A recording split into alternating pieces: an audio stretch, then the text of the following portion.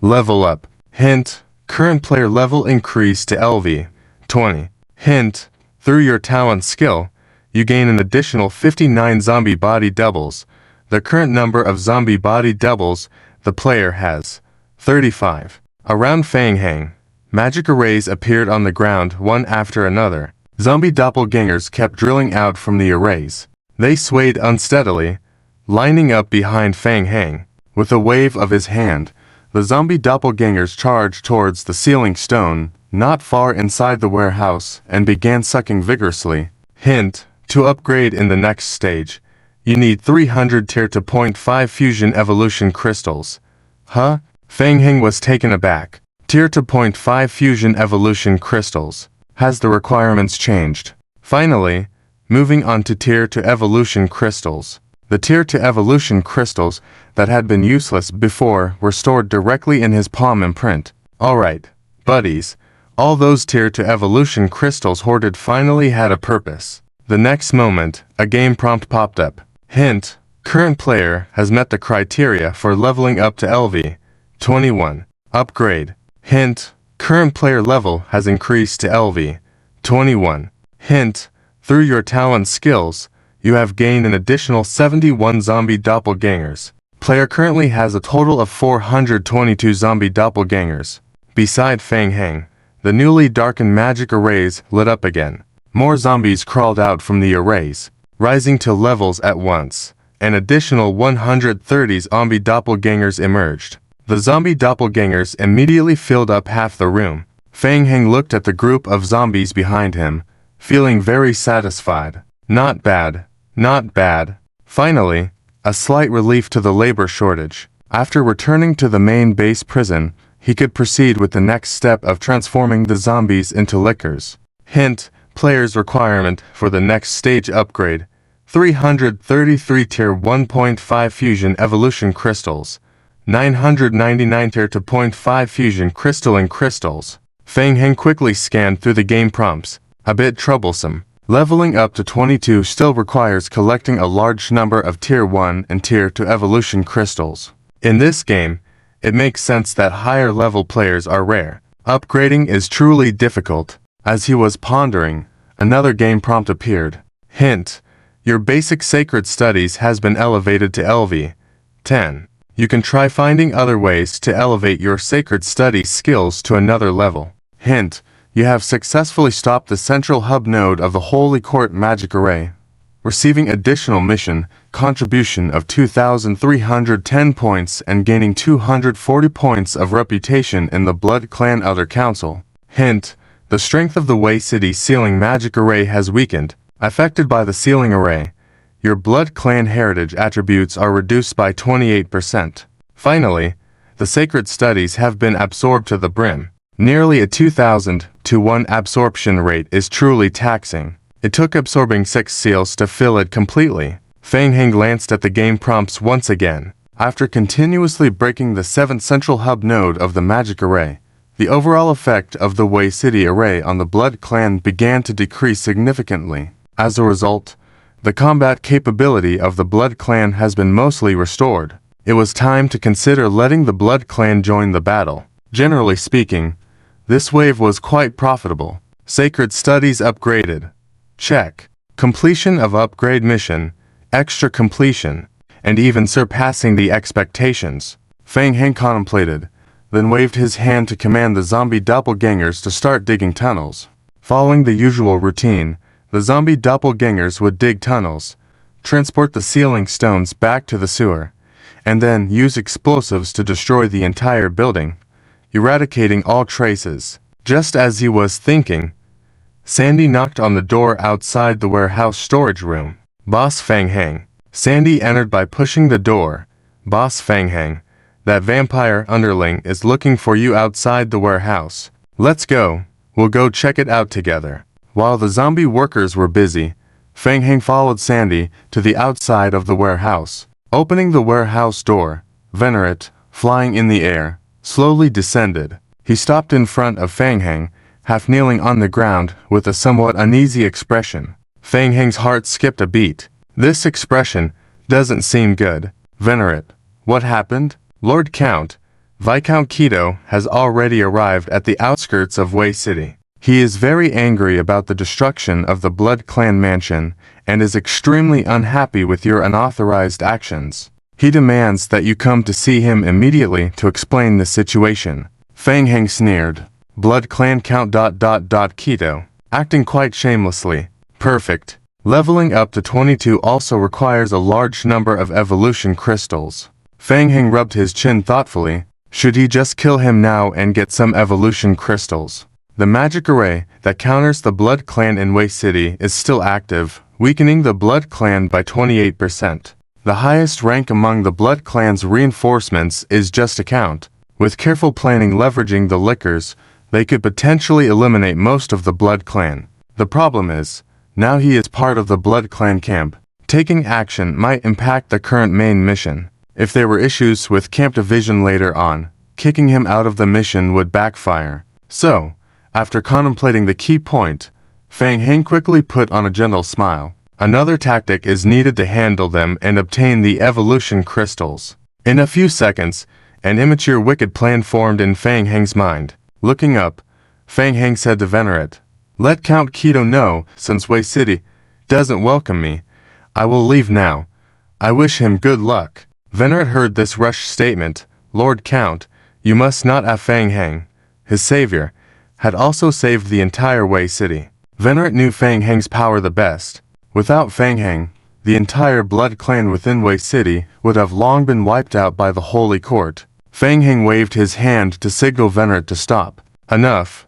Relay my message to him. Venerate frowned. He faintly sensed something and nodded. Yes. Also, do one more thing for me.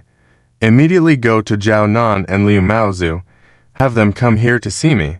Yes, Lord Count. Watching Venerate fly further away, Sandy, who had witnessed the whole process, became anxious. He hurried a few steps forward and asked, Fang Heng, what's going on? Are we leaving now? There are still many sealing stones left to recover. Of course, we won't just leave so easily. After all, those sealing stones can fetch a good price. Right, Fang Heng said with a disdainful smile. A good plan had nearly reached perfection in his mind. If all goes well, the entire Holy Court and the Blood Clan in Wei City. Sandy looked at Fang Heng. Fang Heng, I know that look of yours well. Are you scheming again? I'm starting to worry about those Blood Clans. How can you call it a scheme, Sandy? I just suddenly had an inspiration. I think it might be the enlightenment given to us by the God of Art. Wei City Holy Court headquarters. After the announcement, Chuyan met Archbishop Chen Li in the study guided by a Holy Court servant. Chen Li sat at the desk with a book in hand. He wanted to calm himself by reading the prayers of the Holy Court. He had done so in the past. However, listening to the continuous news of the collapse of the external magic array structure, Chen Li could not control his growing inner restlessness and escalating anger. Why? Why did the Blood Clan not target the central node of the ambush's hexagram magic circle 6? Chen Li chose to wait. He continued to wait for the enemy to fall into the trap. Chuyan walked into the study, stood in front of Chen Li, slightly bowed, and greeted, Your Grace. Chen Li set down the book in his hand and looked towards Chuyan standing at the door. You may speak. What bad news have you brought me this time? Your Grace, I have received intelligence from the foreign side. Count Guido of the Altar family has gathered a large force of Blood Clan members and is heading towards Wei City. They will soon merge with the Blood Clan group within Wei City. Chuyan stepped forward and continued to report. Your Grace, my intelligence confirms that Count Guido will lead the Blood Clan to attack the central node of the magic circle number 5 after entering Wei City. Currently, Wei City is facing a threat from ghouls. With the addition of the Blood Clan, the situation will be very unfavorable for us. I suggest that we take immediate action, set up early, and complete the ambush on the Blood Clan. I already know about the Blood Clan entering Wei City, and it's giving me a headache. Chen Li listened and waved his hand. He continued in a deep voice. Currently, the magic seal array in Wei City has been severely damaged, greatly weakening the suppression on the Blood Clan. Can you confirm that the Blood Clan's target is the central structure point of Magic Circle number 5? Even if you can confirm, what do you plan to rely on to intercept them? Your Grace, I have made all the necessary arrangements. Please trust me. Chenli raised his head and scrutinized Chu Yan. Speak. What do you need? There are still some Blood Clan members conducting reconnaissance in the air. Mobilizing a large number of people will definitely attract the attention of the Blood Clan. Therefore, it is not advisable to easily move the large group of priests and Holy Forge Knights positioned in ambush at Node 6. I suggest that this operation does not require too many personnel. I only need 3 squads of Holy Forge Knights and the leadership permission for the central structure point of Magic Circle number 5. Qian raised his right hand, made an oath. In the honor of the Holy Forge Knights, I will do my best to eliminate the Blood Clan led by Count Guido. Chenli stared at Chu Yan, confident to wipe out the Blood Clan completely, and only needs 3 squads and leadership permission. After a moment of contemplation, Chenli raised his head and said, I cannot grant your request, Chu Yan. Your merits in the Holy Palace have not reached the level where you can lead a team into battle independently. Chu Yan's heart sank. I cannot grant you the team leadership authority for the central point of the Magic Circle. However, I can have Judge Zhuang Cheng cooperate with your operation at the structural point. In addition, Knight Squad Leader Mori will lead the 3 squads to follow you and act under your command. This is the maximum authority I can give you. Use them well and do not disappoint me. Hint, you use the honor of the Holy Palace to persuade Bishop Chenli of the Holy Church. Hint, you triggered the mission to eliminate the Blood Clan team. If the mission fails, you will face additional penalties. Seeing the game prompt mission trigger, Chu Yan frowned deeply. It was a big surprise. He did not get the control permission for the central node of the Magic Circle number 5. This is bad. He must go find Fang Shuo immediately to discuss tactics. Thank you for your trust, Your Grace. This is already sufficient. Thinking to himself, Chu Yan saluted. If possible, I would like to bring a batch of holy water, as it would be helpful for my plan. Holy water. Chenli frowned slightly and gestured. Okay, there is a small amount of holy water left at the headquarters. Take it all with you. I await good news from you. Thank you, Your Grace. Leaving the study, Chu Yan quickly called his men, contact Liu Maoxu and inform the boss that we have run into some trouble. I did not receive the control permission for the central node of the Magic Circle number 5.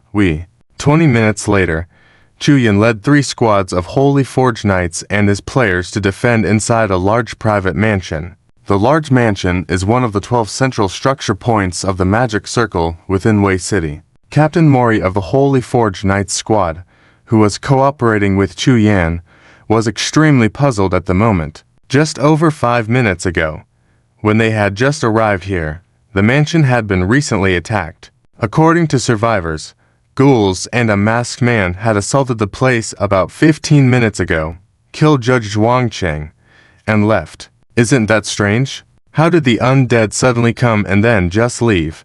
Will the Blood Clan continue to come? Is the central node of the Magic Circle safe? Mori had countless doubts in his mind. He couldn't help but raise his head and look at Chu Yan in front of him. He felt that Captain Chu Yan didn't seem to care about the safety of the central node of the Magic Circle. Chu Yan even directly ordered everyone to evacuate the basement and set up defenses on the first and second floors to resist the approaching Blood Clan group. Captain Chu Yan, should we not check the branch structure points of the Magic Circle downstairs? And about the Blood Clan, are they really? They have already arrived. Chu Yan stood at the window. He lowered the telescope and handed it to Mori on the side. Mori took the telescope, saw the approaching Blood Clan in the distance, and felt a sinking feeling in his heart. After Judge Mori's death, Chu Yan naturally took over the control of the entire mansion. We need to prepare for battle on the spot. There's no need to worrying about the Magic Circle's central node. The Blood Clan will be here soon, and we have no time to waste. Yes, the current situation was urgent, and there was no room for much thought. Mori suppressed his doubts and chose to follow orders. Mori immediately led his squad of Holy Forge Knights and the Holy Forge Knights, who were originally stationed at the central node of Magic Circle number 5 to set up an ambush inside the mansion. When the miscellaneous personnel left the room, a player from the guild walked up to Chu Yan. The sight of the dark mass of the Blood Clan outside was heart-pounding. The player couldn't help but speak in a low voice. "Captain, is this going to work? With so many Blood Clan members, can we really handle it? Some of the brothers are getting anxious. Can you give us some reassurance?" Chu Yan also had doubts in his mind, but they had come this far. He decided to trust Fang Hang and take a gamble. "Don't worry, there's no way we will lose. Our plan is already very well thought out. If you don't believe in Mr. Fang, do you not believe in me? Tell the brothers that there's no need to be afraid at all. Everything is under control. Focus on the task and get ready to celebrate." The player listened and relaxed slightly, nodding. "Okay, I will go and tell the brothers." Outside, the dark mass of the Blood Clan rushed towards the mansion building. Bang, bang, bang. The believers of the Holy Church immediately started shooting outside with their firearms, flying into the restricted area of the flight ban of the Magic Circle's central node. Count Guido led a large group of Blood Clan members to descend from the sky. Among the vast groups of Blood Clan members, Menghwa and Adine drove from the rear, blending in with the Blood Clan group. National game. Starting from the Zombie Doomsday. Hang up Chapter 711 Benefits of looking at each other for two people. They were originally planning to go find the behind-the-scenes Blood Clan big shots in Wei City to curry favor, but they didn't expect to fail to find them and were almost discovered by the Holy Court on the way. Then, they triggered the assembly mission by Count Kido of the Blood Clan.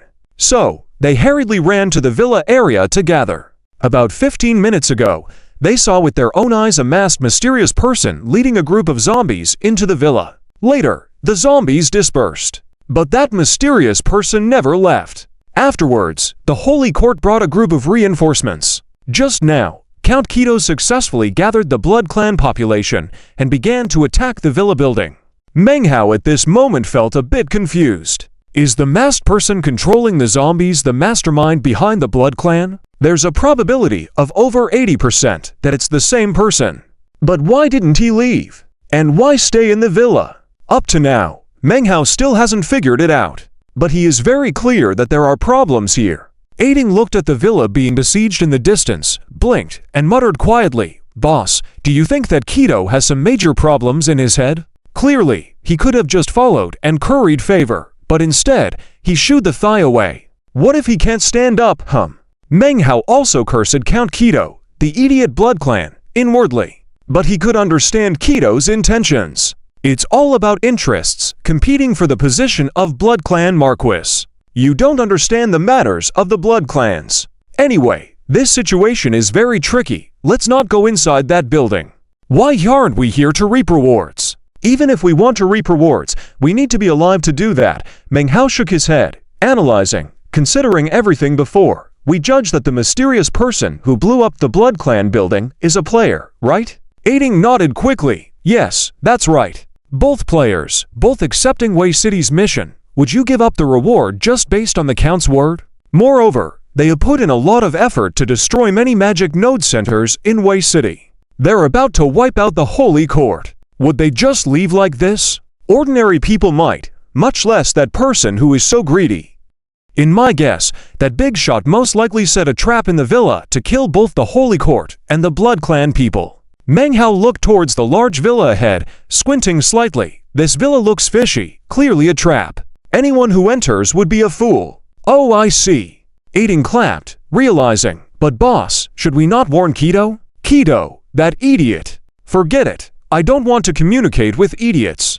Afraid I might lose my temper. And besides, I want to see what that mysterious player is up to. Menghwa licked his lips, eyes revealing anticipation. In fact, I'd rather cooperate with him. He seems quite reliable. Aiding nodded. Oh. Menghwa gestured toward the direction of the villa. Guess, what kind of trap do you think that big shot set inside? Explosives. Aiding blurted out without much thought. Isn't it obvious? Just blow it up again. Just like when they blew up the Blood Clan building, killing Count Kido and the Holy Court people. It's possible to use explosives, but the same trick won't work a second time. Everyone will be more cautious, the Holy Court and the Blood Clan will be more careful. Moreover, if explosives were used in the Villa's terrain, the damage wouldn't be as severe as in the Blood Clan building. So I think it's highly improbable it's explosives. I see. I've learned something. While the two were talking, Kido had already led the Blood Clan team into the villa area, directly facing them without any tactics. In Kido's view, if even that unknown hidden clan Marquis could easily breach the defense of the Holy Court's magic node hub, he could do it easily too. After all, his Blood Clan's numbers were 100 times greater, directly overwhelming them, no tactics needed at all. The Holy Court forces inside the villa also started to counterattack. Chu Yan stood on the second floor, aiming a sniper rifle at the incoming Blood Clan forces outside. He was extremely nervous. The Blood Clan coming from outside were influenced by the Magic Node Center and couldn't use long-range blood spells for attack, nor transform into bat forms. Theoretically, the Holy Court had the advantage in terrain, but the number of Blood Clan forces was too large. The nearby Magic Node weakening Blood Clan by 42%, but it wasn't enough to establish a significant advantage. Once the Blood Clan entered the building, they would be in great peril. The outer defenses couldn't withstand such a large number of Blood Clan forces. Captain, we can't hold the entrance anymore. There are too many Blood Clan members. Chu Yan gritted his teeth and shouted, "Hold on a bit longer. Let the Blood Clan in. Block off the side routes. We'll fight within the Villa's inner area." Yes. What about Fang Shuo? Chu Yan was anxious. He had brought the Holy Court people according to the plan. He had placed all his baits on Fang Shuo, even the guild. Could it be? A sense of unease rose in Chu Yan's heart. Did he get played? For a moment, cold sweat dripped from Chu Yan's forehead. It couldn't be. If the other party really wanted to betray him, there was absolutely no need for that. They could have killed him long ago. There's no reason. Hey, you seem quite flustered. Hearing a voice suddenly appear behind him, Chu Yan was instantly relieved. He turned around quickly to look behind him. "Ah, Boss Fang, you finally arrived." Chu Yan let out a sigh of relief, pretending to be casual. "If you had come a few minutes later, I would have jumped from here to commit suicide." "Hey, it's not that bad." Fang Heng walked to the window, looking at the large influx of Blood Clan forces into the villa interior outside, expression indifferent. Chu Yan, with a wry smile, said, "Brother, do you have any tricks? Please use them quickly. I really can't hold on anymore." First things first, let's get this straight. All other spoils of war go to you. I just want the evolution crystals. Take them. Take whatever you need. At a life and death moment, Chu Yan felt that even if the other party asked him to solve complex math problems, he would agree without hesitation. Anything is fine, but can you do it quickly? Don't blame me for that, who made your merit points not enough, spending a little more time resolving Zhong City, almost missing the plan. Fang Heng shrugged, finding Chu Yan's distress quite amusing. "Boss, I have no choice. It's not easy to earn merit points for the Holy Court." "Hey, well, I'll help you out." Seeing Chu Yan almost on the verge of kneeling, Fang Heng dropped his playful demeanor, nodding. "As I said, help me with some tasks, and you'll get more benefits than you can imagine." Title: National Game. Automatic hanging starting from the Zombie Apocalypse. Volume 712 of the main text quote. Boom. Along with a loud explosion, the weak central node of the magic circle in the villa suddenly exploded with a strength hundreds of times higher than before. A wide golden light column instantly pierced through the roof, soaring into the sky, cutting through the clouds. Centered around the light column, a physical golden ripple spread out in all directions. The ripple spread extremely fast, almost instantly flew over several hundred meters. All the Blood Clans hit by the divine ripple at close range were struck hard, spitting out blood and flying backwards to the ground. Fang Heng frowned. He was also affected by the spreading golden divine ripple, and his health dropped significantly in an instant. Hint: due to your Blood Clan lineage, you receive 655 points of damage from the divine ripple effect. Hint: due to the influence of an unknown magic circle, the amplification of all attributes of your Blood Clan lineage is disabled, and the effects of all Divine Series skills are increased by 120%. Similar game prompts also quickly flickered across the retinas of nearby players. Chu Yan looked at the game prompts on his retina, somewhat shocked as he gazed at Feng Heng. The central node of the magic circle, overclocking. Did he adjust the power of the central node of the magic circle? How did he do it? Even the people of the Holy See don't have this kind of method. You can understand it this way. Facing Chu Yan's shocked gaze, Feng Heng shrugged, cleared his throat, and said, "Don't be stunned. You've also accepted a mission from the Holy See. Shouldn't you be working to earn merits and mission contributions for the Holy See?" Feng Heng continued to remind, "Just a reminder, the light column can only be maintained for a maximum of 5 minutes. Hearing Feng Heng's words, Chu Yan suddenly woke up. Right, kill the blood clans, accumulate achievements. When else would be a better time than now? The next moment, Chu Yan was pleasantly surprised to find his game log was rapidly filling up with notifications. Hint, the Knights of the Holy Forging Knights you lead have killed high-level blood clans, and you have earned 15 merit points and 12 mission contributions. Hint, the Knights you lead. Chu Yan was overwhelmed with joy. As the leader of the team this time, even if the NPCs from the Holy See killed the blood clans, he could still receive a large portion of the rewards in terms of merits and mission contributions. In addition to the influence of the spreading ripple from the central node of the magic circle, a large number of blood clans were severely damaged, with their health already halved. The overclocking state of the magic circle node could weaken all attributes of the nearby blood clans by 100% and increase the effects of divine attribute skills by 120%. Isn't it the perfect time to accumulate merits and complete missions now? The Holy See side immediately erupted with strong fighting spirit, launching a counteroffensive. Chu Yan breathed heavily, forcing himself to remain calm, and pulled out a long sword from his backpack, tightly gripping it in his hand. "Boss, I'll go participate in commanding the battle first." "Wait," Feng Heng intervened, tossing the light-forged holy sword he had received from Leader Landon to Chu Yan. "Take it. It's yours. I'm not used to using this thing." Chu Yan took the sword from Feng Heng. Seeing the property of the light-forged holy sword, Chu Yan was stunned again. How could such a good item be given away without a second thought? The boss is truly the boss. A holy light attributed sword. It can even increase the sharpness attribute, not to mention the additional amplification effect of the divine attribute skills. With this sword in hand, the damage output increased significantly. Its attributes were just too good. It was simply perfect. Chu Yan was extremely satisfied with this sword.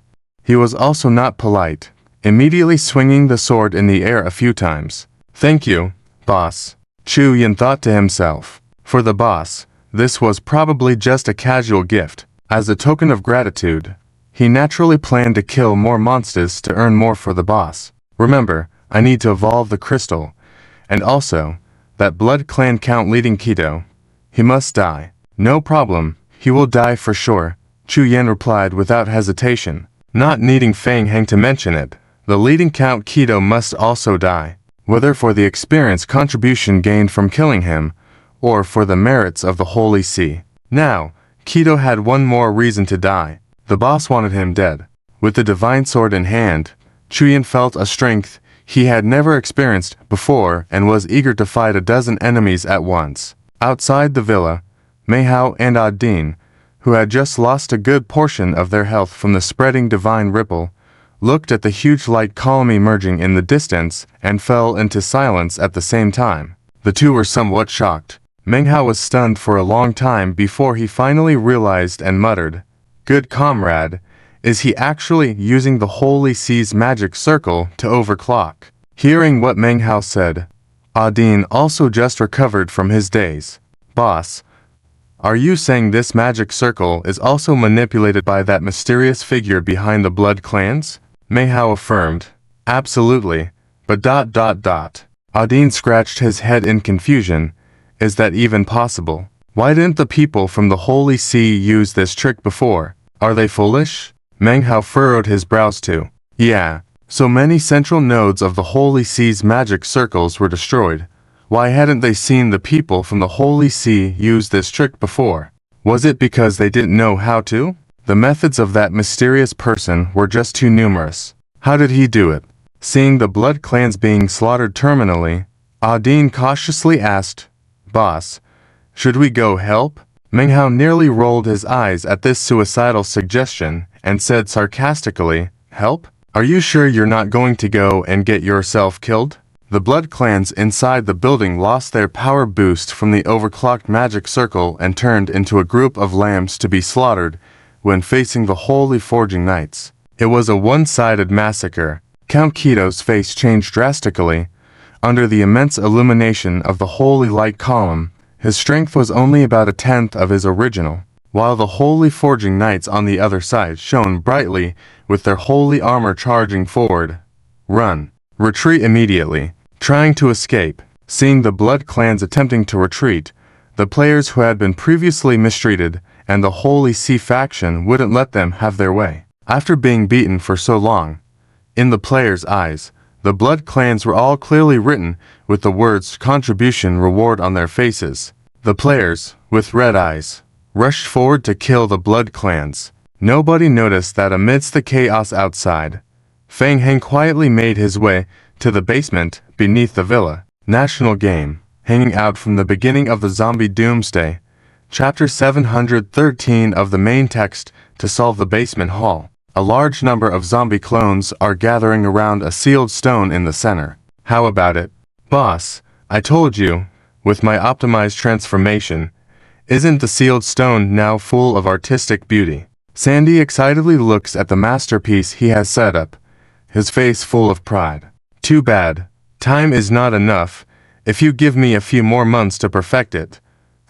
Does it really have aesthetic beauty? Feng Heng evaluates the sealed stone and feels a little tired. At this moment, a large number of zombies are gathering around the sealed stone.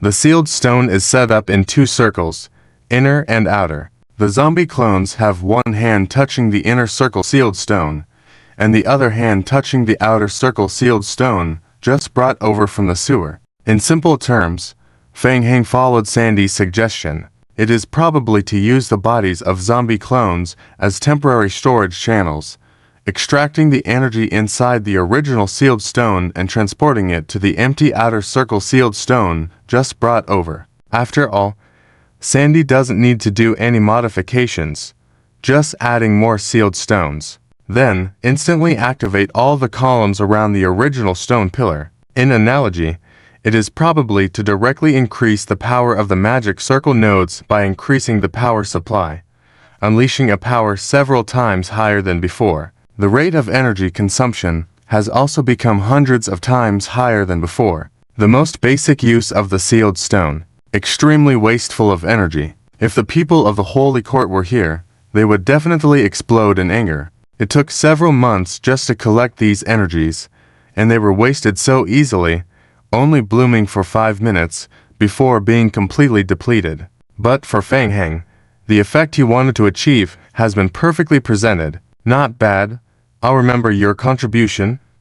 Sandy chuckles. So Feng Heng, what did we say about the modifications to the temple before? It's settled. Sandy waved his fist excitedly. Ha, Feng Heng, you're amazing. The god of art really didn't miss out on you. That's true. But now we should prepare to evacuate, Feng Heng said, walking to the side and instructing the zombie clones to move the holy water brought by Chuyen into the sewer. This wave was not in vain. They dealt with the troublesome vampires, helped Chuyen complete the mission, took the sealed stone, and even managed to get some holy water on the side. As a large number of vampires were killed by the people of the Holy Court and the remaining vampires scattered and fled, mission hints popped up in Chuyen's retina. Hint, you have defeated the team of vampires led by Count Keto. You have gained 12,289 points of merit in the Holy Court, an additional 23,144 points of main mission contribution, and your reputation within the Holy Court has increased by 5,521 points. Hint, your merit points have reached the next stage advancement requirement. Please find any archbishop to promote. Hint, you have killed Keto. Your enmity with the vampires has reached its peak. Hint, your current mission rating, a plus. Repeatedly flipping through the game log a few times, Chuyan felt as refreshing as drinking a cold cola on a hot day. He felt so refreshed. This wave of wipes was really satisfying. Almost 3/4 of the vampires were wiped out. The contribution to the Holy Court skyrocketed, directly reaching a plus. More importantly, the merit points. After so many years of joining the Holy Court and working hard, he had accumulated just over 3,000 points of merit. Unexpectedly, with the additional merit points from killing and completing missions, he earned a total of 30,000 merit points. Chuyan was so excited that he was trembling, feeling as if he had suddenly become rich overnight. He was very grateful for his decision to cooperate with Fangshi. He was more determined to continue to cling to Fangshi's achievements. Captain Chuyan, we have cleared the casualties and completed the treatment of the injured. Chuyan took a deep breath, calmed down, and began to think about the next course of action. The remaining vampire group had already scattered and fled, so there was no need to continue the pursuit. Bring our people. We must return to the Holy Court immediately to report. Yes. Captain Mo Lee of the Holy Forging Knight Squad clasped his fist in response and asked, Captain Chuyan, do we need to assign someone to stay here to guard the Magic Circle Center node? No need. Just received news that the headquarters of the Holy Court is in trouble and needs our immediate support, Chuyan said, waving his hand. Let's go. Speed up. We must report back to the Holy Court immediately. Leave the holy water here. Don't take it back. As the people of the Holy Court quickly retreated, the pillar of light in the hall gradually dimmed until the entire pillar disappeared. It seemed that the magic circle had completely failed. Instead of leaving with the people of the Holy Court, Chuyan intentionally remained in place. After a moment, familiar footsteps gradually sounded from behind. Hard work. Are you satisfied with the harvest? Very satisfied. Chuyan turned around, his face wearing a cheerful smile. Boss Fang, I'm really thankful to you this time. With that, Chuyan submitted a trade request to Fang Heng. Hint, player has initiated an anonymous trade with you. Hint, you have accepted the anonymous trade and received 2,219 evolution crystal fragments, 340 complete evolution crystals, 175 first-tier evolution crystals, and 75 second-tier evolution crystals. Understandable. With a smile on his face, hidden beneath a mask, Fang Heng nodded at Chuyan. Killing vampires is still a good way to profit. To earn so many evolution crystals at once. It's much easier and faster than killing the people of the Holy Court. As I said, those who have cooperated with me will not be at a loss as long as they are trustworthy. Fang Heng's tone was gentle. It seems that Chuyan is relatively trustworthy. With that said, it's time to move on to the next step of optimizing the layout strategy. So, Chuyan, are your merit points high enough now? Hearing this, Chuyan's mood improved even more, and there was some excitement in his suppressed tone. Yes, with your assistance, my merit points can now be promoted to the rank of Vice Captain of the Light Forging Knights, and if all goes well, after returning to the Vichy headquarters to report, I can advance. By then, I'll have the authority to temporarily call on some members of the Holy Forging Knights. Fang Heng nodded, asking, I don't know much about the Holy Court in our current Vichy. So, if Archbishop Chen Li of the Holy Court area were to unfortunately sacrifice in battle, who would the command authority of the Holy Court pass to? National game. Starting from the Zombie Doomsday, hang-up theoretically led by the Deputy Bishop as the temporary bishop, but our regional Deputy Bishop position is vacant, so it will continue down. It is expected that either Judicator Eleanor or Judicator Lo will be chosen to be granted command authority. IC, the crisis management of the Holy See, and the power structure of other game organizations are quite similar. Fang Heng had some understanding beforehand. Confirming this point from Chuyan, Fang Heng rubbed his chin and continued to ask, one thing that can be confirmed is, Judicator Eleanor is already dead. If Judicator Lo also dies, what should we do then? By extension, the Faith Knight's commander will take over. After all, administratively, the Knight's commander is lower than the Judicator. Then, considering the practicality in Viking. Saying this, Chuyan's face turned cold. His heart, which had just calmed down, began to beat wildly again due to excitement, and a look of amazement appeared on his face. He had realized the underlying meaning Fang Heng was trying to convey. "Boss Fang, are you saying?" "Hey, you guessed right." Fang Heng patted Chu Yan's shoulder and said, "List out a roster of all personnel in the Viking Holy See with higher merits levels than you. Also, do you have a way to lure Bishop Chen Li out, along with the other senior members of the Holy See?" Chu Yan was visibly excited and finding it difficult to control himself. He had never expected that Fang Heng would come up with this idea. If everything went smoothly, he could really take control of the entire Viking Holy See. Even if it was temporary, the benefits he would gain would be unprecedented. Upon careful consideration, the feasibility of this plan was extremely high. Now that most of the Holy See in Viking had been wiped out, the biggest obstacle in his way was only the regional bishop Chen Li. Once the regional bishop was killed, considering Fang Heng's demonstrated strength, just a regional bishop, the success rate of this plan was definitely not small. Chu Yan couldn't contain his excitement. He took a deep breath and nodded. "Boss Fang, rest assured, I will find a way to lure out Bishop Chen Li and the senior members of the Viking Holy See." "Good. We need to act fast." Fang Heng nodded. He really didn't care much about the regional bishop Chen Li. Without the Viking magic array support, horizontally comparing it, the regional bishop would just be a normal vampire count in terms of combat power. He had already killed so many vampire counts. As long as he found a way to lure Chen Li out of the Holy See headquarters, killing him was not a problem at all. But well, Fang Heng preferred to play it underhanded. Pre-transported a batch of holy water to and from the game. Fang Heng reconnected to the game. Sandy, along with the zombie clones, returned the sealed stone to the sewer, while Fang Heng destroyed and erased all traces of the mansion building, transforming into a bat and flew towards the meeting point agreed with Liu Mao. Halfway there, Fang Heng hovered on top of a building, reverting to his human form. Another bat following Fang Heng also stopped and hovered in front of him. "Lord Marquis." Venerit transformed back into his human form, kneeling on one knee. Count Keto was leading the vampire attack on the focal point of the Holy See magic array and fell into an enemy trap, resulting in heavy vampire casualties. Count Keto unfortunately died in battle. "I have gathered the remaining vampire forces in Viking. Please lead us again to resist the Holy See." Count Keto came and was annihilated directly, leading to the destruction of most of the vampires within Viking. Such a presumptuous person coming here to give orders had ruined the favorable situation in Viking. Venerit was extremely dissatisfied with the clan. "Let me go back." "How charming." Fang Heng rubbed his neck and chuckled. "So when the clan sends another count later, will I be kicked out again?" "Please don't say that. The clan will remember your favor." "Is that so?" Fang Heng coldly laughed. "No repercussions for me destroying the vampire mansion?" Venerit was about to speak again, but Fang Heng raised his hand to stop him from continuing. "All right, I won't argue with you.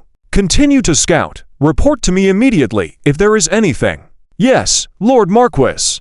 Convincing the Marquis to come back and take charge again, Venerit was greatly relieved. "Please avenge our fallen kin." "I will go." Fang Heng transformed into a bat and flew towards the next radiant pillar of light. At the same time, Audine and Menghao, who were executing a mission, received a game notification. Hint: your team is temporarily under unknown vampire control. You can choose to exit the team. Hint: you have triggered the current side quest, Investigate Viking. The two looked at each other. Unknown vampires? Could it be the person behind orchestrating the vampires? Well done, Chu Yan. Your performance lives up to your vows, and it has not disappointed me. Upon receiving the news of Chu Yan successfully breaking the vampires, Bishop Chen Li's grim face finally eased. Since last night, there had been a wave of bad news. This was the only good news he received. The morale of the entire Holy See was finally beginning to recover from its low. Chen Li looked approvingly at Chu Yan. You have been with my Holy See for 3 years now, and you have proven your ability and loyalty. The situation is urgent now. I am promoting you directly to the second deputy commander of the Radiant Forged Knights. Are you willing to accept this honor and responsibility? I am willing. Thank you for your trust, Bishop Chen Li. Hint: you have received the approval of Bishop Chen Li. You have been promoted out of turn, successfully promoted to second deputy commander of the Radiant Forged Knights. Chu Yan was even more pleasantly surprised by the game prompt of his promotion. He had been promoted by one rank further, reaching the second deputy commander level. But it's not enough. As long as he clung to the plan outlined by Feng Heng, the entire Holy See of Viking would fall under his control. Chu Yan steadied his mind, clasped his fist to Chen Li, and started to execute the plan. Bishop, there are still a large number of vampire groups existing in Viking, and the magic array's effectiveness is gradually declining. We are still in danger, Chen Li nodded, also pondering how to turn the situation around. Suddenly, a Holy See disciple knocked on the door and hurriedly entered the room to report, "Bishop, the #1 magic array focal point is under attack by zombies and has sent out a request for nearby reinforcement. In addition, not long ago, there was an explosion at the #5 magic array focal point, and the structural point is completely compromised." Here we go again. Zombies again. Just when they finally got some good news, bad news kept coming. The #5 magic array focal point had just repelled a wave of vampires, only to be completely destroyed by undead. They had been busy all this time and had not been effective at all. Title: National Game. Hanging on from the Zombie Apocalypse. Volume 715. Chapter calculated in the middle. Chen Li couldn't bear it anymore and heavily knocked on the table. Why have the ghouls appeared again? This question was something the Holy Church disciples couldn't answer at all. They could only lower their heads to endure the scolding. Chu Yan said, "Your Eminence, when we previously fought against the Blood Clan, we did not discover any traces of ghouls." Chen Li suppressed his anger and waved his hand, signaling the disciples to leave. What should they do now? What should be done now? The Blood Clan had suffered heavy losses, and their holy court had suffered in the same way.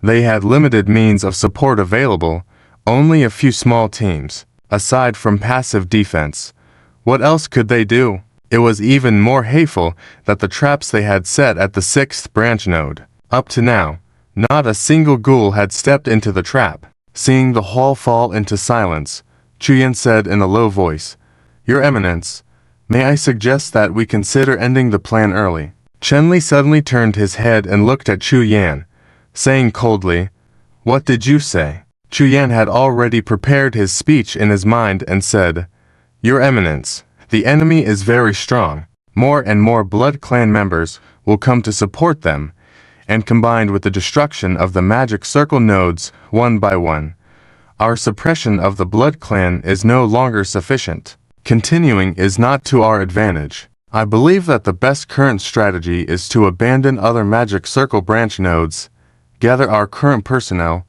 find a way to hide and preserve our strength as the best course of action. Additionally, we have already eliminated a large number of Blood Clan members, including a Blood Clan count. The operation cannot be considered a complete failure. Furthermore, we have obtained important information related to the Blood Clan and the undead, which has significant strategic implications for the Holy Court." Chen Li stared at Chu Yan. Indeed, with these achievements, he could report back to the Holy Church headquarters. He had truly done his best, but he was not satisfied. Chen Li was not satisfied. After putting in so much effort, planning for over a decade, he had only managed to kill a single Blood Clan count, and they hadn't even completely cleared out the Blood Clan in Vishang.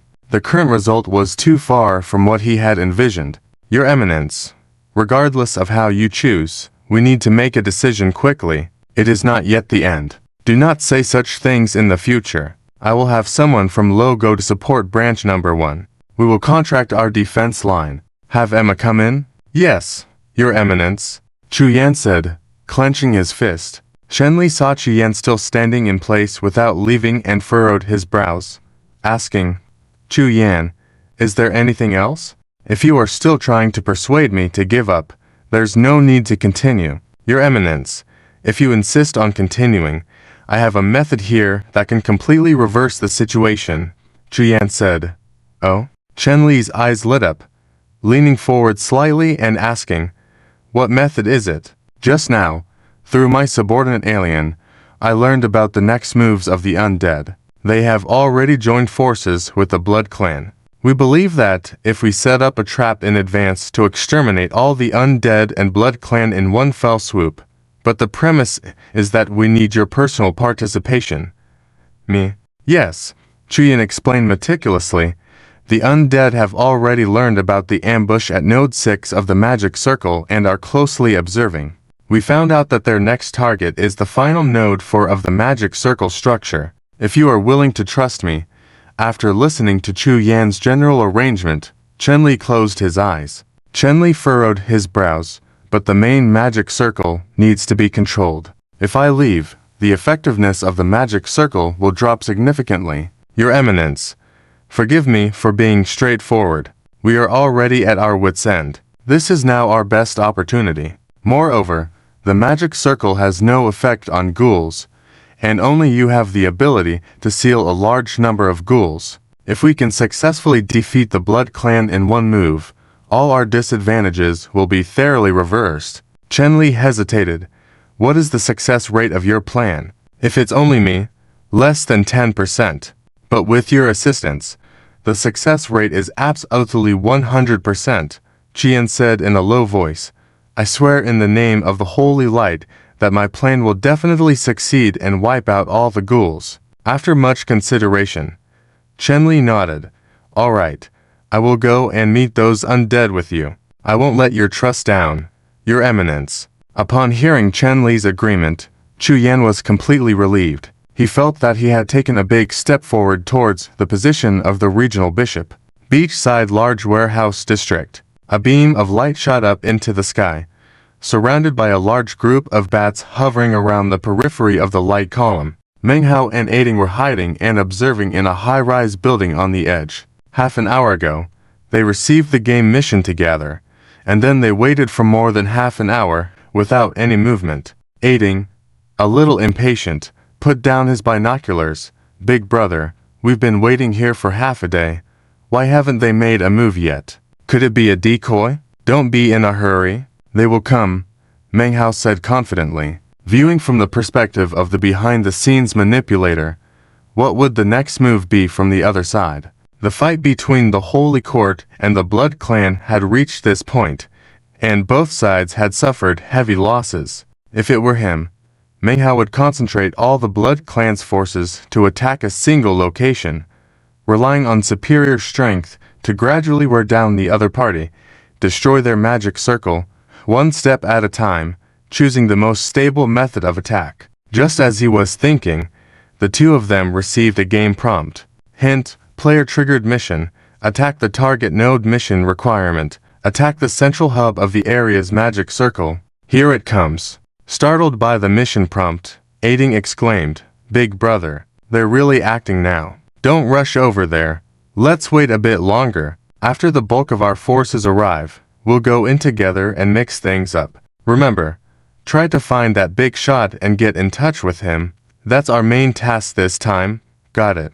Aiding replied excitedly, Got it, got it.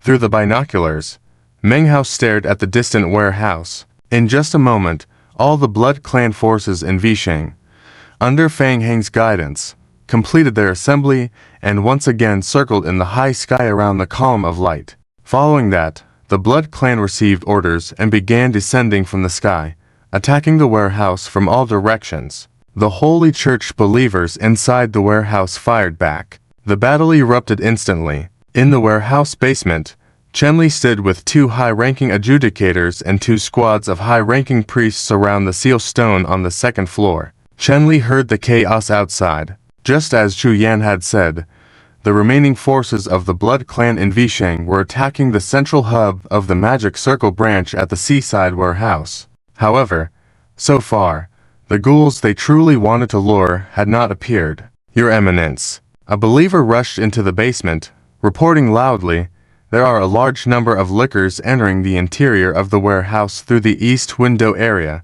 and our people can't stop them. 7017K. Chenli's heart stirred at the words. Finally, it had come. Just as Chu Yan had expected, the ghoulish creature had sneaked into the warehouse area through a hidden underground passage, directly invading the warehouse from within. Chu Yan immediately turned to Chenli.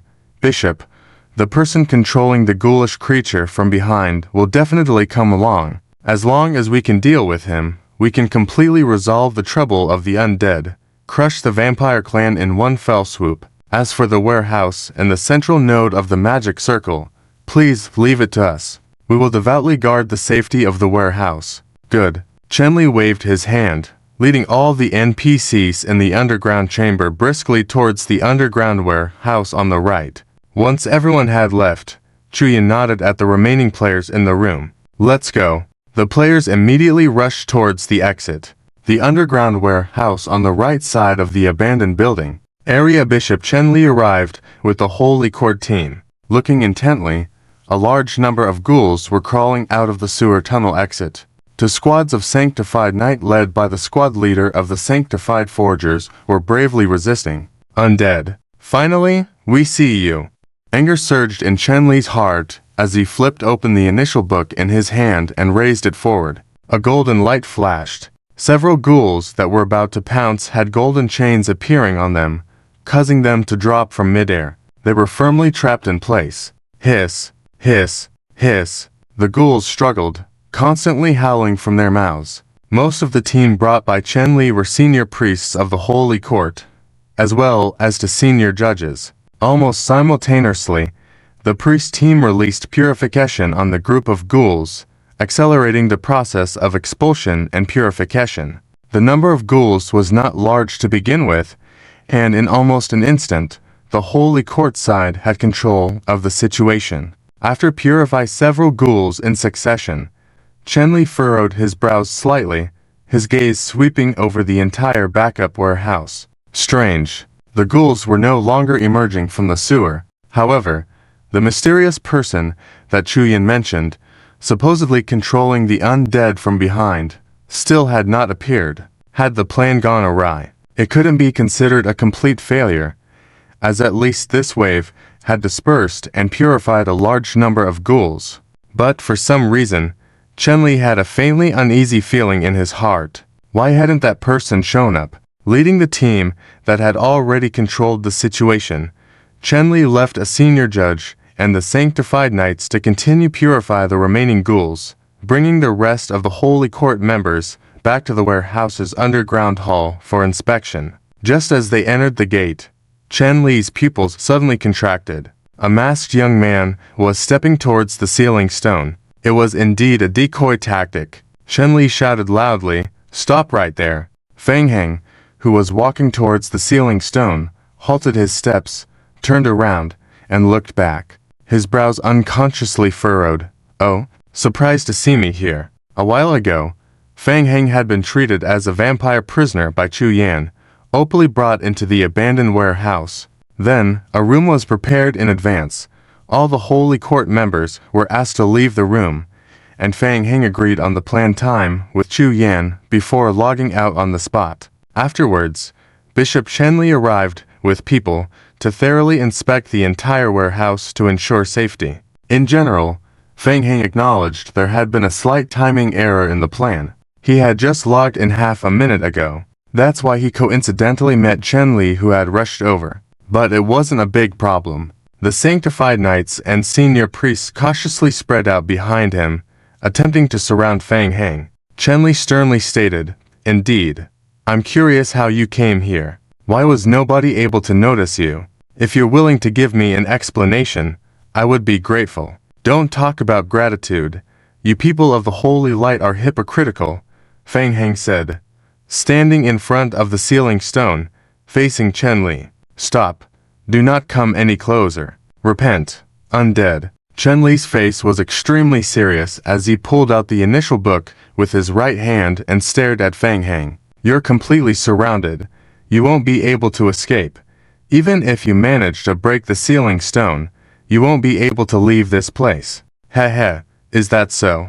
I don't believe it," Fang Heng said, taking out the Book of the Dead with his left hand and gently pressing his right hand on the ceiling stone. Seeing the Book of the Dead in Fang Heng's hand and his actions, Chenli realized instantly what Fang Heng intended to do.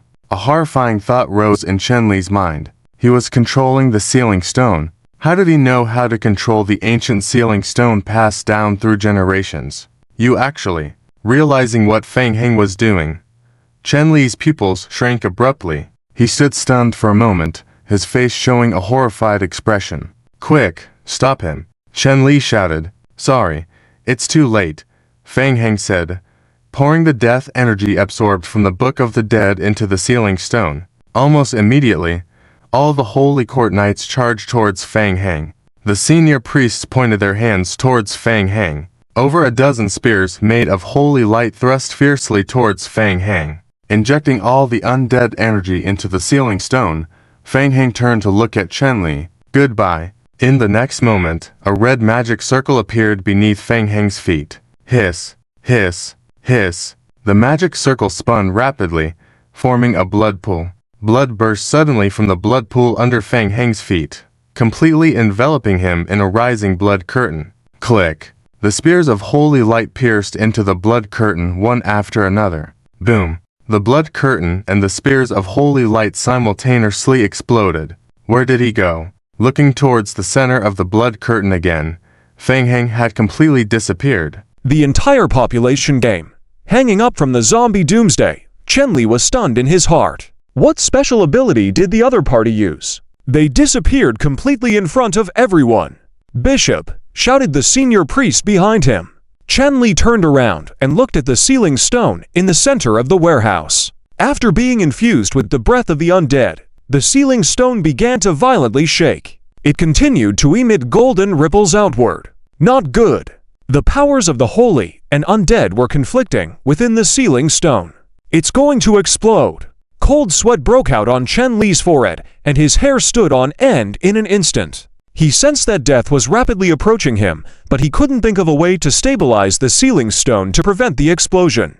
The only thing he could probably do was envelop himself in a layer of golden holy light shield, and shouted, "Run!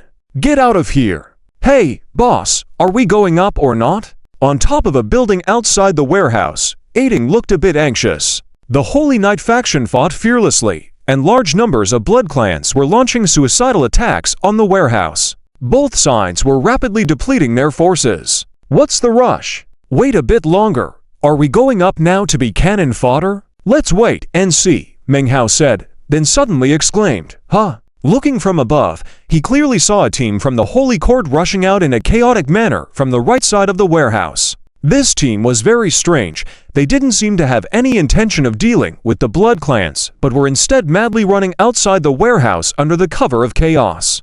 And they didn't appear to be regular soldiers of the Holy Court. That's right, players. Meng Hao quickly made a judgment. The players' squad was rapidly fleeing the warehouse area, ignoring the surrounding blood clans, rarely fighting back even when attacked, just cooperating and rushing outward recklessly. That feeling.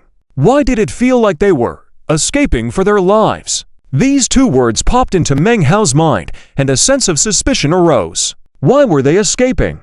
Did they discover the danger? Was the behind-the-scenes boss starting to show off again? Boss, what's going on? Why are they running? Aiding also noticed that something was amiss. He was at a loss for words and couldn't help but stroke his chin, asking, "Is it going to explode here again?" Meng Hao furrowed his brow. Explode again? Really? Was it necessary? Weren't the blood clans in the dominant position? Or was the side planting explosives not the blood clans, but the Holy Court? It doesn't seem likely. Meng Hao was thinking quickly when he suddenly felt a slight vibration from beneath his feet. This familiar feeling. Meng Hao quickly turned to look at Aiding, who also had a pale face. Jump! Without hesitation, Meng Hao poured a bottle of short-term damage reduction potion into his mouth and, with Aiding, turned and ran madly toward the rear window. They leapt, smashing through the window and jumping out. In the next instant, a golden light burst forth behind them. A huge golden spherical body gradually condensed around the original light pillar, slowly spreading outward. The sphere contained a destructive power. The power gradually increased, the sphere slowly expanding and engulfing everything around it, until it spread to over 100 meters. Boom! The golden spherical body suddenly exploded. The shockwaves carried a powerful force, pushing Meng Hao and Aiding, who were falling from the sky, outward instantly. Not far away, Chu Yan, who was leading the players to escape frantically, also felt the intense tremors coming from the earth. The devout gamers of the guild turned back, shocked as they watched the explosion at the warehouse. Looking at the dark golden mushroom cloud generated by the explosion and the sky turning golden, the players were filled with astonishment and were speechless for a long time. Chu Yan also looked toward the explosion point in the distance. He took a deep breath. It must succeed. Chu Yan silently prayed and opened the game log. Hint: Regional Bishop Chen Li of the Holy Court in Vaiking area has died.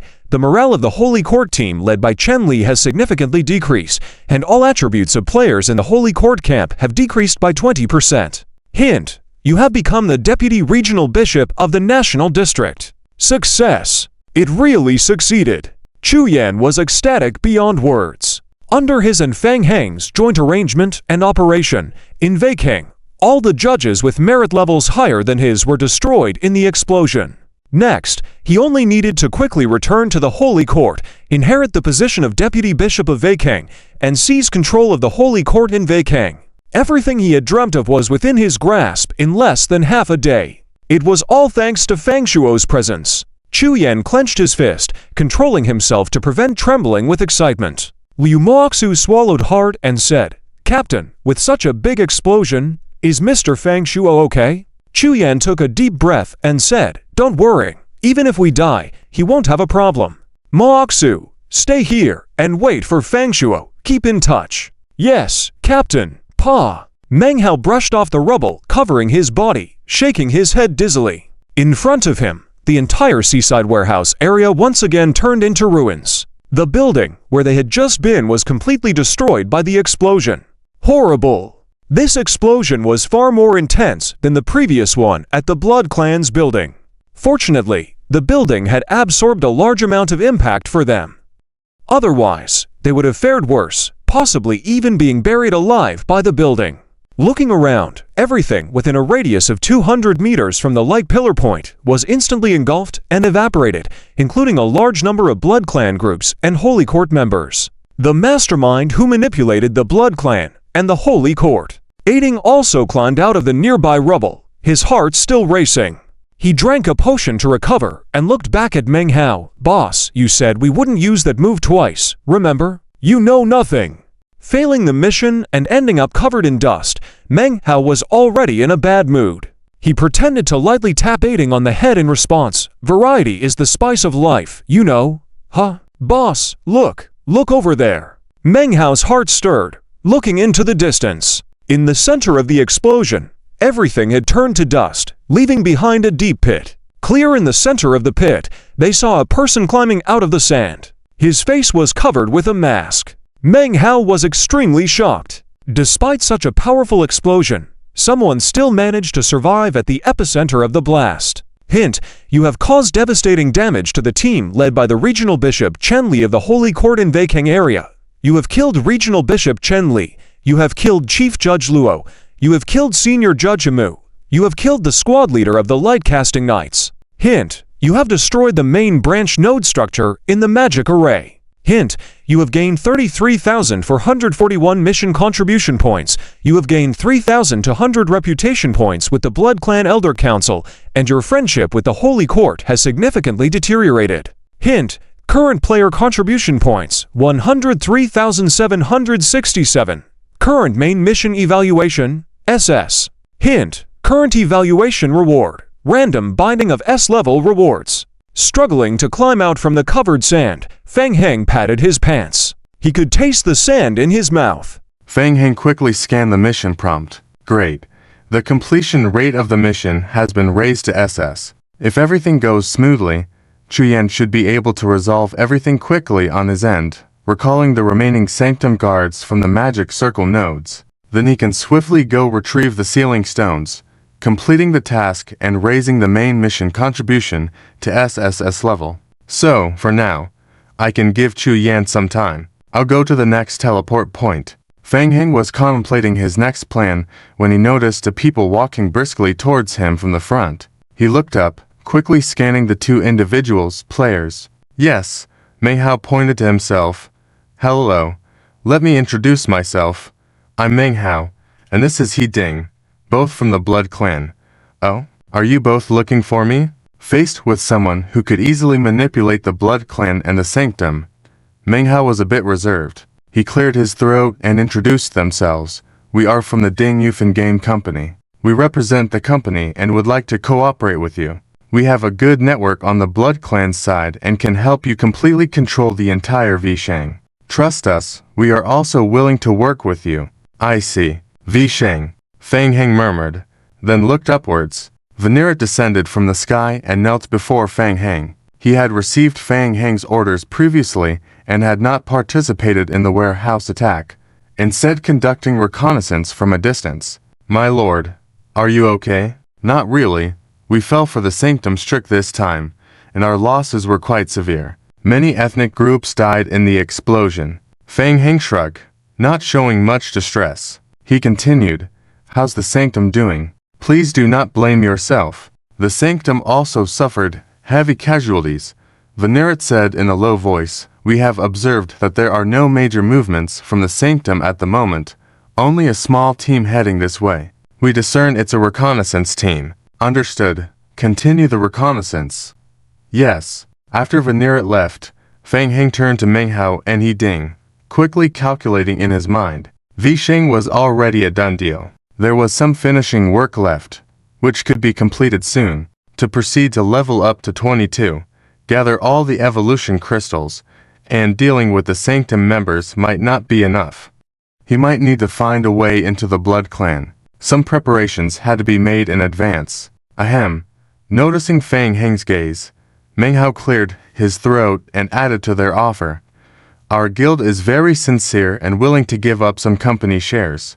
We hope to have a partnership quota with you. Seeing what they experienced upon entering Vishang, Menghwa was certain that this person in front of him was worth working with. Cooperation can be considered, but... Fang Heng turned to Menghwa, nodding. The target in Vishang seems a bit small. Don't you think? How about aiming for the pinnacle of this world? Menghwa and He Ding were taken aback at the suggestion. You mean, you said you knew a lot about the Blood Clan, right? Fang Heng quickly formulated a preliminary plan and nodded. I don't need any company shares. First, help me find something. Menghwa solemnly asked. Please go on. The Blood Clan artifacts. Fang Heng fixed his gaze on Menghwa. It is rumored that the Blood Clan has a total of 13 sacred artifacts. I need you to immediately find out what the 13 Blood Clan artifacts in the current world are, who currently holds them, where they are, what their abilities are, and any other information, as detailed as possible. I want to know everything. Menghwa furrowed his brows, quickly figuring out Fang Heng's intentions. Understood. We will start investigating immediately. How can we contact you? I will find you. Also, I am Fang Shuo. With that, Fang Heng transformed into a bat and flew off into the distance. Watching Fang Heng leave, He Ding remarked, Boss, this guy seems a bit arrogant. In theory, the ownership of the 13 Blood Clan sacred artifacts belongs to various families, and most of the artifacts are hard to acquire. Menghwa said, take some time to collect all the information and data. The more comprehensive, the better. This is a test from the big shot. Consider it as a letter of introduction. The text continues with a description of the situation in the Vishang game world and the player's actions in response to the events unfolding around them. Title: National Game. Autoplay starting from the Zombie Apocalypse Volume 719. Liver Pain Teacher. Where are you going? I'm just going for a walk. The low morale of the players made Piyush feel annoyed and restless. He wanted to calm himself down and think about how to deal with the situation ahead. The major issue was the supplies. By utilizing a few subhuman members in the team, they could bring very limited resources from the game world to the real world at intervals. However, this alone was far from sufficient. It was foreseeable that the strength of the entire team would gradually weaken. They could only passively defend and rely on outsiders for rescue. But how long could they hold out? Was there a better way? Fight to the death? No, that wasn't possible. They didn't have that ability. As Piyush pondered, he walked slowly forward. Suddenly, in the darkness, he caught a glimpse of a figure swiftly passing by not far from the corner of his eye. A player being chased by two low-level soul bodies. Upon closer inspection, Piyush recognized the person. Dong Jiakan. Clearly, a player who had already mastered intermediate undead studies and could even use a bone whistle to expel high-level spiritual beings, was still being chased by two low-level soul bodies. What was going on? Pu Shai, already in a bad mood, spoke in a low voice. Dong Jiakan. Stop right there. What are you doing? Oh no. Dong Jiakan heard the loud voice and froze. Stiffly turning his head, he looked in the direction of the voice. Pu Shai, the teacher. Oh no. This was unbelievable. Why was he here? Led by Dong Jiakan, Pu Shai saw the small defensive fortifications and large temporary military tents set up in the desolate corridor area, feeling a bit stunned. What was going on here? Pu Shai asked. What's going on? Dong Jiakan scratched his head. I'm not sure about the specifics. It was all arranged by Li Shaoqiang. Li Shaoqiang. Pu Shai frowned. Wasn't he from their federation? Suddenly, he remembered his recent association with Li Shaoqiang and understood. Had they unintentionally set up a small base here over the past few days? Pu Shai further inquired about the resources they brought in, and Dong Jiakan mentioned that they had a lot of supplies, including food and water, brought by their boss. Pu Shai's expression softened a bit. Having tents and ample food was the best news they had encountered since entering the desolate corridor. Pointing to the large metal boxes piled on the ground, Pu Shai asked what they contained. Dong Jiakan explained that these were container houses that were recently custom-made for this purpose. Pu Shai was puzzled by this new development. Pu Shai asked to be taken to where they were stationed. Being led by Dong Jiakan, they arrived at the monster spawning point where Fang Heng was manipulating the Book of the Dead. Pu Shai was amazed by Fang Heng's talent and the high-intensity spiritual ripples he was emitting. Watching the waves of holy water falling from above, Pu Shai felt a vein on his forehead throbbing. Instructing the others to stop for a moment, Pu Shai felt a mix of surprise and admiration for Fang Heng's capabilities. He realized that Fang Heng was incredibly talented in undead studies and possessed a special ability to withstand the attacks of the undead. Pu Shai suggested a temporary halt in the use of holy water to conserve resources. As the crowd stopped upon hearing Dong Jiakan shout, Fang Heng felt a sense of relief. He was truly exhausted and had pondered slacking off, but the earnest look from Li Shaoqiang's group made him continue grinding for main god points. When Pu Shai came to stop everyone, Fang Heng felt a sense of relief. He was starting to feel overwhelmed. Fang Heng effortlessly pulled to novice souls into the Book of the Dead. He was enthusiastic and turned to Master Pu Shai, saying, Master Pu Shai, it's you. How did you come here? Is the situation of the central seal in the abyssal corridor getting better? Mentioning this made Pu Shai's mood worsen slightly. He stared at Fang Heng with a gloomy face. It's an emergency situation during wartime now. I need to requisition some of your holy water and resources. After we go out, the Association of Undead Researchers will double the compensation for your losses. Resources. Holy water. Of course, we have plenty of spare tents and food that can be of use. I can provide wherever help is needed. Fang Heng shrugged, not paying much attention to Pu Shai's stiff tone. Pu Shai always had this grim expression, not targeting anyone in particular. The only difference was the level of grimness. Judging by his current expression, the situation at the seal was probably not good. There was no need to be angry at Pu Shai. Fang Heng was still counting on Pu Shai to help him get out of the abyssal corridor quickly. Alright. Pu Shai nodded as he listened to Fang Heng, his face relaxing slightly. He never really liked Fang Heng, but at this moment, he thought this kid still had some understanding of the bigger picture. Everyone disperse. Pu Shai waved to scatter the crowd. He already considered this group as part of Fang Heng's team. He nodded at Fang Heng. Keep an eye on your people. Li Qingren will handle the resource matters with you. Li Qingren? Fang Heng blinked. My disciple. Oh? When Pu Shai left, Li Shaoqiang rushed over with a bitter face. Boss Fang, we can't continue the operation again. Fang Heng thought to himself that he wanted to stop working a long time ago, but showed regret on his face, saying, Well, Master Pu Shai mentioned a lucrative offer to buy back our holy water. When I calculated it carefully, we didn't actually lose any money and even made a little profit.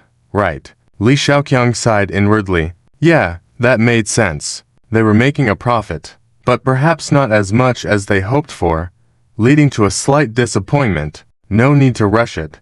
After we are relieved from this situation, we can continue working to make money.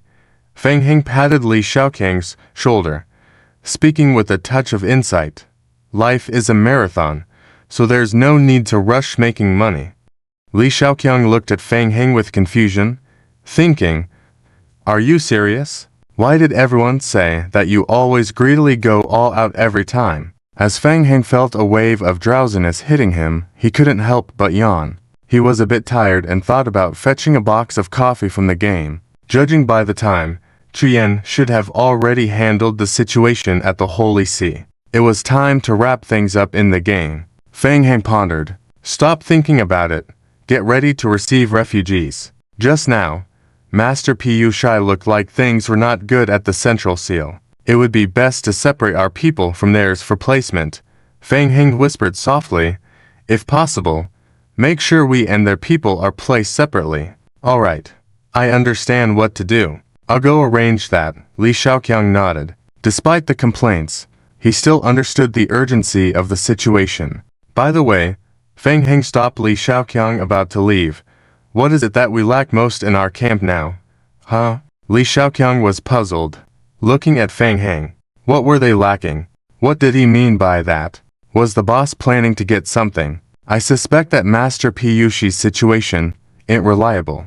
We need to prepare for being isolated in the abyssal corridor for some time. Estimate what we lack right now. Feng Heng's eyes gave Li Xiaoqiang a firm answer. He lowered his head, pondered for a moment, and said, if it's just a week, food should be fine. We have enough water. It's just the issue with the toilets causing environmental contamination.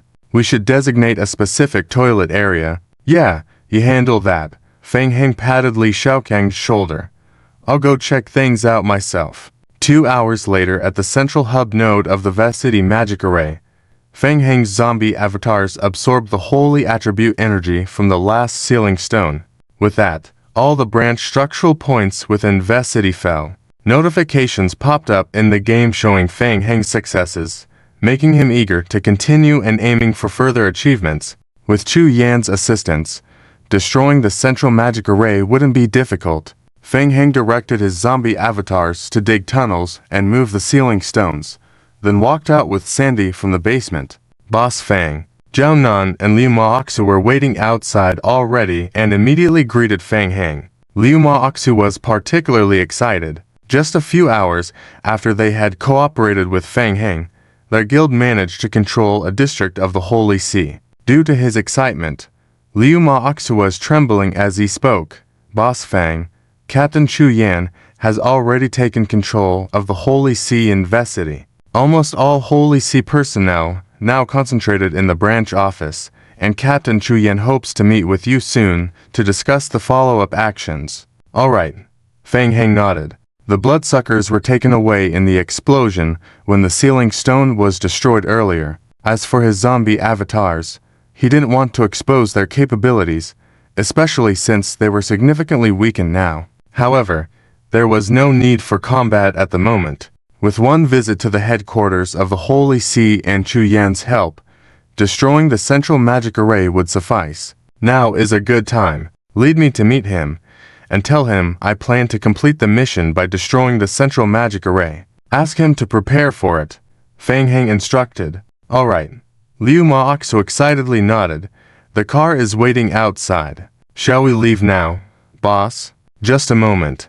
Wait for me. Me too. Sandy hurriedly caught up, her face beaming. There must be some artworks in the Holy See headquarters. Would you mind if I went to explore and appreciate them? Of course. You are very welcome, Feng Heng replied. Okay. Feng Heng made a soft sound and glanced slightly at Liu Maoxu, thinking, aren't you afraid of thieves at home? Let's go. Under the close supervision of the high-altitude vampires, Liu Maoxu drove Feng Heng back to the headquarters of the Holy See, the national game. After hanging up for half an hour starting from the zombie doomsday, Liu Maoxu led Fang Heng and to others from a hidden path into the headquarters of the Holy Court, directly entering the outer area of the central magic array within the Holy Court through a secret passage. After twists and turns underground for more than 10 minutes, Fang Heng finally saw Chu Yan in a basement. After the initial excitement, Chu Yan had already mentally prepared and calmed down a bit. What does the agent bishop of the country area count for? Is this the peak? Absolutely not. The game has just begun. What comes next is to cling on and continue climbing step by step. Chu Yan took a deep breath. Unconsciously, his vision was rapidly rising. Boss Fang, I have completely controlled the forces inside Viking, and I was able to do this step thanks to your support. It's a mutual cooperation, Fang Heng said calmly. Helping is a matter of course. No need to be so polite. There is still a surviving player team within the Holy Court. I can feel that they are somewhat suspicious of me, but on the surface, they still obey my orders. They have no evidence, and their suspicions are only at a superficial level. It's not a big problem. After calming down, Chu Yan immediately analyzed the current situation. He only temporarily controlled the Holy Court in Viking. There is still a long way to go. Fang Heng nodded calmly. Okay. I understand. The central magic array of Viking is in the circular hall behind. I have already dispersed all the people inside, but my current identity is not convenient to enter. It would be troublesome if the mission is accidentally triggered. I understand. No problem. Being from different camps, if they enter together and trigger opposing missions, someone would certainly lose out. There is no need for that. Fang Heng nodded in understanding. Wait here for a while. I'll be back soon. Let's go together. I'm also interested. Sandy was very interested in the magic array. He quickly caught up, thinking about whether he could find high-level items related to the seal stone inside. Entering the circular hall, sunlight shone through special refraction, falling from high above through the hollow circular top of the hall, gathering inside.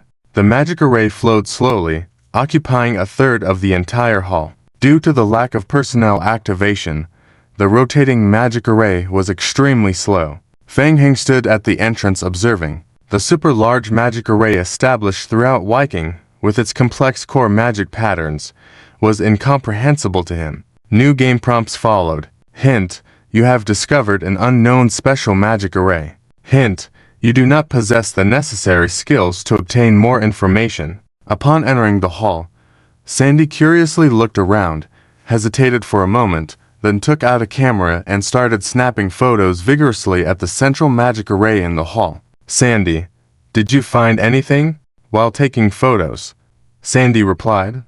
Boss, those stone pillars on the side are decent.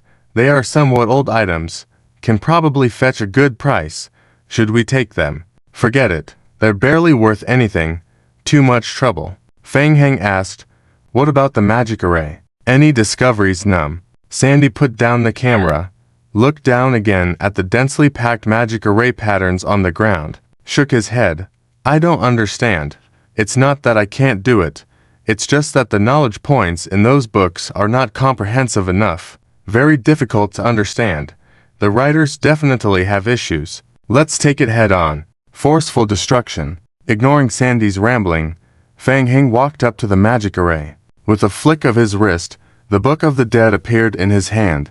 There was not much energy within the magic array, so it wouldn't explode. Fang Heng squatted down, extended his hand and gently pressed it on the magic array. The corroding momentum gradually spread along his palm onto the magic array. A large portion of the golden magic array was instantly corroded. The lines disappeared rapidly. The originally slowly rotating magic array gradually stagnated. Rows of game prompts swiftly appeared in Fang Heng's retina. Hint: you destroyed the main magic array of the Holy Court. You gain mission contribution 19,999. You gain 3,000 Blood Clan reputation. You gain 500 Elder Council reputation. Hint: you have completed the mission Viking under the Holy Light. Entering the settlement status. Hint: the player's current contribution has increased to SSS. The player received the final mission reward, automatically matching a suitable S-class reward for the current player. Hint: The player has disrupted the deep-rooted conspiracy of the Holy Court and gained an additional 8,000 Blood Clan Elder Council reputation. Hint: the player can choose one of the following rewards. 1. Intermediate Sacred Learning Promotion Book. 2. Intermediate Undead Learning Promotion Book. 3. Intermediate Seal Learning Promotion Book. 4. Powerful Blood Clan Bloodline Promotion Book. 5. Random Skill Upgrade Book * 122. 6. Skill Book. Basic Academic Fusion. Explanation: academic skills include upgradable normal academic, bloodline academic, and special modified academic. 7. Randomly acquire another S-Class Skill Book * 1. Great rewards.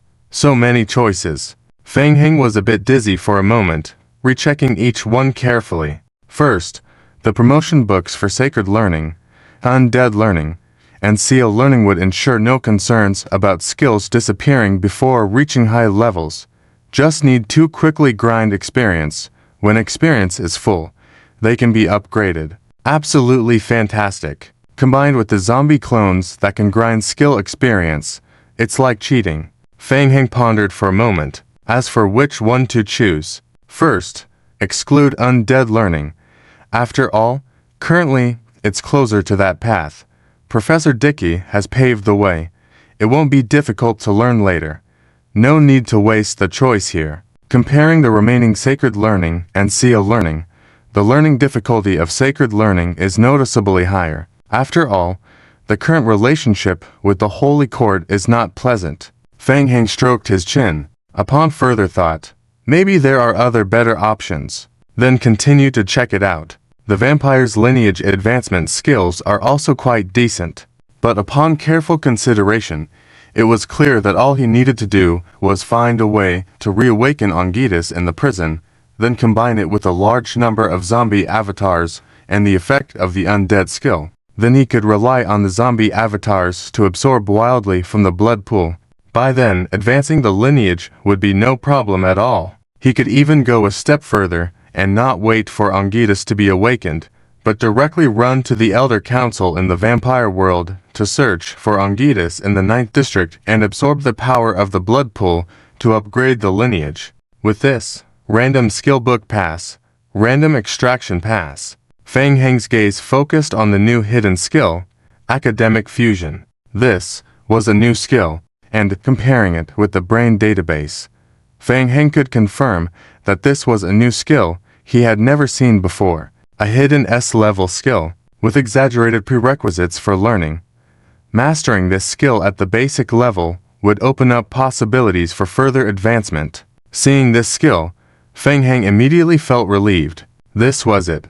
Advancing in the sacred academic skills might be difficult, but he had some confidence in finding a way to obtain them. After being judged by the main god system as very suitable for him, acquiring the S-level hidden skill through other means might not be so easy. Thinking about it, Feng Heng immediately chose option 6 to obtain the hidden skill. Tip: you have chosen to receive the reward. Skill: Academic Fusion. Tip: you have met the skill learning requirements and have mastered the skill. Basic Academic Fusion. Feng Heng quickly checked the skill description. Skill: Basic Academic Fusion LV. Max. Description: the ladder to academia has no end. Explanation: this skill does not belong to the academic category and cannot be upgraded. Players can find other ways to advance the skill. Skill bonus attributes: for every academic skill mastered, all basic attributes increase by 0.5. For every advanced academic skill mastered and above, all attributes increase by 1. Skill Additional Explanation 1. Players can reduce extra experience requirements when learning conflicting academic skills. Skill Additional Explanation 2. Actively using this skill can change the player's current main state, showing a certain main state while hiding other states. Explanation: attributes from hidden statuses still apply, and some skills in hidden states cannot be used. Skill Cooldown Time: 1 minute. After carefully examining the skill, Feng Heng had a rough understanding. This skill, truly, it was a perfect match selected by the system. It was incredibly suitable for a knowledgeable player like him. Not to mention the additional attributes. The more academic skills he learned and the higher the level he reached, the more basic attributes he gained. Plus, learning skills in the future could reduce academic conflicts and increase experience. Feng Heng was ecstatic. The absorption rate of the sacred academic energy before was nauseating at 1,826 to 1. If not for the cooperation and assistance from the Holy Court, he wouldn't have known when he would have reached the full level of sacred studies. Most crucially, the ability to switch forms at the end was a vital factor. Seems interesting. Feng Heng read the game prompts and contemplated, attempting to switch the skill form into the undead academic form. It didn't seem to make a difference. He carefully checked his personal attributes. The additional attribute values seemed to be the same. Feng Heng then tried taking out the holy forged spear from his backpack. As soon as he touched it, he felt a familiar tingling sensation from the spear. Feng Heng immediately switched the skill back to the sacred academic attribute. Suddenly, the holy forged spear in his hand became obedient and responsive, even conveying a sense of familiarity. Putting away the holy forged spear, Feng Heng stroked his chin, starting to grasp something. Intuitively, if he encountered a vampire magic circle again, he could switch the academic fusion to the sacred academic mode. This way, he could be completely immune to the weakening effect of the magic circle on vampire lineage skills. Moreover, he could even benefit from the enhancement of the magic circle on the sacred academic attribute. It was a very suitable skill for hidden identity. A huge gain. This one-day trip to the vampire world was definitely worth it. At the same time, all players participating in the main missions of Wei City also received a game prompt. Tip: the main mission under the Holy Light in Wei City has ended. Entering the settlement state. Outside the Magic Circle Hall, Chu Yan flipped through the game log. The primary mission of the Holy Court side had failed, but he had obtained a reward of a random A+ level skill book. Lucky. Chu Yan tapped the bound skill book on his head and was about to carefully read the skill description when the hall door was pushed open from the inside. Chu Yan looked toward Feng Heng and Digi, who were walking out of the hall. Boss Feng. Everything went smoothly. Yes, very smoothly. The mission has been completed. Feng Heng nodded. Boss Feng, I just received a somewhat troublesome message. Chu Yan said in a low voice. The latest news from the Holy Court headquarters has been received. The Holy Court has learned of the unfortunate sacrifice of Bishop Chenli and has requested us to remain silent and hidden immediately. The Holy Court will send a new Holy Court bishop and several judges to take over all affairs of Wei City. I have received information that the list of new regional bishops and judges is still being drawn up. They are expected to come to Wei City to take over everything soon. Listening to Chu Yan's explanation, Feng Heng narrowed his eyes slightly. From his performance during this time period, he felt that Chu Yan was very sensible. As a partner, he was quite good. After a moment of thought, Feng Heng asked, "And you? What do you think?" Chu Yan took a deep breath and said, "I'm not willing to just give up Wei City like this." "Very well. Neither am I." Feng Heng nodded satisfactorily and said thoughtfully, "So, we have two things to do now. First, quickly clarify the identities and action plans of the new regional bishop team. Then leave it to me. I will find a way to intercept them on the way and completely eliminate them." Chu Yan's pupil shrank. His heart stirred. To casually mention assassinating a Holy Court archbishop like this, truly a dreadful person. Of course, this is just to buy time. The next thing we need to do is the most important. Feng Heng held up the fingers. Looking at Chu Yan again, we need to find a way to help you quickly gain merit points, so that your merits will increase and you can firmly hold onto the position of Wei City Bishop. At these words, a strange light shone in Chu Yan's eyes. "Boss Feng, can you really make it happen?" "Of course, but before that I still need a little." Sandy suddenly cut in and interrupted Feng Heng, eager to say, "Chu Yan, before that, we want to go see the Oracle Hall. The branch headquarters all have Oracle Halls, right? You're already a supervisor now. So, we should be able to go in with you, right?" Right, right. Oracle Hall. Feng Heng's heart stirred, and he turned to look at Sandy, wondering what kind of place that was. Chuyan furrowed his brows slightly and replied, Yes, Mr. Sandy, you're right. There is indeed an Oracle Hall built in the branch, convenient for the advancement and blessings of the believers. But, Sandy pressed on, but what? The Oracle Hall is very special, and neither vampires nor undead can enter it. Intruding forcefully will only lead to instability in the entire Oracle Hall, resulting in either the invader or the hall itself being destroyed. In addition, the Oracle Hall has always been guarded by the Order of Faith Knights. I can use the Oracle Hall, but the hall does not accept my control. Is that so? Sandy blinked, apparently surprised by this revelation. Chuyan had heard from the Holy See people that they sensed a strong vampire and undead aura from Feng Heng. He thought if Feng Heng was to go in, they might end up fighting the Faith Knights guarding outside before even entering the Oracle Hall. If they triggered an invasion mission, it would be troublesome. Chuyan advised, Mr. Feng, I'm not trying to stop you, but forcibly entering the Oracle Hall carries great risks. It's fine, I just want to try. I won't barge in. Feng Heng waved his hand. Oracle Hall. Advancement and receiving blessings from the gods. Sounds impressive. But listening to Chu Yan's explanation, Feng Heng realized that the Oracle Hall was incompatible with both vampires and undead scholars. Originally, he wouldn't be able to enter, but now, it might be possible.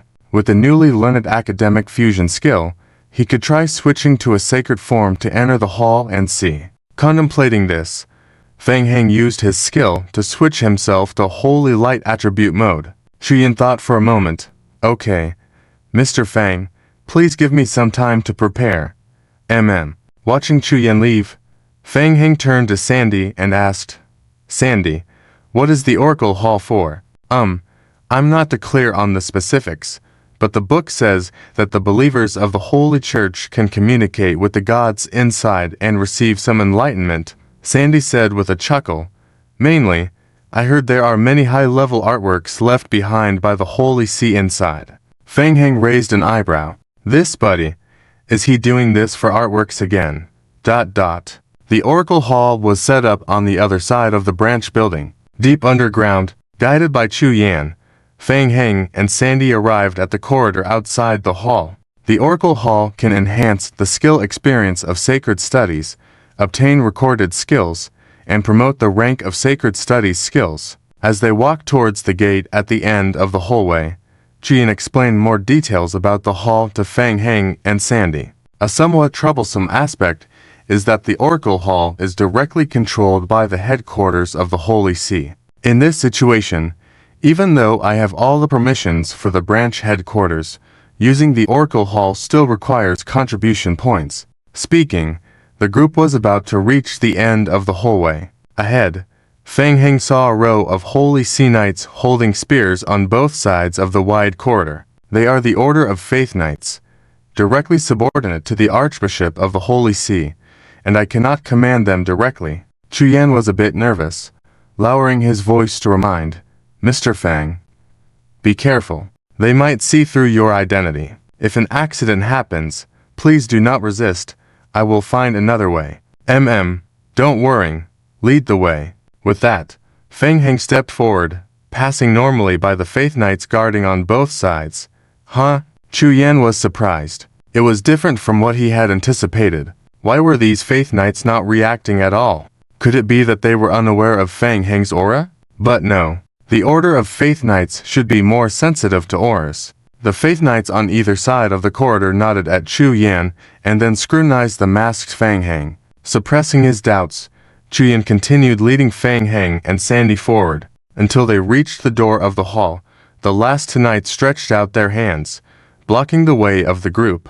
They all looked at Feng Heng. Please remove your mask, Chu Yan said. He is with me and not a suspicious individual. The guards at the door stood in place, neither speaking nor moving aside. They continued to gaze at Feng Heng warily, with a firm determination in their stance. Feng Heng flipped his wrist and took out a book confiscated from the judge before from his backpack. A divine light radiated from the book. Fang Heng looked at them. Is this okay? Seeing this, the demeanor of the Faith Knights slightly eased. They exchanged glances, and then each took a half step back, opening the passage ahead. Phew! Chuyan breathed a sigh of relief. They had passed the Faith Knight's test, but the true challenge was about to enter the Oracle Hall. Chuyan couldn't help but feel nervous. He pushed open the door. Then, he saw Fang Heng next to him stepping decisively towards the inner chamber of the Oracle Hall. At that moment, Chuyan was on high alert, mentally preparing numerous emergency plans in case of any drastic reactions in the Oracle Hall. However, what's going on? Chuyan was perplexed. Everything was calm. He saw Fang Heng easily entering the Oracle Hall. At that moment, Chuyan was extremely doubtful. Are you kidding me? Wasn't he a vampire count? How did he manage to break through the restrictions of the Oracle Hall so easily and enter the hall without any trouble? How did he do that? Sandy followed Fang Heng into the hall, and he turned back to beckon Chuyan. Hey, Chuyan, hurry up and come in, and close the door as well. Okay. Standing in the doorway, Chuyan immediately snapped out of his daze and followed suit. The door closed with a thud. Fang Heng scanned the room, observing the layout of the Oracle Hall. It was somewhat similar to the Magic Array Hall seen before. A circular hall with immaculate walls giving off a solemn and dignified atmosphere, with holy light refracted through the top hollow crevices, casting down. The 12 corner pillars on the walls were carved into postures of praying maidens, tilted at approximately 70 degrees towards the small raised platform in the center of the hall. Additionally, the most prominent features were the statues and paintings placed along the wall in a circle. Wow, amazing. It seems like these are all genuine items. Seeing the stone statues and paintings around the hall, Sandy's eyes widened with amazement. Unable to contain his excitement, he shouted and hurried over to inspect the paintings and stone statues. Fang Heng furrowed his brows slightly. Game hints appeared line by line in his retina. Hint: player enters the special building, Oracle Hall. Hint: player detected with basic knowledge of divine studies, possessing the bound initial book. Hint: player can randomly draw 3 basic spells from the Sacred System's spell pool and select one to record in the initial book. After recording a spell, the player can cast the spell through the initial book. If the initial book is destroyed, the spell cannot be used. Hint: players entering the Oracle Hall for the first time, the first draw is free. Subsequent draws cost 10 main deity points. After drawing, players can choose to select a new skill or overwrite the recorded spell in the current initial book. Hint: players' current level of divine studies only allows binding of 1 basic skill in the initial book. Hint: players can only bind 1 initial book. Hint: players not belonging to the same court faction cannot exchange divine study skill experience points for same court merits, cannot receive an additional +1 random draw reward. Fang Heng carefully examined the instructions and felt a stir in his heart. Free to draw and record spells with the initial skill. This is great. Fang Heng walked to the center of the circular hall, lifted the initial book with one hand, and softly said, "Draw." Hint: player randomly draws skills from the basic spell pool, Radiance, Serenity, Holy Words. Please choose one to record or abandon. Fang Heng looked at the attributes of the skills. Perhaps because they were all basic divine study skills, Fang Heng felt that the skills he drew were somewhat mediocre. The effects were not that great. Hint: you can spend 10 main deity points for an additional basic draw. Let's try again. Just 10 main deity points. Not too expensive. Fang Heng got a bit excited. Perhaps due to the basic skill pool not being great, Fang Heng ended up spending a total of 50 main deity points and drew randomly 5 times before finally seeing a skill that caught his eye. Skill: Cleansing. Skill description: purifies the target by releasing the spell, cleanses the target of any basic magical effects currently applied. This is good. The cleansing skill probably cannot reach the level of directly purify vampires like the priests of the same court, but it's perfect for dealing with the low-level undead in the current corrupted corridor of the real world. At least, he won't have to rely as much on holy water. He can now cleanse on his own. A pretty good skill. From high above, a beam of holy light descended. The light shone straight onto Fang Heng's initial book in his hand. Hint, your initial book has recorded the skill, cleansing. Fang Heng closed the initial book. As he was about to leave the central platform, suddenly, beams of holy light descended from above, continuously condensing on him. Gentle holy light emanated from the 12 praying maiden pillars in the hall. In an instant, Fang Heng became the focus of the entire Oracle Hall. Hint, detected that the player's basic divine studies level has reached LV 10. The player can advance skills through the prayer hall by consuming 800 main deity points. Upon receiving the game prompt, Fang Heng immediately turned his head and looked straight at Chu Yan. Divine study skills can be upgraded? Chu Yan also saw the phenomenon happening in the Oracle Hall and was amazed. What's going on? Mr. Feng also knows divine studies. Isn't he a member of the undead and vampire clan? Upon careful thought, it made sense that Mr. Fang could use the initial book of sacred studies and wield the light-forged holy sword and the holy forged spear. His possession of divine study skills was quite reasonable. Seeing Chu Yan speechless, Fang Heng frowned and urged, Chu Yan, can or can't? Slowly coming back to his senses, Chu Yan nodded? Yes, you're right. Currently, the branch's Oracle Hall can advance divine studies to the basic level. But if you want to advance further, you'll need to go to the headquarters of the Saint Court where the Oracle Hall is more developed. What about now? Can it be upgraded immediately now? Having just mastered the basic level of divine studies, Chu Yan was familiar with it. He nodded. Indeed, it is possible, but I need some preparation time. Advancing the divine study skills requires a ceremony conducted by the clergy of the sacred church. I cannot do it alone. Only after the ceremony can the advancement in divine studies take place. I'm in a hurry. How long does the preparation take? It's quick. I'll go arrange it now. By the way, to complete the advancement, it will also require consuming main deity points, a total of 800 points. Got it. Go prepare quickly. Understood. Chu Yan nodded and quickly left the Oracle Hall to gather the clergy to prepare for Fang Heng's advancement in divine studies. Hey, Fang Heng, come and see. As Chu Yan left, Sandy excitedly waved to gesture Fang Heng over. Perplexed, Fang Heng walked over to Sandy and asked, What is it? That. Look there. Sandy, with hands shaking in excitement, pointed to the top of the praying maiden pillar, even jumping a few times while trying to reach for the statue. Fang Heng raised his head and looked towards where Sandy was pointing. In the hall, on the neck of one of the praying maiden pillars facing the center, there hung a pendant. At first glance, this pendant looked very similar to the one Sandy had lost not long ago. Fang Heng furrowed his brows. Looking closely, there were a total of 12 maiden pillars in the hall, and 2 of them had the same pendant hanging on their necks. Is it yours? I don't know. Sandy shook his head, then remembered something. Nodded vigorously. It doesn't matter. It will be mine soon anyway. Fang Heng was speechless. Wait a moment. Saying this, Fang Heng lightly tapped on the ground with his toe, jumped lightly to higher ground, took the pendant off the maiden's head, and tossed it to Sandy. Hey. Yes, it's this one, Sandy said, quickly checking the pendant in his hand and excitedly pointed to the pendant on another maiden pillar. That one. Also take it for me. Fang Heng, feeling helpless, tapped on the ground again, swiftly took the pendant from the neck of another maiden statue. Hint, current Oracle Hall level decreased to LV 4. Fang Heng had just taken off the pendant, and before he could give it to Sandy, a game prompt appeared in his mind, making him wonder. Sensing something too, Sandy looked around the entire hall.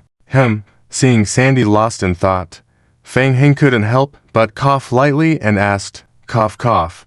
Did you discover something? Sandy lowered his head and thought carefully, suddenly remembered something, turned around and chased after Fang Heng, asking, the ancient texts. Fang Heng, what about those texts we collected in the basement before? National game?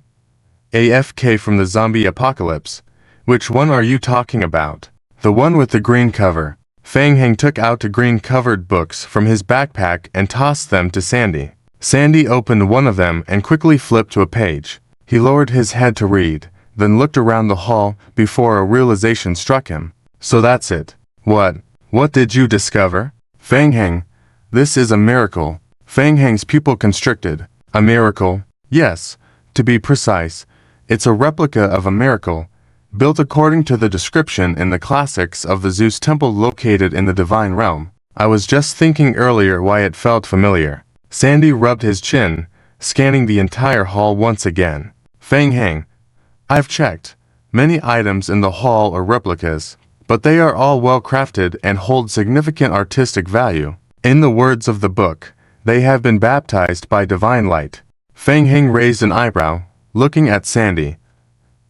Sandy cleared his throat and continued. Leaving them in this place is too dangerous. You mean ... The two exchanged a glance, both revealing a greedy expression in their eyes. As followers of the God of Art, we have a duty to protect these precious artworks from being destroyed. Fang Heng nodded in agreement. So sending them back to the prison area for safekeeping is undoubtedly the best choice. Right. Sandy, looking like he found a kindred spirit, said, You truly understand me, Fang Heng. Trust me, with my adjustments, the artworks here will be even more authentic than the real ones. I hope so. Fang Heng pondered, wondering if relocating everything here to the prison area and then simulating the construction of an oracle hall would be effective. Perhaps establishing a church of light faith in the zombie apocalypse. At that moment, Fang Heng felt his intelligence wasn't enough. Who cares? Why think so much? One step at a time. First empty this place and see what happens. With luck, if he could directly upgrade to divine studies in the Blood Clan Apocalypse prison in the future, that would be even better. After making a decision, Fang Heng began figuring out how to move everything here back. Sandy, let's wait a bit longer. Let me advance first before considering how to move things. Of course, as long as you have a plan, it's fine. It's not urgent now, and I still have limited information at the moment. Sandy continued flipping through the books in his hand, saying, I need to find more classics to see how to move them without causing damage. Also, Fang Heng, the people in the Holy Court are a bit foolish, not very good at restoration. If we can find the real deal, it might improve some aspects. Fang Heng suddenly thought of something. Hey, he interrupted Sandy, turning to look at him. Do you think the headquarters of the Holy Court might have higher-level replicas or authentic items? Sandy's eyes widened with surprise. Boss, are you thinking? Fang Heng patted Sandy's shoulder. What you're thinking and what I'm thinking should be the same. But don't get too excited. Step by step. Let's study first. I also need to find a way to transport them back. You're right. We'll take it step by step. My good brother, leave the research to me. With just a few exchanges between Fang Heng and Sandy, Sandy felt as if he was being called by the God of Art, filled with motivation. Just as Fang Heng and Sandy finalized their plan to move the Oracle Hall, Qian quickly arrived with a group of 12 senior priests from the Holy Court. In the current situation, gathering 12 senior priests from the Holy Court was not easy. Let's begin. Following the guidance of the priests, Fang Heng stood in the center of the hall. All 12 senior priests from the Holy Court lined up in front of the 12 maiden statues in the hall, opening the Book of Beginnings and softly chanting spells. Under their control, pure divine light sprinkled from the top of the hall onto Fang Heng. The maiden statues radiated a stronger light. In a gentle atmosphere, Fang Heng slowly closed his eyes. After a moment, the light gradually dimmed. A game prompt flashed below Fang Heng's retina. Prompt: You have deducted 800 main god points and successfully advanced to the Intermediate Divine Studies. Your original skill, Basic Divine Studies, has been forgotten. Prompt: You have grasped the skill Intermediate Divine Studies. Skill: Intermediate Divine Studies. Skill description: Initial skill of Divine Studies. Through this skill, you can use some Divine Study related items and learn related Divine Study skills. Skill description: This skill can be upgraded to level 15. Opening his eyes again, Fang Heng looked around. The high-ranking priests in the room had already been sent away by Chu Yan. Chu Yan asked, Boss Fang, how do you feel? Very good. Fang Heng lightly clenched his fist, feeling the slight warmth on the back of his hand. Another game prompt scanned across his retina. Prompt detected that the player has intermediate divine studies. The player can choose to consume 50 main god points, randomly obtain 3 spells in the intermediate skill pool, and choose to record them. Prompt: the current player can record 1 basic divine spell and 1 intermediate divine spell on the Book of Beginnings. Fang Heng opened the Book of Beginnings in his hand. After upgrading to intermediate divine studies, he could record 1 more intermediate spell. But it required 50 points for 1 draw, 5 times higher. Divine studies is indeed a money-draining skill. Previously, upgrading skills already cost 800 points, and his main god points were running low. Anyway, since he had completed the skill upgrade, he might as well just learn 1 randomly selected spell for now. He didn't want to feel like he missed out on something.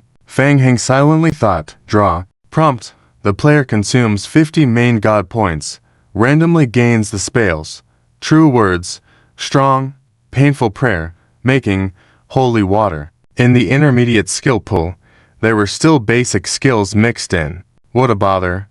Huh? As Fang Heng was making internal complaints, he suddenly exclaimed softly. Understanding the explanation of the randomly drawn skill, Fang Heng's mind raced. Making, Holy Water. Could he randomly draw this skill as well? Fang Heng immediately selected the skill for recording into the Book of Beginnings. Holy Water. Making description.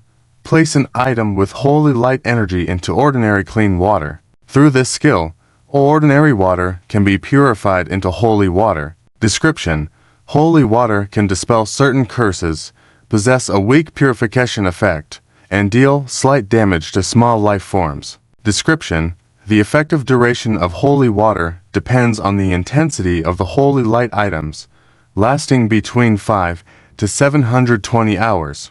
Perfect. This was it. Fang Heng promptly chose to record the skill into the Book of Beginnings. National Game. Hang around from the zombie apocalypse to produce volume 726 of the text. Hint: you have added the skill production, Holy Water, into the initial book. A fruitful harvest. Closing the initial book, Fang Heng turned his head to look at Chu Yan beside him. During this time, I still need to handle the matters left behind by the Blood Clan. I believe you must have your own affairs to attend to. In any case, the Blood Clan will not disturb you at the moment. We will keep in touch at all times, and inform me immediately of any news from the Holy Court. Okay. Chu Yan nodded in agreement. He had great confidence in Fang Heng. During this period, he could deal with the Holy Court players in the vicinity of the Vishang area. And also, Sandy hurried over. There are still a lot of documents left by the Holy Court here. Right. I want to take a look. Everything, including those historical, miscellaneous, and fantasy notes. I want to see them all. Chu Yan furrowed his brows and said, Mr. Sandy, we have a lot of books stored here. The former regional bishop Chen Li also had a private study room with a large collection of books. Are you sure you want them all? Of course. I will stay here today. Very well, Fang Heng said to Chu Yan. Sandy will stay here to read during this time. Be sure to ensure his safety, and I will come to take him away later. Okay. Leave it to me. I will arrange it. Fang Heng then turned to Sandy and asked, Do you know what items with the power of the holy light refer to? Huh? Sandy was taken aback by the question, and subconsciously touched the pendant he had just retrieved from his pocket. In the sunken corridor, led by Li Shakyang, Li Qingren led a group of senior players on a shift to the campsite. Players were surprised to find a temporary campsite for rest inside the sunken corridor. There was food and drink available as well. After using the holy water to remove the curses left behind from the previous battles, the players entered the large tent to rest. Rest assured, don't worry. Although Boss Fang Heng looks indifferent, I envied him when I first met him. Later, I found out that he is actually a good person who never deceives his friends, Li Shakyang said as he led Li Qingren around the campsite to introduce the situation. Strange, where did the boss go? Anyway, let everyone stay here and rest assured. Boss Fang Heng said he can provide food and supplies, and any other needs can also be raised. No problem. Lee Kingren nodded. Okay. If you find him later, please thank him for me. The existence of the temporary campsite greatly alleviated the team's dismal situation. However, the outlook remained grim. Lee Kingren couldn't help but furrow her brows, feeling very worried. The enemies who planned to break the seal of the sunken corridor executed their plan so thoroughly, clearly prepared for it. Master Piyushi's repair was incredibly difficult. Even if they managed to repair it, how would they face the king's guards left in the central ceiling area? With the passage of time, the lingering souls absorbed the power of the dead realm, making the king's guards become stronger and stronger. To stabilize everyone's emotions, Master Piyushi had not told the players this news. As a disciple of the master, Lee Kingren was very clear about this. All they could do now was to try their best to maintain stability and hope for outside support. They had to hold on for as long as possible. Thinking about it, Lee Kingren looked up and asked Lee Shakyang, "By the way, how much holy water do we have left in the campsite? We had a lot originally. We didn't know that the situation in your central region was so bad. We used a lot yesterday, and the remaining stock is now in the reserve warehouse. Let me take you there to check," Lee Shakyang explained, leading Lee Kingren towards the warehouse. Actually, there is still a lot left, but the problem now is that holy water has a shelf life. It can still be used for a few days, but it will quickly expire and may become ineffective. While speaking, Lee Shakyang opened the large tent where the holy water was stored. As soon as he opened the tent, Lee Kingren raised her eyebrows. She noticed a faint dark golden light flash by. The light flashed for just a moment, enough for Lee Kingren to wonder if it was an illusion. Lee Shakyang did not notice the fleeting light. He saw a figure with their back to them inside the tent. Fang Heng. Fang Heng was facing away from them, studying the production of holy water in a container. He turned around at the mention of his name. "Oh, it's you. You startled me. I thought it was a thief. What are you doing here? I've been looking for you for a while." Lee Shakyang introduced Fang Heng to Lee Kingren. "By the way, this is Lee Kingren, a student of Master Piyushi, and this is Fang Heng." Lee Kingren sized up Fang Heng with her lively eyes. He was Fang Heng, the disciple of Master De Gui, a very peculiar person. How could he have prearranged though many supplies to come into the sunken corridor? "Oh, hello," Fang Heng said, stifling a yawn. "Sorry, didn't sleep well last night." "It's okay. Thank you very much for the supplies." "You're welcome. No need to be so formal. I am a disciple of Master De Gui and a member of the Undead Research Association. It's my duty to help." Fang Heng casually waved his hand, feeling that Lee Kingren was more approachable than her master, and asked, "Is the situation with the seal really bad? I met Master Piyushi before. He seemed quite stern, so I didn't dare to ask." Lee Kingren sighed apologetically. "I'm sorry. Master Piyushi has always had a bad temper, and the situation yesterday, when we entered the central area, was just as Master Piyushi described. But the situation with the seal after yesterday turned out to be more serious than expected. The leakage rate of the undead energy in the spirit pillars of the bone spirit chamber was faster than we thought. With your help, our supply problem has been temporarily alleviated, but our resources are still very limited, especially the holy water resource. Without enough holy water, the team's combat effectiveness will be greatly reduced. So, I may trouble you again this time. I want to discuss with you if we can provide all the existing holy water to us. Lee Kingren then looked behind Fang Heng. What are you doing?" "Oh, nothing. I'm just trying to make some holy water." Lee Shakyang was surprised by the statement and blurted out, "Boss, what did you say? Making holy water? Why are you so excited? I found you easily surprised these days." Fang Heng spoke with a half smile, gesturing for them to come and see. "I'm trying to make some holy water myself. After all, judging from Master Piyushi's appearance, I feel we might be stuck in this place for a long time. I can't just sit around doing nothing, right?" National Game. Hang up from the beginning of the Zombie Doomsday. Volume 727 of the main text. Fang Heng shrugged his shoulders and looked towards Li Shaoqiang, with a face that suggested he had a bad memory. Hey, didn't you forget? Wasn't it you who proposed yesterday that our holy water is not sufficient? Li Shaoqiang was momentarily speechless. Indeed, he did not sleep well last night, thinking all night about making money with holy water. He was even woken up halfway by Fang Heng and asked some inexplicable questions.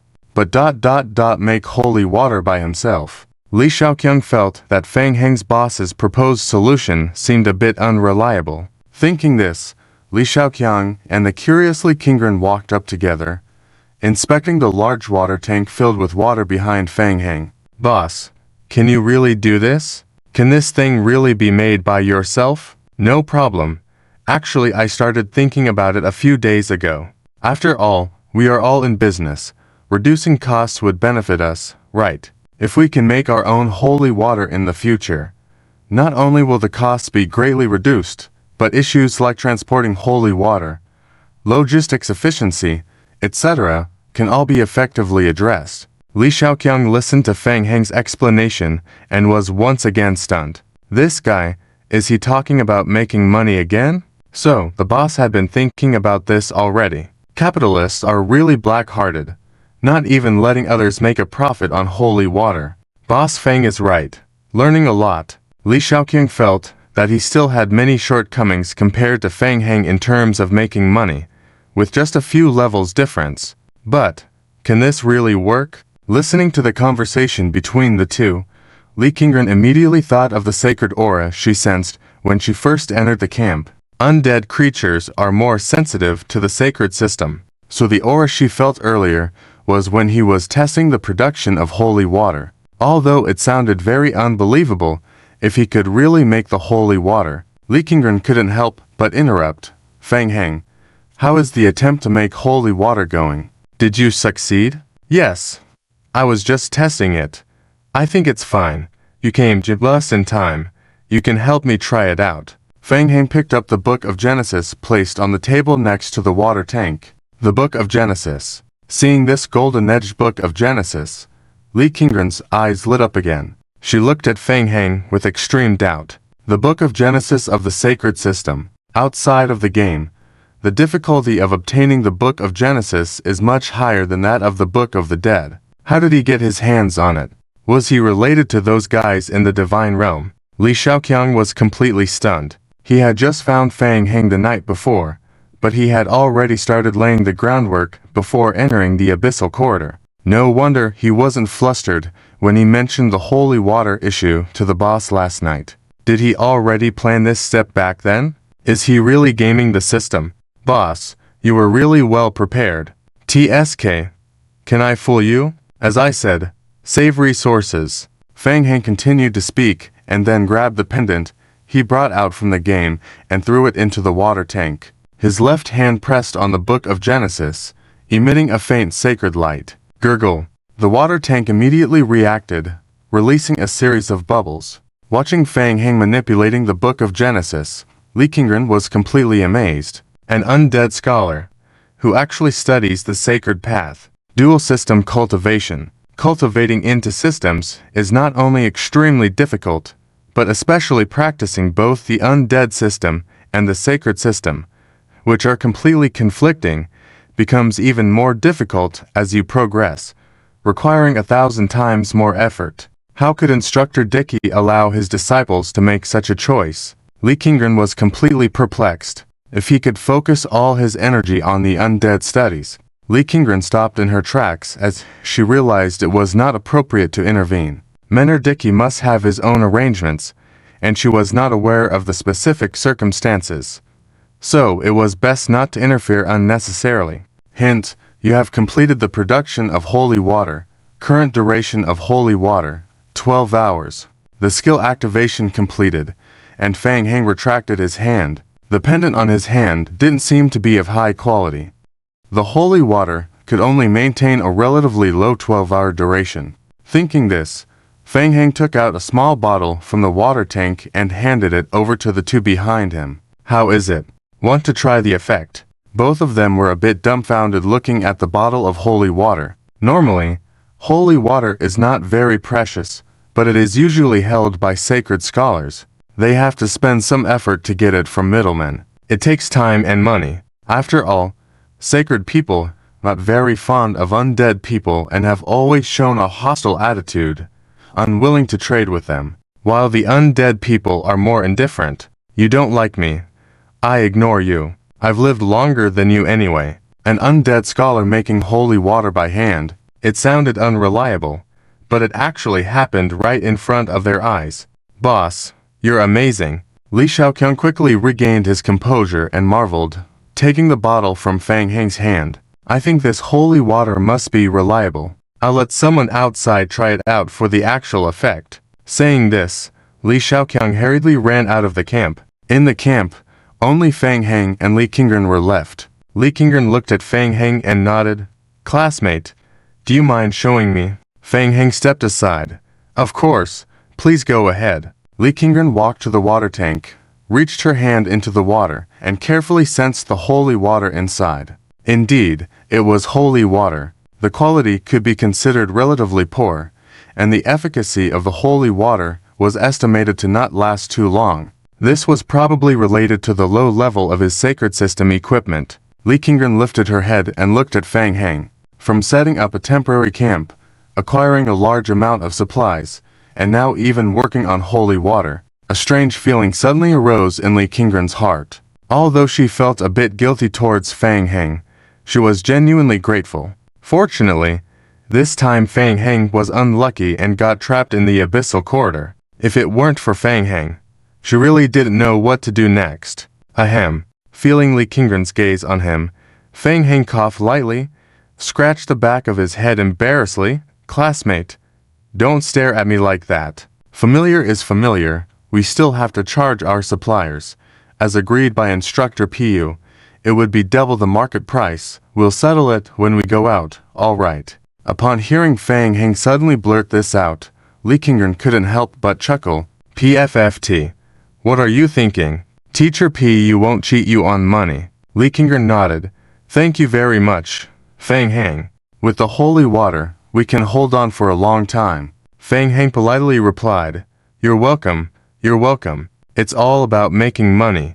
It's only natural. As the two were politely conversing, the previously hurried Li Shaoqiang rushed back. National Game. Hanging Idle Command Volume Chapter 728 Boss Fang Heng. Tested it. Boss Fang Heng. No problem at all. The quality of the holy water is absolutely perfect. Li Shaoqiang was full of excitement as he nodded towards Li Qingren next to him, then turned to Fang Heng, asking, Boss, may I ask, can we continue working now? Previously, the work stoppage was to reduce the loss of holy water, but now that the holy water can be produced in-house, there's no need to worry. Since they were free, why not start working again? Fang Heng pondered. Initially, he was planning to take a nap first, but not long ago, advancing to the basic level of sacred art had consumed his remaining main god points. The pressure of life weighed heavily on Fang Heng's shoulders. Sigh. Fang Heng sighed in his heart, nodded in agreement. All right. Prepare. We will continue working this afternoon. All right. I'll go contact the others. There's nothing to do here anyway. Everyone is bored, and I'm sure they'll all want to earn some money. Li Qingren blinked, looking at Li Shaoqiang, who seemed energized. What?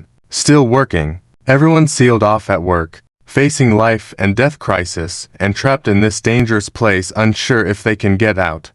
And they still have the mood to work. I don't know whether to be angry or to laugh. Li Qingren glanced at Fang Heng, feeling a sense of powerlessness emerging from the depths of his heart. Forget it. Let them be. Fang Heng has already helped them too much. After all, when facing higher-level soul bodies, Fang Heng and the others couldn't assist. Let's just focus on work. Back to the game. Fang Heng reset the assembly point in the 9th district of Vichy, burnt down a building that had recently been used as a central point by the Holy See, and completed the suicide of some ordinary zombie clones before returning to the prison with Sandy. Inside the mechanical repair room of the prison, after hearing Sandy's description, Victor could only shake his head with a bitter smile. Sandy, I'm sorry. What you said we really can't do right now. It's uncertain whether the teleportation channel would be repelled by the sealing stone you described. And at the most basic level, the sealing stone is just too big. It can't pass through the basic mechanical transmission disc. Sandy looked disappointed. The sealing stone was a precious item. It was very unsafe to toss it into the Vichy sewers. Sandy wanted to land it as soon as possible. Victor, you're also a genius in mechanics, and you can't do it either. Victor agreed with Sandy, but expressed helplessness. For now, it's not possible. Upgrading the transmission disc later may provide a solution. Sandy, you're tired today too. Go rest for a while. Feng Heng patted Sandy's shoulder. Tomorrow, we'll continue with the bloodline apocalypse. I'll find a way for the sealing stone. For now, I need you to focus on building a Zeus temple in the prison. Sandy's eyes lit up. Surprised. Really? Can you bring back the sealing stone? No problem, Feng Heng nodded. The sealing stone was a very useful item. Before leaving, he communicated with Chu Yan, who said they would try to figure out how Bishop Chenli infused sacred energy into the sealing stone. Feng Heng was very hopeful. If all goes well, bringing back the sealing stone for Qiu Yao Kong to research, and then finding a way to mass-produce sealing stones, plus injecting sacred attribute energy into the sealing stone. Then, he would essentially have a semi-controllable high-density energy bomb.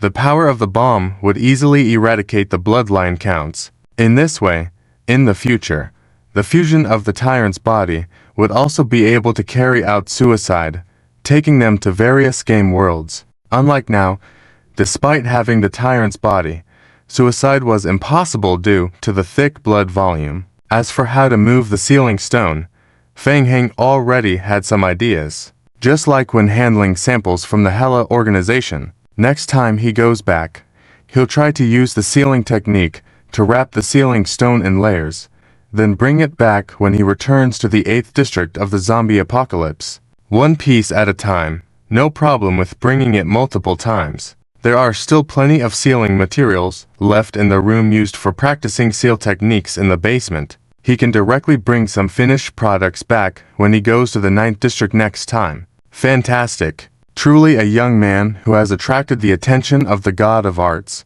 Sandy had great trust in Feng Heng. He patted Feng Heng's back heavily, and then turned to Victor with a bright look in his eyes. Genius architect, I have a genius idea for a building. I want to build an unprecedented Zeus temple in the prison. I think only you can accomplish this great idea in the world. Trust me, we will be remembered by future generations for sure. Ha. Sandy, tell me how to proceed, and I'll design it according to your blueprint, Victor said enthusiastically, leaning in with Sandy. I already have a concept in mind. Let's do it well. No need to worry about saving money. Feng Heng, boss. Feng Heng turned his head and saw Mojoe excitedly rushing in from the hall. Did you arrange the scenes in the 9th district of the Bloodline Apocalypse? Amazing. Now the Bloodline Apocalypse forum is filled with discussions about Vichy. There are all kinds of praises. Mojoe had not slept well for half of the night, but he was now excited, as if he had just created a wave of presence in the 9th district. He received the news of the zombie apocalypse of the 9th district late last night, then got up and spent a whole day watching live reports on the forum scene. When he saw the picture of the masked person, Mojoe felt a sense of familiarity, and then saw a blurry screenshot of a zombie. He immediately associated it with Feng Heng. Finding Victor in the game and hearing about the news, it was confirmed that Feng Heng had gone to the 9th district of the Bloodline Apocalypse. So, Mojoe immediately blocked the news and continued to follow for more fun. I knew it. That damn infernal parlor place could definitely not hold you. Mojoe gave Feng Heng a knowing look. Don't worry. Except for a few people here who know that you went to the 9th district. No one else knows. Uncle Mo has reminded me several times. Mojoe said, laughing mischievously. You guys are not nice. Such a fun thing, without bringing me along to have fun. I haven't been out to play in a long time. Feng Heng looked at Mojoe's excited and longing expression, couldn't help but shake his head, feeling quite helpless. Don't mention it. Just thinking about it gives him a headache. National game. Suspended from the Zombie Doomsday to the main text volume 729th chapter approaching danger. Have to say, I just wanted to go over and get some holy water. Do you believe me? Feng Heng really just wanted to go get some holy water and come back at first. After all, it was the first time he had gone to the Vampire Doomsday, and he mainly wanted to go explore the roads and pave the way for future work. Of course, he could level up along the way. In the end, things got so out of hand that he really didn't expect. Cough, cough. Let's stop pretending to be brothers. Mojoe expressed disbelief. Next time there's something exciting like this, bring me along. Even if I'm asleep. Wake me up, and let me tell you, our family also has business over in the Vampire Doomsday, and we can help you out as well.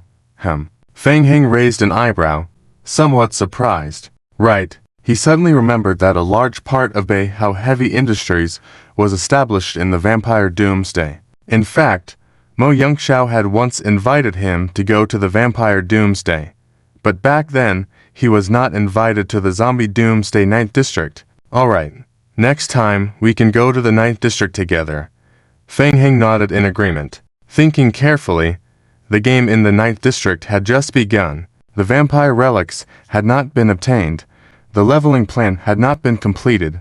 He hadn't even touched the vampire blood pool, and he hadn't even looked into how to awaken Angitis. Having a trusted player to enter the vampire world together could make many things more convenient, and Mojoe was a lucky guy. Bringing him along could bring some good luck. Feng Heng felt he didn't calculate this wave well. If he had brought Mojoe with him from the beginning to the Vampire Doomsday, relying on Mojoe's good luck, they probably wouldn't have to go through such a big circle. They could have just flipped a coin and gotten the holy water. Great.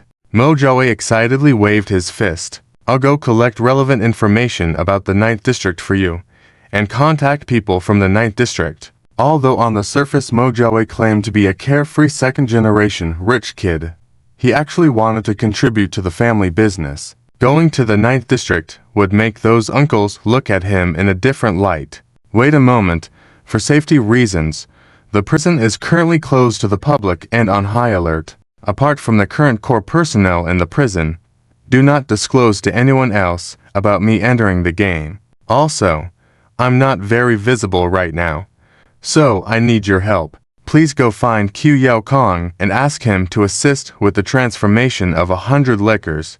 It's urgent, please try to get it done before we depart for the 9th District tomorrow. Feng Heng felt the need to improve his combat power in the Vampire Doomsday 9th District. Liquors were the most suitable combat creatures at the current stage. Since Q Yao Kong was already working with Ding Min on reversing the evolution of the zombies, turning the evolved liquors back into regular zombies, he believed they would have preliminary results soon, so he wasn't worried about liquors getting phased out in the future. Mojoe put away his happy facade, took serious note, and nodded, saying, "No problem.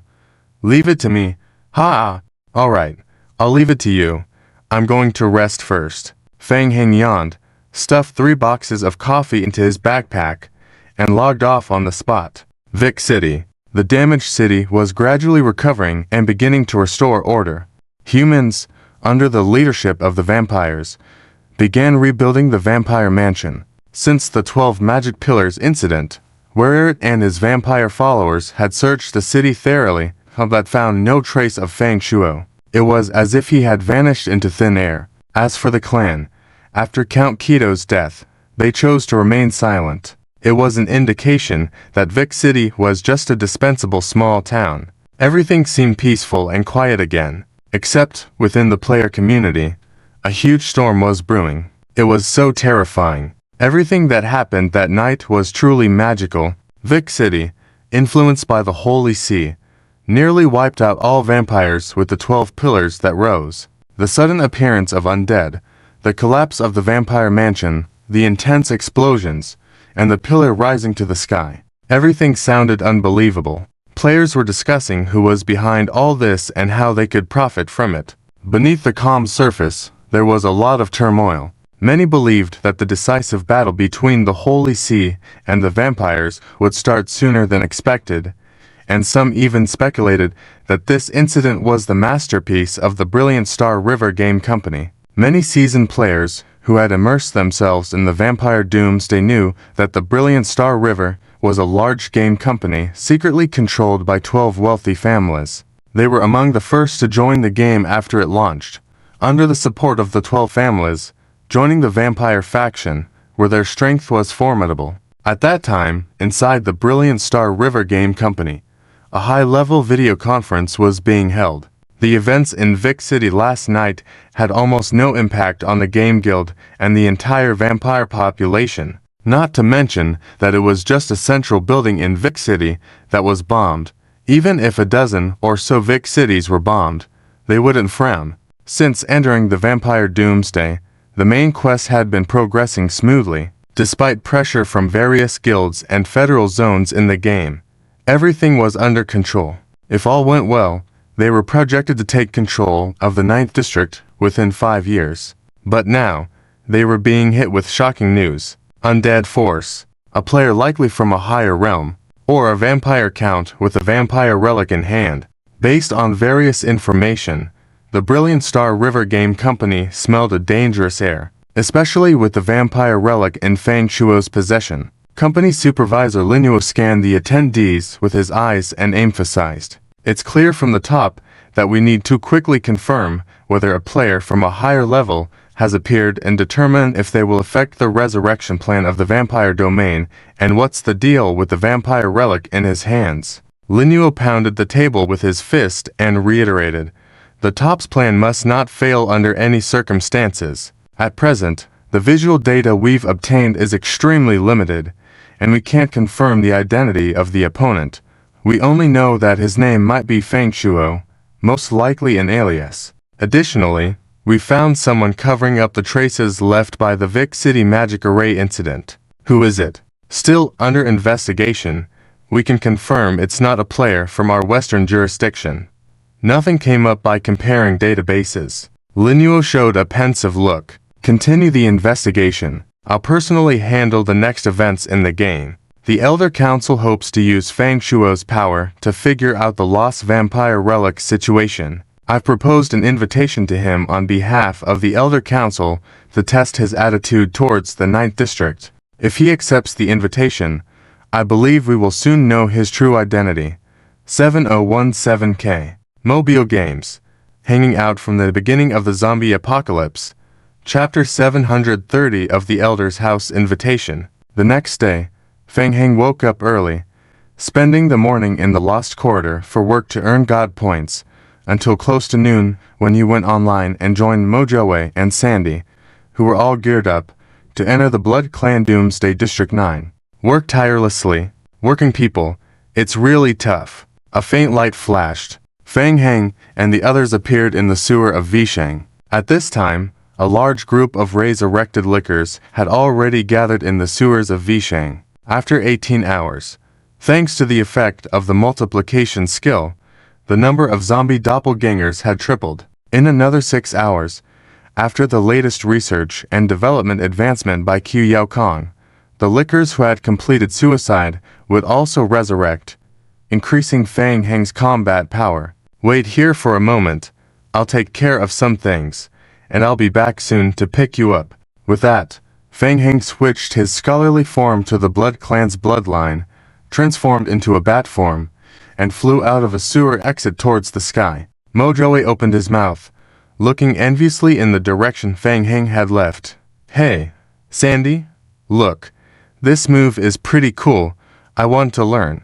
"No, you don't want to?" Soon, the Blood Clan entrenched in Vishang noticed Feng Heng hovering over the city. Feng Heng stopped at a high point of a building, overlooking the entire Vishang. In just a few minutes, Wenred flew to Feng Heng's side upon hearing the news, transformed into human form, and knelt on one knee. "Your Excellency, it's really great that you're fine. We've been looking for you all this time. What's going on?" Feng Heng shifted his gaze to Wenred beside him.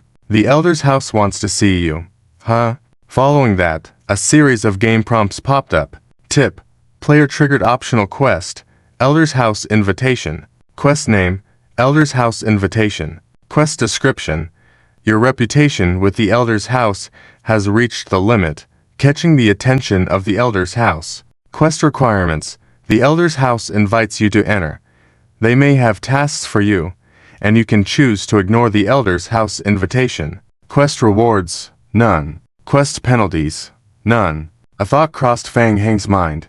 Blood Clan, Elder's House. If he remembered correctly, Angitis was firmly controlled by the Elder's House. In addition, the distribution of the Blood Clan's sacred artifacts was also initially handled by the Elder's House. In the world of the Blood Clan Doomsday, the most widely circulated saying was that for the sake of balancing the various major clans of the Blood Clan and internal competition, the Elder's House, for various considerations, distributed the sacred artifacts to the various clans. At the same time, the Elder's House retained the power to reclaim the Blood Clan's sacred artifacts at any time. From a certain perspective, the Elder's House was the true central authority institution within the Blood Clan. So following this line of thought, the Elder's House should know how to awaken Angitis. Fang Heng remained composed. At least there should be some clues on their end. Okay, I understand. What about the clan? The clan learned about everything you've done for the Blood Clan and for protecting Vishang.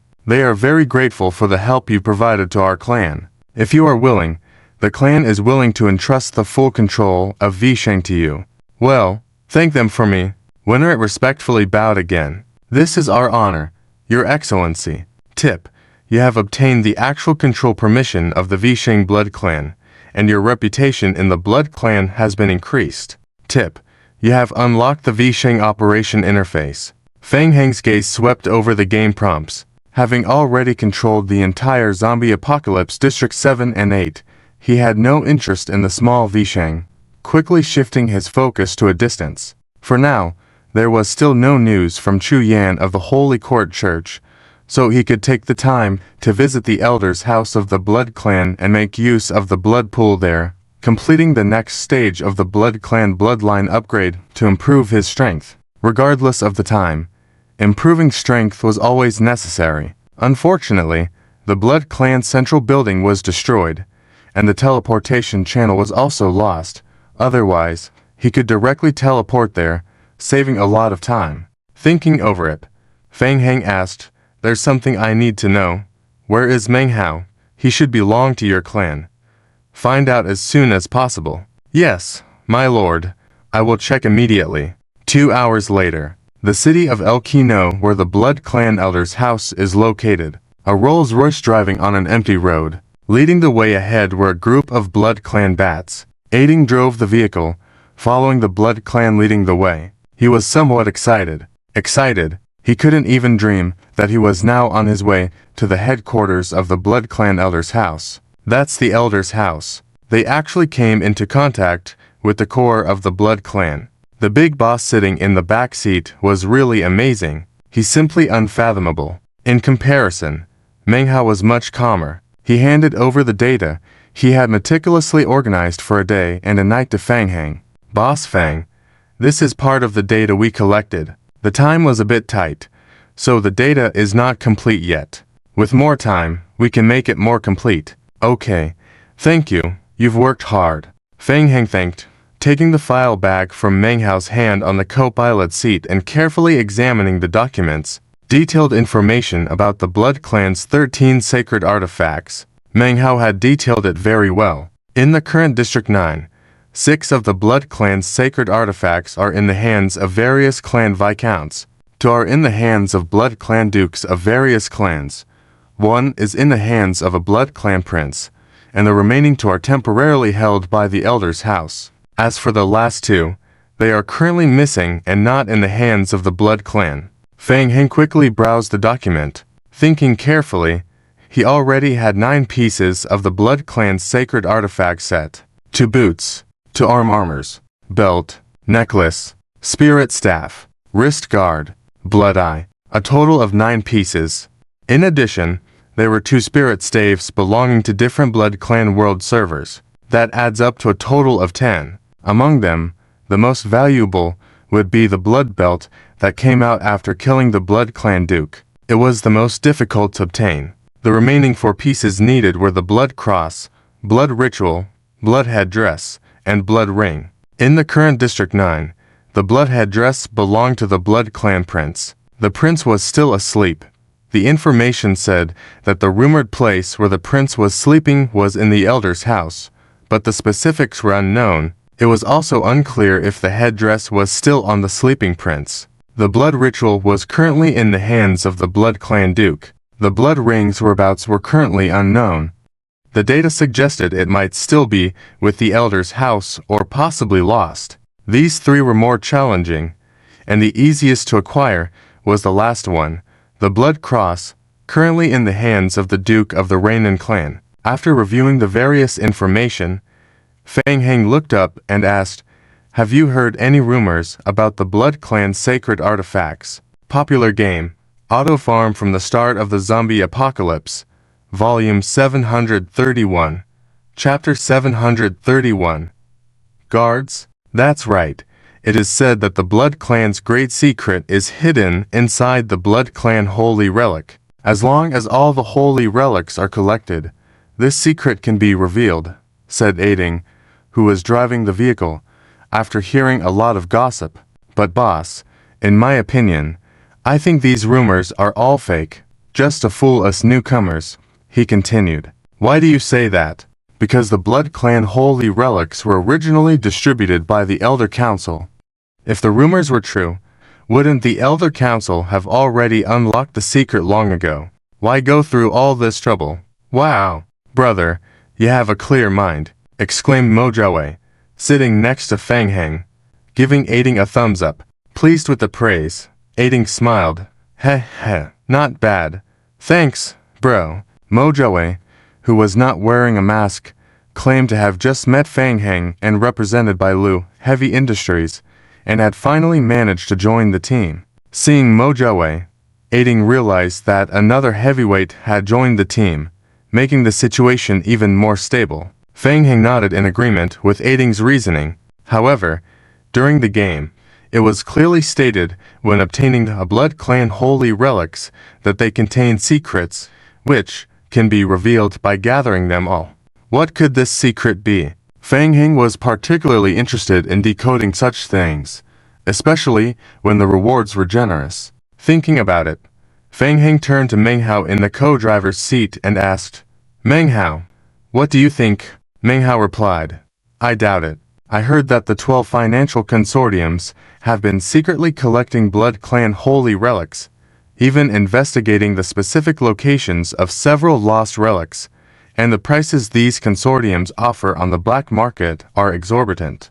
Whether they have succeeded or not, I do not know, but the people of the 12 financial consortiums are definitely not fools. If the rumors about the holy relics were false, they wouldn't put in so much effort to collect them. So I think it's highly likely that the Elder Council of the Blood Clan already knows this secret, but due to certain conditions, they cannot trigger it.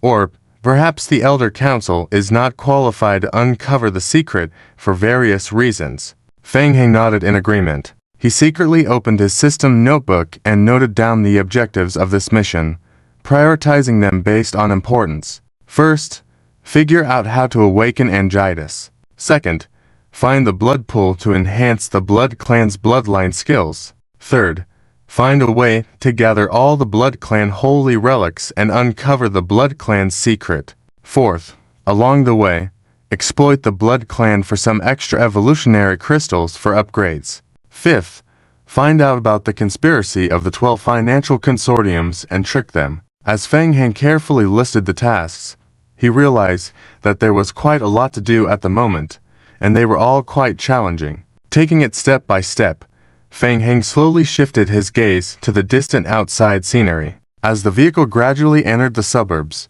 a huge villa complex appeared in Fang Heng's sight.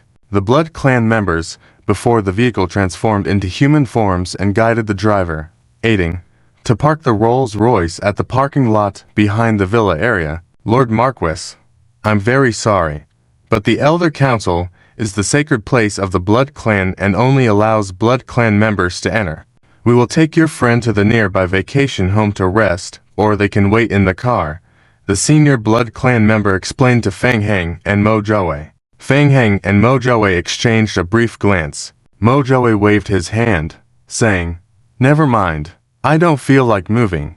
We'll just wait in the car. Thank you for your understanding," the high-ranking Blood Clan member responded as he led the group towards the interior of the huge villa. "Lord Marquis, your timing is quite unfortunate as the elders of the Elder Council are currently holding their weekly meeting, which is expected to conclude in an hour. Shall we take you to the rest lounge for a brief rest in the meantime?" Just as Fang Heng was about to respond, he suddenly raised his head and noticed several Blood Clan members consciously gathering on the steps outside the villa, blocking their path. It seemed like trouble was approaching. Fang Heng raised his head and looked towards the entrance. A Blood Clan member's gaze was fixed on him as he asked, "Are you Fang Shuo? This is the inner sanctum of the Blood Clan Elder Council. Why are you hiding behind a mask?" Raising an eyebrow, Fang Heng scrutinized the person in front of him. "A player. Nice to meet you for the first time, Fang Shuo," said the young Blood Clan member, staring at Fang Heng aggressively. "My name is Dao Ai, from the Brilliant Star River Guild. I suggest you follow the rules. Take off your mask as a sign of respect, and I will let you in." Fang Heng narrowed his eyes slightly, recalling the information about the Brilliant Star River Guild. Brilliant Star River, a large company controlled by the 12 consortiums. The incidents of the Blood Clan apocalypse had reignited Mo Jiawei's enthusiasm. Early that morning, Mo Jiawei had copied the relevant documents from Sector 9 into the game and printed them out for Fang Heng to review. There was a pile of thick documents on his desk. Fang Heng, being academically challenged, found the sight of the reports overwhelming and randomly selected a few, skimming over the basic content. Aiding and Manghwa couldn't help but exchange glances upon seeing Dao Ai.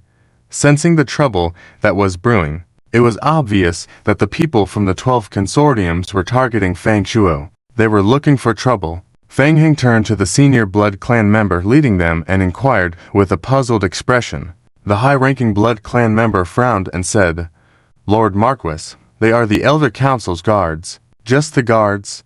Fang Heng mocked disdainfully in his tone, turned around, and walked back towards the villa. He waved his hand, saying, "Forget it. Convey my greetings to the elders. Since they don't welcome me, I'll just leave." Dao Ai was stunned. What? Why is he leaving? To Dao Ai, this provocation against Fang Shuo was a spur-of-the-moment decision. He thought as long as he could get Fang Shuo to remove his mask and reveal his identity, it would be a significant accomplishment. He had anticipated many possibilities, but did not expect Fang Shuo to simply walk away. Becoming anxious, Dao Ai shouted, "Wait, stop." Fang Heng turned slowly, coldly looking at Dao Ai and asking, "What's the matter?" Gritting his teeth, Dao Ai said firmly, "You can come and go as you please. What do you think the Elder Council is?" Suddenly, Dao Ai froze, a red light flashing before his eyes. He saw Fang Heng disappear into thin air and reappear in front of him in an instant. Whoosh! The next moment, Dao Ai felt a hand tightly gripping his neck. His whole body was lifted high by Fang Heng's hand. Dao Ai raised his hands in an attempt to resist, but found that he couldn't budge the hand that held his neck firmly. The grip on his neck was getting tighter, making it difficult for him to breathe. End of text. Fang Heng stared at Dao Ai, and the pupils under the mask flickered with crimson. Dao Ai felt like he couldn't breathe, watching his blood levels dropping significantly and feeling a burning pain throughout his body. His blood was uncontrollably flowing faster, and his skin showed a faint red color as his heart beat violently. Accelerating even more, bang, blood burst out from Dao Ai's body, and the surrounding vampires all watched in silence, their faces showing a trace of astonishment. Fang Heng let go of Dao Ai's hand. After advancing in bloodline, he felt that his ability to control blood had further improved, especially when dealing with ordinary people. Even if the other person was still alive, he could influence their blood. Just like that, dead. Manghwa and Aiding looked at Fang Heng in shock, a sense of amazement rising from the bottom of their hearts. So neat and clean. Dao Ai is one of the 12 consortia. Declaring war on the 12 consortia. Marred, A boss is indeed a boss. Tough guys. Aiding muttered softly, clenching his fists excitedly. The other two players who followed Dao Ai were also stunned, standing still for a moment, unsure of what to do. Can such a low-level race serve as guards? Feng Heng once again shifted his gaze to the leading vampire and said, I have dealt with them for you. No problem. Right. Sorry. Lord Marquis, the high-ranking vampire nodded. Please don't mind. I will take you inside. It was just a low-level race that died. The high-ranking vampire didn't care and proceeded to lead the way. The three followed the high-ranking vampire into the mansion building. The mansion's grand first-floor hall was built with grandeur. Unlike what Feng Heng had imagined, it was very modern. As the vampire led the way forward, Feng Heng suddenly stopped and said, I changed my mind. I want to go see the blood pool now. The high-ranking vampire raised an eyebrow. Is that so? Of course, Lord Marquis, but please don't linger too long in the blood pool to avoid delaying your schedule. Okay, please follow me. Hearing Feng Heng's words, Aiding stole a glance at Menghwa beside him, feeling ecstatic. The Elder Council's blood pool. The blood pool could be used to enhance the vampire's bloodline skills and for advanced skills training. The high-ranking blood pool in the Elder Council was clearly more effective than ordinary ones. Regular players would have to spend months risking their lives to complete missions to earn contributions to enter the Elder Council. They actually got in easily by leveraging the relationship with the high-ranking vampires. Under the guidance of the high-ranking vampire, the group entered a side hall from the main hall and then turned into another building. Finally, they stopped outside a large door, and a row of high-ranking vampires guarding the room all knelt down. Lord Marquis. The blood pool hall was established inside the room, and there were currently no vampires except for the guards outside. The high-ranking vampire pointed to the entrance door of the room and said, Lord Marquis, I will wait here for you. If you need anything, you can summon me anytime. Okay. Feng Heng agreed and pushed the door open. The architectural style of the blood pool hall was very simple. A circular hall with only pillars around it, and in the center was an exceptionally large blood pool. The ceiling was covered with high-ranking vampires on standby. Feng Heng took a step towards the center of the blood pool, crouched down, and lightly touched it.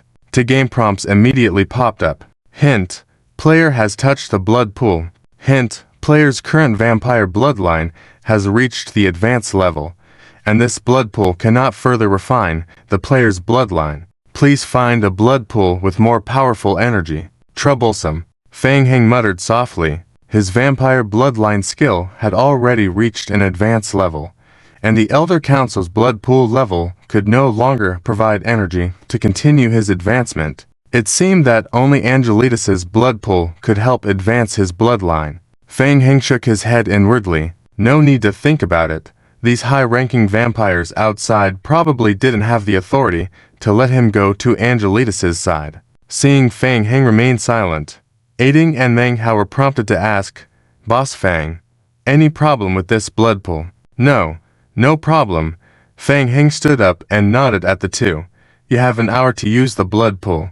Make good use of it. Thank you, Boss Feng. Meanwhile, the weekly council meeting in the Elder Council was discussing when they heard the news of Feng Heng killing one of the guard vampires. The discussion among the vampires abruptly stopped. Several players participating in the Elder Council meeting had varying expressions as they looked at the brilliant Star River Company executive, Lino. Lino remained calm, concealing some anger in his heart, feeling that his subordinates were becoming more and more foolish, making decisions without his permission. Behind him was the power of the Southern Federation in the 9th District, where the incident in Vichy City was also being investigated promptly upon receiving feedback. However, the investigation results were scarce, as they only knew that there were at least 2 people on the other side. One named Fang Chuo, a member of the vampires with the ability to control undead creatures. The number of controlled undead creatures might be around 50, and these creatures had extremely high strength, powerful self-healing abilities, making them difficult to deal with using conventional methods. Ho Qingyi considered the worst possible outcome. Fang Shuo, invited to join the 12th Consortium, might not necessarily be in collusion with them, and there was even a possibility that they were just acting. Breaking the silence, Hokingi said, "I think it's quite good. An outsider can act without so many constraints. Feng Shuo doesn't belong to any clan, so there are fewer entanglements with interests. Isn't that right?" "What do you mean?" A vampire elder's face turned cold and interrupted. "Are you saying that this matter is related to our clan?" "It could be." Hokingi remained calm. "Feng Shuo is only responsible to the Elder Council, and this matter can be entrusted to him." Various clan elders expressed their opinions, with one saying, "His origin is unknown. I reserve my judgment. If he can help us recover the lost vampire artifact, it will prove his loyalty to the clan. If he fails to find anything, we won't trust him to stay in the clan. This is a test for him." "What do you think, Lino?" When asked for his opinion, Lino raised his head and realized that the Elder Council was asking for his input. Yaosu stared at Lino, smiling. "Lino, you wouldn't seek revenge personally against Feng Shuo for killing your subordinates, would you?" "Of course not."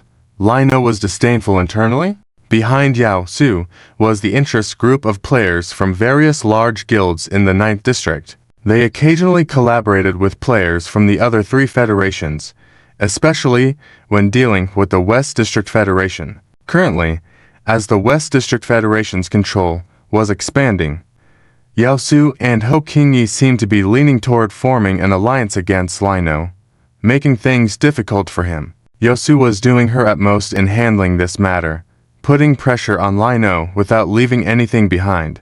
The whole nation's game, from the start of the zombie apocalypse to the surrounding circle of Blood Clan elders. Lin Nuo nodded and said, "I am very willing to thoroughly investigate the missing Blood Clan sacred artifact incident, but if the elders insist on letting Feng Shuo handle it, I have no objection." This matter was debated within the Blood Clan Elders Council for a full 2 days. Both the Central Federation and the 12 consortiums wanted to seize this opportunity. In fact, it was Lin Nuo's suggestion to invite Fang Heng to come over this time. However, there is now a little more risk. Due to the incompetence of his subordinates, he and Feng Shuo had a feud. In any case, Lin Nuo felt that entrusting Feng Shuo with this matter was an acceptable option. Various signs indicate that Feng Shuo comes from a higher level world. This means that he cannot trigger the main quest and therefore cannot affect their main storyline progress. Lin Nuo believes that, compared to other competitors, Feng Shuo's danger is not lethal. If all goes well, he can use Feng Shuo's power to uncover the truth of the matter. After seeing everyone discussing for 3 days and finally reaching a consensus, the 3 elder arbitrators of the Council of Elders also discussed briefly and nodded, saying, "I'm glad everyone can reach a consensus. Let's ask Feng Shuo himself for his opinion." Over an hour later, the doors of the council hall were pushed open. In the entire hall, nearly 30 Blood Clan members turned their heads as Fang Heng and the other two entered. Fang Heng also casually scanned the crowd. Sitting in the front were 3 elderly Blood Clan members, the powerful figures of the Council of Elders. As for the others, Fang Heng's gaze swept over the other Blood Clan members one by one, a hint of crimson in his pupils. Then, Fang Heng walked straight ahead and chose a seat at random. Aiding and Manghwa were witnessing this for the first time. They cautiously followed and sat down next to Fang Heng. "Welcome, young descendant. The incident in Viking has already been known to the Council of Elders. Not only did it destroy the plot that the Holy Court had been preparing for over a decade in Viking, but it also completely killed a regional bishop nurtured by the Holy Court for many years. You did well." A senior arbitrator on the left touched his beard and said, "If possible, we hope you can introduce yourself. In addition, we still have doubts about the origin of the Blood Clan sacred artifact in your hands. I come from another world. As for this." Fang Heng flipped his wrist and displayed the Blood Clan sacred artifact, the soul staff, in his hand. "It was given to me by someone. How about it? Do you want to reclaim it?" The members of the Council of Elders confirmed the Blood Clan sacred artifact in Fang Heng's hands and began to discuss in low voices. The Blood Clan sacred artifact, Given by someone else. Lin Nuo examined the Blood Clan Soul Staff in Fang Heng's hands, pondering. Was the Blood Clan Soul Staff lost in other servers? It needs to be investigated quickly. He believed that clues could be found soon, and perhaps by following them, the true identity of the other party could be revealed. The ancestors left descendants in various worlds, and the staff in your hand is not from our Council of Elders. We have no right to reclaim it. The arbitrator on the right, Yates, stopped the conversation of the others and looked at Fang Heng, continuing, we invited you here this time to seek your opinion. As you saw in Viking, there is still the existence of the Holy Court in our world. For thousands of years, the Holy Court has been an enemy of us blood clans. Besides the Holy Court, there are some hidden threats. Yates looked at Fang Heng and asked, young descendant, are you willing to stay here? Fang Heng raised an eyebrow and interrupted, indeed, I will stay here for a while. I want to know, what do I gain? As a descendant, you can have all the rights you possess, including a larger territory for your clan to regain glory, binding your soul under Angitis, and so on. I want to use the power of the Angitis blood pool to advance. My advancement is quite special. It may require some extra time. Besides, I have some doubts that I want to get answers from the Council of Elders. Alright, using the Angitis blood pool is not difficult. We will do our best to answer your doubts. I'm glad we have reached a preliminary consensus. The arbitrator Yates stared at Fang Heng and said, but everything must come after you gain our trust. Fang Heng frowned. Isn't what I did in Viking enough to earn your trust? Your actions may not convince all descendants. Currently, we have a somewhat tricky situation within the clan. After the Council of Elders discussion, we hope you can go and handle it. After dealing with it, we will acknowledge your position within the clan. All right. Yates nodded, speaking very succinctly. 3 days ago, in the evening, the whereabouts of the Blood Clan Viscount in Dongyang City were unknown, and the Blood Clan sacred artifact, the Cross of Blood, was lost. The Council of Elders hopes you can retrieve the lost Blood Clan sacred artifact, the Cross of Blood. Fang Heng was intrigued. The Cross of Blood. Coincidentally, it happens to be one of the 4 Blood Clan sacred artifacts he lacks. Fang Heng's interest in this mission grew. He asked, the Viscount's whereabouts are unknown. Is he dead? Yates shook his head. Let's just say Angitis has not resurrected his soul. Hint, player triggers mission. Lost Cross of Blood mission name. Lost Cross of Blood. Mission difficulty. Unknown. Mission description. Located at the Blood Clan branch in Dongyang City, the Blood Clan Viscount Rudin was killed, and the Blood Clan sacred artifact, the Cross of Blood, is missing. Mission requirement. Find the lost cross and return it to the Council of Elders. Mission rewards. Council of Elders friendliness level. Council of Elders contribution level. Survival points. Mission remaining time limit. 10 days. Fang Heng furrowed his brows. The unknown mission difficulty means there is a myriad of connections with the player. Moreover, this mission sounds quite inexplicable, and it happened 3 days ago. It seems a bit challenging to investigate. Feng Shuo, time is running out. You can go to the Blood Clan headquarters in Dongyang City. The Council of Elders has already informed the Rudin family, and they will cooperate with all your investigations and temporarily follow your instructions. Fang Heng glanced at the mission description again and closed the mission prompt. I understand. I will return shortly. Waiting for your good news. More than 10 minutes later, Sandy drove the Rolls Royce back towards the city along the original route. Fang Heng recounted the events that took place in the Council of Elders to Sandy and Mo Joe. As a member of the team, the Blood Clan Camps Menghao and Aiding also triggered the mission to find the Cross of Blood. The rewards include the Council of Elders contribution and friendliness levels. Menghao and Aiding were quite excited. Boss Fang, I will start with the Blood Clan. Go offline to look for information about the cross and the Rudin family, and be back soon. With that, Menghao threw down a sleeping bag on the spot. Okay. Fang Heng agreed. Looking at Aiding, you go too, to help out. Alright. Aiding agreed and threw down a sleeping bag as well before going offline. National game. Starting from the zombie doomsday, Text Volume 734 of the AFK Hook Chapter. Hunter waited until the two people left.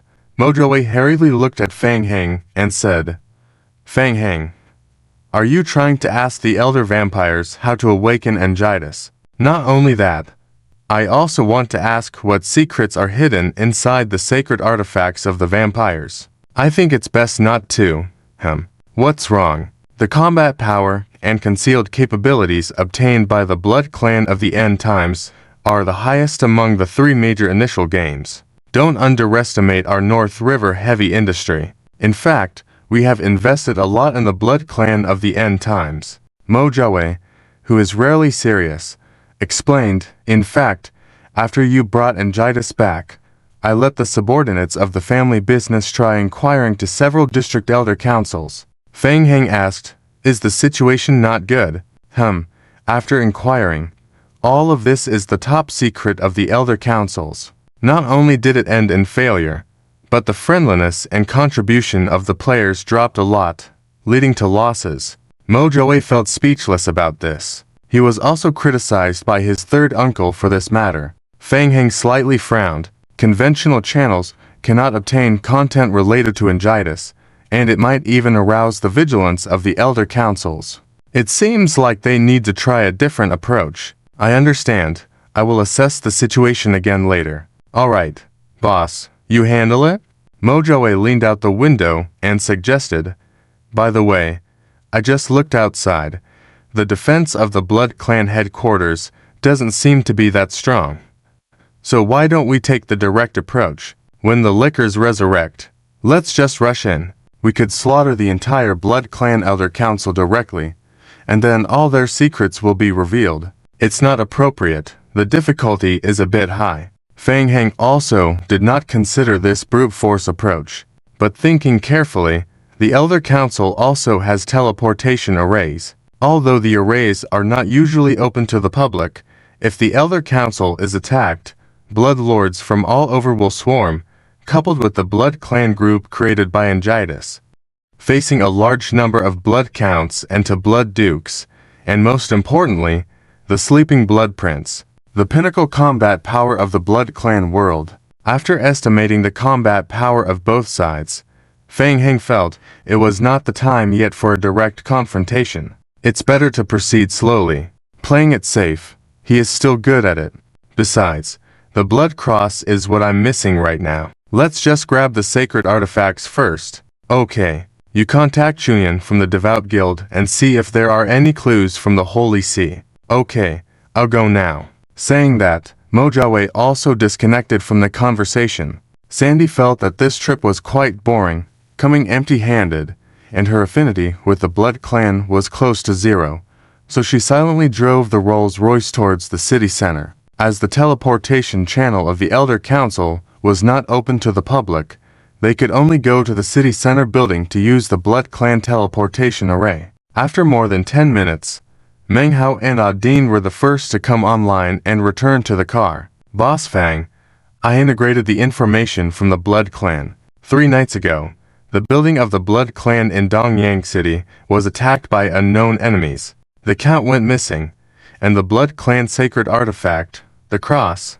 also went missing. The Dongyang City area originally did not belong to any player faction's control. After the incident, the Star River Guild has been wanting to take control and investigate. They have also invaded the South Federation's region, but faced resistance from the players of the 9th District and the South Federation. Both sides have conducted some private investigations, and we are not clear if they made any discoveries." Fang Heng pondered for a moment, feeling that something was slightly off about this matter. "Fang, Boss Fang." A sudden light flashed, and Mojaway also came online, his face full of excitement, almost calling Fang Heng's name. "There's news from the Holy See. A major positive development." "Oh? What is it?" Everyone in the car looked at Mojaway expectantly. "Confirmed. This matter is highly likely related to the Hunters." Mojaway excitedly shared the information he received from Chuyan. About a few weeks ago, Chuyan heard that the Hunters were planning some actions in Dongyang City, and even wanted to seek assistance from the Holy See. He tried to facilitate, but the people of the Holy See, As you know, they are all hypocritical and high-handed.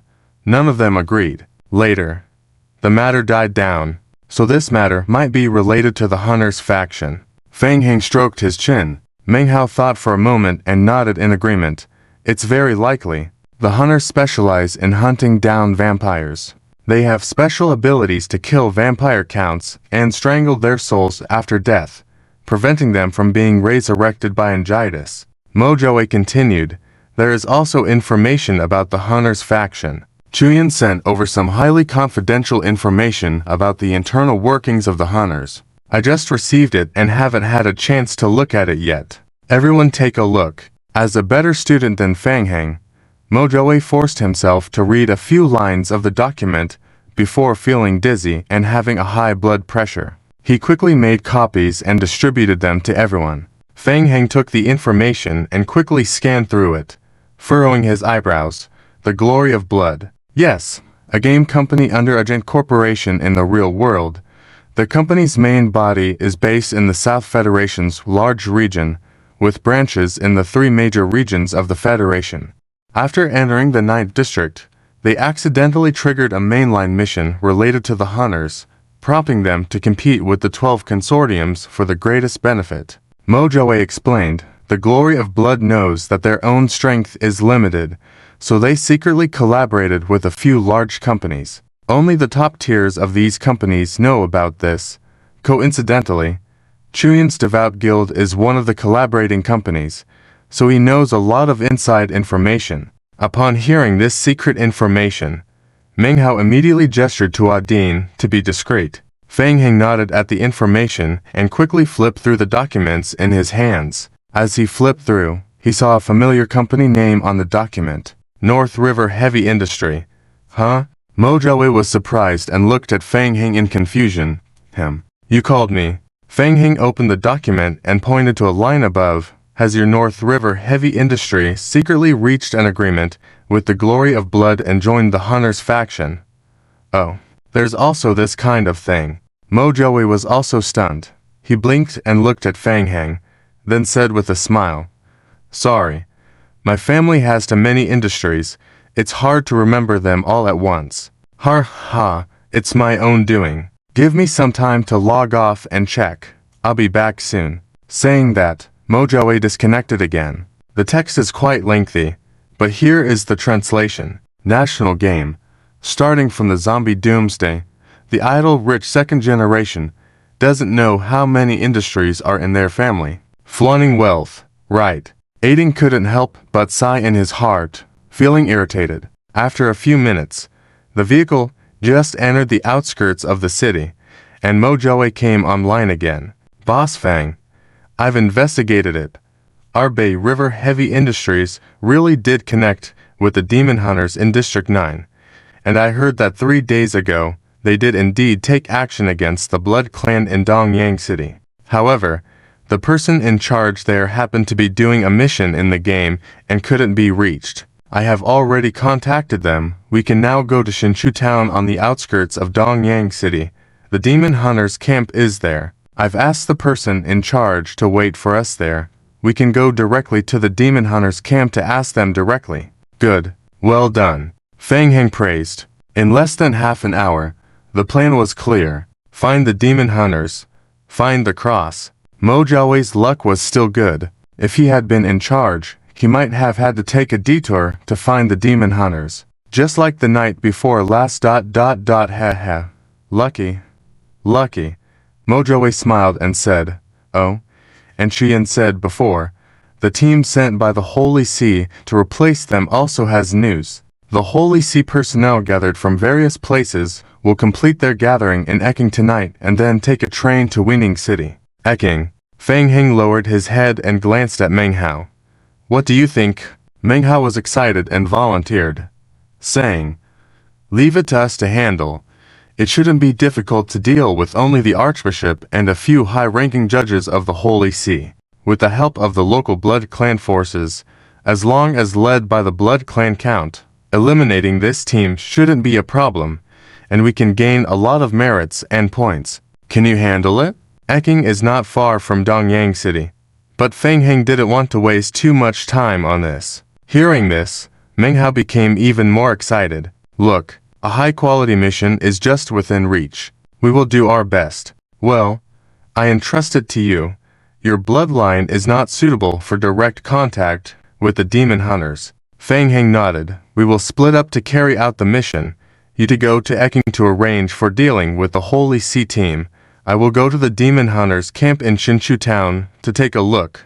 We keep in touch at all times. Okay. With the plan quickly set, Aiding scratched his head. Something was odd. It seems like the logic is as you said, but you are also a blood clan.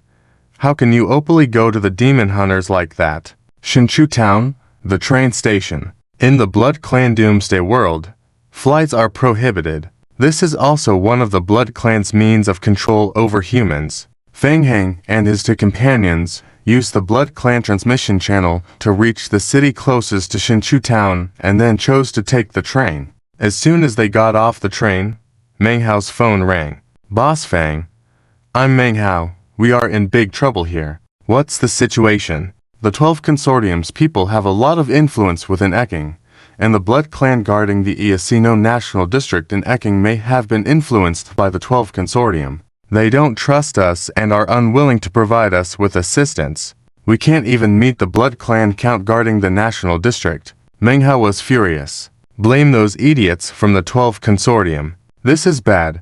The goose that was in their hands has flown away. A task handed to them for free merit.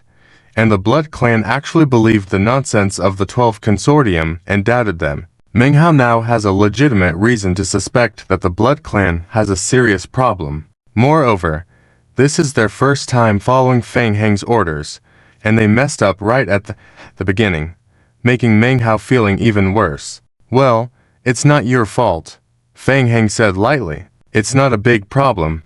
He doesn't have the time to deal with it right now. When the Holy See's people return to Winning City, he will figure out how to deal with them.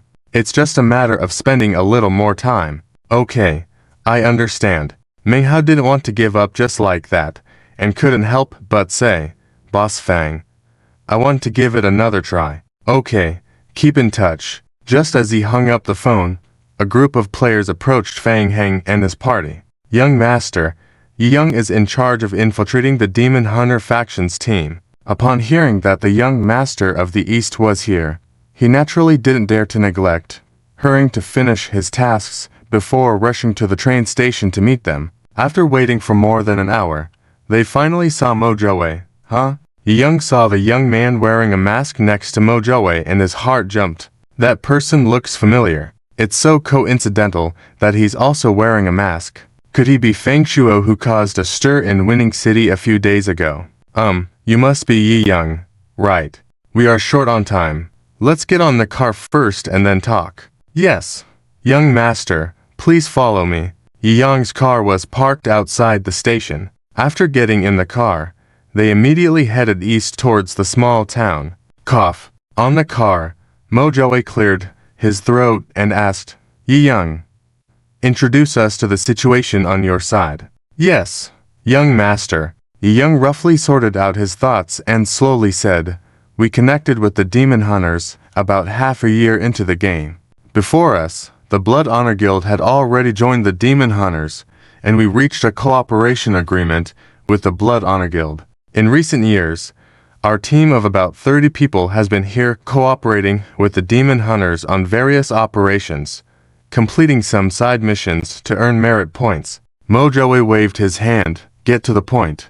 Alright, concerning what you asked about the cross, I'm not sure. I can confirm that 3 nights ago, the Blood Honor Guild and the Demon Hunters took action, but the specifics of the operation were not disclosed to us. Feng Heng made a face at this, thinking that they weren't doing well within the Demon Hunters, not even participating in such a core mission. Unable to even collect complete information, Mo Joe also felt embarrassed, shaking his head.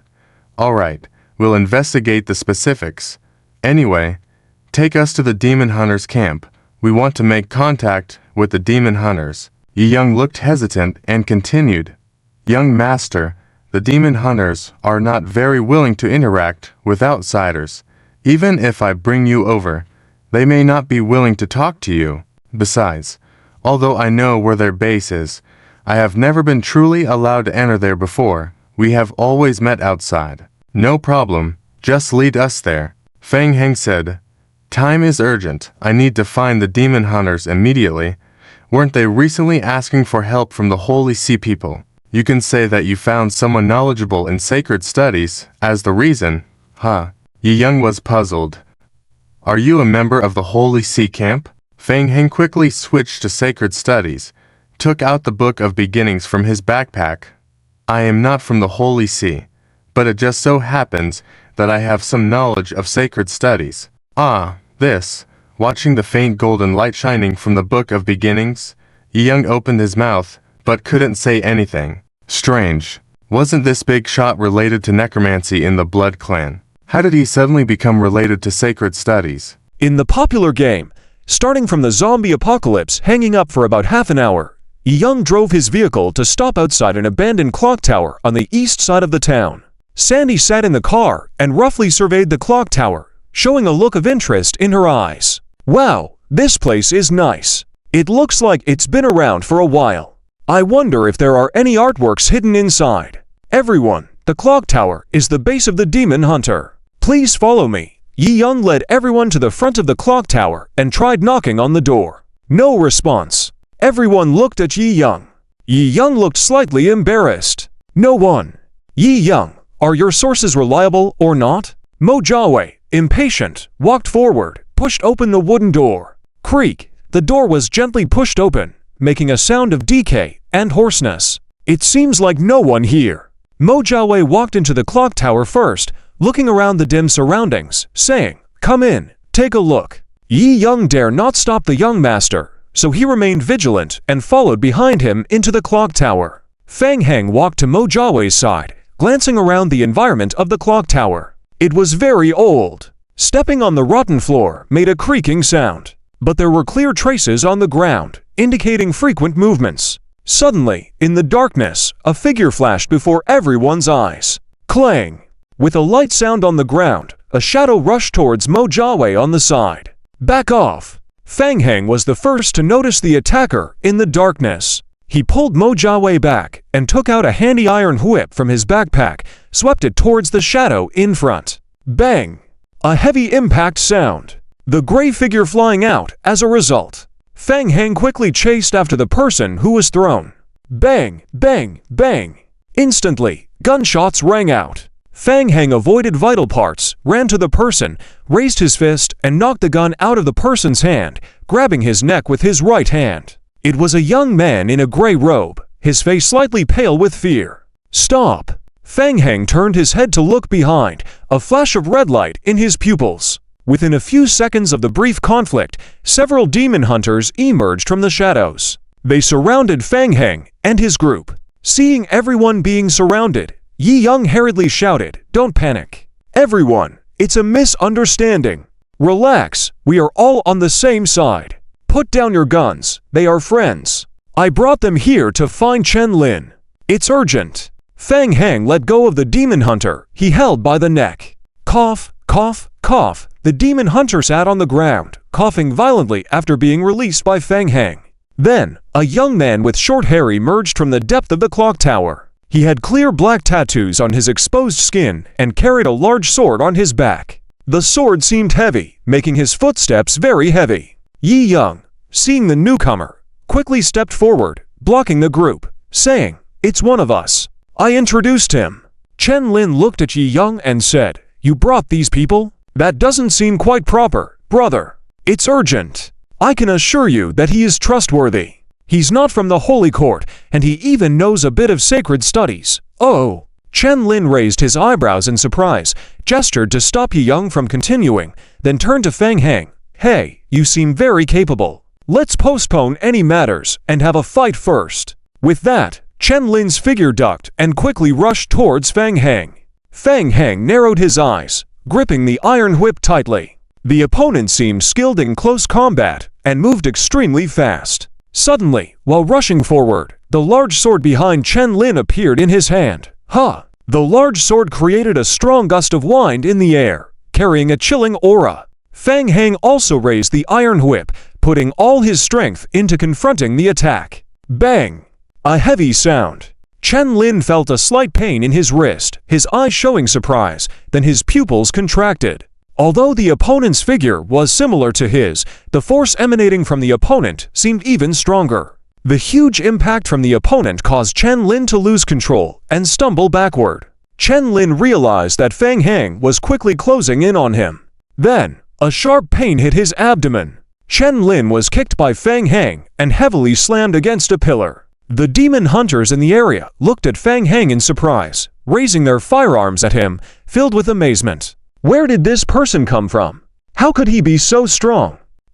Let's lower our guns. Chen Lin stood up from the ground, holding the decapitating sword with one hand. He patted his legs, flexed his arms, then looked at Fang Heng again. Fang Heng was already on alert, watching Chen Lin. After powering up, Chen Lin's strength was approaching that of a vampire count. His status among the demon hunters must be high. The national game. Starting with the zombie apocalypse, Chen Lin's eyes showed even more determination, reaching out his hand and shouting, "Give me a knife." Hearing this, a demon hunter immediately handed over a brand new decapitation sword to Chen Lin. After taking the decapitation sword, Chen Lin then threw it towards Fang Heng. Click. Fang Heng caught the thrown decapitation sword and felt a stir in his heart. Hint: you obtained an item, Demon Hunter's Slaying Sword. Item: Demon Hunter's Slaying Sword. Description: the Demon Hunter's Slaying Sword, when used by non-Demon Hunter bloodlines, requires additional stamina consumption. Attributes: Sharpness +2, Weight +2. Who? Fang Heng lifted the large sword with one hand and swung it sideways. Instantly, the sword produced a sound that was no less impressive than when Chen Lin wielded it before. Chen Lin stared at Fang Heng, his eyes showing even more determination. He felt that Fang Heng's physical quality far exceeded that of an ordinary person. Does the other party also possess a special bloodline?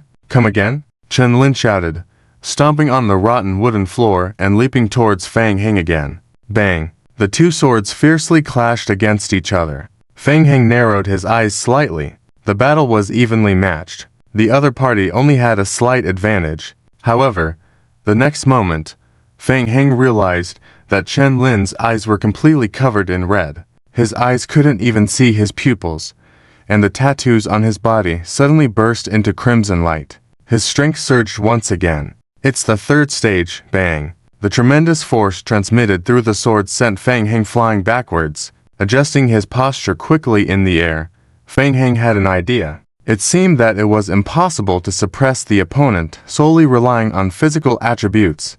He needed to think of another way. With no zombie avatars nearby, he decided to try using that.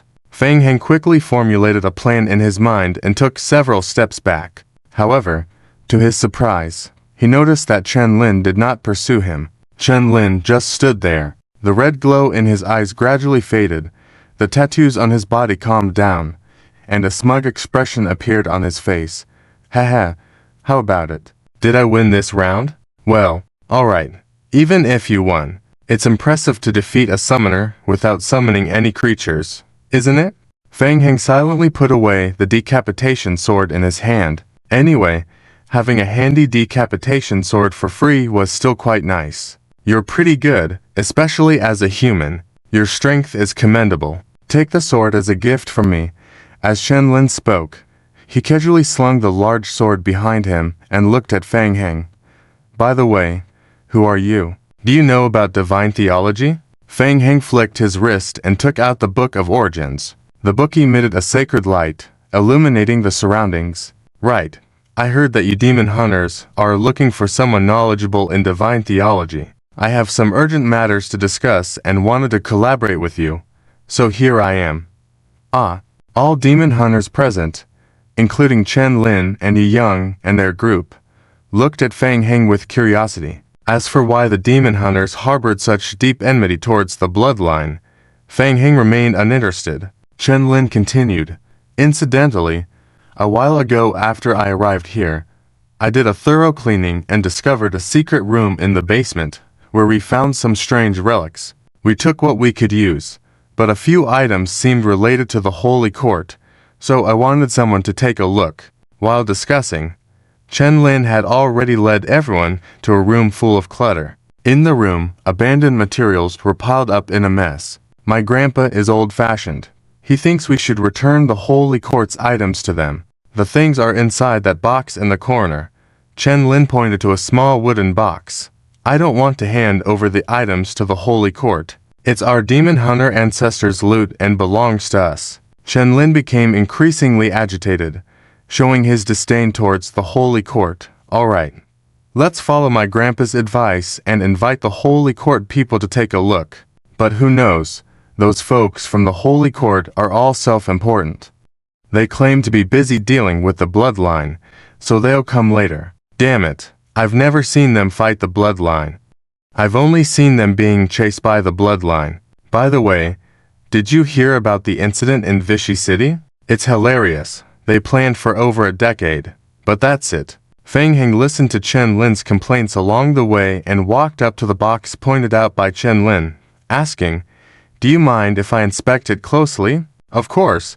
I just wanted to find someone knowledgeable in divine theology to take a look. If we can use it, we'll keep it. Otherwise, we'll destroy it. Anyway, let's not let those Holy Court dogs benefit," said Chen Lin. "Hey," Sandy called out.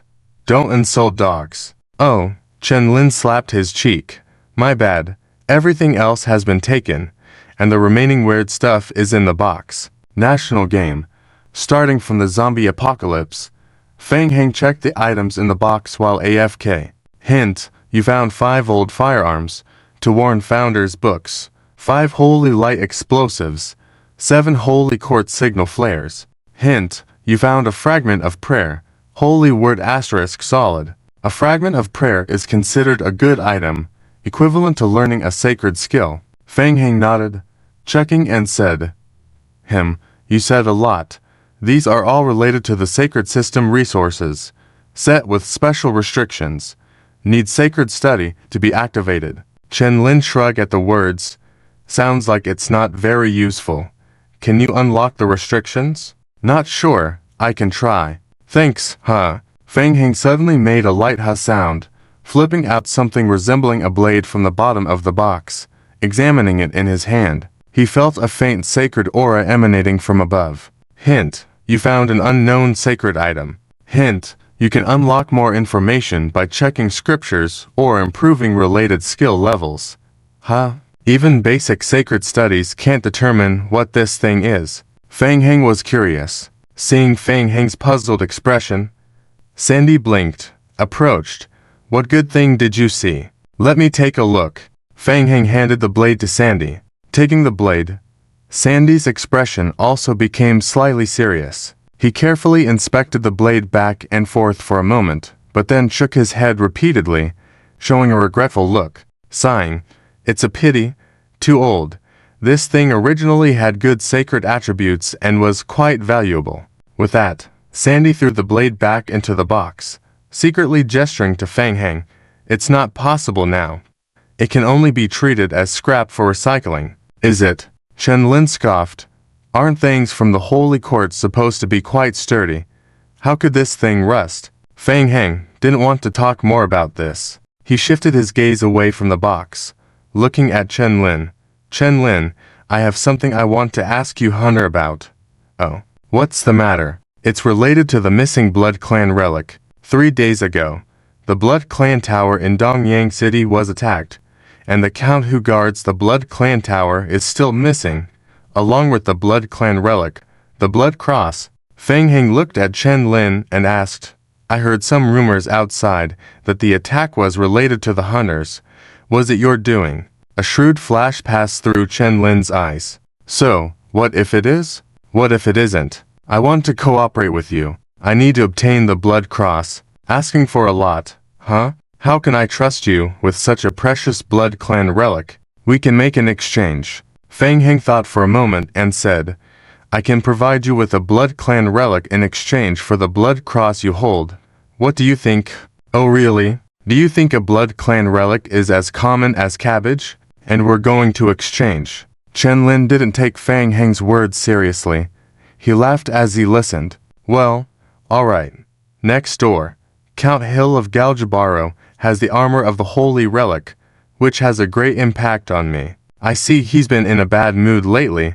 If you can find a way to kill him for me. If you bring back his relic, I'll agree to the exchange. Next door, Galjabaro. Fang Heng quickly opened the game map to check. It turns out Galjabaro is located on the edge of Eking, adjacent to each other. With a bit of time, he could solve both problems together. Fang Heng narrowed his eyes, nodded, and said, "Alright, it's a deal." Chen Lin raised an eyebrow. It started as a joke, and he was surprised that Fang Heng agreed so readily. "But I need your assistance." "That's not guaranteed. You'll have to tell me your plan first." I'll inform you as soon as I perfect the plan."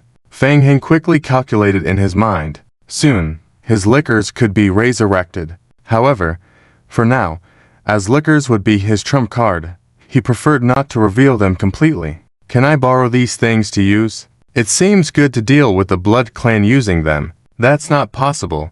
After all, they were passed down from our ancestors." Chen Lin waved his hand casually. "But we can talk. If you can really help me kill Count Hill, I might consider it." "I can." Fang Heng licked his lips lightly, already having a preliminary plan in mind. "We'll start tonight." Chen Lin was startled. "So soon? Is he serious?" Chen Lin was very cautious, and until now, he hadn't trusted this masked man. "I'll contact you. You'll get what you want soon." Fang Heng nodded at Chen Lin. "Really? Are you sure?" Chen Lin looked at Fang Heng, expressing doubt. "Yes. I'm sure. No time to waste. I need to go set up the plan right now. I'll contact you as soon as possible." Watching Fang Heng's retreating figure, Chen Lin still couldn't believe what he said. However, as long as it was safe to try cooperating with Fang Heng, he didn't mind. "Well, let's see what trick you're planning." Leaving the Hunter Clock Tower, Fang Heng and his group drove back the same way. As the vehicle left the range of the clock tower, Fang Heng immediately turned to look at Sandy behind him. "Sandy, what exactly is that blade?" "Huh? Wasn't that thing said to be no longer useful?" The people in the car shivered at these words and turned to look at Sandy. Rubbing his chin, Sandy recalled, "If I didn't read it wrong, it should be a relic from the Holy Court. There's a legend in the Holy Court scriptures that the first pope of the Holy Court once wounded the Blood Clan king with the sacred spear, shattering the spear in the process." Speaking of this, Sandy's eyes lit up. "I'm 80% sure that this thing is a fragment of the sacred spear, but now it's still in a dusty state. Not sure how it ended up in the hands of the hunters. I assume the people from the Holy Court have the ability to unlock the blade. I didn't expect that Chen Lin, who looks like a brute, is not easily fooled. Really frustrating. It was almost within reach." Sandy felt more and more regret as he spoke, looking towards Fang Heng. "It's an absolutely good item. Regardless of whether it can unlock its powers, we have to find a way to get it. Holy Court, one of the fragments of the sacred spear. If possible, we should try to get our hands on it to see the effect. But first, we still need to figure out how to get the blood cross." Fang Heng lowered his head, gradually perfecting a rough plan in his mind. Soon, he raised his head again, looking at Mojawei beside him. "Lao Mo, go talk to Chu Yan, tell him about the blade, and have him bring some trustworthy people with him immediately. Oh, and have him bring the Holy Court signal flares." Mojawei immediately saw the mischievous look on Fang Heng's face and excitedly said, "No problem. I'll go offline to find him." National game. Hang out until nightfall starting from the zombie apocalypse. Galgar Ballo? In a secluded corner at the street corner, a few players revealed their figures. Chuyan carefully peeked out from behind the wall, surveying the distant Blood Clan building. Approaching noon, Chuyan received an urgent assembly message from Fang Heng. He immediately cleared his people and equipped himself, taking the train to Galgar Ballo at the first opportunity. Just as he got off the train, he immediately rushed to the assembly point with his team, cooperating with Fang Heng's special operation. The players traveling with them saw the Dark Blood Clan building and couldn't help but feel nervous, quietly asking, "Leader, Why did Boss Fang arrange for us to meet in such a place? Is he planning to attack the Blood Clan building? Shh. Chu Yan gestured for them to be quiet. The boss is here. Everyone's gaze gathered in Fang Heng's direction. Not far away, Fang Heng, wearing a mask, walked towards them. Chu Yan nodded in acknowledgement. Boss Fang. Fang Heng made a soft noise, taking off the outer mask. Chu Yan's heart skipped a beat. Upon closer inspection, he realized that the face was not real. Under the mask was a human skin mask made by Sandy not long ago. The workmanship was a bit rough, and upon closer look, the flaws were visible. Chu Yan asked, Boss Fang, is it just us few? Yes, just us few. Fang Heng nodded, gesturing towards the Blood Clan building nearby. That's our target. The players from the Virtuous Guild looked at each other, feeling like going there was a suicide mission. Don't worry, I have a plan. Did you bring the signal flares and bombs made by the Holy Court? Chu Yan nodded. Yes, as discussed earlier, we've brought them all. The throwable holy light bombs were special props of the Holy Court, which required mastery of sacred studies to trigger. Due to their complex manufacturing process and not very effective actual use, they were gradually discontinued after an initial trial period. They were only suitable for specific occasions. Fang Heng quietly arranged the plan with the players. Later, you just need to create a distraction nearby, and at the agreed time, detonate the signal flare. Chu Yan, after completing the mission, Mojoey will wait for you on East Street Avenue to evacuate together. The rest of you find your own hiding places as far as possible, and then return to Vishang. The players from the Virtuous Guild relaxed a bit after hearing Fang Heng's plan. It turned out they weren't planning a direct assault on the Blood Clan building, just a strategical move. It didn't seem too difficult to execute. We'll move in 10 minutes and detonate the signal flare. Fang Heng finished instructing, glancing at the in-game clock and nodded at the others. Let's begin. Chu Yan and the others quickly dispersed into the night, blending in with the darkness. Fang Heng looked around, put on his mask again, and walked out from the street corner. In the black night, countless pairs of eyes in the Blood Clan building observed the outside world. Fang Heng transformed into bat form, flew straight into the air, and entered the Blood Clan building from the top of the structure. Several Blood Clan members looked up at the sky. Fang Heng landed and reverted to human form, displaying the Blood Clan sacred artifact in his hand. The Blood Clan immediately knelt in reverence. Lord Marquis, I will use the teleportation array. Yes, Lord Marquis.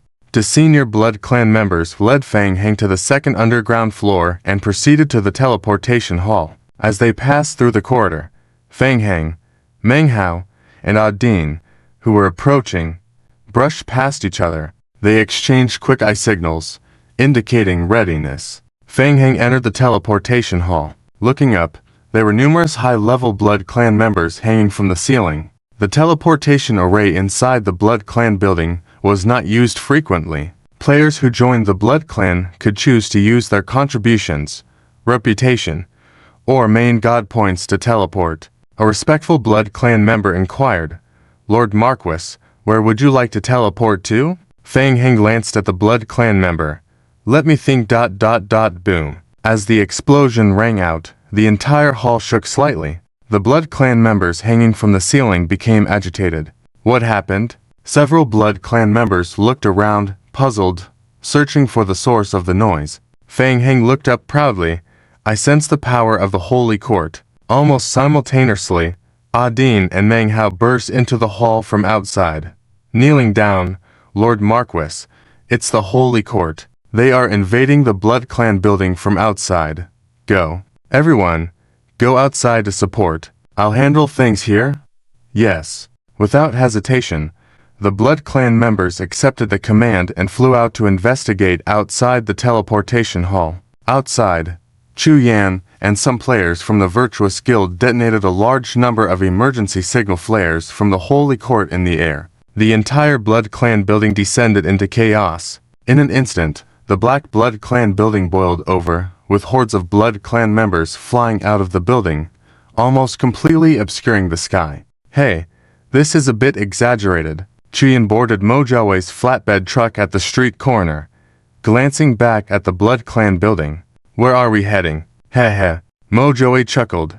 Let's go watch the show together. Inside the Blood Clan building, after all Blood Clan members left the teleportation hall, Feng Heng installed a small detonator he brought onto the teleportation device and left with a smirk. With Meng Hao and Adin, they left the hall, and Feng Heng disdainfully chuckled, pressing the detonator. Boom! A loud explosion followed. The miniature explosive didn't have a great effect, but it was enough. Feng Heng was certain that the teleportation array in the Blood Clan building wouldn't be repaired for some time. It should be enough to enrage the Blood Clan. What's going on? Hearing the explosion, several Blood Clan members from the corridor rushed over, looking at Feng Heng and the others. Meng Hao's acting skills were superb. He grimaced and shouted, "It's the Holy Court. They've launched a surprise attack on the teleportation hall, which is now destroyed, and they are invading the building. We need reinforcements." Following suit, Adin also shouted, "They are heading towards the third underground floor direction, where the supplies are stored. Hurry to deal with them." Feng Heng scanned the Blood Clan members coldly. "Did you inform Viscount Hill? Tell him the teleportation hall was destroyed by the Holy Court." "Yes, Lord Marquis, we'll do it immediately." "What about you? Why are you still here?" "Hurry to provide support." "Yes." The Blood Clan members, still in a daze, ran towards the third floor as instructed. Feng Heng quickly exchanged eye signals with Meng Hao. "Evacuate, stick to the plan." With that, Feng Heng transformed into bat form and flew out of the building. Seeing the chaotic scene inside the Blood Clan building, Feng Heng hastened towards the direction of Ekochi train station in the distance. National game. Auto fishing in the zombie apocalypse begins with hanging in the city of Ekochi. The train station. The Bishop of the Sacred Court area, Miranda, is having dinner inside the carriage. The city of Wei has been heavily damaged, with almost all high-ranking members of the Sacred Court who belong to Wei City perishing in that fierce battle. The Grand Bishop of the Sacred Court had to gather manpower from various regions to assemble a temporary team ready to take on a series of troubles in Wei City. Recently, Miranda was appointed by the Bishop of the Sacred Court to go to Wei City as the Bishop of the area. The train is scheduled to depart at 9:30 in the evening. If all goes well, they should arrive in Wei City by 4 in the morning. With just an hour to go, the team members have almost assembled. Everything seems to be going smoothly. However, for some reason, Miranda has been feeling uneasy all along the way. Those sitting in the carriage are the new team heading to Wei City this time.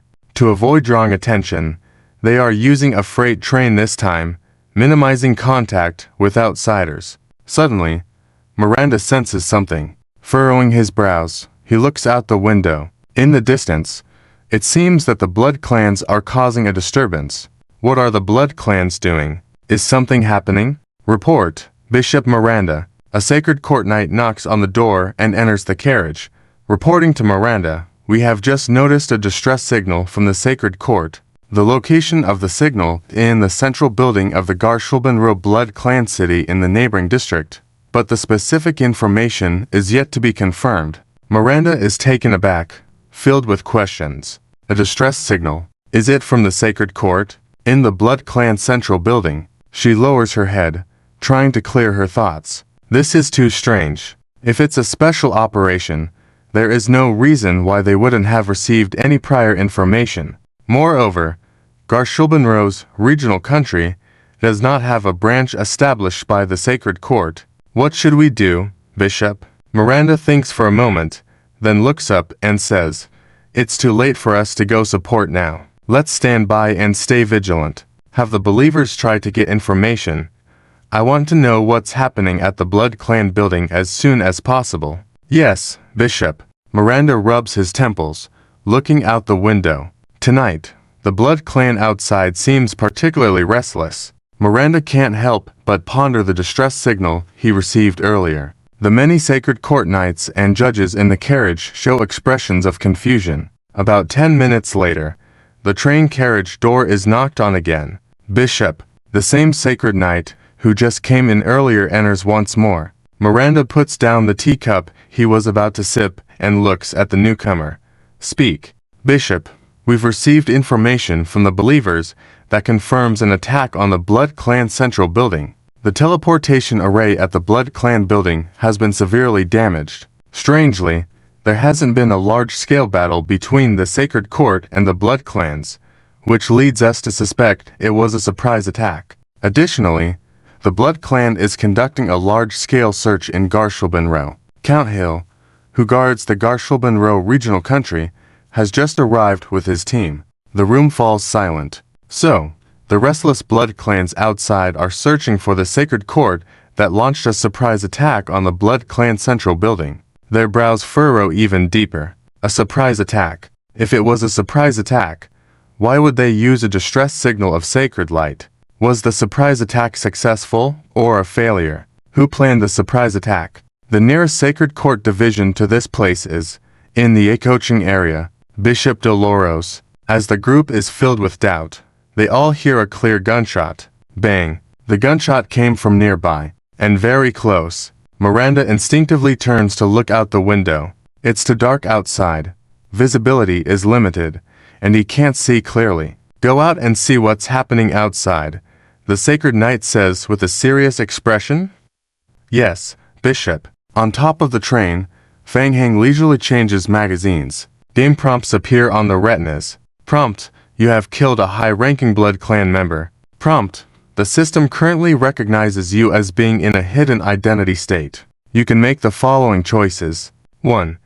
Leave the Blood Clan faction and join another faction, or choose not to join a faction. 2. Enter anonymous hidden status. During this process, if your identity is exposed, all friendly ratings will be calculated subsequently. In anonymous state, your kills will not gain any faction's friendly rating, reputation, or survival points reward. Maintain anonymous status. Fang Heng whispers. The gunshot echoed far in the quiet night, and the Blood Clan members, who were on a large-scale reconnaissance mission, quickly realized that their kin had been shot, then gathered within the range where the gunshot sounded. Fang Heng glances at the game setting time, raises the modified sniper rifle again, and aims at another flying high-ranking Blood Clan member. Bang! The gunshot echoes again. The head of the high-ranking Blood Clan member explodes instantly. The Blood Clan still haven't discovered Fang Heng's hideaway, but they all witnessed the scene of their comrade's head being shot. Enemy attack in the Acoching train station area. Inform Count Hill. We've encountered an attack. The Blood Clan group erupts into chaos, with more and more Blood Clans gathering towards the train station. Here they come. Not enough. Bring more. Fang Heng mutters to himself quietly, taking out the Sacred Court distress signal flare he recently obtained from his backpack and pressing it into the sky. Shoo! A brilliant golden firework bursts in the sky, illuminating the night. In the darkness, such fireworks serve as guiding lights. Within the city, Count Hill of the Blood Clans hurriedly rushed to investigate upon learning about the explosion of the central building's teleportation channel in the city, then saw the glowing sacred light signal flare. In that location, Hill mutters to himself and immediately leads a large group of Blood Clan members flying swiftly towards the shining sacred light. The train station area, all the surrounding Blood Clans clearly observe Fang Heng's location, and they madly rush towards him. He's over there. Thought he could escape by running to Acochung. Chase him. Fang Heng calmly flips off the top of the train and swiftly drops down, hiding under the train, then gently closes his eyes. A magical array appears beneath Fang Heng on the ground, rapidly melting into a pool of blood. In less than 2 seconds, Fang Heng's entire body gradually merges into the blood pool, disappearing completely. Huh? Where's he? The Blood Clan members fall around the train, searching for Fang Heng's figure. I clearly saw him hiding here just now. Search. He must be nearby. Thoroughly search. Inside the carriage. Upon seeing the distress signal flare being detonated outside the window, the members of the Holy Court present had an instant change in expression. What is going on? Could it be that a fellow member of the Holy Court is nearby? Coincidence. Miranda suddenly realized that she seemed to have fallen into a trap. A sanctified knight hurriedly entered the carriage and reported to Miranda, My Lord Bishop, a large number of blood tribes are heading this way. Through the carriage window, the people inside could clearly see large groups of blood tribes gathering in the direction of the train station. Facing the gaze of the team, Miranda realized that she needed to do something. We need to go out. Find a way to evacuate quickly. Yes. With that, the members of the Holy Court orderly left the carriage, retreating towards the right side of the train station. However, a large number of blood tribes had already gathered faster than them. Just as they ran out of the train station, several blood tribes descended from above, transforming into human forms and blocking Miranda and the others' path. The blood tribes noticed Miranda and the others' unusual behavior. Are they ordinary humans? They don't seem quite like it. Get on the train. Wait for investigation. A senior blood tribe flew over and shouted at the humans. Miranda and the others didn't move. The two sides stood still for a moment. I am talking to you. Can't you hear me? Suddenly, the blood tribe seemed to realize something. Ordinary humans meeting blood tribes would usually be frightened, but these people were not, and they seemed to calm standing still. Miranda realized that more and more blood tribes were gathering here. She preemptively commanded, "Attack." A golden sacred light instantly burst out. A circle of blood tribes around them was pushed back. Several sanctified knights were enveloped in a layer of holy light armor, leading the charge against the blood tribes ahead. It's the Holy Court. They are from the Holy Court. Kill them. The blood tribes, who had been enemies of the Holy Court for centuries, immediately shouted and charged towards them. In normal circumstances, it would have been fine, but once they started fighting, the sacred aura emanating from the Holy Court was immediately sensed by the senior blood tribes in the area. A large number of blood tribes in the air immediately gathered towards Miranda's group below. Faced with the continuous gathering of blood tribes, Miranda's expression darkened. She looked up at a dark mass of blood tribes in the sky. Miranda was certain that she had been set up. Who could it be? There was no time to consider this question now. She needed to do her best to find a way to lead the Holy Court team to escape from here. We retreat towards the western forest area.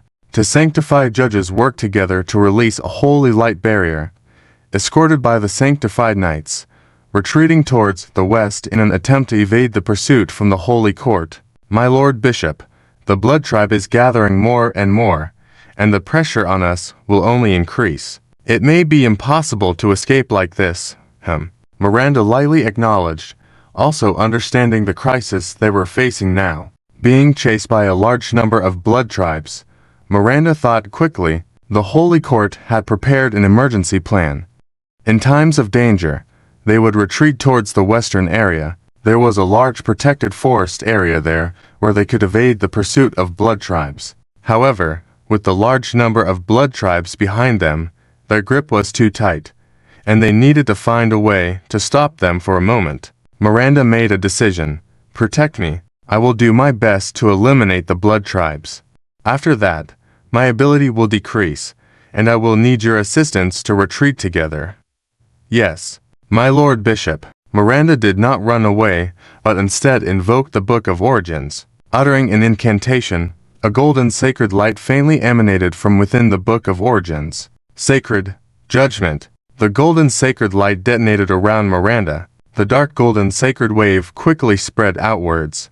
Boom. The sudden explosion of sacred light waves instantly killed the blood tribes in the area within a radius of 500 meters. The residual sacred light waves still inflicted significant damage on the blood tribes on the outskirts. Blood tribes below the senior level burst upon contact with the waves, with only the senior blood tribes barely managing to survive. Just as Fang Heng emerged from below the train, the sacred light waves instantly swept over him. Hint: you have suffered damage from the Sacred Light Judgment skill, receiving 2,811 points of damage. Game prompts appeared on his retina. So powerful. Fang Heng murmured to himself, his injured body quickly healing under the effect of immortality. Nearby, after releasing the skill, Miranda's body swayed slightly. After using a special skill to clear out a large group of blood tribes, she also suffered a significant backlash. Protect the Lord Bishop. Let's go. Taking advantage of the temporary repulsion of the blood tribes, The Holy Court's sanctified knights quickly covered Miranda and led her to retreat. In the darkness, Feng Heng's pupils flashed with red light as he watched the direction where the sacred light skill had burst out earlier, squinting his eyes. The western area was a forested area, undoubtedly the best escape route for the Holy Court members. Their decision to gather in this place also likely had this consideration. Next, Feng Heng switched his academic integration skill to blood tribe form, then looked up at the sky again. The explosion of the sacred waves had attracted more and more blood tribe groups to gather here. Count Hill, a blood tribe count, had just rushed to the train station area and witnessed the massive casualties. Anger burned within him. Damn Holy Court! How dare they get away? Count Hill didn't notice anything amiss and pointed at the Holy Court members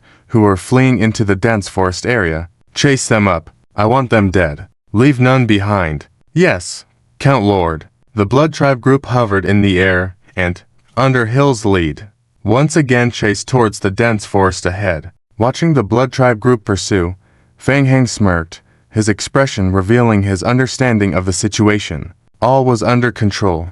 With that in mind, Feng Heng also quickly headed towards the direction of the dense forest. After using Forbidden's techniques, the area Bishop Miranda weakened considerably and, led by several sanctified knights, entered the deep forest to escape the pursuit of the blood tribe group. My Lord Bishop, please hold on a little longer.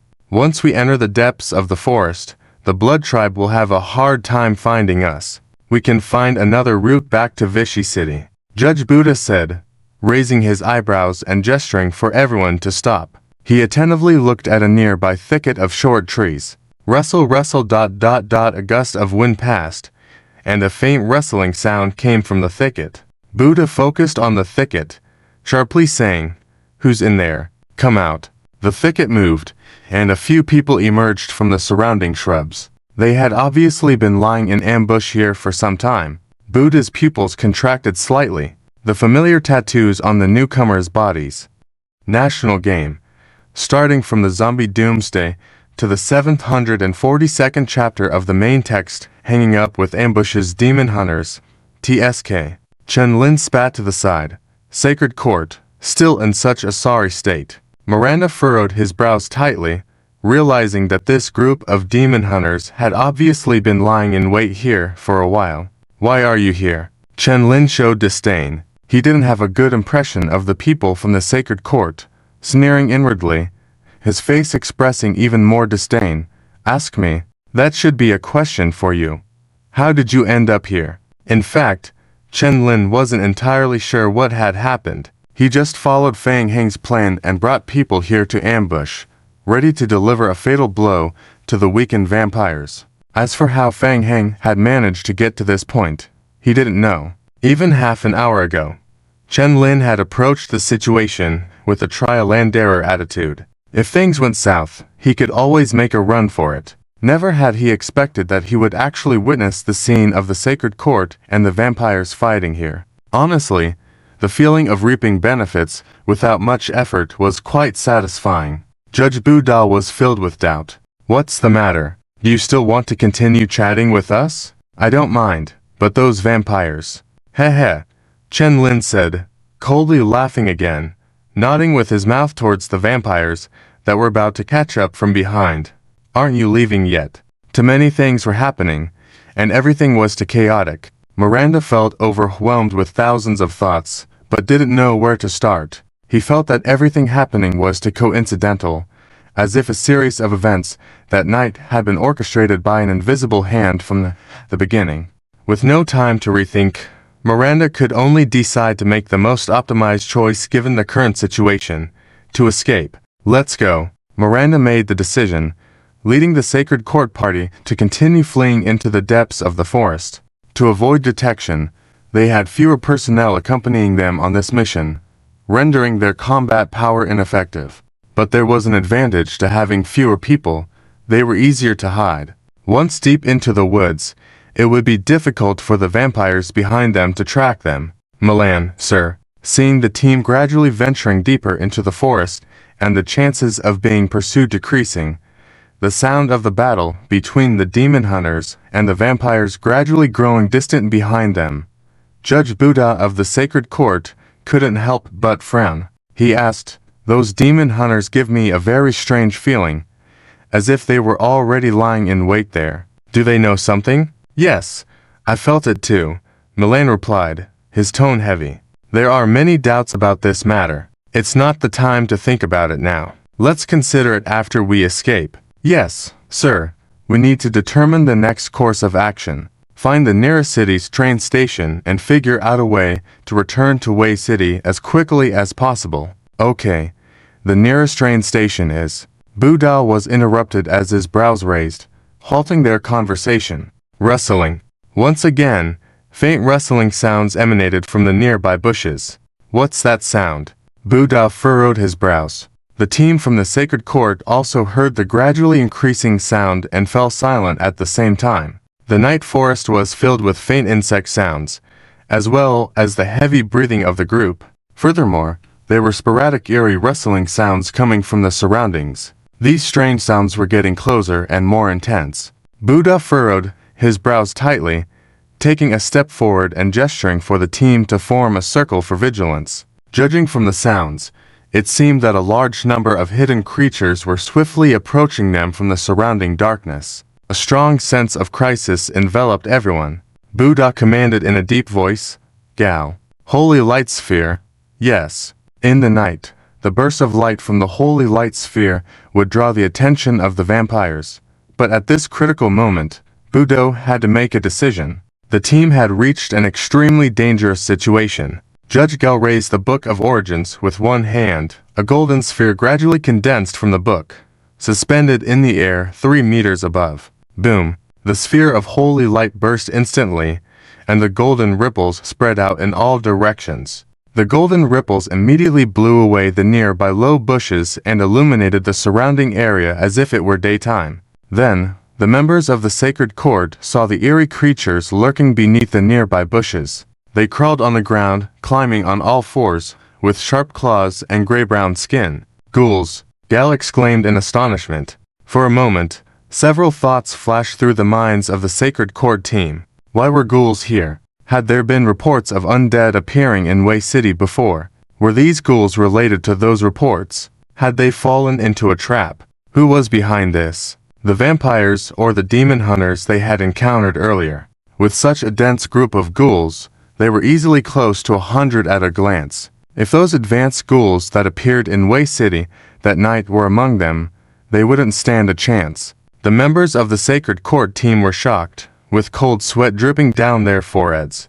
Before they could carefully consider the situation, the ghouls collectively let out a screech and launched a sudden attack on the Sacred Court group huddled in a circle. "Stop them!" Dale's pupils contracted as he opened a barrier of holy light. Bang bang! The ghouls rushed from all directions and unhesitatingly attacked, slamming their bodies against the holy light barrier, wielding sharp claws to assault the barrier continuously. Miranda had heard about ghouls before, but this was his first time seeing them up close, let alone engaging in combat with them. The strength of the ghouls amazed him. The combat abilities of the transformed ghouls were vastly different from those described in the Sacred Court annals. Their agility and strength attributes were terrifyingly high, not to mention their almost unreasonable self-healing abilities. It was impossible to hold on any longer. It was crumbling. Under the relentless attacks of the ghouls, the holy light barrier grew dimmer and weaker. With a resounding crash, the holy light armlet shattered. The densely packed group of ghouls swarmed into the barrier, madly tearing at the Sacred Court judges. National game. Hang up starting from the Zombie Doomsday Chapter 743 of the main text phase upgrade. Hint. You killed the Saint Judgment Officer Gaul. You obtained a second-order evolution crystal *1. Hint. You are currently in anonymous mode. You cannot obtain survival points, reputation, and other rewards. Hint. You killed the Saint District Commander, Bishop Miranda. You obtained a high-energy evolution crystal *1. Hint. You are currently in the dense tree bushes not far away. Game prompts densely refreshed on Fang Heng's retina. When the Holy Court group was wiped out, Feng Heng finally revealed himself in the low shrubs. He walked forward, waving his hand towards the ground full of red. Hint: you obtained a high-energy evolution crystal *1. Complete evolution crystal *5. First-order evolution crystal *2. Second-order evolution crystal *2. Not bad.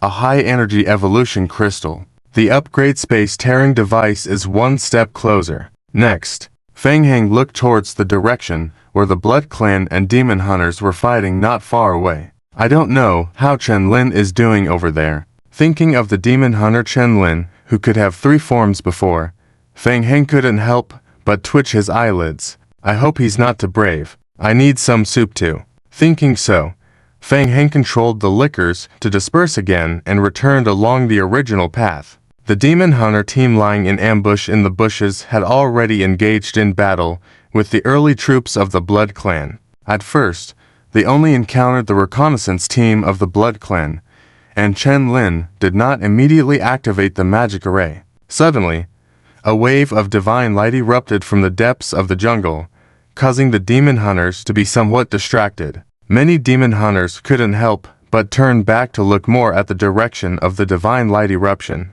Chen Lin, who was killing, also had doubts in his heart. That was the direction the Holy Court people fled not long ago. Are they in trouble again? Chen Lin, over there. Doesn't matter. Deal with the Blood Clan first. Chen Lin felt that the Holy Court was in danger. It could also be a trap. The best choice was to ignore it and not go risk his life to save someone he didn't like. In the rear of the Demon Hunter team, Jian showed excitement on his face, and he exchanged a quick glance with Mojoe next to him. Yes, it must be Boss Fang who took action from the rear. The temporary area bishop sent by the above Holy Court region had most likely been annihilated by Boss Fang, making his position as the temporary area bishop more stable. Suddenly, in the center of the battlefield, Chen Lin raised his head to look up. He felt a source of excitement originating from his bloodline. The Blood Clan led by the Vampire Count was rapidly approaching them. Here they come. It's a swarm of bats. Leading them was the Vampire Count Hill. In midair, seeing the burst of divine light not far ahead, Hill suddenly felt that something was not quite right. But this moment of unease was quickly dispersed by the rage in his heart. Destroying the teleportation array of the Vampire Mansion in his jurisdiction, and letting his subordinates end up in such a sorry state. Only by washing away this humiliation with the blood of sinners could he cleanse it. Hill accelerated once again, rushing towards the location of the ongoing battle below. Huh? Hill suddenly realized something. It's not the Holy Court. Below, Chen Lin also stared at the Blood Clan group approaching from the sky. Almost there, Chen Lin silently observed the Blood Clan group, muttering to himself. As the Blood Clan led by Hill completely encircled them, Chen Lin shouted, "Attack!" Buzz. Several demon hunters lying in ambush nearby immediately triggered the magic array. The ground, originally covered with dry leaves, shimmered with crimson magic arrays. The red light shone in an instant. The Blood Clan in midair was significantly weakened by the sudden magic array, unable to maintain their bat forms and rapidly falling to the ground. A sinister smile flickered across Chen Lin's face, and the magical inscriptions on his body sparkled with a strange red light. He once again raised his Demon Hunter decapitation greatsword towards Count Hill to strike. Demon Hunters, Chen Lin, first played by the Holy Court and then ambushed by the Demon Hunters. Hill noticed that the one setting up the magic array ambush was the Demon Hunter Chen Lin, his anger reaching its peak. A bloody blade appeared on his right hand, closing in on Chen Lin. "Ha ha, fool. Today is your turn too." Chen Lin laughed wildly, wielding the Demon Hunter decapitation greatsword. Since he arrived in this area, he had clashed with Hill a few times, each time subtly falling behind. This time, he finally outwitted Hill. Feeling great.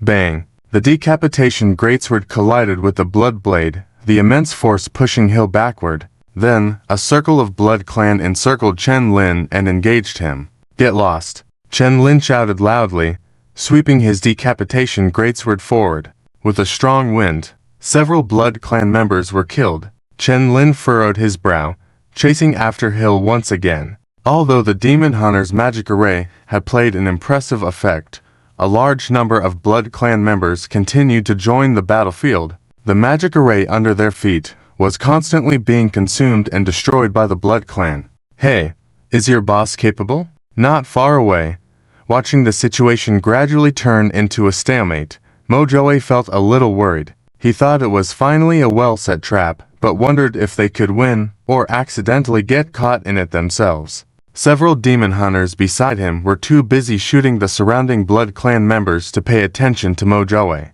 Young couldn't ignore his young master and responded, "Young master, don't worry. Chen Lin's combat power and among the top 3 demon hunters in the Blood Clan Doomsday world." Huh?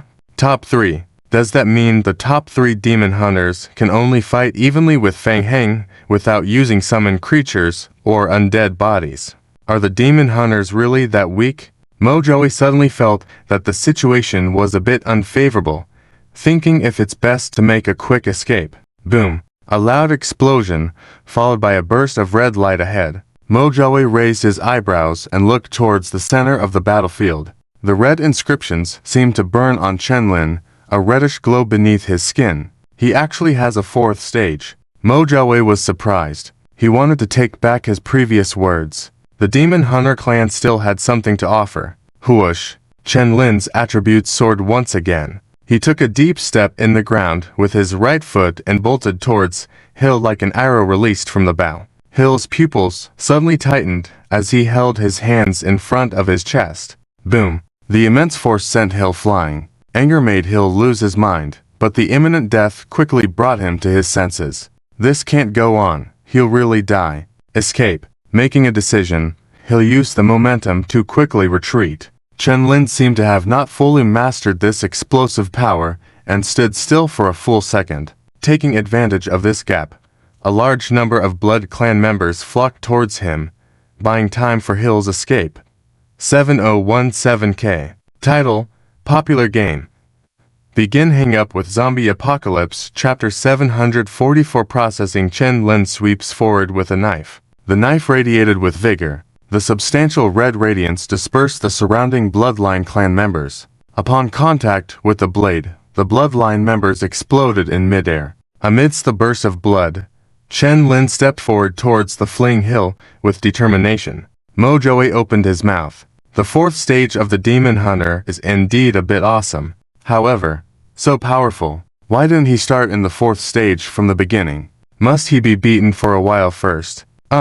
Young Shin retorted that Mr. Chen Lin was not beaten, but he didn't dare to argue back with the boss, so he patiently explained, "Master, I heard that the advancement of the Demon Hunter status is related to a setting similar to anger value. It needs to accumulate anger for a while before advancing to the next stage. I've only heard about it. It is said that this state is very troublesome and difficult to control." I see. Mojoe acknowledged, eagerly observing Hill's direction as they chased after him. Chen Lin swiftly chased after the fleeing Marquis Hill, while also working hard to adapt quickly to the changes in the 4th stage. The Demon Hunter stage transformation is extremely troublesome. In addition to the need for the strength to reach the standard for advancement, it also requires sufficient proficiency. Without enough proficiency, one would break through reason like he did just now, falling into the illusion before him, though it lasted less than a second. In a critical battle, such illusions can make a life or death difference. Therefore, demon hunters need to train continuously in peacetime to adapt to the changes in their forms. If the enemy is too weak and cannot provide enough pressure, the practice would be ineffective. Chen Lin's courageous and fierce character is one aspect, but also because the demon hunter's skill allows him to seize every opportunity to engage with opponents. It was the same when he first encountered Fang Heng. As he pursued Hill, Chen Lin became worried. Those bloodline clans are too troublesome. He still had to deal with the intermediate to high-level bloodline clans charging towards him while chasing. This caused him too much delay. At present, the distance between him and Hill was rapidly closing. However, the 4th stage cannot be maintained for too long. Once he exits the state, it becomes increasingly difficult to re-enter it in a short time frame. Just as he was thinking this, the scales on his body gradually dimmed. Chen Lin realized that something was wrong. In an instant, Chen Lin regressed back to the third stage, and his speed drastically reduced, roughly matching Hill's speed. However, the large number of bloodline clans converging nearby slowed down his pursuit. "It's over, huh?" Suddenly, Chen Lin was stunned. Ahead, a figure was standing on the ground, casually blocking Hill's path. "That person ... is Fang Shuo." Chen Lin was delighted to see Fang Heng and immediately shouted, "Fang Shuo, stop him." Fang Heng raised the holy light spear in his hand, aiming at the target. TSK. The spear instantly pierced Hill's body. Interference from the sacred court. Upon being pierced by the spear, Hill came to a halt. He felt Chen Lin rapidly approaching from behind and immediately turned to escape in the opposite direction. However, just as he completed the turn, a strong sense of imminent crisis surged within Hill. Bang! A gunshot rang in his ears. The sniper bullet grazed past Hill, and the modified explosive bullet detonated upon contact with his skin. Boom! Hill was engulfed in the explosion's flames. "Well done!" Excitedly shouting, Chen Lin accelerated towards the injured Hill. But someone was faster than him. In the next moment, a large number of gray-brown lickers rushed out from all directions and surrounded Hill, who had fallen from the air, tearing at him with sharp claws and fangs. Chen Lin couldn't help but be surprised. What's going on? Those were what kind of monsters? Ghouls. Astonished, he turned back to look at Fang Heng standing not far away. Clearly, those eerie creatures were being controlled by Fang Heng. Hint: your sniper shot dealt 3,810 points of explosive damage to the bloodline Marquis Hill. Hint: your zombie clone dealt 215 damage points to Marquis Hill, causing tearing. Hint: your zombie clone. Hint: you have killed the bloodline Marquis Hill. Hint: you are currently in anonymous status, so your kill won't reward survival points, reputation, etc. Fang Heng's game prompts rapidly refreshed on his retina. Dealt with more smoothly than expected. Fang Heng quickly opened his backpack and the Book of the Dead. Meanwhile, Chen Lin turned back to look at Fang Heng again. He realized that Hill was surrounded by the ghouls in a very short time, and felt that Hill was about to die. With a frown, he shouted at Fang Heng, "Brother, wait and let me handle this. I'll set up a magic seal to seal him, or else he'll use the power of Angitas to revive." Chen Lin stopped speaking. He was amazed to find that the aura surrounding Fang Heng had changed drastically. There was a strange power. And what was in his hands? The Book of the Dead. Chen Lin's pupils dilated several times. Was the book in his hands the legendary Book of the Dead? The Demon Hunter clan has been studying how to deal with the Bloodline clan for thousands of years, a legacy that he has been learning since he was 3. The relevant knowledge was deeply ingrained in his genes, and he immediately recalled related information in his mind. The Undeed's Book of the Dead can also act as a soul lockdown, preventing the resurrection of souls with Angitas's power. Crack. Hint: you obtained a high-level special soul body *1. Hint: you obtained a high-energy evolution crystal *1. With the soul capture done, using the Book of the Dead, Fang Heng instantly closed the Book of the Dead, and the gray in his pupils gradually faded away. The surrounding ghouls quickly dispersed and disappeared into the dark woods. Ignoring Chen Lin's astonished gaze, Fang Heng stepped forward and, pointing into the void, made a small incision on Hill's wrist. TSK. A tiny wound appeared on the wrist of the corpse. Fang Heng then immediately took out an empty glass vial from his backpack. Completely stunned by the familiar operation, Chen Lin silently walked next to Fang Heng, observing his every move. He was profoundly amazed. Under Fang Heng's control, Hill's essence blood gushed out of the wrist wound, condensed in a strange way, floated in the air, and was guided by Fang Heng into the glass vial. 7017K. The national game, starting with the zombie doomsday, hang-up was filled with 3 bottles. Fang Heng only withdrew his hand after that, turning back to look at Chen Lin. Chen Lin was also looking at Fang Heng. After a while, Chen Lin cleared his throat and asked, "Brother, who exactly are you? The way you handle the Blood Clan corpses is too professional, too awesome." For a while, Chen Lin felt that Feng Heng was more of a demon hunter than him. Is it important?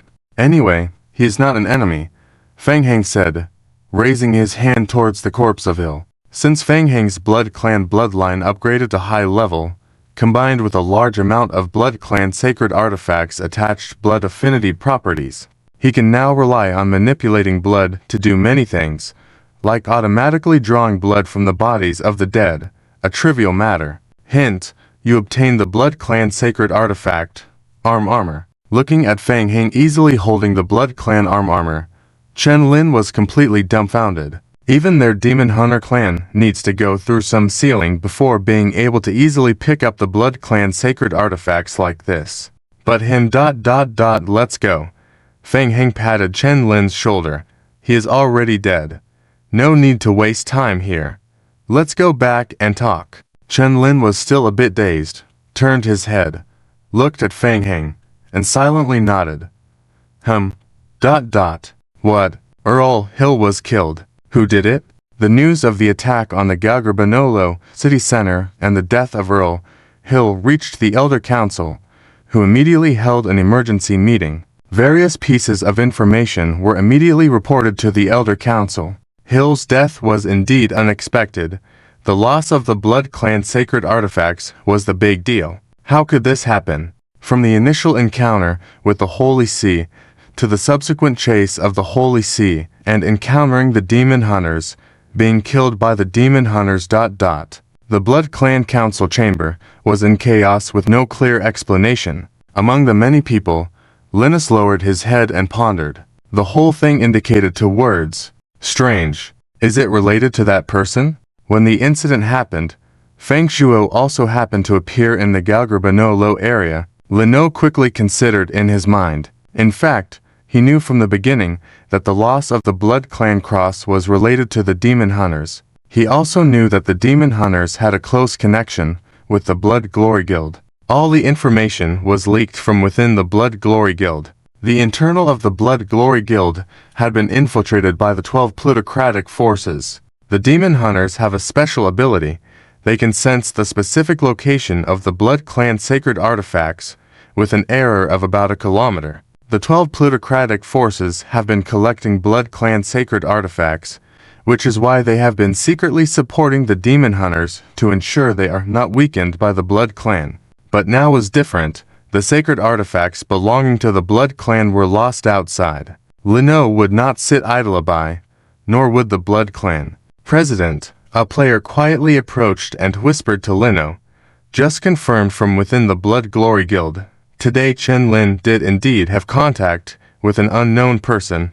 We believe it is likely Feng Shuo. Lino's pupils shrunk. Indeed, it was him. How could Feng Shuo investigate the Demon Hunters so quickly?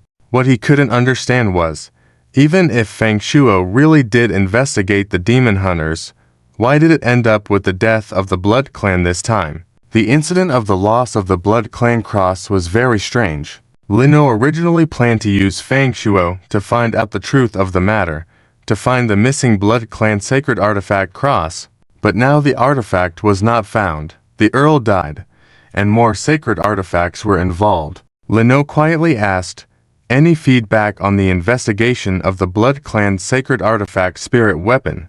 Well, there are a total of 9 Blood Clan service areas in the Blood Clan Doomsday, and a total of 9 Blood Clan spirit weapons, 3 of which are controlled by the 12 plutocratic forces. 3 can be attributed to individuals without anomalies controlled by Blood Clan NPCs.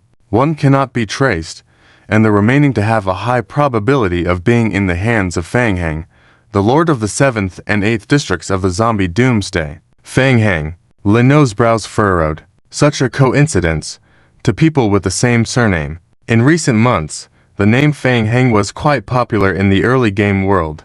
Lino had some understanding of Feng Heng, knowing that this person was very capable, able to reach the position of District Master within half a year of the game opening. Feng Heng was unusually mysterious. Lino was not sure which force was controlling him. He heard that he had a close cooperation with North River Heavy Industries. North River Heavy Industries. He remembered receiving a message in the morning that it seemed like the young master of North River Heavy Industries had also transferred to the 9th District from the zombie doomsday. Another coincidence. Lino's first reaction was that Fang Heng and Fang Shuo might be related, possibly from the same major family. There must be a problem with Fang Shuo. No, Lino felt that things were getting out of control. He needed to take swift action to regain control and authority. The 12 plutocratic forces had a great deal of influence in the clan to which Hill belonged. His death was equivalent to weakening some of the power of the 12 plutocratic forces.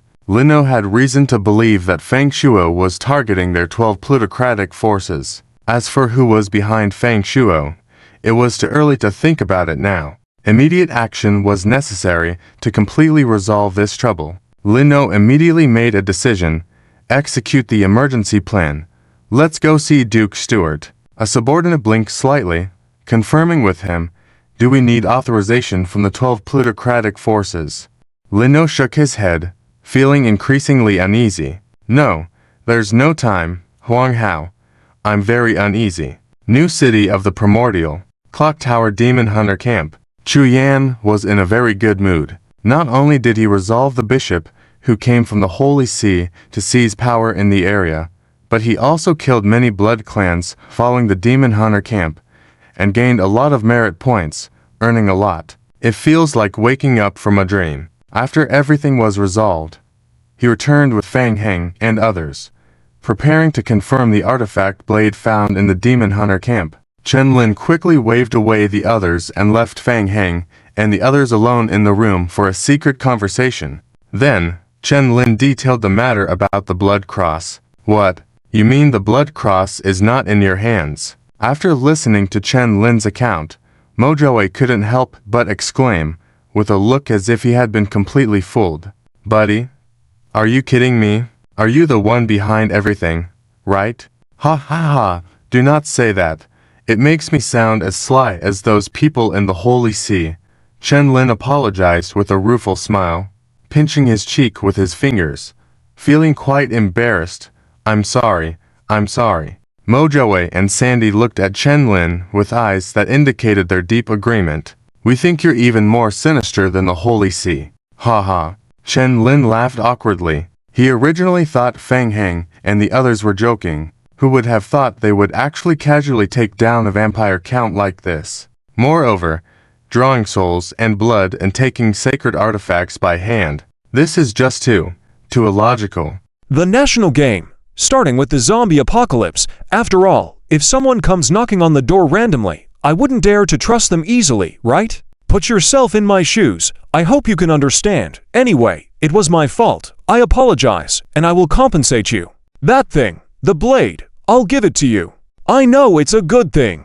Wait, I'll take you there later, as a way to make up for my mistake. You guys can pick anything you want in the storage room. It's all on me. Indeed, thinking from another perspective, it seems to make sense. Meeting someone randomly and having to cooperate, anyone would be cautious. Mojoe sat down, arms crossed, looking angry. Wasn't that braggart supposed to be a single-celled organism? How could he still lie? This was something he hadn't expected at all. Fang Heng nodded, not seeing it as a big deal. After all, this turn of events wasn't a loss. He needed to figure out how to handle the people from the Holy Court, as killing a bloodline count, obtaining a high-energy evolutionary crystal, and a bloodline relic wasn't all bad, even if the relic was a duplicate. Anyway, Chen Lin could probably provide some clues, continue investigating the relic, and it would be okay. You guys didn't get the cross. What happened? Care to explain? Chen Lin nodded, his expression turning serious. Actually, on that day we did plan to attack the Bloodline Mansion. We had prepared in advance to weaken the strength of the Bloodline Count, Ni Dong, and later lured out a large number of bloodlines in the central mansion area. In the end, we did see the Bloodline Count, but he was already dead when we found him. Fang Heng's heart skipped a beat. Dead. Someone beat them to the punch? Yes, someone beat us to it. Chen Lin wasn't a fool. He immediately realized he had been set up. After that incident, he became more cautious in his actions. When I saw that Ni Dong was dead, I realized it might be a trap, so I immediately took his body and returned to the camp with it. Later, The matter was left unresolved, and since no one believed us, we, the demon hunters, had to shoulder the blame without making a fuss. Act in silence. Mojaway scratched his head in confusion. Act in silence. Wasn't that just taking a beating? So after all that explanation, you still don't know anything? It's not entirely accurate to say that, Chen Lin shrugged helplessly. I've also been wondering why someone could kill the Count before us and obtain the relic. After I came back, I reviewed the situation, thinking there must have been a leak of information.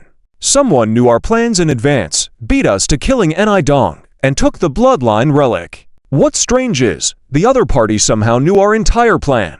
Such secretive information would only be known to those involved in the specific attack plan, meaning there's a traitor among us who has access to core information. He should also know about several demon hunter bases. The more I think about it, the more scared I become. Still, I didn't make a public commotion. I immediately strengthened the perimeter defense and surveillance of our bases while secretly investigating. But if you look, in the past few days, our camp hasn't been attacked once. Only you came to visit today. So when you came to find me today, my intuition made me suspect your involvement in this matter. Playing with me about this whole thing, I'm sorry for jumping to conclusions that you were here to pull a fast one on me. The matter of the bloodline relic, the cross, being unjustly blamed, left Chen Lin feeling uneasy for some time. He apologized again. This is how things unfolded, and I'm really sorry for involving you in this mess. Please understand. Fang Heng, Mojaway, and Chuyan exchanged glances. Right, now they were back to square one. How to proceed from here? There was a possibility of the leakage of information from the demon hunter side. NPCs were mostly loyal to the bloodline. The probability of players being involved was higher. Should they start with players from the Blood of Glory aspect? Haha, no need to look so glum. This time we didn't come back empty-handed. Chen Lin changed the subject, looking at everyone with a shrewd glint in his eyes. Whoever holds the blood cross is the one who set us up, that's for sure, right? The group looked curiously at Chen Lin, nodding in anticipation of his next move. In fact, few people know that us demon hunters have a secret method that can reveal the current location of all bloodline relics. You've helped us a lot, so we will definitely help you with this matter. Of course, it's also to our benefit. Fang Heng's eyes lit up. You have this move as well. When can we start? I've already instructed my people to set up the magic circle stone. It will be ready in an hour. I'm more eager than you are to find out who betrayed us. By the way, we also need to borrow the bloodline relic you just obtained. We need it to activate the magic circle. Impressive, Chen Lin, you still have this trick up your sleeve. Mojaway sighed with relief, finally feeling that their efforts weren't in vain this time. Haha, that's right.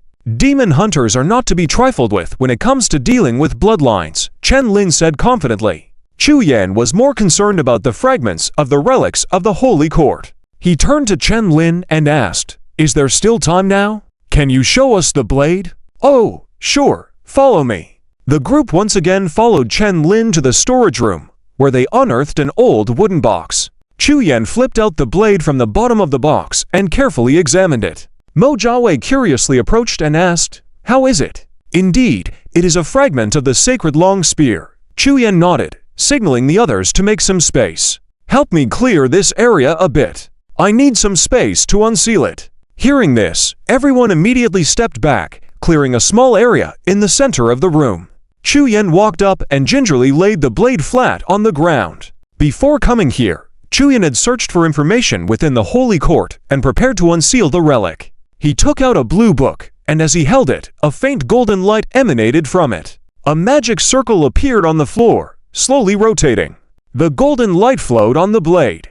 With a soft click, the magic circle vanished, and the light on the blade dimmed. Mojaway blinked and turned to Chu Yan, who looked as if he had just finished running a marathon.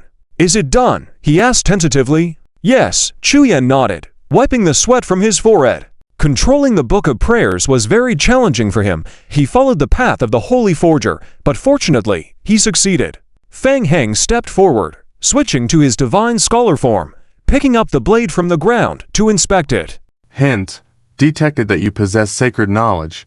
You obtained fragment of the sacred long spear. Item: fragment of the sacred long spear. Grade: special artifact fragment. Description: The legendary first pope of the Holy Court handcrafted this long spear to combat the blood lineage. Even after being shattered, it still holds tremendous power. Description: you can try to find more fragments of the sacred long spear for assembly. Description: currently, you can only bind the blade to an item for long-range attacks, inflicting massive damage on the blood lineage. Description: only players with the sacred knowledge skill can use it, and the attack will consume all the player's current mental power. If the player's mental power is below 80% of the current maximum value, it cannot be used. Description: individual components lack stability, reducing long-range attack accuracy by 80% and requiring additional time for aiming. Feng Heng touched his chin,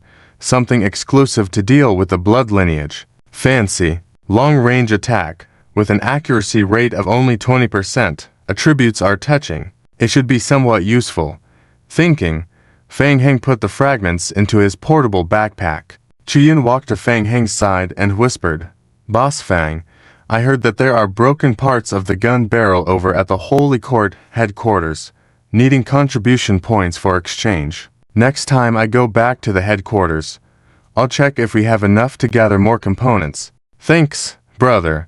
By the way, Fang Shuo," seeing Feng Heng put away the blade, Chen Lin continued, "Actually, regarding the blood you obtained from the blood count previously, the blood of the count is very useful for enhancing our bloodline strength as monster hunters. I am not asking for free.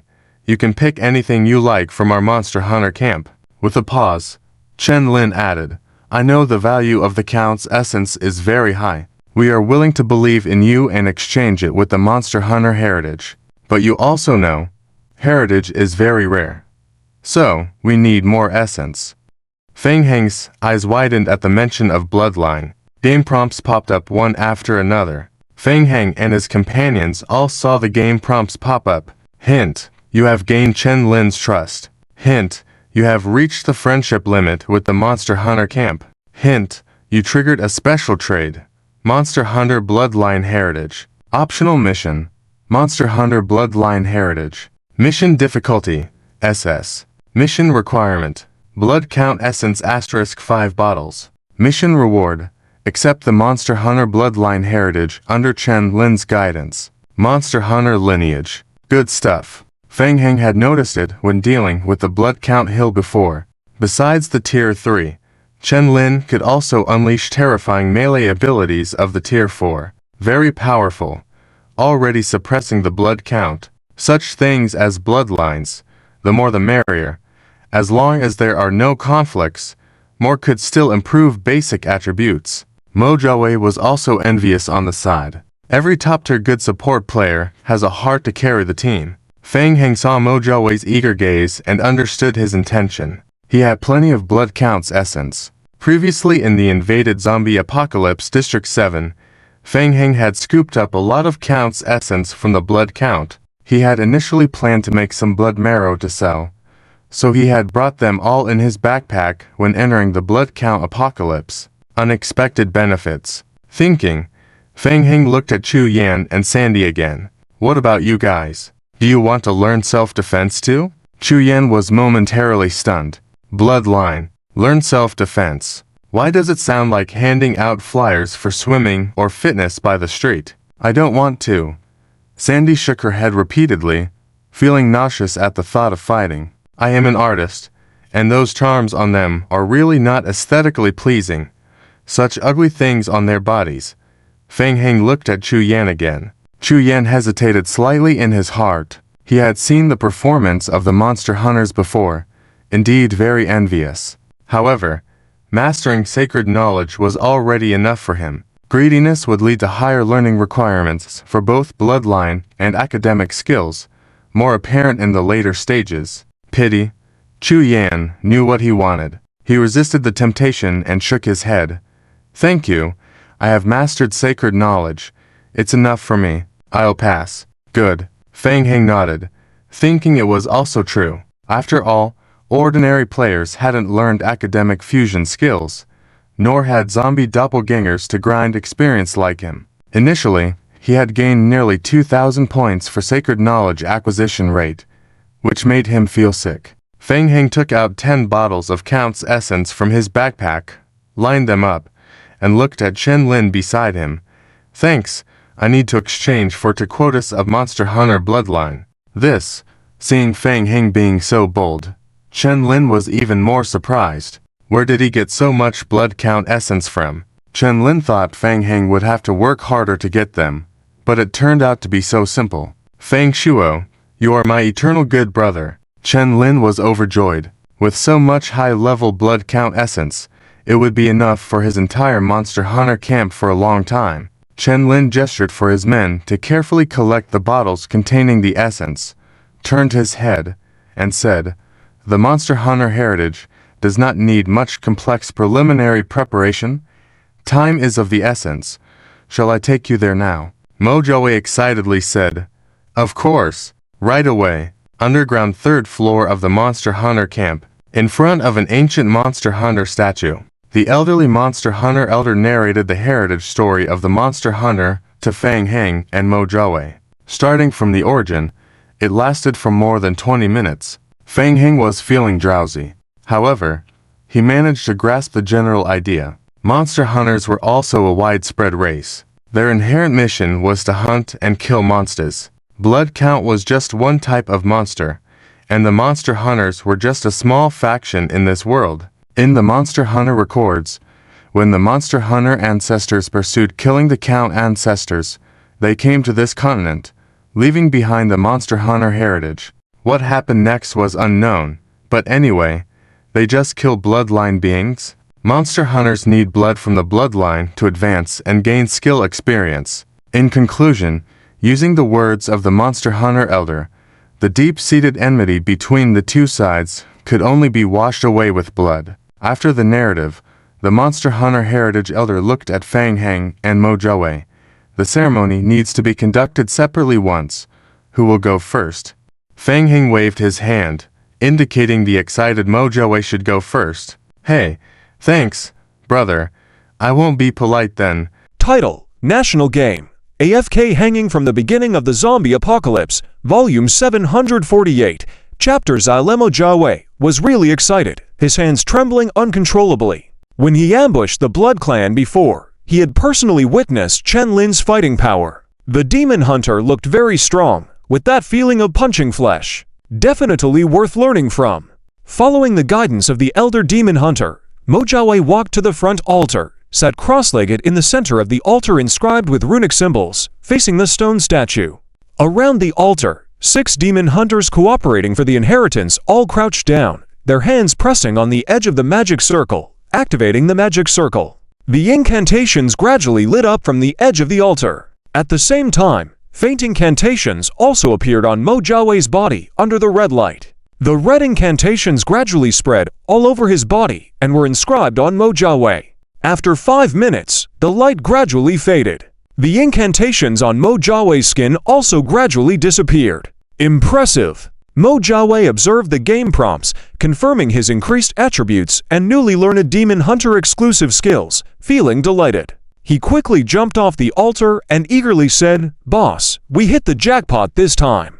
S-rank bloodline. For additional skills, and it's only the basic bloodline lineage, still can be further improved. Double quotes. Well done. Take a break first, it's my turn." Feng Heng patted Mojaway's shoulder and walked to the center of the altar, sitting down in place. Just like before, the second ritual began, and the 6 demon hunters once again activated the altar. Feng Heng slowly closed his eyes, preparing to receive the demon hunter bloodline inheritance skills. Game prompts appeared on his retina. Prompt: Player detected undergoing bloodline inheritance. Prompt: Is the player undergoing bloodline Demon Hunter inheritance? Prompt: This bloodline has a unique conflicting existence with very few bloodlines. Please choose carefully. Yes, accept. Feng Heng whispered in his heart. Prompt: Player chooses to accept the Demon Hunter bloodline inheritance. Suddenly, the light on the altar surged. The flashing incantations flowed along Feng Heng's body. The Elder Demon Hunter, who presided over the magic circle, lightly exclaimed. Strange. The incantations seemed to be influenced by some kind of force, unable to attach to Feng Heng's body like they did with Mojaway before. Below, Mo Jiawei, who was still pondering his newly acquired skills, suddenly became aware of the intense light emanating from the altar and couldn't help but ask, "Elder, what's going on?" The demon hunter elder shook his head in silence. It was also the first time he had encountered such a strange situation. Fang Heng, unaware of the anomaly outside, felt a hot sensation surging from within. The presiding demon hunter elder shouted, "Increase the altar activation." Yes. The 6 demon hunters displayed red incantations on their bodies. After intensifying the magic circle activation, the light on the altar became even more dazzling. Even the eyes of the giant demon hunter statue in front also emitted a strange red light. However, the incantation still couldn't permeate Fang Heng's body. Suddenly, the elder demon hunter furrowed his brow. Boom, boom, boom, boom. Suddenly, the incantations that were invading Fang Heng's body shattered in an instant. The entire altar also exploded directly. The demon hunter statue also erupted with a dazzling red light at the same time. What happened? Inheritance failed? The demon hunters were all shocked. Click! A light sound. Everyone couldn't help but look towards the central statue where the sound came from. Upon closer inspection, the ancestral giant statue had a crack in its head. The demon hunter elder's face changed drastically. Crackling. The crack spread rapidly in all directions. Boom! The demon hunter statue shattered into pieces in front of everyone's eyes. The surrounding demon hunters were dumbfounded, turning to look at the demon hunter elder who conducted the ritual for Fang Heng. The demon hunter elder's eyes also showed a stunned expression. Conducting rituals for so many years, he had never seen such a scene. What on earth was happening? Subsequently, everyone's gaze shifted to Fang Heng in the center of the altar. The entire altar was destroyed, but Fang Heng still sat there in his original posture. Fang Heng opened his eyes and checked the game prompts. The basic inferior demon bloodline.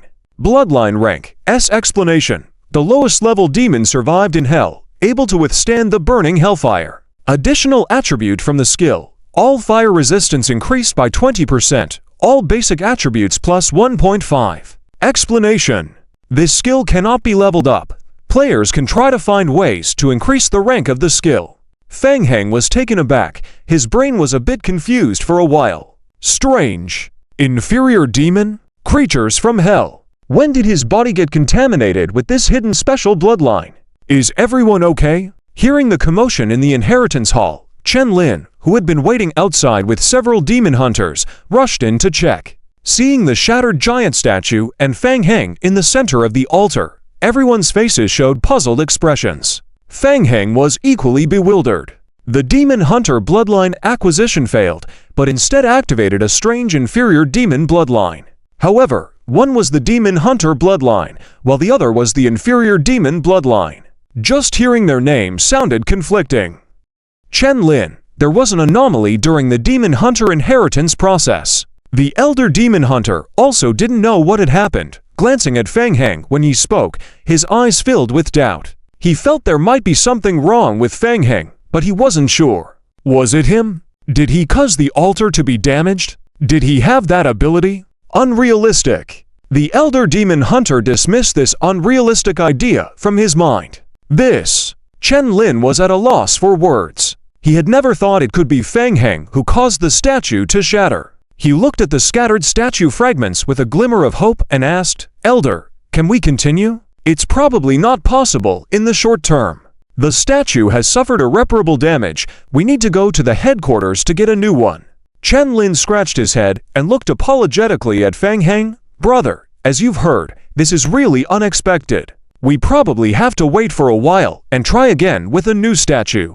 Fang Heng stood up from the ground. There was no need for further attempts, and trying again might cause more damage. "Forget it, it's okay. Maybe I'm not suitable for the demon hunter lineage. No need to bother anymore. Are we almost ready to explore the Blood Clan Holy Artifact Magic Circle? Yes, everything is ready. We can go over at any time." Popular game.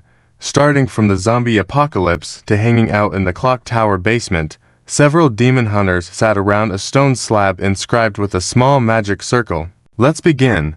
Chen Lin invited Fang Heng and to others to sit around the stone slab outside the magic circle. searching for the positions of the Blood Clan relics, the method passed down to us demon hunters from ancient times. In the past, doing so would come at a great cost, and the positions obtained were not precise enough.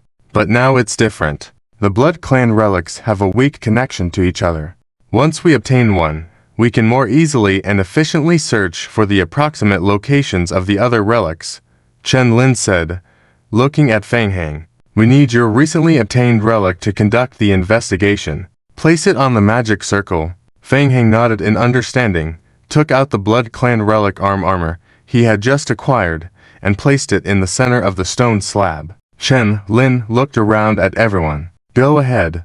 Several assisting demon hunters sitting around the stone slab simultaneously cut their wrists and dripped blood onto the central magic circle stone slab as they placed their hands on the edge of the magic circle stone slab. Energy flowed into the stone slab. Faint light shimmered on the stone slab. The Blood Clan relic armor placed in the center of the stone slab was activated by the magic circle's power, trembling faintly and gradually suspending in midair. The blood on the magic circle was also drawn by a special force, gathering and condensing into small dots, slowly moving on the stone slab. The central point on the magic circle stone slab is our current location. Then, according to the 4 cardinal directions, east, west, south, north, the positions of all the Blood Clan relics will be represented by blood droplets on the stone slab.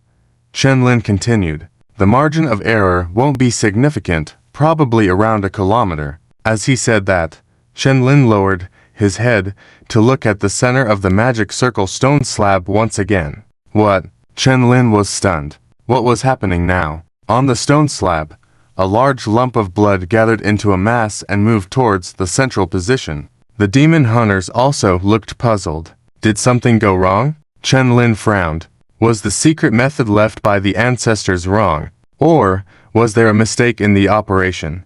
The demon hunters assisting in controlling the magic circle were also puzzled. They were all new to using this magic circle stone slab. After all, demon hunters did not have Blood Clan relics to support them before in doing such tasks, and most of the Blood Clan relics were in the hands of the Blood Clans, making it unnecessary to activate the magic to locate the specific positions of the Blood Clan relics. 1 minute quickly passed. On the magic circle stone slab, a large amount of blood converged at the central location, while the rest of the blood dispersed in various corners of the magic circle. What went wrong? Chen Lin couldn't answer. Everything was being operated according to the transmitted ways of the ancestors. So why did it turn out so strange? Feng Heng looked at the stone slab. At first, he was also a bit puzzled, but he quickly realized there was no problem with the stone slab. The problem was with himself. The stone slab could also sense the Blood Clan relics from other worlds. Hence, a bug occurred. This large mass of blood probably corresponded to the Blood Clan relic on him. Ahem. Feng Heng cleared his throat and explained, no worries. The stone slab magic circle's operation is fine. I still have a few Blood Clan relics from other worlds on me, and I think the stone slab was disturbed by the Blood Clan relic on me, causing abnormalities. Huh? Chen Lin was surprised and looked at Feng Heng with confusion. The rest of the demon hunters also gave Feng Heng astonished looks. So it was him. But, considering the large mass of blood gathered in the middle of the stone slab, are you sure you only have a few relics on you? And how did you acquire so many Blood Clan relics? Who are you exactly? Everyone. Feng Heng redirected their attention and continued. Let's put that aside for now. I want to know where the blood cross is located. Alright. Chen Lin lightly agreed, nodding. Apart from the blood in the central point, the scattered blood on the stone slab represents the locations of the relics. Honestly, I can't be sure which one corresponds to the blood cross. We can only analyze based on the information we have. I think this point should belong to the Antutsi clan's Blood Clan relic. Mojoe, having just gathered information from Manhwa a while ago, prepared to compare and deduce the location of the blood cross based on the internal camera of the game and the points on the magic circle. The difficulty was a bit high. If only Manhwa were here now. He was more knowledgeable about the Blood Clan's power. Huh? Suddenly, Mo Jiawei noticed something strange, frowning as he pointed to a spot of blood on the magic circle. Did it just move? It moved again. Everyone looked at the point Mo Jiawei indicated on the stone slab, where a drop of blood was rapidly leaping towards the center. Each time, it would make a big jump forward. Why is it suddenly moving so fast? Is something wrong? No. It should be that someone is using a teleportation array to move a short distance quickly with a Blood Clan relic, and the stone slab detection is limited, unable to keep up, Mo Jiawei explained. Oh, Mo Jiawei murmured, looking at the blood moving rapidly on the magic circle. So, someone is bringing a Blood Clan relic towards us using teleportation. Everyone was stunned by his words. Upon closer inspection, indeed, the blood droplets were rapidly approaching the central position on the stone slab. Feng Heng looked up, questioning, where was this point originally? Mo Jiawei quickly compared the photo he had just taken with the stone slab and pointed to a spot above. Right here. Everyone looked puzzled. Chen Lin said in a deep voice, "It's unclear who it is, and it will take some time to distinguish." However, one thing was certain. The Blood Clan that possessed a Blood Clan relic was likely a Blood Count. Moreover, he was coming towards the clock tower direction. After a period of high-speed movement, the speed of the blood began to decrease, but it still gradually approached the central position where the clock tower was located. Yes, his target should be the clock tower. The demon hunter's camp had been discovered. The expressions of everyone changed slightly. The most unsettling matter in Chen Lin's mind finally happened. He immediately stopped controlling the stone slab and looked at everyone. Check the clock tower magic circle, urgently gather all demon hunters, and prepare for battle. Understood. Chen Lin arranged the task, ready to go out and take charge of the situation when Feng Heng grabbed him. How are you going to handle this? Do you have a plan? Are you going to confront the Blood Clan head-on? Chen Lin looked serious. He didn't want to be stubborn either. Once the location of the Witcher camp is exposed, there will be a continuous influx of Blood Clan enemies attacking the clock tower, even if he can fight well.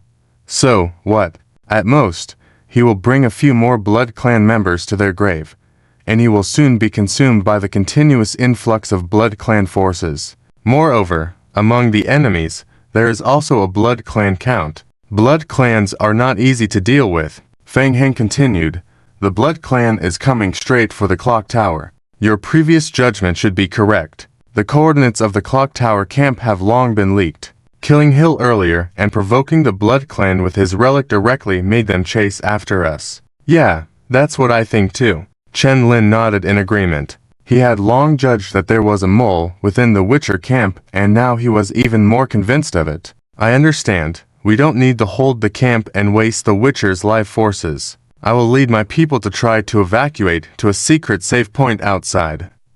Yes. Just as the two had finished discussing, there were two knocks on the door, followed by a senior Witcher entering. Chen Lin, our scouts outside have found a large number of Blood Clan gathering towards our clock tower. Chen Lin's face became even more serious. Indeed, everything was as Feng Heng expected. Tell our people that the camp's location has been exposed. Prepare to evacuate. Yes. Seeing Chen Lin hastily running off, Mo Jiawei looked at Feng Heng and asked, Boss, what should we do now? Feng Heng nodded, quickly thinking, let's follow and see. Find a chance to run first. Try to find out who leaked the Witcher's information. And also take some time to compare the coordinates of the relics. We just got to find out where the Blood Clan's cross is. Mo Jiawei nodded solemnly. Okay. I'll go contact them later. A Blood Clan count is knocking on the door. This is not a good thing. If there is a chance, we can kill him and take his Blood Clan relic. Greed and killing intent arose in Feng Heng's mind. Quickly devising a battle plan, Feng Heng, Chu Yan and Mo Jiawei left the basement together. Outside, large numbers of Blood Clan vanguard troops were rushing towards the clock tower. The Witchers took advantage of the clock tower's architecture to shoot at the Blood Clan outside. In the midst of chaos, Feng Heng heard someone shouting, "The vehicles are ready. Prepare to evacuate to the secret point." Chen Lin was commanding the team to prepare for evacuation, and when he saw Feng Heng, he nodded towards him. The vehicles will be ready soon, we can evacuate together. Just as Fang Heng was about to reply, he frowned. He suddenly felt something and looked up at the window. In the distance, high in the sky, a leading blood clan was rapidly approaching them. Fang Heng's blood was subtly accelerating. Chen Lin were in big trouble. Fang Heng shifted into his sacred form, took off his outer mask, and left to only the inner skin mask. Saying this, he raised Dang Min's improved sniper rifle and aimed at the distant sky. Yeah, Chen Lin also sensed it, his face extremely serious, nodding. It's not an ordinary count, it's a blood clan duke. What? Hearing this, everyone felt a heavy burden on their shoulders, making it hard to breathe for a moment. Apart from the prince, the existence with the highest combat power ceiling in the blood clan apocalypse, the blood clan duke. Through the scope, Fang Heng stared at the approaching blood clan duke in midair, gently pulling the trigger. Bang! The bullet flew. The blood clan duke in midair swiftly avoided the sniper bullet, dodged and accelerated again towards the direction of the clock tower. Chu Yin also looked through the telescope to observe the sky. He frowned and whispered, "It's Stuart, the blood clan duke, the owner of the Bloodfest." Fang Heng's heart moved. The Bloodfest. Perfect. It's the missing piece of the 13 holy relic in his hand. The problem is how to deal with it. Fang Heng squinted involuntarily and calculated in his mind. Boss. A witcher quickly rushed in and reported loudly to Chen Lin, "The vehicles are ready. Right behind us, we can prepare to evacuate." No one answered, and the room fell silent for a moment, with only the continuous sound of gunfire. The witcher couldn't help but ask in confusion, "What's wrong, boss? Is there a change?" Chen Lin raised his hand to signal his subordinates to remain quiet, then continued, "There is a prohibition set up in the clock tower to deal with the blood clan. When the blood clan duke attacks the clock tower, we will activate the prohibition with all our might, and we should be able to control him for a short time. Then I will try to divert Stuart, and the rest of you will immediately disperse and evacuate to the secret point." Hearing Chen Lin's willingness to take on this sacrificial tactic to cover the retreat of others, several witchers around him suddenly felt hot-blooded, their blood boiling, and immediately spoke up in opposition. "Boss, why don't we just fight them instead of running away?" "Everyone, quiet down.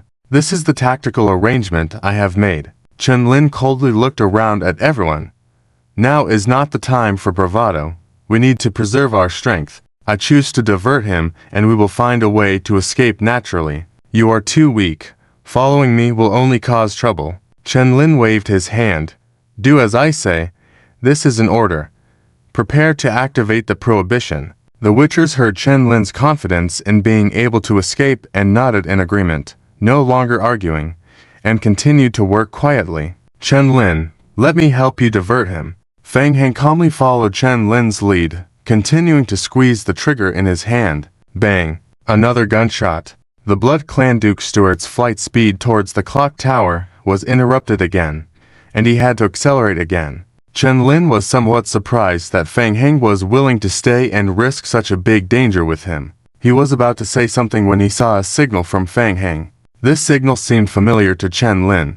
Could he have a plan? Good. Chen Lin reached out and pressed on a wall beside him, simultaneously peering out the window, staring at Stuart's movements. The place touched by his palm faintly shimmered with red runes. Everyone watched as the blood clan duke in the distance avoided the dense barrage of bullets, heading straight for the window of the clock tower. Now is the time. Gritting his teeth, Chen Lin activated the Witcher bloodline with all his might and gave a loud order, "Attack." Almost at the same moment, more than a dozen Witchers cooperated with Chen Lin to trigger the magic array prohibition. The clock tower was instantly covered in a dense layer of blood-red magic array. Boom! A thunderous explosion. The blood clan Duke Stuart struck by the magic array was instantly shocked. His body flew out at a faster speed, covered all over with red rune marks in an instant. National Game. Hovering from the Zombie Apocalypse, Chapter 751. The whole clock tower on the sea bridge emitted a strange red light, and the nearby blood clan, affected by the restriction, instantly lost their ability to fly and were sent flying out by a force coming towards them. A large area around was cleared out. Now is the time. Split up and retreat to the safe point, Chen Lin shouted. A great opportunity. Fang Heng did not evacuate immediately, but instead continued to raise his sniper rifle, aiming it at Stuart flying upside down in midair. Bang! In midair, Stuart was covered with red spales. He realized the danger but, unable to dodge due to the restriction, could only watch the bullet hit his body. Boom! The bullet pierced through his chest and then suddenly exploded in the air. A huge fireball enveloped Stuart. Hint: you dealt 11,332 critical damage, weak point damage, and vital damage to Stuart. Hint: you are currently in anonymous status. TCH, not dead. But Fang Heng expected it. This shot did take away a lot of Stuart's blood volume and drew a lot of hate. Chen Lin said. Fang Shuo, hurry. Chen Lin had already walked to the back door preparing to retreat, gesturing to Fang Heng with his chin the location of the evacuation point, and then quickly left the clock tower. Seeing this, Fang Heng immediately put away the sniper rifle and ran towards the door. Quick!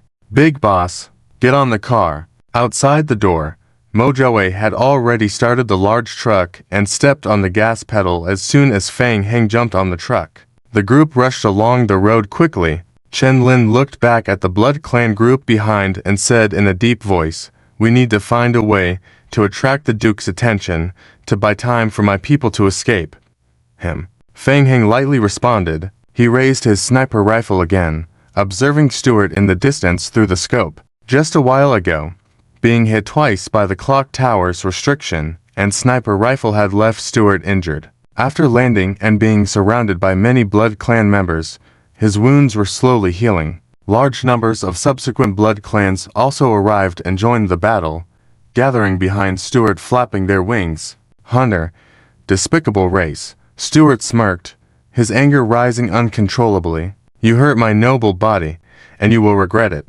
With that, Stuart crushed the blood marrow in his hand. Bang! The blood from the exploded marrow gradually merged into Stuart's body, and the spell marks on his body dissipated at an extremely fast speed, and a bullet hole previously blown by a sniper bullet also rapidly healed. Shoo! Sensing the danger keenly, Stuart dodged again sideways. Boom! The bullet grazed past him, hitting a large tree behind, causing it to explode in place again. Heh. Trying to provoke me? Stuart's eyes flashed red, looking disdainfully in the direction of the truck where Fang Heng was. You succeeded. Bam! Stuart transformed into a bat form, leading a large group of Blood Clans behind, chasing after Fang Heng and his people. Good news. He's coming after us. Chuyan breathed a sigh of relief, wiped off the sweat from his forehead, and then said seriously, Bad news. He's coming after us. Brother, it's not the time for jokes, okay? Mo Jiawei, who was driving the truck forward, felt bitter in his heart. He turned to Chen Lin and asked, Chen Lin, you said you had a way to survive. Now it's up to you. Where do we run to? Chen Lin looked at the Blood Clan Duke constantly approaching the truck from the back, shrugged calmly. Brother, I just casually deceived them. Can you believe that? Not far from here is a sea bridge. I was thinking if we could hold on until we get there, jumping into the sea. Maybe we're lucky enough to save our lives. What? Is it this desperate? You just come up with lies on the spot. Mo Jiawei's forehead broke out in a cold sweat. This S-rank hunter bloodline he just acquired hasn't even had a chance to try its effects yet, and now he might lose his life so quickly. Dying once might be acceptable, but what if the hunter bloodline is taken away? How would that be compensated? Will they be back to square one? Thinking about this, Mo Jiawei immediately looked at Fang Heng through the rearview mirror. Mr. Fang, what's next? Where do we go? Fang Heng switched the magazine calmly and said, Don't worry, we won't die. Trust me, we are in the suburban area now. Let's head towards Jingcheng over there. Jingcheng. Seeing Fang Heng's calmness, as if he had everything under control, Mo Jiawei relaxed slightly. They had been working together for a long time, and he hadn't suffered any losses yet. Chen Lin continued, Keep going straight. Turn right after the second crossroad. After crossing the sea bridge, it is the area of Jingcheng. Bang! Just then, another gunshot rang out. The Blood Clan Duke Steward chasing from behind had to slow down again. Taking advantage of the time to switch the magazine, Fang Heng proposed a covert deal to Chu Yan. Chu Yan, receiving the signal projectile from Fang Heng, raised his eyebrows upon hearing his words, vaguely understanding something. Jingcheng, indeed, it seemed to be the location of the Holy Court branch. Chu Yan felt that he seemed to grasp something, yet also felt confused. Could they really make it there? There was still a distance to the sea bridge, at least 10 minutes by car. Chu Yan was not very confident. Despite the Blood Clan Duke Steward relentlessly chasing after Fang Heng's sniper rifle, which he seemed to fear greatly, he could easily dodge each attack. The two sides were constantly getting closer and closer. Chen Lin threw away his coat, and the engraved spales on his body emitted a red light. Under tremendous pressure, Chen Lin directly entered the third-order hunter form, took out the hunter beheading sword strapped to his back. Shu, Stewart, in his bat form, solidified into a human shape in midair, spreading to dark bat-like wings behind him. Proceeding at a moderate speed, he threw two dark energy balls forward at the same time. Get out of here! Chen Lin roared, raising the beheading sword shrouded in red spales and swung it forward. Boom! The black energy balls exploded upon contact with the hunter beheading sword, causing a blast that pushed Chen Lin backward. Chu Yan quickly caught Chen Lin, who almost fell off the truck. Mo Jiawei was worried. He also possessed Hunter Series skills and knew that, in the current situation, Chen Lin in his third stage form could not defeat the Blood Clan Duke. But for Chen Lin to enter the fourth stage, he needed to accumulate much more rage. It seemed unrealistic no matter how he thought about it. Mr. Fang, this won't work. We need to figure out a solution. I know. We have an ace up our sleeve. An ace up our sleeve? Mo Jiawei was startled, then saw Fang Heng take out a small piece of blade. Sure, here is the translation of the text from Mandarin to English. By the way, the Holy Spear of the Holy Sea. The legendary sacred weapon used by the Holy See Pope against the Bloodline King. Fang Heng switched to a sacred steady state and observed the additional description of the spear blade again. The components of the Holy Spear only have power less than 1/10 of the original, lack additional effects, greatly reduce accuracy, and require longer preparation time for aiming. The opportunity is only once. It should work well against ordinary bloodline counts, but it's a bit of a stretch against a duke. Most likely won't be able to kill in one shot. Just hope it can delay a bit of time. Protect me. Fang Heng took out a bow and arrow from his backpack, tied the tip of the spear blade to an arrow, aimed at the Bloodline Duke Stewart rapidly approaching from behind. Stewart frowned. He felt an unsettling power from the arrow in Fang Heng's hand. These people have endless means and are very difficult to deal with. Stewart had no doubt that they were the ones who killed Count Hill and took the holy artifact. Stewart had to slow down, and he conjured dozens of blood-red light orbs in his palm. Hiss, hiss. The blood-red light orbs rushed forward, heading towards the truck in front. Damn it. Looking through the rearview mirror at the terrifying blood-red light orbs, Mo Jiawei exclaimed, swerving the truck frantically to evade the orb's attack. Chu Yan expanded his holy light shield to the maximum, while Chen Lin exerted all his strength, wielding the hunting demon decapitation greatsword, striking towards the inevitable blood-red light orbs. Boom, boom. Explosions rang out. The blood-red light orbs burst and shattered on Chen Lin's greatsword, barely stabilizing his posture from falling off the truck, and Chu Yan expanded the holy light shield to counter the shockwaves from the explosions. Fang Heng locked his aim firmly on the Bloodline Duke Stewart approaching from behind. The truck swayed heavily from the explosion's impact. Using his advanced archery skills at LV-20, Fang Heng struggled to maintain stability in the upper body. Aiming at the target, Fang Heng lightly relaxed his fingers holding the bowstring. Swish! His mental power was instantly drained. The moment he let go, Fang Heng felt that this shot missed. The bumpy environment greatly affected the shooting effect, and with the additional probability of ADSS given by the spear blade, the actual hit rate was estimated to be less than 5%. Perhaps Mojoe could still shoot with some hope. Unfortunately, Mojoe was just a demon hunter and didn't understand sacred studies. Therefore, Fang Heng's initial target was not the enemy itself. Swish! The arrow released from his hand condensed into a blazing golden beam of sacred light. Boom! The beam, over half a meter thick, shot out directly from Fang Heng's hand. The tip of the beam slightly slanted downwards, deviating from the target, passing beside Stuart. Stuart's forehead broke out in a cold sweat. It missed. In the instant of the beam's explosion, he felt a threat of imminent death. It had been a long time since he felt such a threat. Suddenly, Stuart sensed something not good. In the next moment, a violent explosion came from his right side. Boom! The light column struck the ground and exploded loudly. The erupting golden holy light engulfed Stuart and the surrounding group of bloodline creatures. A golden mushroom cloud shot up into the sky. The dark golden wave mixed with blood and explosive debris spread out in all directions. Hint: you cause a ranged explosion using the holy spear, causing area damage. Hint: you killed low-level bloodline creatures. Hint: currently, you are in anonymous mode, so your kill won't earn survival points, reputation value, etc. Hint: you killed high-level bloodline creatures, gaining a first-tier evolution crystal *1. Numerous game prompts flashed on Fang Heng's retina. Seeing the mushroom cloud in the distance through the rearview mirror, Mojoe muttered, "Damn, the artifact is powerful."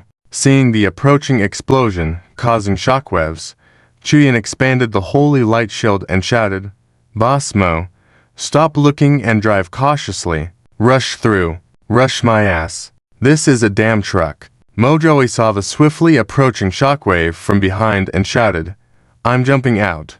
As he spoke, Mojoe opened the car door and leapt out. Following closely, the oncoming shockwave lifted the entire truck off the ground. Crash! After jumping out of the car, Mojoe landed heavily on the ground, rolled a couple of times, and immediately got up. Not hurt. Mojoe was pleasantly surprised. The hunter bloodline was truly reliable. In the past, he would have needed to consume several bottles of medicine after such a fall. Boom! Not far away, the truck thrown by the shockwave crashed into a large boulder by the roadside, shattering into pieces. Awesome! Bloodline of the hunter. Mojoe felt surprisingly good for a moment, looking around. Is everyone okay? As soon as he spoke, Mojoe realized he had become younger among these people, being the only one who acted as a supporting driver. Who among them wasn't stronger than him in handling punches? Everyone quickly assembled as if nothing had happened. The explosive power is average. An ordinary count would probably be injured, but it won't affect the bloodline Duke. So let's hurry up and run first. Saying this, Fang Heng raised his hand towards the rear. A large number of evolutionary crystals flew into Fang Heng's hand from a distance. Hint: you gain 227 evolution crystal fragments, 210 complete evolution crystals, 55 first-tier evolution crystals, and 66 second-tier evolution crystals. Chuyin took out 2 electric bicycles from his backpack. Let's make do with these first. Let's go. Chen Lin looked at the special abilities of the strangers with envy. Let's go. Riding the electric bicycles, after a short distance on the road, they also managed to grab an Audi along the way. Mojoe stepped on the gas pedal, passed through a turn, and drove along the highway for almost 10 minutes, entering a sea-crossing bridge. Fang Heng sensed something and said, "They're catching up." Mojoe looked up at the rearview mirror upon hearing this, feeling a chill down his spine. A bit exaggerated. Big trouble. A horde of bloodline creatures approached them from the rear. This is the sea-crossing bridge. Theoretically, we've entered the area of Jin City. Chuyin peered out from the car window to send out a distress signal to the Holy Sea with a signal flare. Swish bang! The signal flare exploded into a brilliant firework in the night sky. Mojoe had no time to appreciate the beautiful view. He turned and said, "Boss Fang, I think the hope of being rescued by the Holy Sea seems slim." "Bro, I also feel the same way." Even while fleeing for their lives, Chen Lin remained composed, looking back at Fang Heng. Brother, this holy sea is weak. If they see so many bloodline creatures and can't even escape, how would they dare to confront the bloodlines directly? They definitely won't come. If you need any further translation or clarification, feel free to ask. The National Game, starting with the Zombie Apocalypse AFK Main Volume Chapter 753 Fusion. Well, indeed, Fang Heng lightly grunted, not expecting anyone from the Holy See to come over. You guys go ahead. I'll hold them off. I'll contact you after I've dealt with the Duke. Huh? Mojoe was stunned. You alone? How are you going to? Keep going. Wait for my message. I have my ways. Chen Lin furrowed his brows, about to say something, but Fang Heng had already opened the car door and jumped down from the car. Hey. Chen Lin turned to look outside the car window. Fang Heng, after jumping off the car, rolled on the ground and quickly stood up, alone on the bridge. Darn. Trying to be a hero. Chen Lin turned to Mojoe, shouted, "Stop the car." Chuyin knew that Fang Heng had many tricks up his sleeve. Back in Wei City, that intense explosion had even blasted through the shells of the Holy See. But Fang Heng was unscathed, with impeccable survival skills. He patted Chen Lin on the shoulder. It's really nothing. If he says he has a way, he definitely has a way. Yeah, don't make trouble for Mr. Fang. Chen Lin furrowed his brows, kicking open the car door and jumping inside. Mojoe had to slow down. Looking back, he saw Chen Lin quickly running towards Fang Heng's direction. On the other side, Fang Heng stood on the suspension bridge. He watched as a dense crowd of vampires approached him from behind. In the sky, a swarm of vampires circled overhead, blocking out the sun. There were easily thousands of them. Fang Heng hadn't anticipated being pushed this far. It was time to use that move. Facing the oncoming swarm of vampires, Fang Heng spread out his hands. In midair, Blood Duke Sturt's eyes flickered with furious flames. The burst of holy light arrow earlier had made Sturt feel a threat to his life. It was that person. Charge. Sturt's pupils flashed with a fierce light as he plunged towards Fang Heng. Hint, player using skill, Eternal Moon. Hint, detected that player is currently in Blood Apocalypse 9th Zone. Skill form has changed. Hint, detected that player's current status is Basic Sacred Studies. Skill form has changed. Hint, fusion in progress. Hint, skill summoning creatures change, player will. Game prompts flashed before Fang Heng's eyes, and all his mental energy was suddenly drained by the summoning of the Cursed Moon. His attention focused solely on controlling the rising Cursed Moon from the sea behind him with all his might. He had no time to pay attention to what the game prompts were saying. Huh? What's that? Sturt, who was diving towards Fang Heng from high in the air, paused, his expression changing abruptly. He was amazed to discover that behind Fang Heng, a dark golden moon was rising from the sea. What was that? Sturt sensed a powerful force gathering around Fang Heng and felt an indescribable sense of crisis. And the source of the threat was this young man in front of him. Die. Before him, Sturt continuously condensed thousands of dark red blood orbs. With a fierce push of both hands, bang, bang, bang, the blood-red orbs flew straight towards Fang Heng's position. Fang Heng gritted his teeth, keeping the Cursed Moon under control, unable to move, while dark gold magic circles flitted around his feet. What's that? Again. What's that? Sturt stared at the dark golden alchemical magic circles shimmering madly around Fang Heng. Dark golden shadows flew out from the magic circles one after another. Bats, blood vampires, dark gold?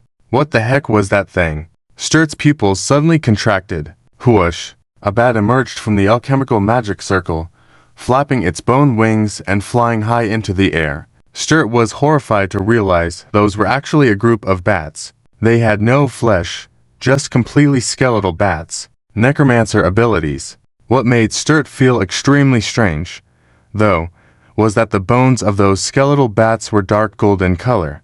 The bats were exuding a sacred aura. The bone and sacred powers, two completely different forces, were now inexplicably merged into one. Hiss, hiss, hiss. The dense golden bats flapped their wings and gathered in front of Fang Heng. Boom, boom, boom. The blood-red missiles struck violently against the bodies of the golden bats. The bats exploded one after another in the air. Blood explosions burst in front of Fang Heng. The secondary damage triggered by the explosion cut open wounds on Fang Heng's body, but they quickly healed before his eyes. When the shockwaves dissipated, Fang Heng, standing in place, appeared completely unscathed. Sturt furrowed his brows. Hiss, hiss, hiss, hiss, hiss, hiss. He heard another dense and irritating sound. Looking up, in the distance, right where the dark golden moon rose from the sea, on the sea level, countless golden bats were flapping their wings and flying towards them. The dark gold skeletal bat that covered the sky. Once the skeletal bats collided or were attacked, they would immediately explode. There were no other attack patterns, just pure explosions. The explosive power of the sacred attribute dealt extra damage to the vampires, causing swaths of them to fall. Far away, Mojaway, who had just parked the car on the suspension bridge and got out of the car, exclaimed in amazement, "Damn it. Was this getting too exaggerated?" Chuyin also stood in place, staring at the massive gathering of golden-winged blood vampires. He too was filled with a look of shock in his eyes. Mr. Fang had his power reached the level where he could directly confront the Blood Duke. Chen Lin, who was rushing towards Fang Heng's location to provide support, also paused in his tracks. He stared ahead in disbelief. That kind of awe-inspiring sacred power. Hint: your fusion summons dealt 6,422 points of area explosion damage, killing mid-level blood vampires. You receive a complete evolution crystal. Hint: you are currently in anonymous mode. Your kills will not earn survival points, reputation value, or other rewards. Hint: your fusion summons killed high-level blood vampires. You receive. Fang Heng's vision was filled once again with the dense game prompts. He had no time to attend to the prompts. He felt his mental energy was about to give out. Compared to the last time he used the Eternal Moon skill, his body attributes had all made a slight improvement this time, theoretically allowing him to sustain the Cursed Moon for longer. However, Fang Heng felt that controlling the Cursed Moon this time was much more difficult than the last time. At most, he had the ability for one final strike. 70-17K. Game for all, starting from the zombie doomsday. Hung up the hook. Fang Heng gritted his teeth, lifted his head, and focused his attention on the Blood Duke Stewart in front of him. Countless dark golden skeletal bats flapped their golden wings and gathered behind Fang Heng, condensing into a golden bone wing. Under the urging of the bone wing, Fang Heng slowly rose into the air. He raised his right hand high. More and more holy wing-bone bats gathered in the direction Fang Heng was pointing. In almost an instant, the bats behind Fang Heng gathered into a sharp long sword. The long sword became more solid and larger. The huge sword shadow enveloped the Blood Duke Stewart in front of him. "Ah, so you are from the Holy Court." Stewart's teeth chattered. He stared at Fang Heng tightly. He felt himself firmly locked by the opponent's mental power. The dark golden bats around him continued to gather, and the substantial golden longsword became more condensed. There was no escape. If he ran away, the best outcome would be severe injury. He could only withstand the opponent's attack. Stewart felt an unprecedented pressure. With a flip of his right hand, a book with a red cover appeared in his hand. Surprisingly amazing ability. "Tell me your name." Stewart's face became extremely serious. Seeing Fang Heng not answering, his anger grew even more. He opened the Book of Blood Sacrifice and turned to a page, then spat out a mouthful of essence blood. Sacrifice. The Book of Blood Sacrifice absorbed the essence blood Stewart spat out. A huge humanoid shadow appeared behind Stewart. The shadow of the Blood King. Under the crazy urging of the Book of Blood Sacrifice, the blood of the dead vampires who had died due to the explosion of the holy wing-bone bats around converged towards the Book of Blood Sacrifice. The shadow of the Blood King behind Stewart also gradually solidified. Suddenly, Stewart's whole body was covered in goosebumps. A tremendous sense of crisis. Not good. Stewart was greatly shocked. The opponent, in the process of condensing the gold long sword, had yet to reach its peak. unexpectedly slashed down without warning. Damn it. Stuart didn't expect the opponent to be so shameless and deceitful. He spat out another mouthful of blood, forcibly activating the additional ability of the Book of Blood Sacrifice in advance. Boom. The golden longsword crashed down heavily, slashing fiercely towards the Blood King shadow behind Stuart. Boom. The outer layer of the Blood King shadow's protective shield broke instantly, accompanied by a burst of blood force exploding.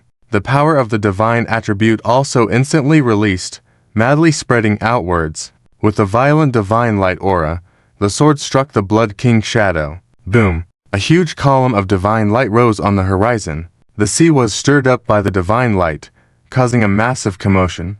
The burst of divine light enveloped Feng Heng's vision. Hint: you have exited the eternal moon state. Hint: you have entered a state of mental exhaustion. In this state, you cannot use skills within 3 hours. Every time you use a skill that consumes mental power within the next 12 hours, you will first consume an equal amount of health. Hint: you have entered a state of physical exhaustion. The aftermath gradually dissipated. Feng Heng propped himself up with one hand on the ground.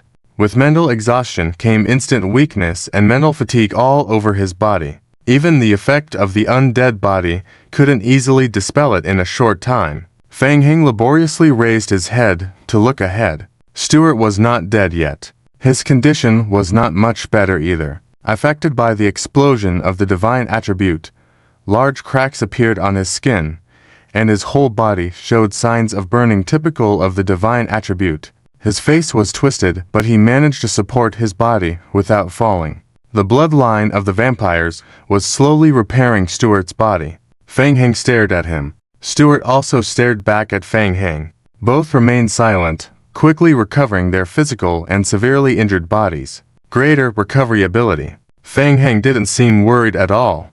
But Feng Heng narrowed his eyes.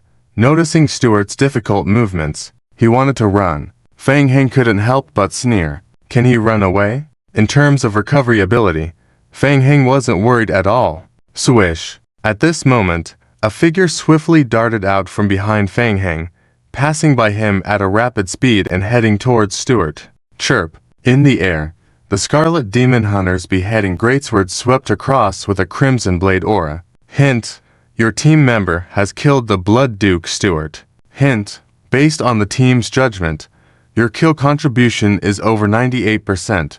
You receive a high energy crystallization crystal *1. Hint: as you are currently in anonymous mode, you cannot receive survival points, reputation points, etc. as rewards. Feng Heng was taken aback. Being unable to move due to his weakness, he could only watch as Chen Lin swiftly dealt with the last remaining strand of Stuart's life. Chen Lin turned to Feng Heng. You okay? Feng Heng nodded, confirming Feng Heng was fine. Chen Lin didn't waste time and plunged a short dagger filled with spell runes into Stuart's heart once more, until the hilt disappeared. Chen Lin then lowered his head and quickly drew a circle around the corpse, placing several spells. Chirp. Chen Lin suddenly pressed both hands firmly on the circle. A red magic array slowly activated. Phew. Feng Heng breathed a sigh of relief. His body began to regain sensation. Propping himself up with one hand, Feng Heng steadied himself and stood up. He was feeling much better, apart from a slight headache due to mind swelling, making it temporarily impossible to use his mental power.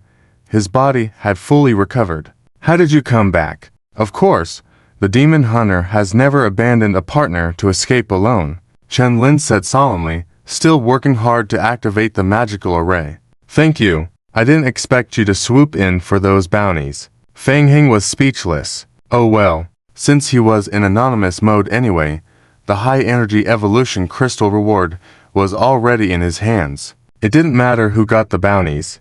Besides, Chen Lin did really help out. Currently in a state of mental exhaustion, preventing him from using skills, he couldn't use the Book of the Dead to seal Stuart's soul. If it weren't for Chen Lin's help, Ambrose would make Stuart resurrect again. Thinking this, Feng Heng watched Chen Lin busily at work. The method the demon hunter used to seal the soul seemed a bit complex and time-consuming, far less effective than the necromancy Book of the Dead. While Chen Lin continued to work on the sealing magic array, Feng Heng had already fully recovered. Muttering to himself, he walked up, waved his hand, and the holy wing-bone bat summoned earlier by the eternal moon directly eliminated large groups of vampire clans on the ground, leaving a layer of evolution crystals. Feng Heng absorbed a large amount of evolution crystals into his hands. National game. Starting from the Zombie Doomsday, the main text volume 755 of Idling is enshrined in blood. Hint. Players obtain Evolution Crystal Shard * 2912. Complete Evolution Crystal * 1339. First level Evolution Crystal * 454. Second level Evolution Crystal * 322. Not bad. This wave is quite a harvest. Coupled with the scattered crystals from before, 2/3 of the crystals needed for the upgrade have been gathered. Feng Heng squatted down again, picking up the Blood Clan Sacred Artifact next to the stool corpse. Hint, player bloodline judgment successful. Player equipped with Blood Clan Sacred Artifact, Blood Festival. Attribute activated. Item, Blood Clan Sacred Artifact, Blood Festival. Description, special item, soulbound, occupies a special backpack slot, cannot be discarded, will definitely drop after death. Description, one of the Blood Clan's 13 sacred artifacts, rumored to possess great power. When placed in the backpack, it will enhance base agility +1, base strength +1, base stamina +1, and blood affinity +3. Additional skill, King's Descent. Skill description, players can manipulate the blood within a radius of 10 meters, summoning the shadow of the Blood Clan King depending on the blood strength controlled by the player, player bloodline level, and player's base attributes. Skill consumption, blood, mental energy. Description, it is rumored that the 13 sacred artifacts hide the great secret of the Blood Clan. By obtaining more Blood Clan sacred artifact combinations, additional effects can be obtained. Hint, you have acquired 10 pieces of the Blood Clan Sacred Artifact set. You activated the special effect of the Blood Clan Sacred Artifact, Blood Blessing, which increases all attributes by 8 points. Collect 13 Blood Clan Sacred Artifacts to upgrade the set effect. Very good. Another different Blood Clan Sacred Artifact in hand. Just 3 more left. Phew. Finally done. It took a long time to seal Stult's soul with the Demon Hunter's array, and Chen Lin breathed a sigh of relief. He turned to Feng Heng and asked, "Are you okay?" "Yes. I will be weak for some time." Chen Lin thought for a moment, then stepped aside and made a pleased gesture with his hand. Blood extraction.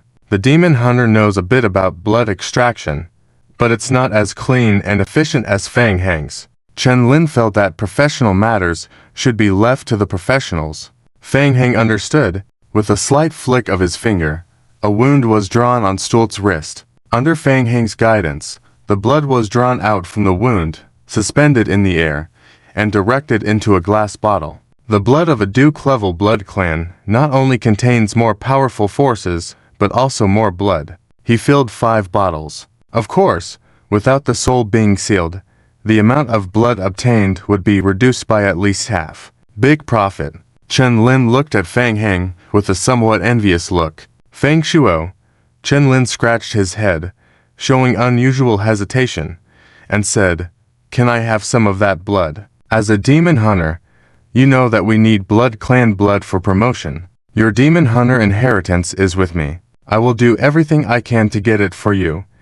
And anything else you need, just ask for it." He solemnly guaranteed, eyes filled with excitement. "I'll get you the Demon Hunter inheritance as soon as I get back." With this bottle of blood, his success rate for the next promotion would increase by at least 30%, and he could maintain the 4th stage of the Demon Hunter for a longer period. Feng Heng looked at Chen Lin and patted his shoulder, knowing that he probably wouldn't be able to get his hands on the Demon Hunter bloodline. Hiss. Mojoey drove a black Chevrolet that had just been seized and stopped in front of the two. He leaned out of the car window. "Boss, get in the car." "Okay. Let's go."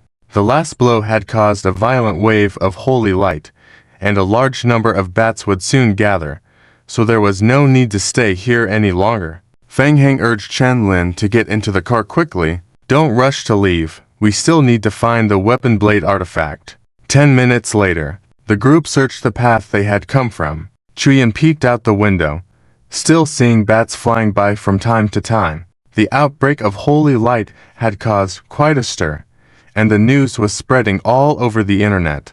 They actually killed the Duke of the Blood Clan, Stult. Chuyan felt like he was dreaming, but the game prompt clearly told him that the Blood Clan Duke was dead. He felt he had done nothing to kill Stult, but as a member of the team, he still gained a lot of Holy Court contribution. Making a fortune? Hey, Boss Fang, found it. Chuyan found the weapon blade that had been shot out tied to an arrow, and he threw it out from the bottom of the pit. Thanks. Fang Heng quickly took the weapon blade and put it back in his backpack. The long spear was a good thing, and it could be reused. Chen Lin stood beside Fang Heng and said, "The Demon Hunter camp was destroyed. I need to go back quickly to gather the personnel and identify the mole." Speaking in a low voice, he muttered a few words in Mo Jiaowei's ear. "Remember?" Mo Jiawei nodded. "Yes, I remember. We can use this Demon Hunter code to contact each other in the future. I need to hurry back, so I'll leave first." "Wait," Fang Heng stopped Chen Lin. "Do me one more favor." Spread the word for me. The Holy Court that battled the Blood Clan Duke in the Ox City area, what's the name of the area commander there? Ahem. Chuyan coughed softly on the side, knowing that the Bishop of Jin City was in deep trouble. He added in a whisper, "Bishop Dorsey of Jin City." "Yes, Dorsey, that's the one." Chen Lin's eyelids twitched, then asked, "How bad is the feud?" Fang Heng shrugged. "It can only be considered bad luck for her." "Alright, leave this to me." Watching Chen Lin leave, Chuyan glanced at the game prompt, feeling surprised. He looked up and said, "Boss Fang, I have to go back too. The special mission of the Holy Court has been triggered, and I need to go back to the headquarters." "Okay, let's split up." Fang Heng looked at the excited Chuyan beside him, tried to find out if there are any remaining parts of the weapon blade artifact on the Holy Court side. "Okay, keep in touch. I'll inform you of any developments immediately." Waiting for Chuyan to leave as well, Mo Jiawei walked up to Fang Heng. "Fang Heng, I feel like you're playing a big game. What should we do next?" "We need to find the cross." Fang Heng had already figured out the next steps. "Go find Meng Hao. We still have the screenshot of the magic disc Blood Clan sacred artifact. Find him and try to analyze the location of the blood cross." With that, Fang Heng clenched his fist. With just 3 pieces left, all the Blood Clan sacred artifacts would be in his hands. Title: National Game. Start with the Zombie Apocalypse to AFK Volume 756. Chapter 1.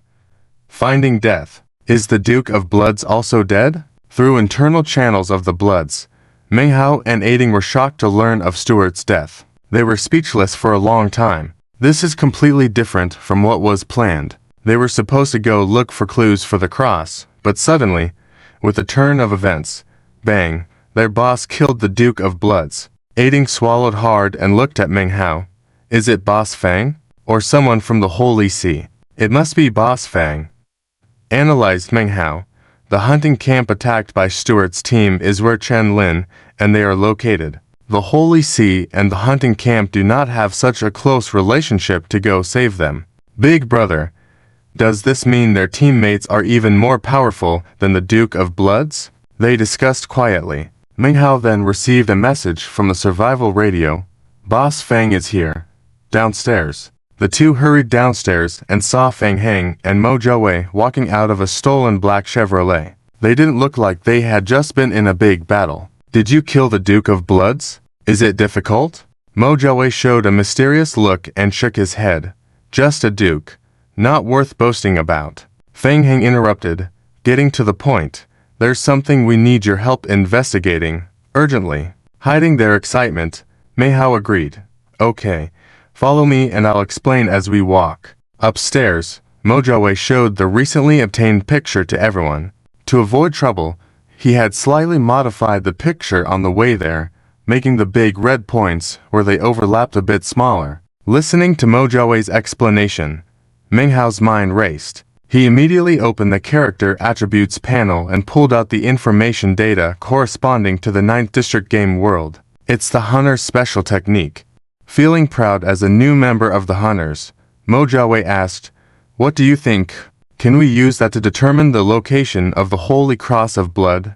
"Well, I think we can, with an 80% chance," Menghao observed, taking out a world map from his backpack and pointing out various locations. The scene then shifts to the Blood Elder Council discussing the sudden deaths and disappearances within the blood lineage.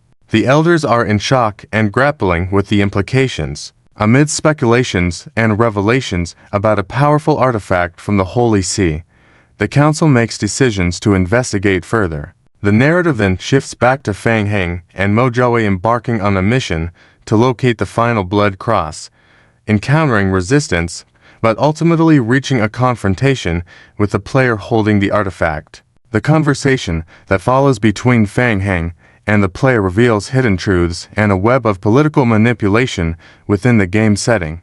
The nationwide game, starting from the zombie doomsday, Fang Heng listened to what Zhang Haoyang said, pondering in his heart.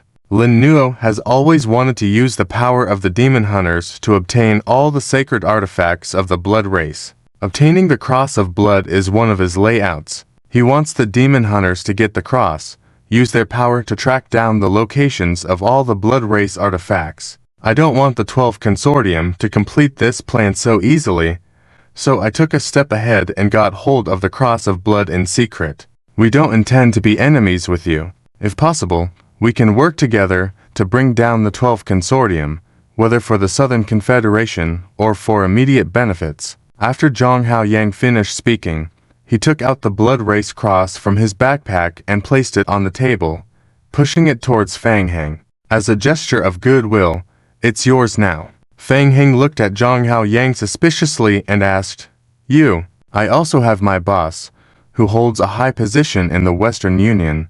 You'll know him at the right time." Fang Heng raised an eyebrow, exchanged a glance with Mojawe beside him. "Well, taking a little detour, it turns out there is a problem within the Western Union itself." "Never mind, the artifact is in hand first." Fang Heng reached out and grabbed the blood race artifact, the Cross of Blood. Hint, you have obtained the blood race artifact, the Cross of Blood. Hint, player bloodline judgment successful, player equipment blood race artifact, Cross of Blood attribute activated. Item, blood race artifact, Cross of Blood. Explanation, special item, soulbound, occupies a special backpack slot, cannot be discarded, will definitely drop after death. Explanation, one of the 13 blood race artifacts, rumored to possess great power, will take effect when placed in the backpack, increasing base agility +1,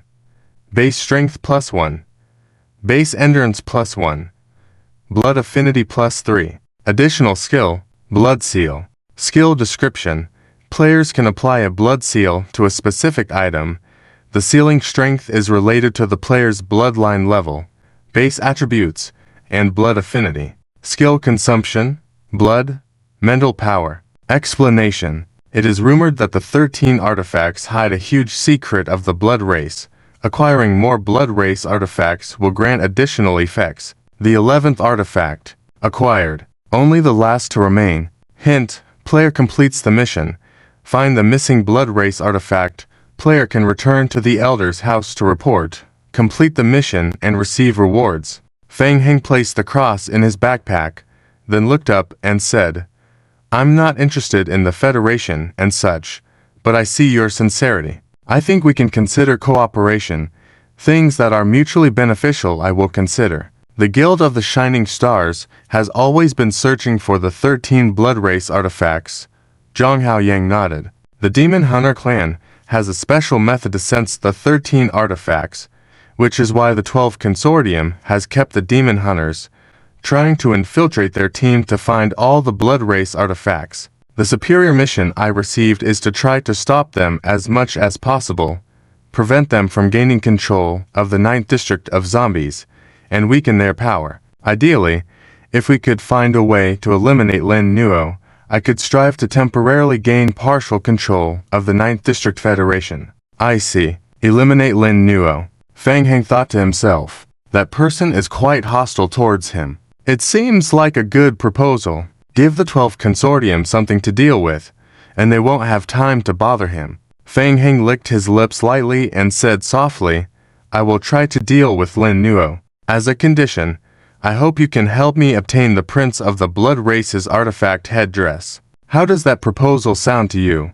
Zhang Haoyang was taken aback, looking at Fang Heng. The prince. He wondered if the other party was joking. If everything goes well, I will leave here with the Prince of the Blood Race's artifact headdress. By then, the 12th Consortium will never complete their mission, which also serves your purpose, right? No rush to answer. You can consult your leader. Before that, I will try to deal with Lin Nuo. Mojoi looked at Zhang Haoyang, chuckling. No rush.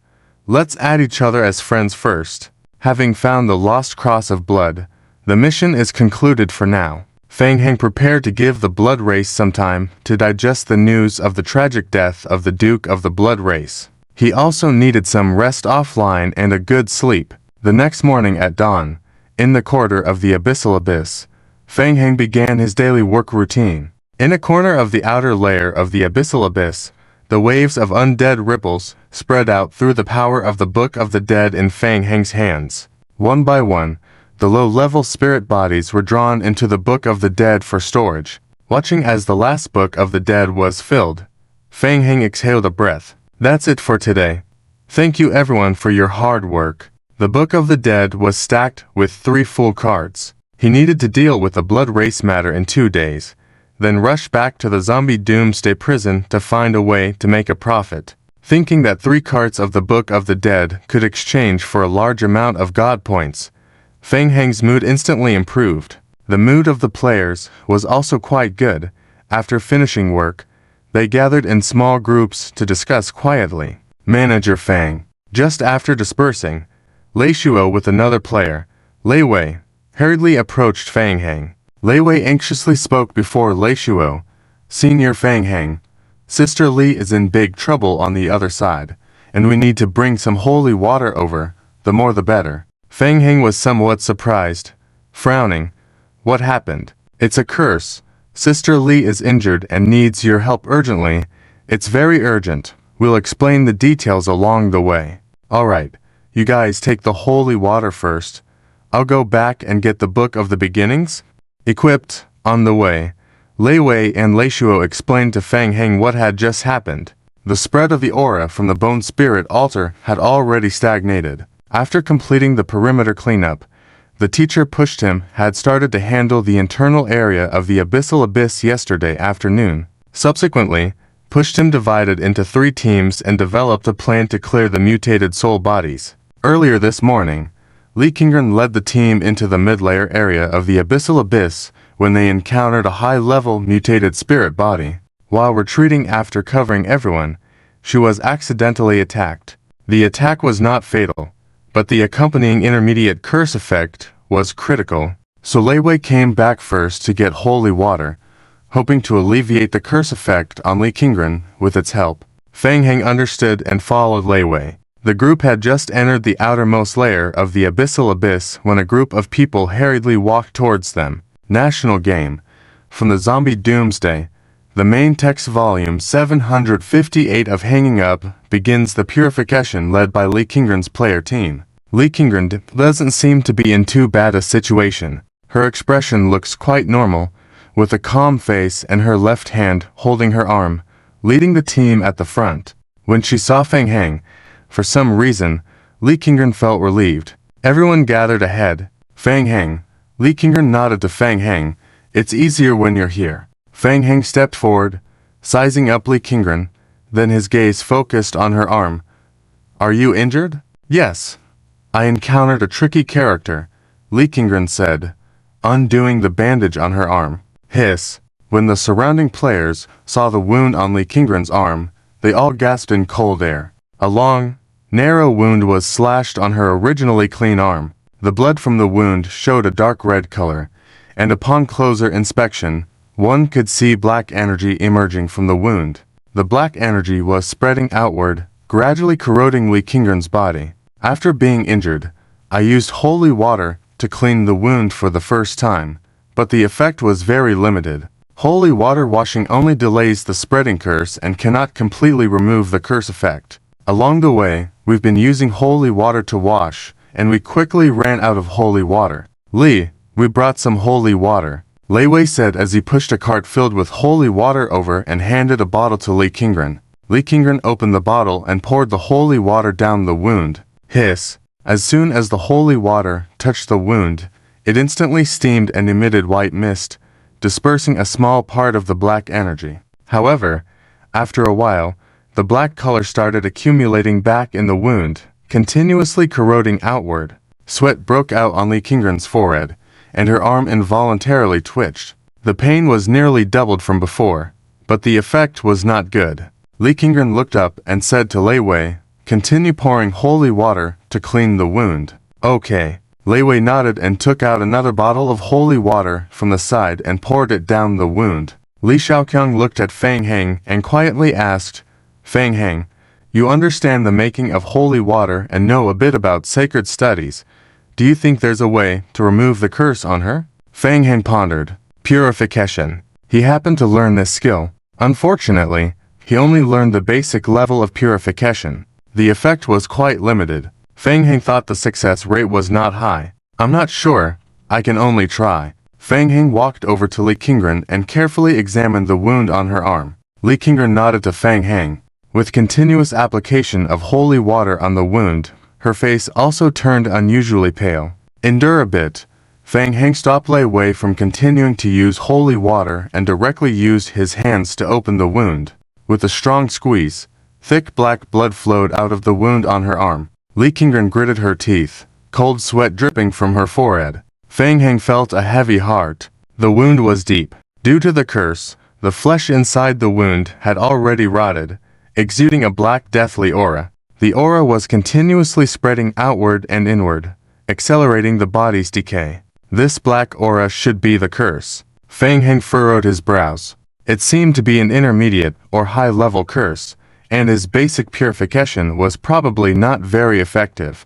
But he had to try. With that in mind, Fang Heng took out the Book of Genesis. He placed his hand on the Book of Genesis, and a faint sacred aura bloomed. Fang Heng extended his index finger towards the wound on Li Qingren's arm. Purification. Hiss, hiss, hiss, hiss. The wound on Li Qingren immediately reacted, and black energy billowed out of the wound like boiling water. Everyone gathered around to watch. Effective. When the dark golden light disappeared, upon careful observation, a small portion of the black energy deep within the wound had been dissipated. Everyone was delighted. While the curse could not be fully eradicated, the effect of purification was much better than using holy water. A few more attempts might completely remove it. Li Shaoqiang was thrilled to inquire where Fang Heng had learned so many skills. He showed joy on his face and said, "Fang Heng, shall we try again?" "Yes, but we have to wait a bit."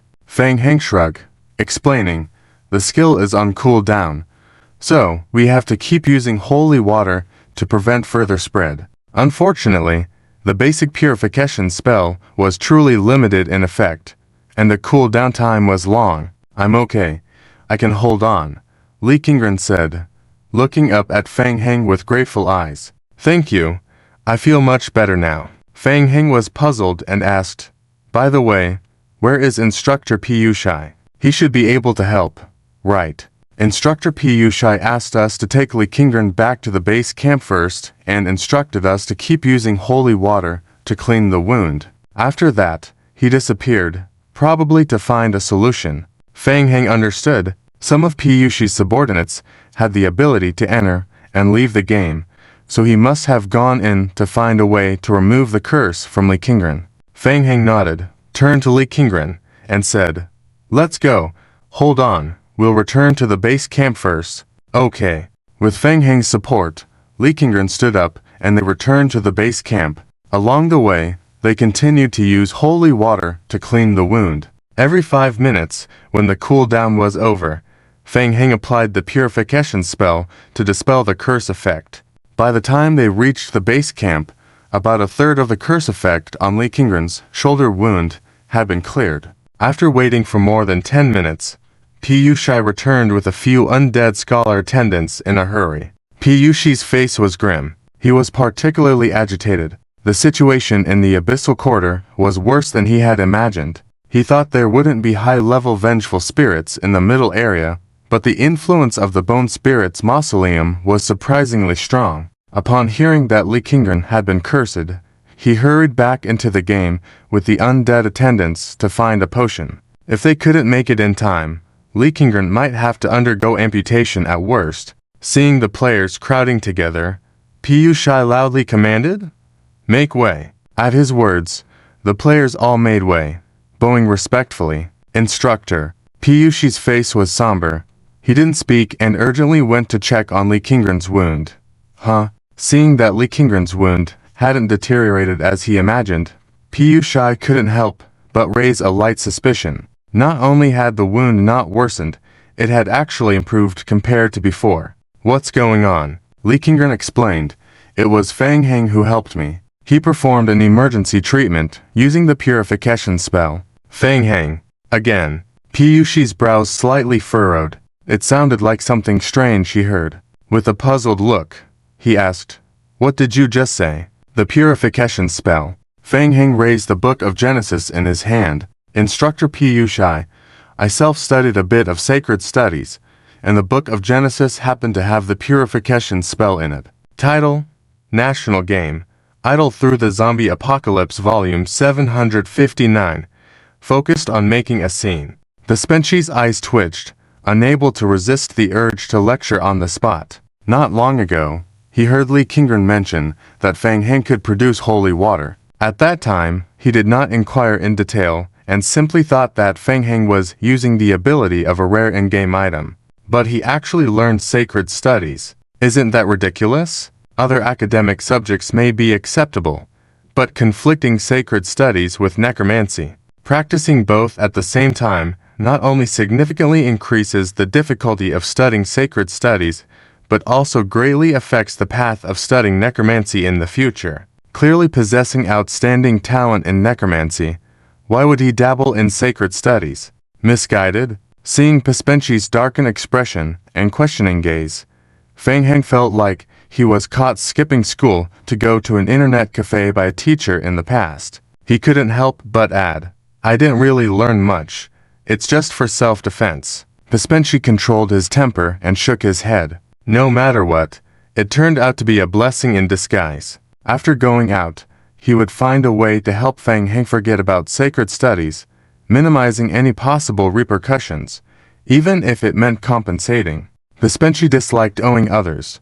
Thinking so, he continued, "Fang Heng, try using the purification technique." Fang Heng reached out and opened the Book of Origin. A gentle dark golden light enveloped Li Qingren's wound. Hiss. The blue mist rose once again. Li Qingren gritted her teeth, enduring the pain. When the light faded away, the cursed aura shrouding the wound had slightly dissipated. How is this possible?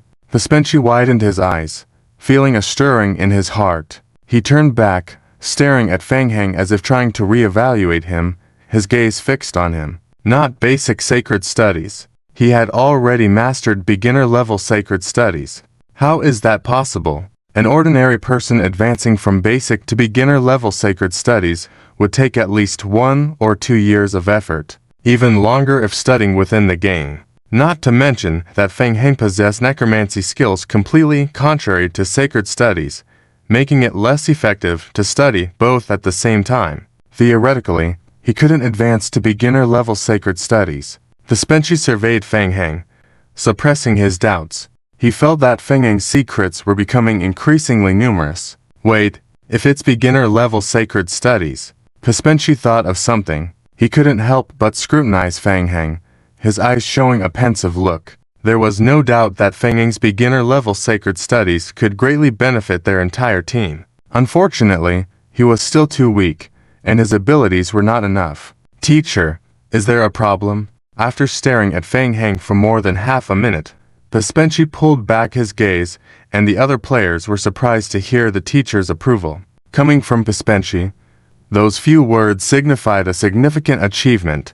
Had Feng Heng saved the Federation? Pespenchi took out a bottle of powdery medicine from his pocket, sprinkled it over Li Qingren's wound, and then nodded to another player beside him, saying, "Bandage it." "Yes, teacher." "Thank you, teacher." After applying the medicinal powder, Li Qingren felt a significant reduction in the pain on her arm. She looked at Feng Heng and said, "Thank you too, Feng Heng." In a short moment, Pespenchi had made up his mind. He stood up and once again looked at Feng Heng, saying, "Feng Heng, I have something to discuss with you privately.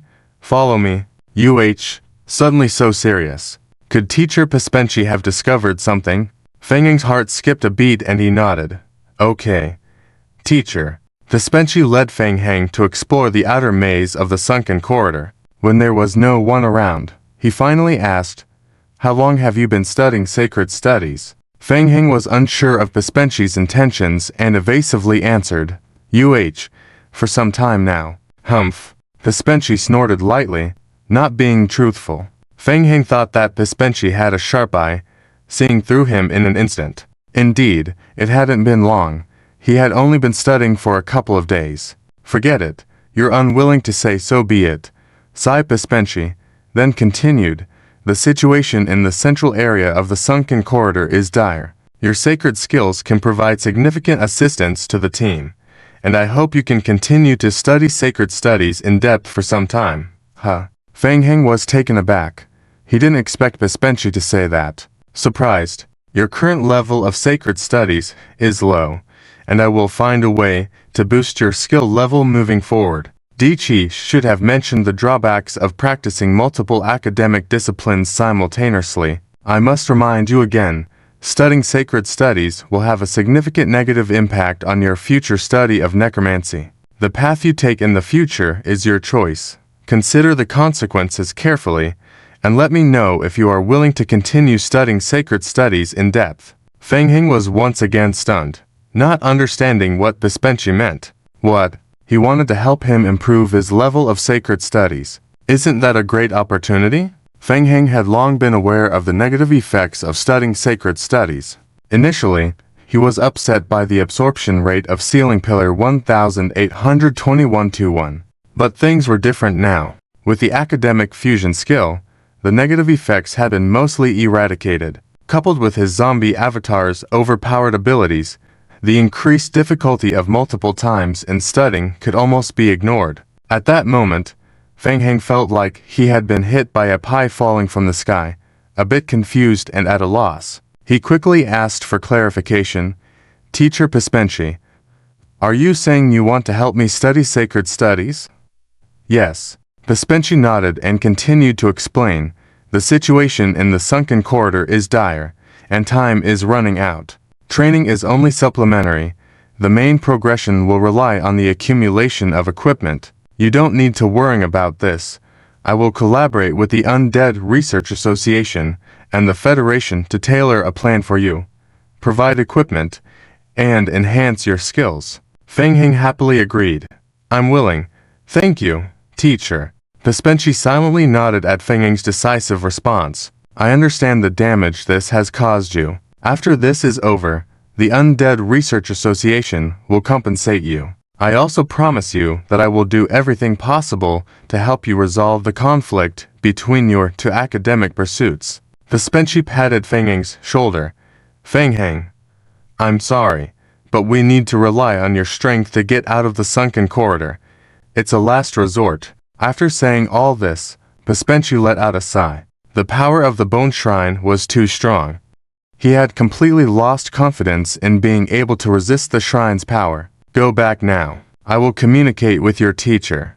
Dichi, if everything goes smoothly, you need to stay focused and give your all to study sacred studies." "Okay." Feng Heng was elated, benefiting from the Undead Research Association and the Federation without any cost. What a great deal. National game. Starting from the Zombie Doomsday. Hang up the main text volume 760 chapter 7 discussing the Blood Clan Elders Hall. Since the death of Duke Stewart last night and the disappearance of the Blood Clan holy artifact, the Blood Clan seem to have gone crazy, immediately conducting a sweeping search of the entire national region. Once traces of the Holy Court are found, they are eliminated on the spot. However, the national region is too vast, and the search results are limited. After searching several cities in the surrounding area and destroying a few Holy Court strongholds, the Blood Clan has not found the branch of the Holy Court. The Elders' Hall has not received any information about the lost holy artifact. The Elders are getting impatient. In just a few days, the top leaders of the Blood Clan have died one after another, and the continuous loss of the holy artifact has dealt a huge blow to the entire Blood Clan's power. It seems that the Holy Court is deeply hidden in the Jin City area. We must accelerate the investigation and quickly find out what artifact the Holy Court holds. Yes, Elder Yates, we have confirmed that the Holy Court branch is hidden in the Jin City area. DRIZZLE is the regional bishop of the entire national area, and they won't be hidden for long. Lino's eyes were bloodshot. He stayed up all night last night. It took the Sparkling Galaxy Guild several years and countless resources to build good relations with Duke Stewart's clan to the peak, where they could influence Duke Stewart's decisions. But now, previously, it was fine if a Blood Earl died. The losses were controllable. How could a duke die so suddenly? Lino felt like his worldview was collapsing upon receiving this news. A solid peak strength. Just gone like that. Can the Holy Court really kill Duke Stewart? Why couldn't he believe it?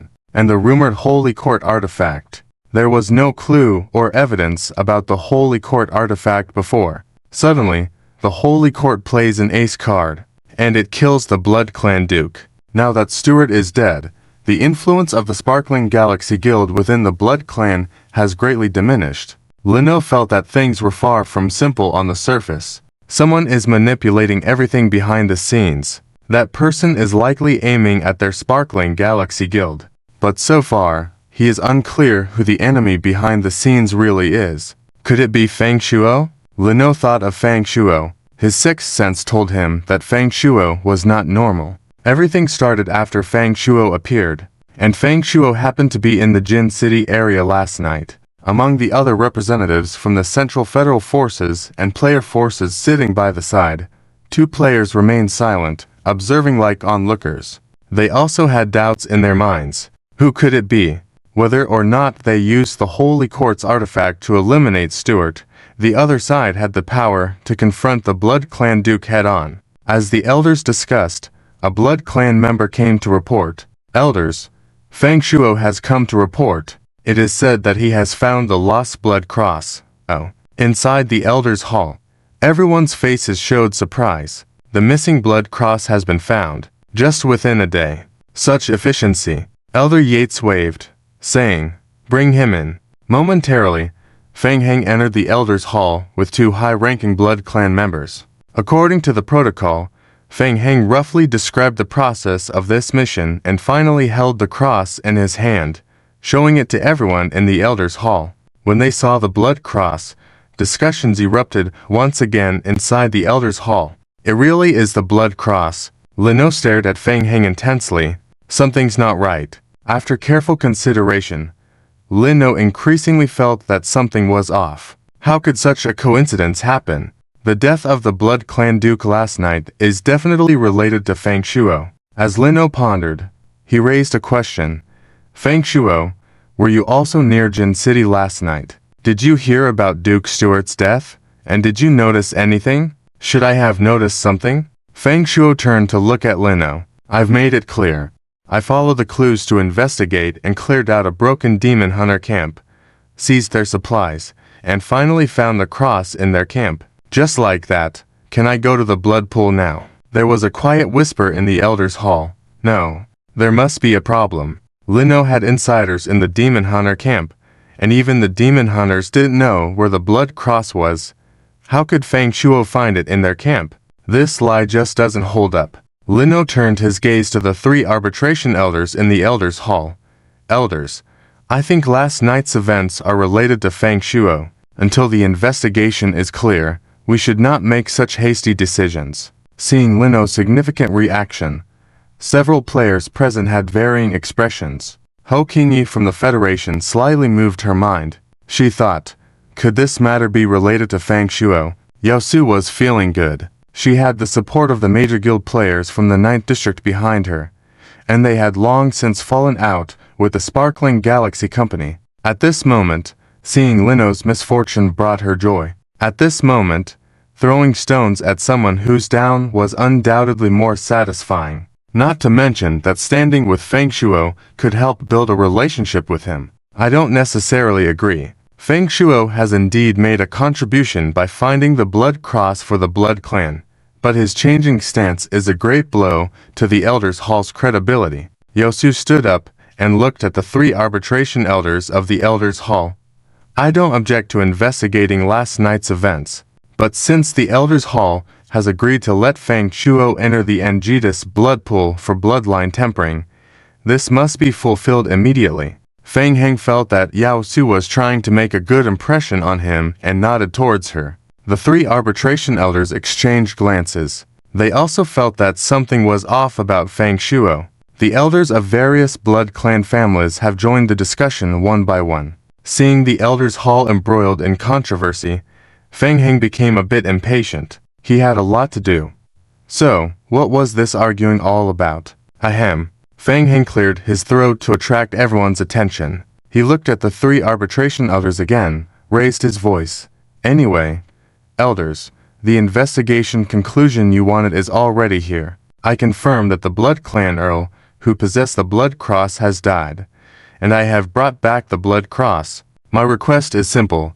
Can I go to Angitas now for bloodline tempering? All eyes turned to the arbitration elders. After a moment of contemplation, Arbitration Elder Yates waved to quiet everyone down. He said sternly, Fang Shuo, you retrieving the cross proves your ability and loyalty to the Blood Clan. But, as you should also have heard, 2 high-ranking members of the Blood Clan died consecutively last night, and Angitas did not react or resurrect. We are currently conducting a comprehensive examination of Angitas. Regarding the use of the Angitas blood pool, we need some time. National Game. Idle Text Volume 761 starting from the Zombie Apocalypse. Chapter 761 Assault Training. Fang Heng nodded. Accepting the reason, that's fine. Before I complete the condensation of bloodlines, I think it's better to keep the cross in my hands for safekeeping. I don't think the elders of the council will object. Right. Yates nodded. It should be so. Later tonight, we will arrange for you to enter Angitas for the enhancement of bloodlines. Thank you, elders. I will go down first. When Fang Heng left, the council hall of the elders was in chaos again.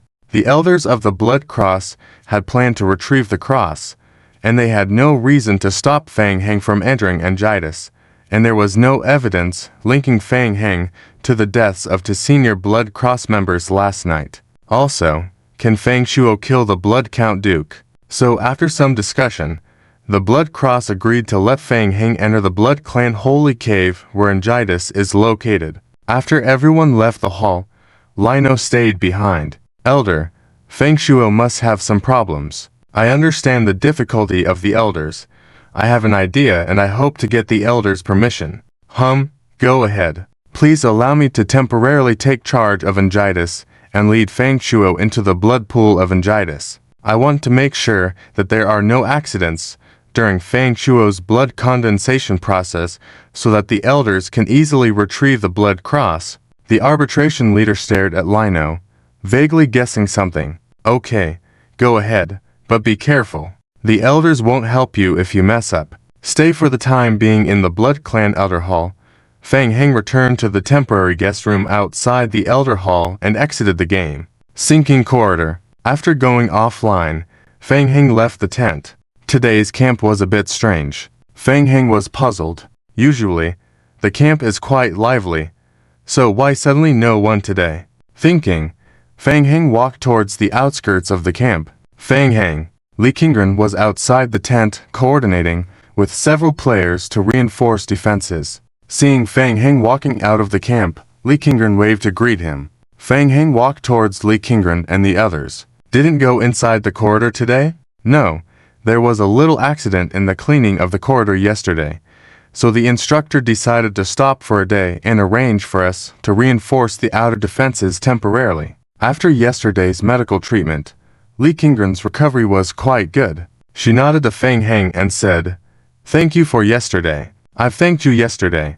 You don't need to be so polite, like making things awkward." Feng Heng looked around at the other camp players and asked, "Where are the others?" "Oh, don't mention it." Li Shaqiang put down the wood he was carrying and said on the side, "The instructor can't stand idleness." This morning, when passing through the camp, he saw a few of us playing cards and scolded us. Later, he dragged everyone to the outer entrance to set up defenses. It's so unlucky. Feng Heng immediately had a mental image. It's good to have fewer people, quieter. Feng Heng, the teacher asked me to guide you in sacred studies for the next few days. Did you know about this? Feng Heng raised an eyebrow. You will guide me? Yes. Last night, the undead scholar under Pu Shai exited the game, explaining the situation concerning Feng Heng's study of sacred studies to the Undead Research Association. At that time, Diki was dumbfounded. Sacred studies. His student will study sacred studies. When did this happen? Why didn't he know? Did Pu Shai make a mistake? After being baffled, Diki carefully analyzed it again, feeling something was amiss. Pu Shai's abilities are strong, so he wouldn't have made a mistake at this critical moment. Combined with what Feng Heng had said about trying various academic disciplines. So, Diki realized that his disciple was starting to try new things boldly again. Diki could understand this exploratory mood, appreciating it. But, sacred studies, which is highly conflicting with undead studies, with so many academic disciplines to choose from, Feng Heng chose the hardest difficulty. Choosing sacred studies not only has a much higher difficulty in learning sacred studies, but also makes the practice of undead studies more difficult. Thinking about it carefully, Diki felt something was wrong. He remembered the last time he saw Feng Heng. He could confirm that Feng Heng showed no signs of sacred studies. But according to the undead attendant, Feng Heng already had basic sacred studies. Really, Feng Heng learned it in this time period, in just 1 week. And on top of that, he learned it with a difficulty level thousands of times higher on the basis of basic undead studies. Ordinary people could never do this. If someone could do this, there was almost only one answer. Special physique, also known as the initial talent skills spoken of by players. Diki thought he had figured everything out. He was greatly relieved. Okay, not only does this good student have a strong talent in undead studies, but he also has a strong talent in sacred studies. Diki immediately agreed with Pu Shai's proposal, while expressing his sorrow, trying to secure the greatest benefit for his student. After finalizing the plan, the entire Undead Research Association immediately convened a meeting with the federal team to research how to help Feng Heng, who was trapped in the sinking corridor, quickly enhance his sacred studies skill level. That night, the top leaders of the Undead Research Association were in research and analysis. So early this morning, Li Qingren was assigned a task by instructor Pu Shai. She would supervise Feng Heng's practice 24 hours a day, reporting his progress daily. If you're ready, come with me, Li Qingren said with a mischievous smile, looking at Feng Heng. How about it? Ready to enjoy the pleasure of learning? Feng Heng looked troubled. Don't joke around. How can learning be enjoyable? Upgrading skills, on the other hand, might be. Following Li Qingren, the two arrived at the tent hastily set up yesterday. The table inside the room was piled high with 5 stacks of books. In the center of the table toward the back was a stone statue standing over half a person tall. Feng Heng squinted his eyes. It's very familiar. The statue of the saint. The practice of sacred studies requires prayer, sensing the divine aura, and enhancing skill experience. It's a very basic way of practice. Li Qingren did a lot of homework in advance and explained to Feng Heng. And these books on the desk are all related to sacred studies. Reading them can increase the corresponding skill experience of sacred studies. Later on, this will be your study room. Besides studying, if you need anything else, you can find me. I'll try my best to help you. Instructor Piyushai has made arrangements so no one will disturb you while you study. So, you can rest assured. Feng Heng, looking at the room full of books, felt a sense of anticipation. Mobile game, Auto Grind from the Zombie Apocalypse Volume 762. Armed up in addition, these equipment are all prepared for you. Come and take a look, because some of the equipment have special attribute requirements. You may not be able to equip all of them. I will make a note of it. The mentor will adjust the equipment later and choose the most suitable combination for you. Li Qingren got up very early today and did her homework in advance. She took out paper and pen, and took Feng Heng to the corner of the tent where several boxes were placed. 3 boxes. So many. Yes, this is just a part of it. Abyssal Corridor is closed now. It's very troublesome to bring equipment from the outside. Feng Heng nodded and walked to Li Qingren's side, reaching out to open the boxes. As he lifted the lid of the first box, Feng Heng's eyes lit up. He was nearly blinded by the dazzling equipment in the box. Is this the power of money? These folks at the Undead Research Association are so wealthy. Feng Heng took out the equipment from the box one by one to examine them carefully. Item: Pure Sanctum Breastplate. Description: enhances player's defense when equipped. Also increases Divine Perception ability, Divine Affinity, and Purification spell effect by 60%. Equipment requirement: 12 points in Basic Vitality attribute. Divine Academic Study. Item fragment: Weapon Blessing. Description: activated when inserted into the initial book, granting the initial book an additional skill. Weapon Blessing. Description: once bound to the initial book, cannot be unbound. Fragment will be destroyed if the initial book is destroyed. Equipment requirement: 10 points in Basic Willpower attribute. Item: Yak Just Book Page. Basic Instruction. Description: insert this page into the initial book to immediately enhance the effect of all basic and below divine study skills in the initial book by 200%, with a 150% cooldown extension. Equipment requirement: 15 points in Basic Intelligence attribute. Skill book: Sacred Sound, Purification. Description: after learning the skill, you will master the basic purification. Equipment requirement: 12 points in Basic Intelligence attribute. Item: Divine Purification Long Spear. Type: Weapon. Description: additional 10% enhancement to Purification spell effect, 30% reduction in cooldown. Description: if the player masters the Purification spell, using the long spear to deal damage to enemies will cast the player's current tier Purification spell on the target with a 15% chance. Additional effects: Heavy +9, Armor Piercing +5. Equipment requirement: 20 points in Constitution, 18 points in Strength.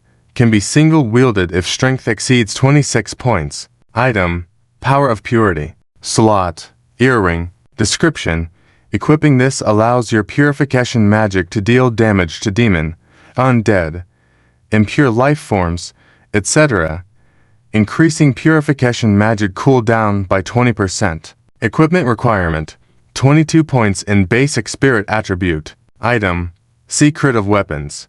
Type: Dagger. Description: increases weapon blessing effect by an additional 50%. Additional. Feng Heng checked each item of equipment in succession, and couldn't help but marvel at the richness of the Undead Research Association. Truly remarkable.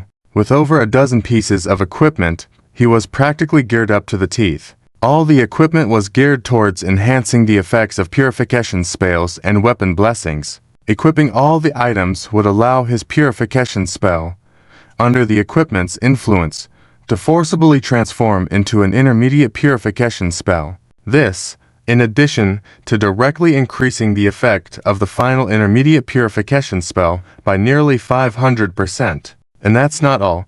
The purification spell also had various strange effects added to it. One of the most obvious ones was the ability to directly damage demon, undead, and impure life forms. With so many divine items stacked on, even an idiot could take on 5 enemies. There are still some more equipment to come. The association is still collecting them, so it will take some time. Quite a number of the equipment's attributes are very peculiar. Anyway, you can try them out first, and we will optimize them according to your actual situation later, Lee Kingren said as she lifted a heavy breastplate from one of the boxes at the side and placed it on a low table. Shall we begin? Lee Kingren looked at Fang Heng, preparing to test his basic attributes. Most of the equipment was acquired through joint research by the Federation and the Undead Research Association. Some of the equipment had extremely high assembly requirements and were not meant for novice gamers. Bringing them over was just to test Fang Heng's limits, in order to better plan the final equipment selection. Alright, Fang Heng began to put on the equipment one by one. Unlike in the game, equipping items in the real world was a bit troublesome as it required a wearing action to put on the equipment. Lee Kingren watched as Fang Heng received the equipment from her and put them on one by one. Slowly, she grew wide-eyed. Could he still put on more? Lee Kingren noticed that Fang Heng's various attribute values were outrageously high. He could meet all the equipment requirements with his attributes. No matter what equipment was handed to Fang Heng, he could still put them on, albeit reluctantly. It wasn't until the last staff was handed to Fang Heng that Lee Kingren realized that all 3 boxes of equipment had been used up. This was too exaggerated. Random equipment piled on, making Fang Heng look extremely bloated now, with 2 layers of armor on the outside alone. Quite bizarre indeed. A warrior's armor paired with a knight's long spear helm, along with a priest's staff and a sacrificer's judgment headdress, all piled on. Looking at Fang Heng's peculiar appearance, the two exchanged a glance and laughed. Lee Kingren was too surprised. He actually managed to equip all of them. The equipment in the box had special requirements for the player's attributes, meaning all of Fang Heng's attributes were exceptionally high. It was rare that all attributes could meet such high standards. It was hard to imagine that Fang Heng was just a novice player. Lee Kingren looked at Fang Heng and nodded, saying, not bad. Really? Fang Heng expressed skepticism. Lee Kingren encouraged him, saying, Fang Heng, looks are not important. Let's try it out and see how it works. Okay. Fang Heng raised his right hand. With multiple pieces of equipment stacked, his body felt slightly heavy, and his movements were not as agile as before. Fang Heng switched to his Divine Studies form in advance, opened the initial book, and cast a purification spell on himself. Purification spell. A dazzling golden light enveloped his body. Compared to before, the light was more than 10 times brighter. Lee Kingren nervously looked at Fang Heng and asked, How do you feel? Fang Heng tried to sense it and shrug. Well, nothing special about it. All the money was spent on the special effects. Lee Kingren recorded on her notebook and said, It's normal to not feel anything special.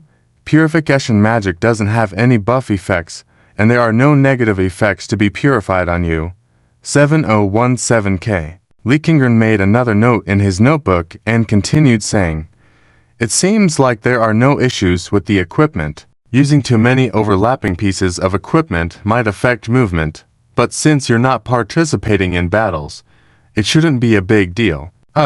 Yeah, I suppose so, Fang Heng said as he took a couple of steps in place. Just as he moved, the gear on his body collided with each other, making a clattering sound. It was still manageable. His movements were not too restricted. Fang Heng even tried to jump in place despite wearing several thick layers, feeling very uncomfortable. Very good. Next, you need to continue cultivating the sacred arts. Even seeking last-minute help would also be beneficial. It might improve some skill effects to some extent.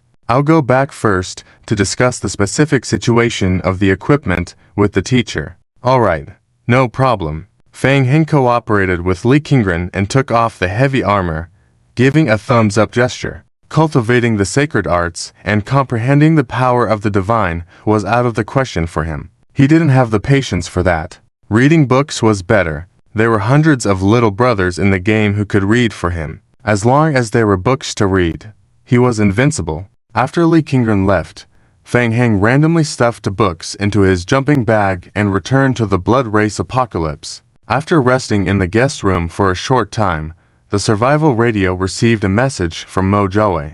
Mo Joe, There is news from Zhonghao Yang that Lin Nuo has temporarily taken on the security guard duties of Anjitace. He will personally take you to Anjitace shortly. It seems like it might be intentionally targeting you, so be careful. Fang Heng put away the radio and couldn't help but chuckle. The 12 consortiums, Lin Nuo. It would have been fine if they didn't look for him, but they even came knocking on his door. That sure is asking for trouble on your own. Fang Heng muttered to himself, replying to Mo Jiaowei's message, asking him to inform the hunters from the Chen Lin faction and Zhonghao Yang's side to start causing trouble. Then, Fang Heng controlled the zombie avatars to self-destruct in advance, preparing to resurrect directly in the blood pool later. He waited quietly in the room for over an hour, and the knocking on the door outside finally sounded.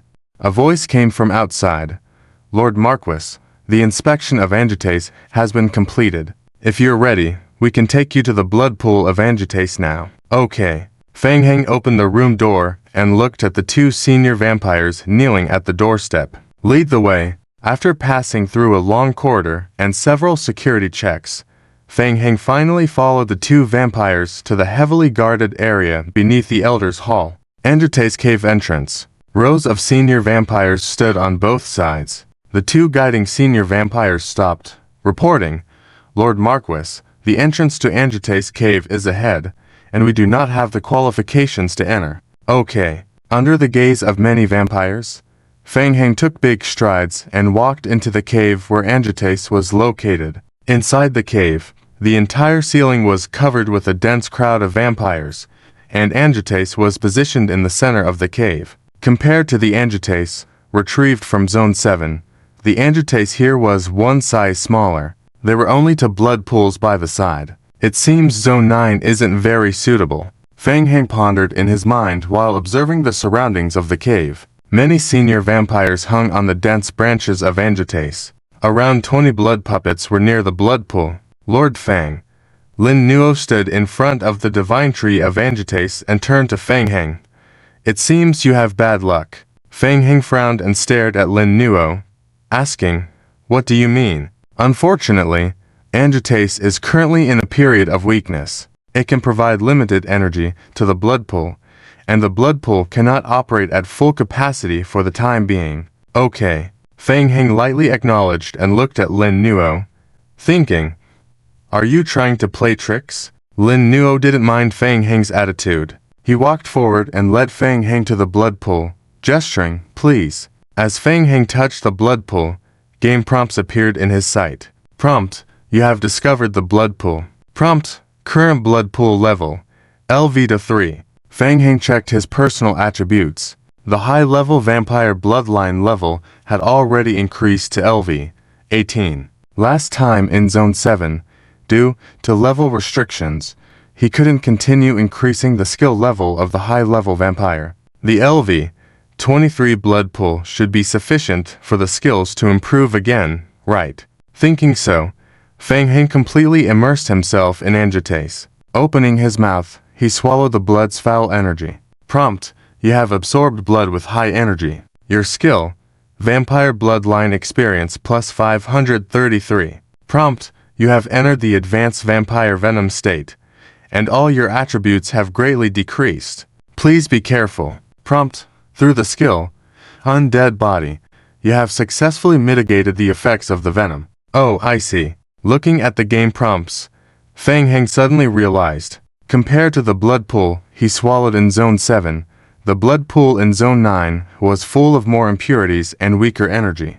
Strangely, the venom effect had strengthened. Fang Heng felt increasingly disdainful. It was mostly Lin Nuo's doing. Did he think he could trick him like that? For ordinary vampires who needed to evolve, they needed to spend more time and effort to remove impurities and clean out the venom while condensing their bloodline. It would be difficult to refine the bloodline in this situation. However, Lin Nuo never expected that Fang Heng was different. Fang Heng didn't play by the rules. He directly resisted the venom effect with the undead body effect. His blood volume rapidly decreased by large chunks. When it dropped to 8%, the venom damage was immunized by the undead body effect. It was just that there were too many impurities in the blood pool, which required a bit more time.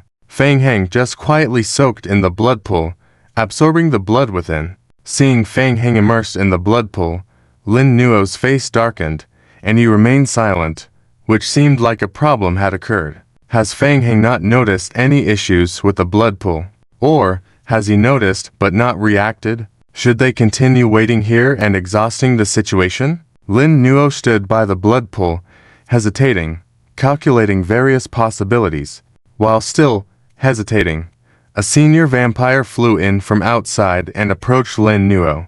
"Mr. Lin, urgent matter. Your subordinates are waiting for you outside the door." Lin Nuo's brows furrowed slightly as he said, "Watch over this place, and inform me immediately of any changes." "Yes, Mr. Lin." Inside the blood pool, Fang Heng noticed Lin Nuo's departure and thought to himself. It seemed like the hunters were starting to act. Unfortunately, he couldn't leave for now. Fang Heng had stopped absorbing the blood from the pool a long time ago. He couldn't drink too much blood. Even though the undead body effect could withstand the venom, his body's blood volume could only take so much. After a few minutes of swallowing, Fang Heng couldn't stand it any longer. He decided to wait for the zombie avatars to resurrect later and use them to gain experience. The all-people game, starting from the zombie doomsday to hang up. What's so urgent? Outside the Angitis mine area, two players looked anxious and immediately reported to Lino upon seeing him. "Supervisor, we received the latest news from the Blood of Glory side regarding the death of Duke Sterner. The demon hunters were also involved, but they are hiding something. In addition, the Blood of Glory heard that the demon hunters have been active. The demon hunters are up to something again." Lino's heart jumped and he asked, "What kind of activity?" "It's related to Angitis. They may be preparing to take action against Angitis." "What did you say?" Lino couldn't understand. At this critical moment, the demon hunters are still going after Angitis. Are they crazy? After a moment of thought, Lino immediately judged. This is probably fake news. Angitis is currently at the headquarters of the Blood Elder Council, extremely safe under the layers of guard. Based on the strength of the demon hunters, they cannot possibly cause any substantial harm to Angitis. In addition, with the recent actions of the demon hunters being continuously disrupted, their camp location exposed, they may suspect infiltration from within. Taking these two factors into consideration, Lino felt that the demon hunters were likely releasing false information to try to find the mole. The two underlings of the Brilliant Galaxy Gaming Company also found this matter a bit odd and reported truthfully. Yes, the information from the demon hunters' side is very secretive, saying that they are in the preliminary preparation stage and the actual action may still require some time. After a while, being so secretive only raises suspicions of deeper conspiracies. Lino lowered his head and thought for a moment, then his eyes lit up. Whether it's true or not, this is a great opportunity for him. "Let's go. We're heading to the Elder Council. I need to see the Arbiter Elder." Angitis Cave. Two blood clans, as instructed by Lino, guarded the Angitis blood pool quietly waiting. Gudong Gudong. After a few hours passed, bubbles suddenly emerged from the comm center of the blood pool. The two blood clans felt strange and couldn't help but glance at each other. Just as they were about to inspect, a hand suddenly emerged from the blood pool. The two high-ranking blood clans tensed up, ready for battle, staring at Fang Heng as he emerged from the blood pool, watching them. "Lord Marquis." The two blood clans relaxed a bit and knelt down in unison. Fang Heng looked at them. "Keep away from the blood pool." "My lord, we..." The blood clan wanted to say something, but Fang Heng had already submerged back into the blood pool. The two hesitated, looking at each other. Slap! A bloody hand suddenly reached out from the blood pool. The power of the blood gathered in the bloody hand made the two high-ranking blood clans uneasy. Boom! Another bloody hand shot out of the blood pool. One bloody hand after another emerged from the blood pool, continuously exploding. Initially, the explosion of the bloody hands caused some commotion among the bats inside the cave. However, after a while, realizing that the exploding blood hands posed no real threat, the blood clans quieted down. The two high-ranking blood clans were helpless. They glanced at each other, feeling that the blood clan Marquis might be practicing some blood curse, so they could only retreat far away to avoid being affected by the bloody hands. No one noticed that as the bloody hands kept emerging and exploding from the blood pool, the height of the water surface in the pool was mysteriously rising. At the bottom of the blood pool, Fang Heng's magic circle gradually rose. Previously, Fang Heng consciously controlled each zombie avatar to commit suicide. Now, the zombie avatars were resurrecting one by one, not making too much noise under the blood pool. After a moment, over 60 zombie avatars filled the bottom of the blood pool. Under Fang Heng's control, the zombie avatars used their hands to dig the earth at the bottom of the blood pool, burying their bodies beneath the soil, slowly absorbing the blood within the pool. Tip: your zombie avatars have absorbed blood with extremely high energy. Your skill: high bloodline experience plus 313. Done.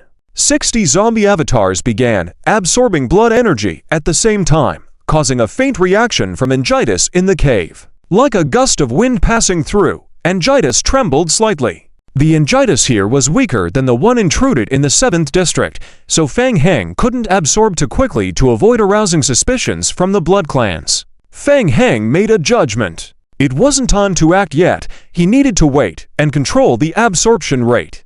After another 10 hours or so, when the zombie avatars began multiplying, he would absorb in one go. Thinking this, Fang Heng temporarily put most of the zombie avatars into a dormant state and slowly walked out of the blood pool. After 18 hours, when each zombie avatar had produced the multiplying body, he would absorb all at once. Lord Marquis. Seeing Fang Heng leaving the blood pool, the two high-ranking blood clans, who had been avoiding the explosions of the bloody hands, landed in front of Fang Heng from the air. Are you leaving? Is the bloodline tempering complete? Yes, Fang Heng nodded lightly. I encountered a bit of trouble. I will return tomorrow. The two high-ranking blood clans looked at the blood pool that had returned to calm behind Fang Heng, hesitating slightly. Fang Heng looked at them. Any questions? Lord Marquis, the Elder Council just issued a message that after you finish using the blood pool this time, Angitas will be completely sealed off for a period, during which no one is allowed to enter or leave the cave. Sealed off?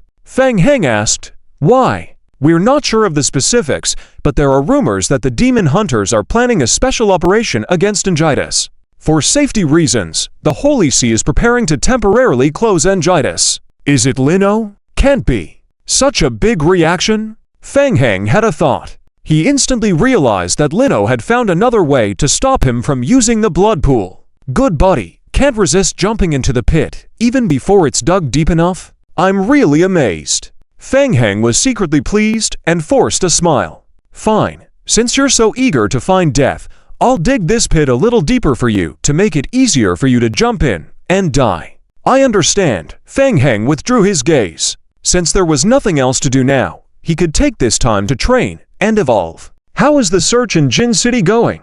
The two high-ranking blood clans looked at each other. Still ongoing. We've completed over 60% of the search and eliminated several strongholds of the Holy See. We expect to find the hidden branch of the Holy See soon. Fang Heng nodded again. Escort me to leave here. I need to go to the Elder Council to see the Arbiter Elder Yates. Yes. The whole people's game, starting with the zombie apocalypse, hanging in chapter 765 of the main text, brushing a wave at the elderly home. Yates was having a headache over the death of the Duke of the Blood Clan. Whenever he felt restless, he always liked to have a little red wine. Currently, within the Blood Clan, only 2 members have reached the level of Duke.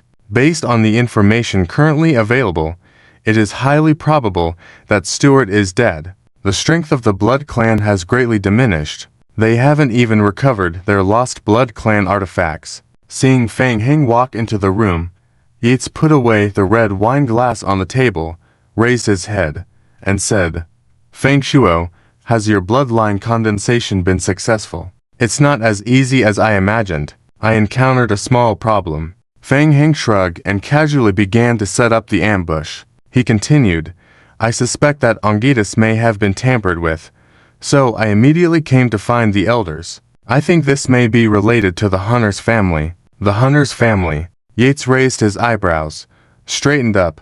His expression became more serious. Why do you say that? Pure guess on my part. When I was investigating the Blood Cross, I heard that the Hunter's family has a secret method to deal with Angitas. The Angitas I saw just now seemed much weaker than I expected, suspecting that someone may have tampered with Ongidas in secret. A thought flashed through Yates's mind. Hunter's family again. Before Fang Heng, someone had already mentioned it to him. They believed that Lino might be related to the Hunter's family. However, Lino had been working at the Blood Clan elderly home for many years and was deeply trusted. Besides temporarily sealing Ongidas, preventing Fang Heng from advancing was also agreed upon by the elderly home in their hearts, even instructing Lino to carry it out. Indeed, Fang Shuo, the elderly home, has received some news. The hunters may have taken action against Ongidas. We must be extra vigilant. Yates nodded. Previously, the elderly home re-examined Ongidas. Ongidas has not performed a sacrifice in a long time. His strength has diminished, and the elderly home has decided to temporarily seal Ongidas for 7 days and perform a sacrifice ceremony after 7 days. On the one hand, it is to restore Ongidas's gradually weakening abilities and, on the other hand, for safety reasons, to guard against the actions of the hunters. Fang Heng looked up and asked, "Was it Lino's suggestion?" Yates nodded. It seems that the elderly home trusts Lino a lot. Yates frowned and asked, "What are you implying?" Fang Shuo, "Nothing. It's not the right time yet." Fang Heng shrugged. He felt that there were enough clues already, so he moved on to the main topic. "I haven't completed the condensation of my bloodline. I still need to use the blood pool for a while, so I will temporarily keep the blood cross." Yates frowned. "This is not quite the agreement we had." "Yes, when I next enter Ongidas, after I complete the condensation of my bloodline, I will return the cross." "No, Feng Shuo, 7 days is too long. The blood cross belongs to the elderly home. I can only give you 2 more days, and after 2 days, we will retrieve the blood cross ... unless ... Yates leaned forward, gazing at Fang Heng, and continued, "Unless you can further prove your abilities and loyalty, the elderly home will consider granting you the blood cross." "Oh." Fang Heng raised an eyebrow, understanding Yates's implication. "I am willing. I heard that the Blood Clan is searching for traces of the Holy Court in the Jincheng area. I will go take a look and try to retrieve the Blood Clan artifacts." "Very well. I look forward to your good news." Hint: player triggers mission.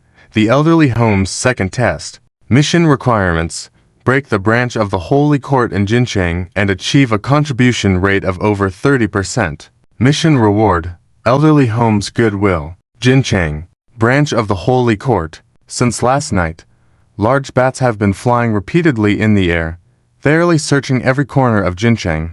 A believer reported, "Bishop, the Blood Clan's search this time is very meticulous, and many contact points in Jincheng have been attacked and destroyed.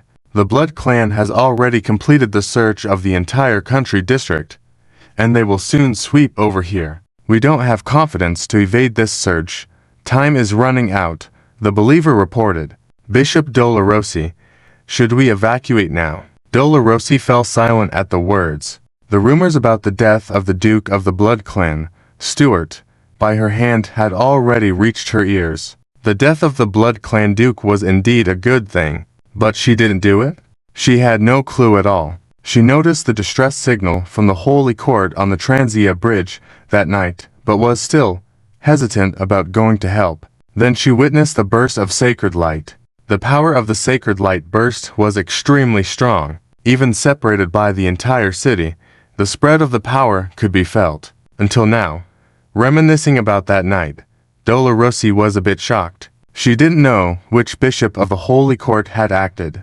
Dolorosi had heard that this matter was related to the temporary area Bishop Chuyan of the neighboring district, who had already gone to the Holy Court headquarters to report the situation. She wasn't sure what exactly had happened last night. In any case, the end result was that she ended up shouldering a big responsibility for no reason, and the entire Blood Clan had gone crazy because of the death of Duke Stuart. The Holy Court in the country district where Jincheng City was located had been greatly devastated. Who would take responsibility for this? Bishop.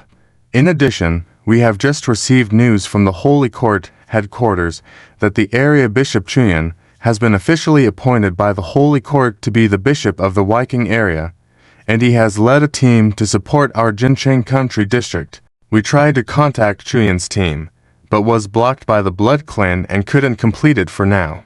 Chuyan, him again. He's coming to support with his team. Dolorosi was even more puzzled to hear this. She wasn't familiar with Chuyan, hadn't even met him, yet he was eager to support with his team in this situation. Or was it? Dolorosi suddenly felt a glimmer of hope in her heart. If it was indeed Chuyan who defeated the Duke of the Blood Clan last night, perhaps he had a way to resolve the current crisis. Dolorosi's eyes flashed with determination. After managing the country district for many years, if it was destroyed, it was destroyed. Even with a glimmer of hope, Dolorosi was willing to try to turn the tide. Moreover, in the current situation, she couldn't escape at all. Either abandon all her subordinates and flee like a bereft dog or fight to the death for a chance to survive. Dolorosi raised her head and asked, "Does the bishop have any orders?" The bishop is not clear about the specific situation in Jincheng. Act as you see fit. Spread the word. Mobilize the entire team. Defend the headquarters. Prepare for battle against the Blood Clan. Yes. Jincheng City, a seaside building near the border suburb. The building was originally a hotel used for vacation and leisure, still under renovation and not yet ready for business. At this moment, Chuyan and a team of elite from the Holy Court occupied the place. They were hiding inside the building, carefully lying in wait. Not far away, two figures appeared within sight. Chuyan's heart stirred. "Mr. Fang," Chuyan observed with a telescope. That's right, the person who came with him was Mr. Mo. However, Fang Heng looked a bit strange at the moment. He was holding a scepter in his hand and carrying two large rifles on his back. Nationwide game. Auto hanging begins from the Zombie Doomsday main text volume 766.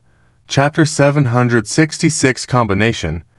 Fang Heng and two people took the elevator to the third floor of the hotel building and met with the sanctuary. Fang Heng walked over, nodded, looked around, and asked, "How is the situation? Is everything okay?" The sanctuary is currently busy with their own matters, and the bishop didn't have time to suspect me. After listening to the story I fabricated, he symbolically praised my achievements and allowed me to temporarily assume the position of the area bishop in the name of an acting area bishop. They won't be sending new people over in the short term.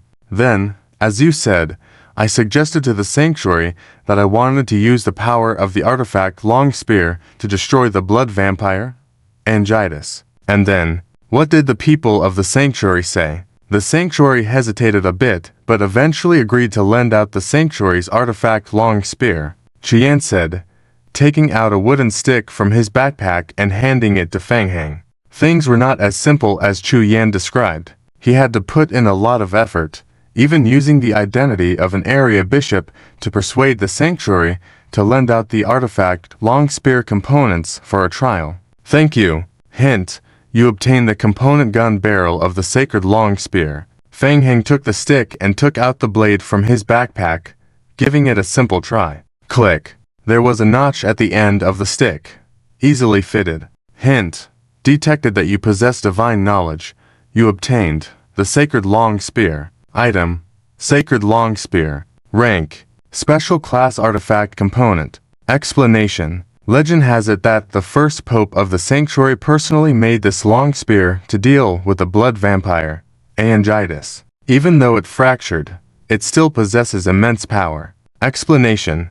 Only players who possess divine knowledge skills can use it. You can try to find more fragments of the sacred long spear for assembly to enhance its abilities. Explanation. The current long spear can be used for both ranged and melee attacks. Explanation. Ranged attacks will consume all the player's current mental power. If the player's mental power is lower than 80% of the current maximum value, it cannot be used. Explanation. Due to the lack of other components, players can only use both hands to wield the weapon for melee attacks. Each attack will consume 30% of the player's maximum mental power, dealing additional holy light damage to the blood vampire. Feng Heng carefully observed the attributes of the assembled artifact. After assembly, the throwing power of the sacred long spear increased, and the penalty to hit rate also slightly decreased. Additionally, it could be used for melee attacks. It seemed pretty good. Feng Heng tried weighing the long spear in his hand. Judging from its appearance, at least a section of the spear body and a handguard were still needed to complete the artifact. The game did not provide any hints, and Feng Heng was unsure exactly what was still missing to complete the sacred long spear. The sanctuary doesn't have much understanding of artifacts either. It took quite a while for me to find this stick from the warehouse, Chuyan explained, pointing to the seal stone being brought over from a distance to the room. By the way, Boss Fang, time is tight. Our people can't make it in time, so we brought only an elite team over. The 5 sacrificers are already pouring energy into the sealing stone, but it seems a bit rushed, Chuyan explained to Feng Heng, pointing to the seal stone that had been transported to the side from afar. Feng Heng looked at the seal stone in the corner of the room, walked over, and placed his hand on it to sense it. The holy energy inside the seal stone was very faint. Feng Heng had originally planned to use the seal stone as a bomb to eliminate a wave of blood vampires. It seemed a bit idealistic now. Infusing holy energy into the seal stone was very troublesome. Even with just 5 sacrificers, there wasn't enough time to accumulate a sufficient amount of holy energy in such a short time. It's okay. No problem. Treat it as an extra mission. Try to earn more points and contributions. Help you secure the position of bishop within the sanctuary. Also, just like last time, the spoils of war go to you, and the evolutionary crystals go to me. No problem. Chuyan was quite excited, ready to join the action with the big shots. Following the big shots meant gaining a wave of merit points for nothing, and naturally, the spoils of war belonged to the big shots. There would be more opportunities in the future to earn more. While the two were discussing, Chen Lin brought a group of demon hunters over. Hey, brother, you came right on time. I personally led the reinforcement of the entire building. Time is tight, so I only used basic demon hunter's magic array. As long as we don't encounter cranked blood vampires, the building can hold for at least 2 to 3 hours. As he was speaking, Chen Lin noticed the scepter in Feng Heng's hand and the 2 long guns on his back. Looking puzzled, he asked, Feng, what's with this fancy outfit of yours? Hey, you'll understand soon, Feng Heng teased. Continuing, the current blood vampires have attracted the attention of the sanctuary. We can take this opportunity to weaken the blood vampire's power. The retreat route is already set.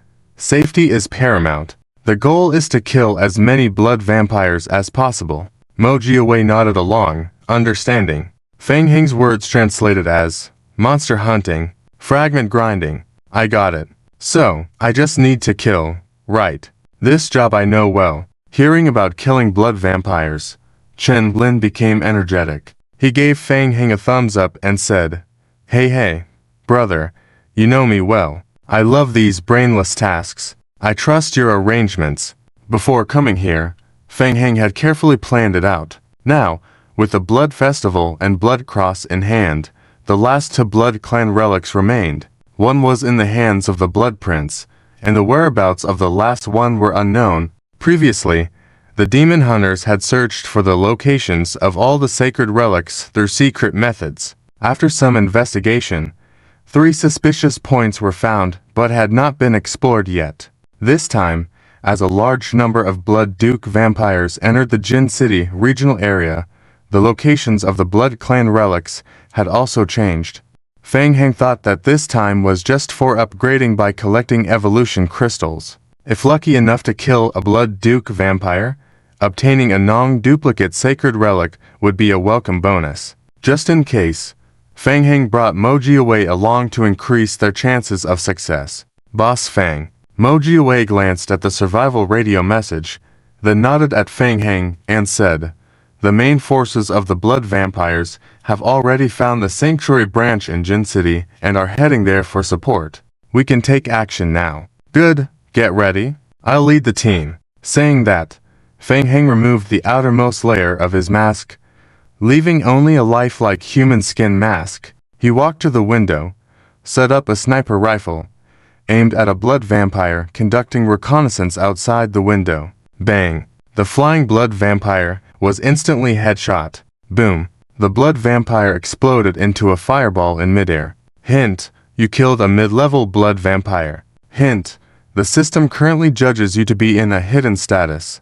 7017K. National game, hanging out from the start of the zombie apocalypse. What's going on? The blood race around them sensed something unusual, immediately gathering at the spot where the blood race had died, cautiously investigating, vigilant of threats from the shadows. Bang! Another gunshot rang out. The second blood race exploded on the spot. There. This time, the blood race sensed the direction from which the sniper bullets were coming. Many blood races gathered in the air and quickly flew towards the direction of the seaside skyscraper nearby. They're coming. Fang Heng put away his sniper rifle and stepped back. Bang! Bang bang! The next moment, many blood races crashed through the glass of the skyscraper, rushing towards the central position of the building. The temporary hunting demon formation set up on the floor instantly activated. Go! Chuyan shouted, leading his subordinates, the turtle shell saintly forged knights, into the battle. The entire building had already undergone some modifications in advance, applying a simple hunting demon magic formation to increase defense strength. For a while, most of the blood races were blocked outside the building, unable to rush in completely. Chen Lin licked his lips lightly, his body shining with spales. He was about to bring people up to assist when he suddenly felt something. He turned his head in confusion, looking at Fang Heng beside him. Chen Lin let out a soft exclamation. He saw Fang Heng holding a dark golden book in his right hand, emitting a sacred aura all over his body. What the heck? Chen Lin rubbed his eyes, feeling a bit doubtful if he saw it wrongly. A grand move last night. He transforms into a judge of the Holy Court just by meeting today. Before he could ask, Chen Lin saw Fang Heng point his finger at a mid-level blood race fighting against the saintly forged knights, muttering, "Purify." Chen Lin subconsciously turned to look at the lucky blood race pointed by Fang Heng. Boom. The blood race was enveloped in a holy light. Under the golden light, the blood race actually ignited itself. Chen Lin turned back, looking at Fang Heng inexplicably, blinking several times. Last night, Fang Heng was still holding a big chopper and sparring with him for 300 rounds. Today, he unleashes a powerful move without a word. Are you a judge of the Holy Court? When did this happen? Not long ago. I was also a top student. Fang Heng casually replied. The cooldown of the Purify skill recovered, and Fang Heng pointed to another high-level blood race. Purify. The high-level blood race also lit up with a holy light, igniting all over its body and falling backward. Fang Heng withdrew his hand. The skill test was completed. The effect exceeded expectations. With 4 auxiliary skills, an enhanced initial book, 3 additional enhanced weapon accessories brought into the game, and the stacking of his high spiritual attributes, now 1 purification skill was enough to kill mid-level blood races instantly and cause significant damage to high-level blood races, temporarily incapacitating them. If he could bring all his equipment from outside the game, he estimated that in his full state, he could instantly kill high-level blood races. Money really allows one to do as they please. How come the Federation and the Undead Researchers Association so rich and resourceful? Fang Heng estimated silently, looking at Chen Lin again. Do you want to try my new move? Chen Lin didn't understand for a moment, thinking Fang Heng wanted to spar with him. Now, Fang Heng remained silent, flipping to another page in the initial book and pointing at Chen Lin with 2 fingers. Weapon blessing. Chen Lin's eyebrows raised. He felt a dark golden light flash on his weapon. The golden light quickly dissipated, leaving a thin layer covering the weapon. Chen Lin held up the hunter's head-hunting greatsword and examined it in front of his eyes, then waved it a couple of times. He distinctly felt that the weapon was slightly lighter compared to before. Hey, Feng Shuo, I have to say, your move is quite something. Encouraged by the test, Chen Lin raised the hunter's head-hunting greatsword and rushed into the group of enemy blood races to test its effect. After being blessed by the weapon, the head-hunting sword could deal additional damage. The damage boost was about 1/5. Chen Lin quickly made a judgment, trying to familiarize himself with the changes in his sword. Feng Heng observed Chen Lin's movements. Just by observation, he couldn't figure out much. Chen Lin's basic abilities were relatively high, and most of his attacks were instant kills. So Feng Heng turned to look at Mo Jiawei beside him. As a rookie beginner hunter, Mo Jiawei was now excited and nervous. He also wanted to rush in and hack like Chen Lin, but was afraid of making a mistake. Want to try too? Sure. Mo Jiawei extended the big chopper forward. A golden dark light flashed. A faint layer of radiance adhered to the big chopper. Mo Jiawei carefully held the hunter's head-hunting greatsword, found an opportunity, and quickly rushed forward, wielding the hunter's head-hunting greatsword and cutting down an injured mid-level blood race. Swish! After the effect of the weapon blessing, the sword's power was enhanced, easily beheading the blood race. Awesome! Mo Jiawei succeeded in using the big chopper and hunter skills for the first time, excitedly shouting out. Feng Heng muttered to himself. The skill of weapon blessing wasn't detailed in its explanation. From his observation, the effect seemed ordinary and should be related to one's own attributes, providing additional killing power. The duration was only 15 minutes, and the cooldown was also 30 seconds. However, he didn't have any set equipment or accessories related to weapon blessings on him, so it wasn't in its perfect state. It seemed that Instructor Pu was hoping he could use his sacred learning abilities to enhance the team's combat capabilities to deal with the vengeful spirits in the sunken corridor. Well, am I really just a support character now? If I could only boost healing skills. Feng Heng shrugged helplessly, starting to release the purification skill to level up and increase skill proficiency.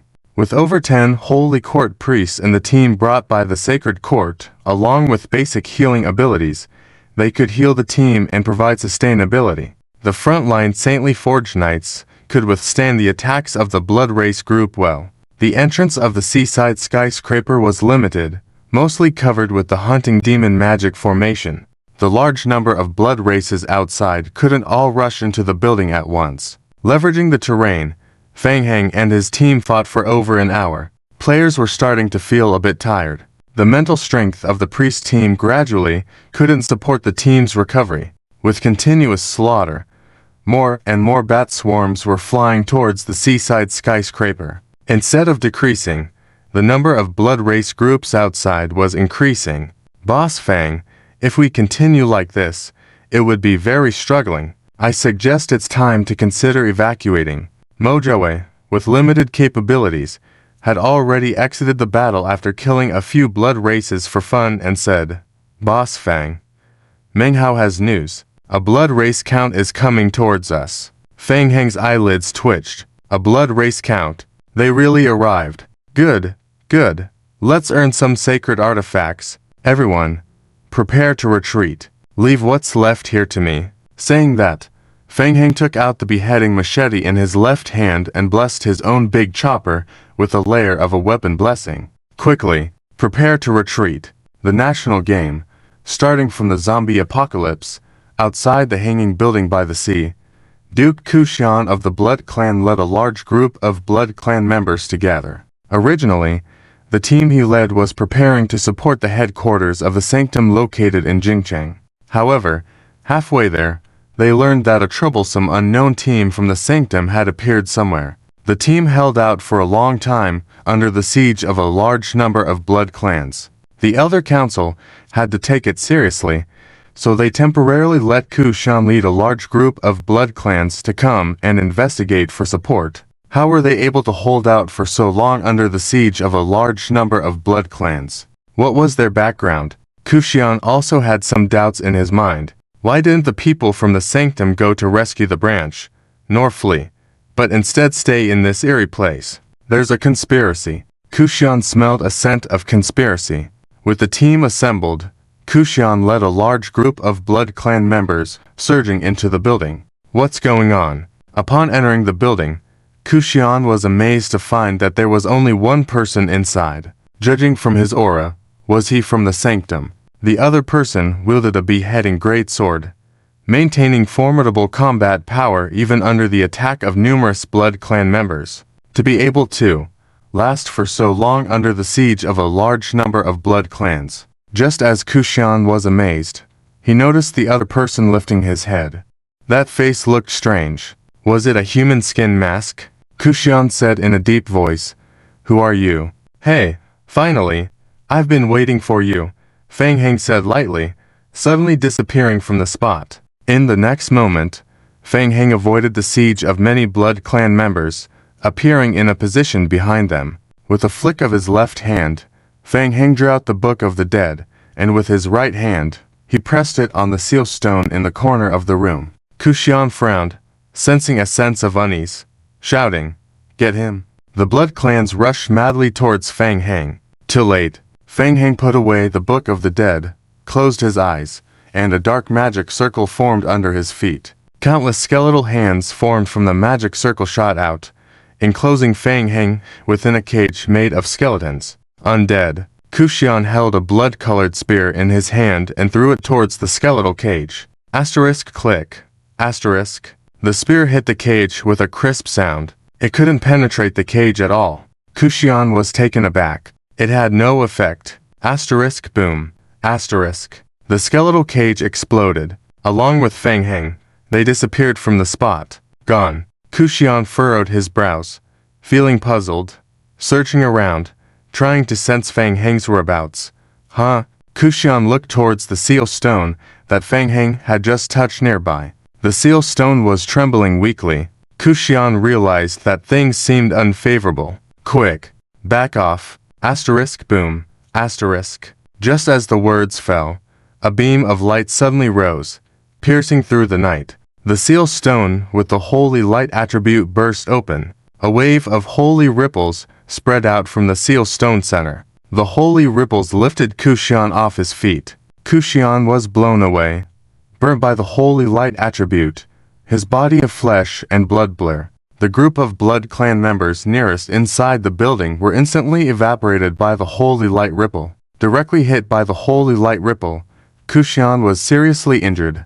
His body involuntarily flew out of the window. His bloodline was doing its best to heal his damaged body. Kushian's consciousness was also rapidly recovering. Despicable sanctum. It's a trap. Kushian took out a drop of blood from his pant pocket. Just as he was about to put it in his mouth, he suddenly felt an intense sense of danger. Asterisk bang. Asterisk. A gunshot. Unable to adjust his position in midair, Kushian twisted his body forcefully in an attempt to dodge. The bullet hit accurately in his right shoulder. Asterisk boom.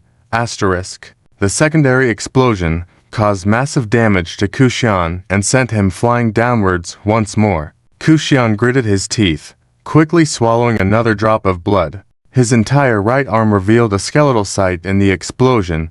Despite relying on the power of blood and bloodline, it was difficult to recover in a short time. Looking up again, Kushian noticed a figure rapidly approaching him. It was. Kushian's pupils dilated. It was that person. Fang Heng put away his sniper rifle, leapt from the high altitude of the building, and dashed towards Kushian. There wasn't much holy energy stored in the seal stone hidden inside the building, and the detonation effect was poor. Even the advanced Blood Clans further away couldn't be killed by the explosion, let alone bringing down the building. So, let's finish it. Kill him. Fang Heng locked his killing intent firmly on Kushian, flipping his wrist, and a holy artifact spear appeared in his hand. With both hands holding the spear, Fang Heng descended from the air. The tip of the spear aimed squarely at Kushian's heart. At the sight of the sacred spear, Kushian's heart trembled fiercely. He felt the radiant power contained in the spear. The distance between him and Fang Heng was rapidly closing. An intense sense of danger shrouded him. Such a surging power of holy light. Was it a relic of the sanctum? Was it the thing that killed the Blood Duke Stuart? Why was it in his hands? For a moment, 1,000 question marks flashed in Kushian's mind. The survival instinct prompted Kushian to react faster. Just before the spear was about to pierce him, Kushian suddenly disappeared from the spot. Huh? Losing the target suddenly, Fang Heng raised an eyebrow. Instant transmission. Got it. The power of the Blood Clan's artifact. Fang Heng narrowed his eyes, quickly looking towards the other two directions. Sure enough, Kushian's body swiftly moved meters in midair, narrowly dodging the range of Fang Heng's descending spear attack. He stared fiercely at Fang Heng, controlling his body to accelerate the descent. Kushian had already directed a large number of Blood Clan members behind him towards the direction where he would land. Just a bit more time to fight for. However, the next second, Kushian's face suddenly changed drastically. He clearly saw a strained smile on Fang Heng's human skin mask. A very fake smile. That kind of smile looked especially chilling under the human skin mask. Hey, Fang Heng chuckled lightly. Blood Clan artifact. Left boot. Levitation. Relying on the power of levitation, Fang Heng's figure suddenly paused in midair. A rather ordinary skill displayed an excellent effect at this moment. What? Kushian's pupils contracted suddenly. He saw Fang Heng adjust his attack direction after pausing in midair and coming at him again. He was once again shrouded by an intent to kill. The Blood Clan artifact, right boot, had entered its cooldown. He couldn't rely on teleportation to dodge again. Kushian's pupils dilated countless times. Asterisk thud. Asterisk. A dry sound rang out. Kushian watched helplessly as the sacred spear pierced through his heart. Hint: your attack on Kushian pierces, causing a massive amount of damage. Your attack triggers a fatal effect. Hint: you have killed the Blood Duke Kushian of the Blood Clan. You obtain a high energy crystallization crystal. Asterisk 1. Hint: you are currently in anonymous mode. Your killing will not earn survival points, reputation value, and other rewards. Fang Heng's eyes rapidly refreshed with game prompts displayed on his retinas. National game.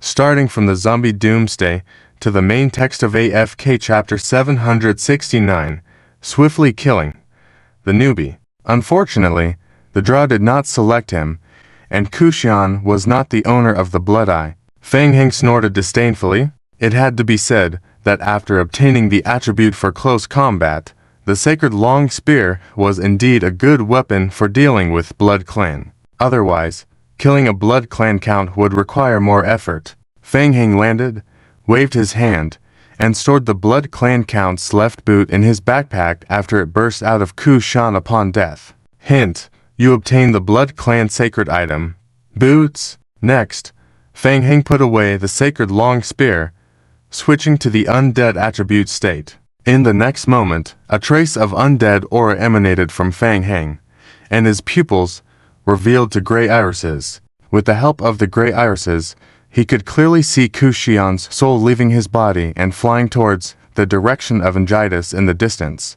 Fang Heng flipped out the Book of the Dead with his right hand. Ripples spread. Under the influence of the ripples released by the Book of the Dead, the soul that had just left the body and was flying towards the distance was forcibly pulled back by the Book of the Dead and dragged into it. Hint: you captured Kushian's soul.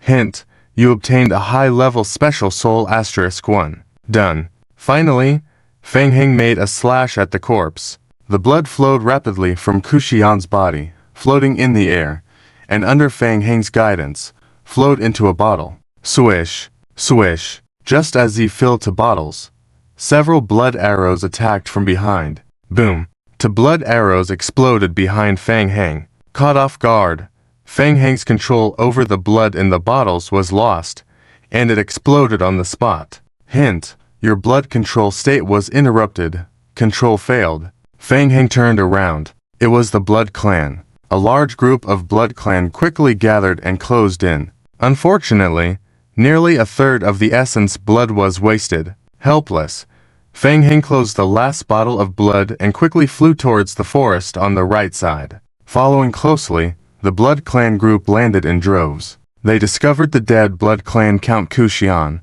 The faces of the Blood Clan revealed shocked expressions. Dead. Another one died. Lately, Blood Clan counts seemed to be cursed and were being killed one after another. Chase. The Blood Clan rushed towards the forest. However, they soon lost sight of Fang Heng. The Blood Clan did not realize that Fang Heng had transformed into a bat form and was hanging upside down on a large tree branch. Taking advantage of the lack of attention, Feng Heng flapped his wings and flew towards a distance. As he flew towards the direction of the Holy Court branch, Feng Heng communicated remotely through the survival radio with Mo Jiawei to evaluate the gains from this battle. In addition to a high-energy evolution crystal and the Blood Clan sacred item boots, Chu Yan's team obtained a total of 755 first-tier evolution crystals and 210 second-tier crystals, which would be delivered next time they met. Not bad. Feng Heng thought the gains from this wave were quite good. Now it was time to see how the Holy Court branch was doing. Jincheng Holy Court branch. A dense group of Blood Clan gathered around the branch. Dorothy led her subordinates in a fierce resistance. Faced with the continuous influx of Blood Clan, Dorothy's remaining hope dwindled. She felt it. She might never see reinforcements arrive. Even if they did, they could not escape from the Blood Clan's hands. This time, a total of 4 Blood Clan counts and a massive group of Blood Clan were mobilized. On a nearby high platform, for Blood Clan counts coldly observed. They had all heard of Dorothy using the Holy Court artifact to kill Duke Sturt. Dorothy might have a trick up her sleeve, so they dared not approach, instead choosing the safest method of controlling a large group of Blood Clan from a distance to slowly wear down the Holy Court's strength. As expected, the living forces of the Holy Court were gradually diminishing.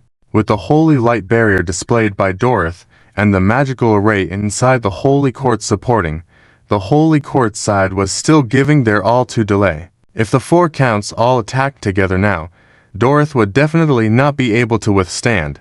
However, the risk was high. No one was willing to take the lead. What if they accidentally got killed by the artifact? After all, their lives were at stake. What are you all waiting for? The Blood Clan counts turned back at the voice. Feng Heng returned to human form from the bat shape and looked at them, saying, "The Elder Council sent me to assess the situation and help break through the Holy Court branch." Most of the 4 Blood Clan counts were meeting Feng Heng for the first time. They scrutinized him with curious eyes. Feng Heng did not pay attention to these gazes. He took a few steps forward and looked towards Dorothy and others fighting below the high platform. "If you don't want to do it, shall I try?" One of the Blood Clan counts, Tarthu, hummed lightly.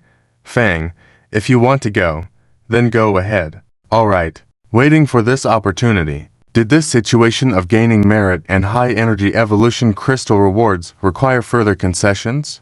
Since it is so, I'll take the rewards then. Fine, I'll take the liberty then. The Blood Clan counts' faces turned serious. They did not expect Feng Heng to be so decisive. His figure flashed and directly rushed towards Dorothy and the others below. The Holy Forge Knight saw the approaching figure and quickly blocked Feng Heng's path of attack. With a flick of his wrist, Feng Heng summoned an iron snake in his hand, swinging it fiercely forward. Boom, boom. Two extremely heavy impacts sounded as the 2 Holy Forge Knights were hit. Their sacred armor shattered, and they spurted blood as they were sent flying. Feng Heng's speed remained the same as he rushed towards the holy light barrier in front. Arriving in the 9th area, after obtaining several Blood Clan sacred items and activating the set effect, Feng Heng's attributes were further enhanced. Was the new count a brute? On the 2nd floor, the Blood Clan counts cautiously watched Feng Heng. They all had the ability to deal with the Holy Forge Knights, and there were fewer brutes like Feng Heng. Dorothy was leading the judges in resistance. A golden shield barrier opened in front of her, protecting the priests and the judge team behind her. Her power could hold out for a while longer. Suddenly, the entire golden shield barrier trembled violently. Dorothy's heart skipped a beat. Looking back, she saw a masked Blood Clan brandishing an exaggerated iron snake, fiercely attacking the holy light barrier shield. Every time the iron snake fell, the shield would shudder heavily. Dorothy squinted her eyes slightly. She noticed the red light shimmering on the iron snake in Feng Heng's hand. It was the Blood Clan sacred weapon arm guard. He was a Blood Clan count. Boom. The iron snake hit the barrier hard, erupting into another heavy shock. "Stop him." Dorothy pointed towards Feng Heng's position and pointed forward sharply. Holy words, bind, national games. Starting from the zombie apocalypse, Gold chains appeared one after another on Fang Heng's body. Behind Dorothea, several judges gathered beams of holy light spears and aimed at Fang Heng. Bang, bang, bang. Fang Heng preemptively counterattacked, rolling on the ground to avoid the majority of the holy light spear attacks. Bang, bang. The spears exploded on the spot, causing a second blast. Fang Heng's health plummeted, and he dared not continue to confront them before dodging backward. The holy light barrier. Quite troubling. Fang Heng quickly strategized in his mind. Compared to when he was in Visheng, where there was no sealing blessing in this place, the strength of the Holy Forge Knights had weakened significantly, allowing him to achieve one-hit kills. Therefore, tactics could be adjusted simply. More attacks. Deal with the smaller ones first, then the larger ones. Thinking quickly, Fang Heng's figure gradually became illusory in the air. Two identical figures rushed into the holy court. On the high platform, the faces of the Blood Clans revealed confusion. Is that a Blood Shadow clone? A Blood Clan holy artifact? Shouldn't it be in the hands of the Valid family? Dorothea also saw the Blood Shadow clone and furrowed her brows tightly. She realized that the combat power displayed by the opponent was approaching that of a Blood Clan count, and he also possessed a Blood Clan sacred artifact. But she had never seen Fang Heng in the data of the Holy Court. Who is he exactly? What's even more troublesome is that the opponent gave up attacking the Holy Light Barrier and instead went after the peripheral Holy Forge Knights. Facing a shell-like Holy Forge Knight, heavy weapons like the Iron Whip were extremely effective. Bang, bang, bang. Every swing of the Iron Whip by Fang Heng caused a Holy Forge Knight to spit blood and fly backward, with the Blood Clan group chasing immediately after. The knights surrounded in a near-death state, with their sacred armor shattered, torn to pieces in an instant. Inside the Holy Light Barrier, had difficulty targeting the agile Fang Heng for an attack. Even if they successfully hit him, his injuries could quickly heal in a short amount of time. A powerful self-healing ability. Since Fang Heng joined the battlefield, in less than a few minutes, the situation had changed completely, with the number of Holy Forge Knights sharply decreasing, and the Holy Court side in imminent danger. Blood Clan, you don't belong in this world. Dorothea knew continuing would only lead to slow death. The Book of Origins in her hands once again blossomed, emanating a golden holy light. Boom! The previously covered holy light barrier shattered instantly. The golden light shone again. High above, several Blood Clan counts watching realized that Dorothea was going all out. They hesitated to join earlier, fearing this moment precisely. The Blood Clan had no fondness for the holy light. It either felt like the hard two-crack shell of the Holy Forge Knights or the nauseating priests constantly healing and casting negative status, or someone like Dorothea, the diocesan bishop and senior judge, who could use special skills to cause massive area damage even in death. Another life-burning self-destructive skills. Nothing new. Under the burning life force, the surrounding Blood Clan's skin began to ulcerate massively, blood continuously oozing from beneath their skin, with some lower-ranking Blood Clans even spontaneously combusting on the spot. Even the Blood Clan counts on the second floor felt the effects, with slight damage appearing on their skin. Withdraw for now. A Blood Clan count began to retreat.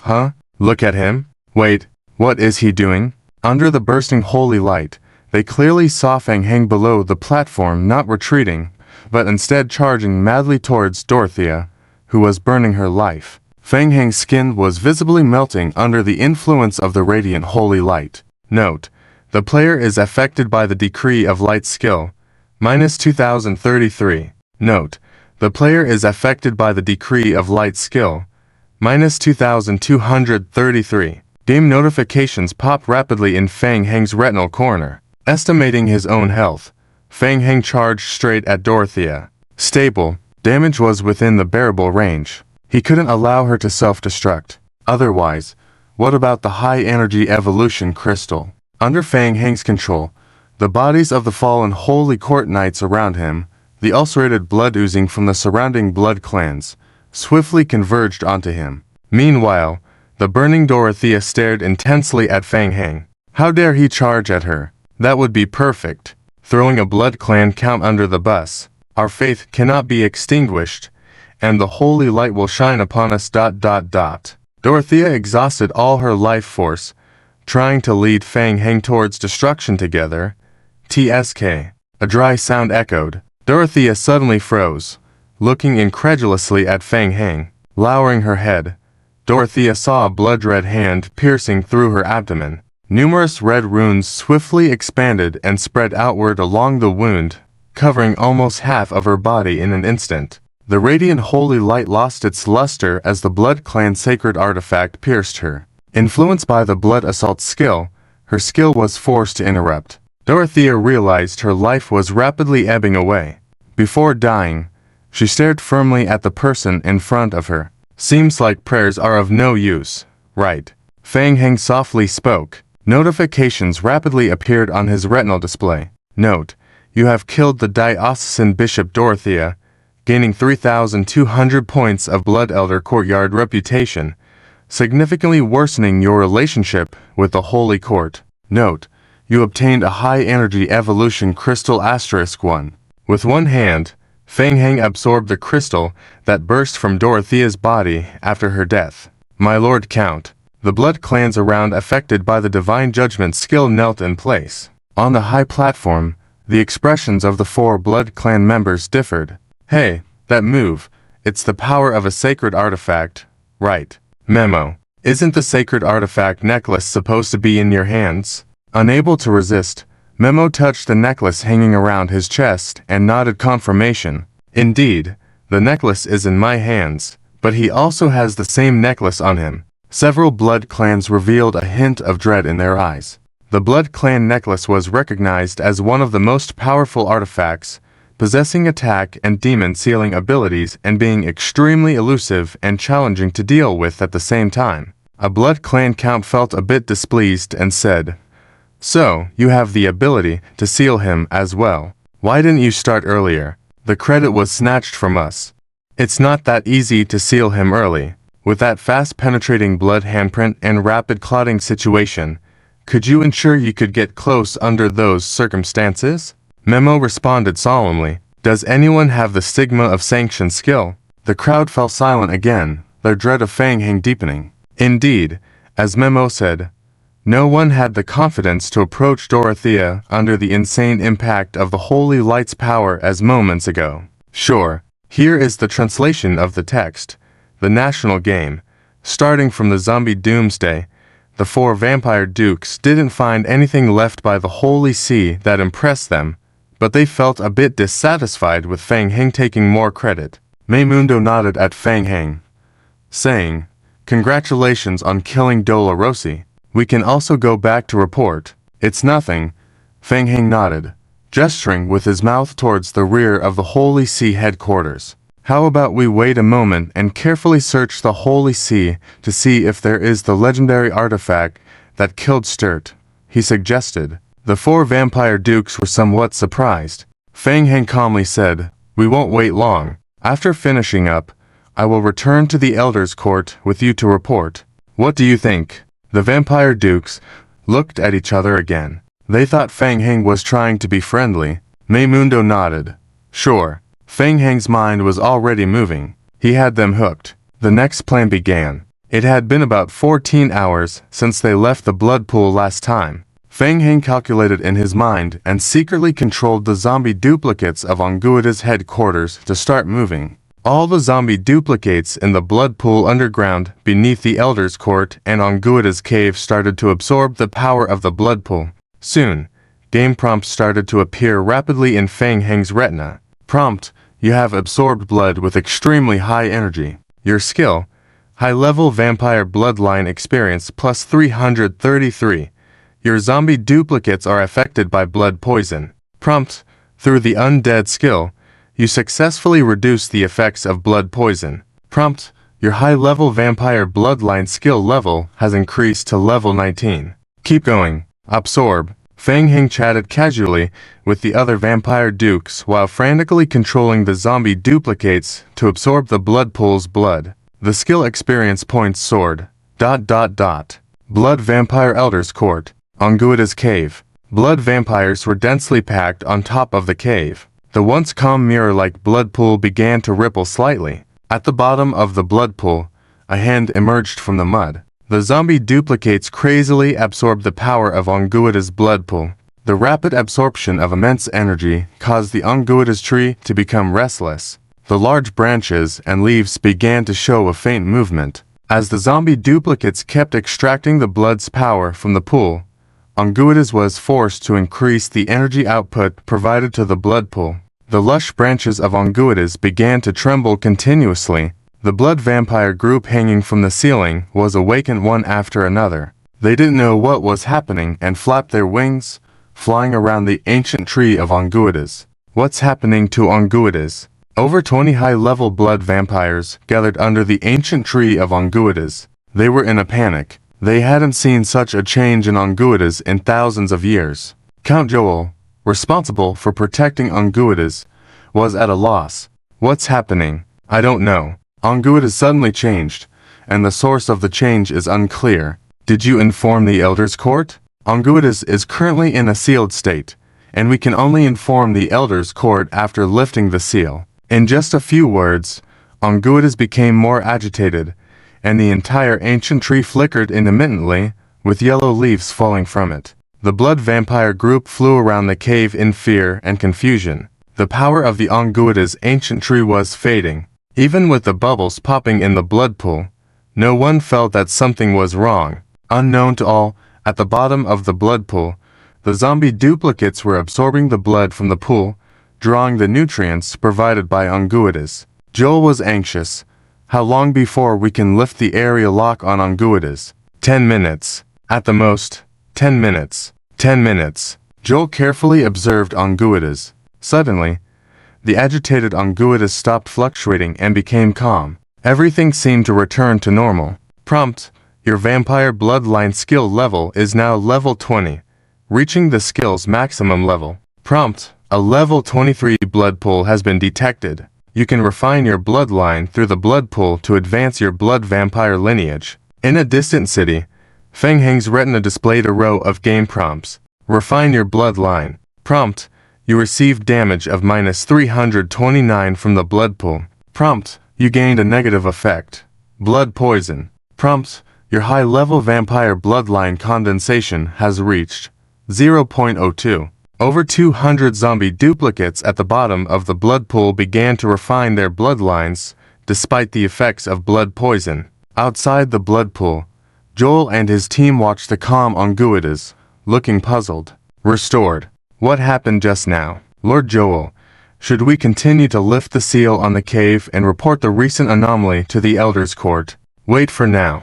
Joel hesitated for a moment. The Elders' Court instructed him to guard Onguita's while it was sealed. The seal was meant for protection. Onguita's under seal should theoretically be very safe and couldn't have experienced the agitation that just occurred. The situation was too risky. The Elders' Court needed to be informed of the anomaly in Onguita's to find out the cause. Wait, Joel suddenly had doubts. This could very well be the work of witch hunters. They might have covertly used some means to influence Onguita's and make them lift the seal to attack Onguita's. But what if it wasn't? Joel hesitated for a moment, unsure of what to do. At the bottom of the blood pool, under the refining effects of the blood pool, the skin of the zombie duplicates turned even redder. In the city, the blood vampires turned the branch of the Holy See upside down, finding several hidden chambers. Feng Heng and 4 other vampire dukes searched inside the chambers. Maymundo picked up a book from the shelf, flipped through it, and said, "We haven't found the artifact yet. It seems the rumors from outside are wrong. It's unlikely. With Duke Istolt's abilities, it's hard to believe he would be taken care of by the Holy See without the help of an artifact. Is it possible the artifact is already retrieved by the Holy See in advance?" A few blood vampires whispered, then suddenly focused their gazes on Feng Heng.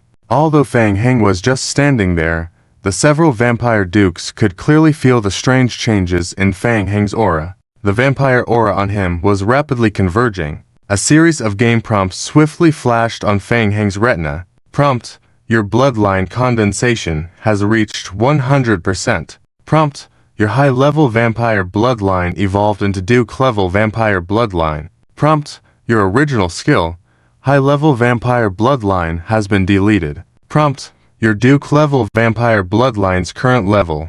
Level 1. Fang Heng's aura suddenly dissipated completely. A deeper shade of blood red covered his eyes. Fang Shuo, did you find something? 8017K. I hope this translation helps. Let me know if you need further assistance. National Game, Hanging Up from the Zombie Doomsday. Volume 772. Chapter 7. Backpot. Fang Heng walked to the side of the decorated stone statue, raised his hand and punched forward. Bang! The stone statue shattered with a sound. Fang Heng explained, "No, I just felt uncomfortable with this statue." Several vampire marquises looked at each other, feeling strange. Compared to before, they realized that Fang Heng's vampire aura seemed more restrained. It seems there's nothing here. There's one last basement left unsearched. Let's continue, Fang Heng said, leading the way forward. Rows of game prompts were reflected in his pupils. Skill: Marquis level vampire lineage. Skill tier: S+. Tier limit: this skill can be upgraded to level 23. Derivative skill 1. Vampire bloodline. Skill explanation: immediately upon learning the skill, gain an additional 325% maximum life points, plus 5 strength, plus 12 agility, plus 7 constitution, plus 7 perception. Additionally, gain strength multiplied by skill level, agility multiplied by 2.1, constitution multiplied by skill level, and perception multiplied by 0.5. Derivative skill 2. Blood sucking. Derivative skill 3. Self-healing. Derivative skill 4. Night walking. Derivative skill 5. Advanced bat form. Skill explanation: by relying on the power of the bloodline, players can enter the bat form, in which they can have a faster flight speed. Fang Heng quickly scanned the skill explanations. The usable skills did not increase, but his attributes once again had explosive increases. As long as he continued to absorb the blood from the Angitis blood pool, once the skill level was fully upgraded, he could get a 60-point agility bonus. 10 times what an ordinary player starts with. Absorb. Continue to suck the blood of Angitis. Increase the skill level. Will there be higher levels after the Marquis level? Fang Heng's mind moved, continuing to control the zombie avatars in the Angitis cave to absorb the blood pool nutrients. Inside the Angitis cave, the vampires remained suspicious. Suddenly, Joel felt a tug in his heart. Not good. Angitis became restless once again. This time, the agitation was even more terrifying than before. The entire ancient Angitis tree began to shake frantically, with large leaves transforming from green to yellow, falling off the tree trunk in droves. It was rapidly decaying before their eyes. Quick, undo the seal. Joel's heart raced, shouting to the vampires, "How much longer do we need?" 10 minutes. It will take 10 minutes to undo the seal. Forget 10 minutes. Judging by Angitis' current state, it might not even last for 5 minutes. Joel's forehead was covered in sweat as he looked at Angitis before him, continuously praying for a quick recovery. 6 minutes passed. Joel watched helplessly as Angitis withered and shrank, its vitality diminishing by tenfold. The group of vampires inside the cave ran around in panic. The vampires responsible for guarding the area had no way to stop the situation, helplessly watching Angitis grow weaker by the moment. Buzz. Angitis completely lost its luster, becoming dim. Everything seemed to quiet down. Joel, pale-faced, observed everything. A high-ranking vampire hurriedly ran into the cave entrance, shouting, "Count Joel, the seal has been lifted. We have notified the Elder Council as soon as possible." Accompanying him, Linua was one of the first to inspect the Angitis cave. Assuming responsibility for guarding Angitis, he hurried over upon hearing the crisis. Linua was stunned by the scene before him. He couldn't imagine how the lush Angitis tree had turned into its current ghostly appearance in an instant. Why did this happen? The Angitis cave was clearly sealed. So, why did it suffer such damage? Did the witch hunters do this? Could they have such power? Impossible. What went wrong? Linuo turned to Joel, demanding, What happened here? Joel, with a ghostly expression, was at a loss himself. He had no idea what had happened. Just as he was about to speak, his eyes widened. Be careful. Boom, boom, boom, boom. The next moment, explosions echoed from the blood pool. Blood splattered everywhere. The violent explosions directly impacted the entire cave. Vampires dodged the flying blood created by the blast. The explosions lasted for half a minute before gradually ceasing. 3 Elder Council members rushed over upon hearing about the abnormal situation with Angitis. When they arrived, all they saw was the shattered cave and the dying state of Angitis. The 3 elders' faces turned pale. Yetz transformed into his bat form and inspected Angitis, while Eberl surveyed the crowd in the cave, eventually fixing his gaze on Linuo. Can anyone tell me what has happened here? Nobody could answer Eberl's question. Arbitration Elder Yetz, after a detailed inspection of Angitis, came back and whispered a few words to Eberl. Eberl's face darkened. Take him down first. The Elder Council will conduct the interrogation personally later. National Game. Starting from the Zombie Doomsday, hanging up the main text volume 773 of the 7th chapter data hint. You have absorbed blood with extremely high energy. Your skill, high-level bloodline EXP plus 293. Your zombie clone has been affected by blood poison. Hint, through the skill, undead body, you successfully reduced the effect of blood poison. Hint, your skill, count bloodline level has been upgraded to LV 3. Hint, your zombie clone used the skill, blood burst, causing 5,322 points of damage to the area. In the branch of the Holy Court, Feng Heng stared at the constantly refreshing game hints on the retina, gradually stopping. After the bloodline skill has been upgraded to count level, the experience points required for skill upgrade have increased, and the absorption speed of the zombie clones cannot keep up. Even after draining the energy in the blood pool, they only reach level 18. When the experience points stopped distributing and continued to increase, Feng Heng controlled the zombie clones with low blood levels to the blood poison state to complete self-destruction, completely eliminating the evidence. Next, Lin Nuo is unlucky. Feng Heng has dug a big pit for Lin Nuo. He and another for count level bloods thoroughly searched the last secret room in the branch of the Holy Court. The team still did not find the rumored artifact that killed Duke Stewart. My subordinates have questioned some members of the Holy Court, but they refuse to speak. There are no clues to the blood artifact that belonged to Duke Stewart. Several counts were discussing the artifact that killed the Duke of Blood, Stewart, last night. Indeed, the Holy Court is a big trouble. Even if they caught someone alive, they cannot extract useful information from their mouths. The Duke's death may have other hidden reasons. Does it have nothing to do with Doris? No. On that night, many bloods saw the outbreak of holy light on the Transia Bridge. The sign of holy light was very obvious, and no one else could simulate it. Maybe we haven't searched meticulously enough. The blood counts were talking, and a blood ancestor flew in from outside the hall, landing in front of everyone on one knee, interrupting their conversation. Masters counts, Angitis has an emergency situation.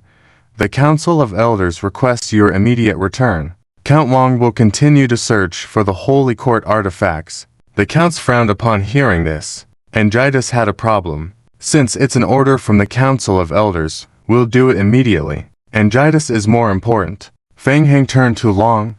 Long, my friend wants to collect some artworks from the Holy Court. Please assist in the collection process. Long nodded. Okay. Rest assured, I will search the branch of the Holy Court again, not letting go of any details, and surely find clues. Feng Heng also nodded. The so-called Holy Court artifact was not here at all, not to mention searching once. Even searching 10 times would not yield any clues. Council chamber. Feng Heng hurriedly returned with several blood counts through the teleportation channel to participate in the emergency council meeting. Upon hearing about the attack on Angitis, after the initial shock, Yao Su, the leader of the Alliance of Interest Groups in the 9th District, immediately blamed Lin Nuo. Lin Nuo, is it him? Angitas has been safe under the protection of the Council of Elders for thousands of years.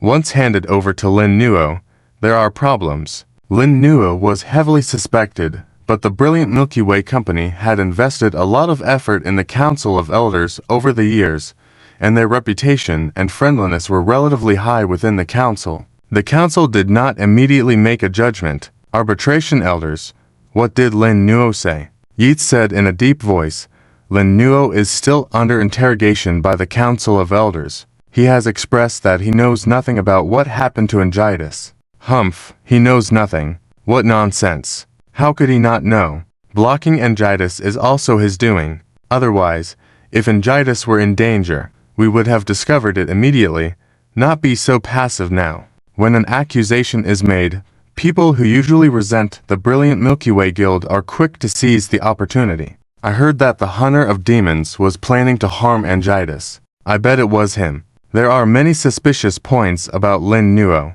Without any solid evidence in hand, Lin Qingyi from the Southern Federation remained silent, observing the discussions. Without looking, this matter must have significant problems. Lin Nuo must have been involved. However, Lin Qingyi didn't think it was done by Lin Nuo. The loopholes were too obvious. With the skills of the 12 nobles behind Lin Nuo, they could have been more subtle, not making the situation as messy as it is now. Moreover, from the current results, Angitas was damaged, the strength of the blood significantly reduced, and Lin Nuo's brilliant Milky Way gaming company lost trust within the community of bloods. All of which are not advantageous to the 12 nobles. Arbitration Elder Eber waved his hand to interrupt the discussion, saying, there is no evidence to prove that this matter is definitely Lin Nuo's doing. We need time to investigate. Arbitration Elders, last time you asked me where I found the blood cross, I never explicitly said it. Now I think it's necessary to explain to you. Feng Heng saw an opportune moment and stood up to elaborate. Actually, I got it from one of Lin Nuo's subordinates. What? Feng Heng's words were like dropping a bomb. The bloods in the hall exploded into discussion. Lin Qingyi frowned even more, looking up at Feng Heng. Yeats raised his hand, signaling for everyone to be quiet, and looked at Feng Heng, saying in a solemn tone, Feng Shuo, are you sure? This is a serious accusation. Also, why didn't you say this earlier? Because I didn't have concrete evidence. I have investigated over the years and found that Lin Nuo has ties with the forces behind the Demon Hunters. In addition, the brilliant Milky Way Company, where Lin Nuo is located, has been collecting information related to bloods and blood artifacts. I am just an outsider. My investigation does not have substantial evidence. I can only prove that Lin Nuo is connected to the forces of the Demon Hunters. Feng Heng licked his lips and took out the prepared information and handed it to the senior bloods beside him to pass it to the Council of Elders for review. At that time, even if I presented this information, no one would have believed me, and it could have become a weapon for Lin Nuo to attack me. The evidence was obtained from Zhonghao Yang of the Western Federation. Usually, bringing it out would only cause a headache for Lin Nuo. But now, it's a trump card. There was no choice. Lin Nuo was not clean. After careful examination of the materials submitted by Feng Heng, the 3 blood arbitration elders turned pale. National game. Starting from the zombie apocalypse, a player frowned and said, I think the Elder Council is right. There is still no definitive evidence to prove that everything was done by Lin Nuo. However, it is confirmed that Lin Nuo has hidden many things from the Elder Council and has an unusual relationship with the Demon Hunter. I suggest that we need to conduct a thorough investigation on Lin Nuo. 3 arbitration elders of the Elder Council nodded in agreement. 3 elders. Feng Heng felt it was almost enough. He looked around the room and continued, with Angitas suffering heavy damage now, suspicions about Lin Nuo are strong. While investigating Lin Nuo, we should also find out how the Demon Hunter has been damaging Angitas. I am willing to join the investigation. Furthermore, esteemed elders, I am very concerned about the current condition of Angitas. I had an agreement with the Elder Council to use Anjitase's power for bloodline tempering. I have no idea how Anjitase is doing now." There was a moment of silence in the hall. The vampires all turned to the 3 arbitration elders of the Elder Council. Yes, it was quite lively outside, with rumors of severe damage to Anjitase. "So, how is Anjitase doing now?" "Yes," and the other 2 arbitration elders exchanged glances and nodded. "The Elder Council is conducting a detailed examination of Anjitase. Today's emergency meeting concludes here, and the results are expected to be released in 5 hours.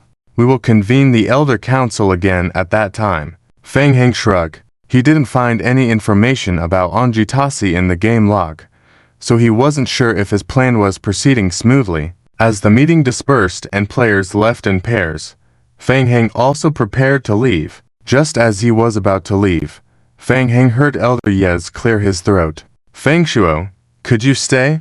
We have something to discuss with you." Using the term discuss, Feng Heng's heart stirred slightly. He turned around and nodded to Elder Yez. Soon, most of the people in the hall left, leaving only the 3 arbitration elders and a few vampire counts and for players. Ho Qingyi and Yao Su were among them. A few vampire guards closed the door. The first words from Elder Yez made everyone's expression change suddenly. "Anjitase has entered a state of dormancy." Upon hearing this, Feng Heng felt relieved. Lucky break.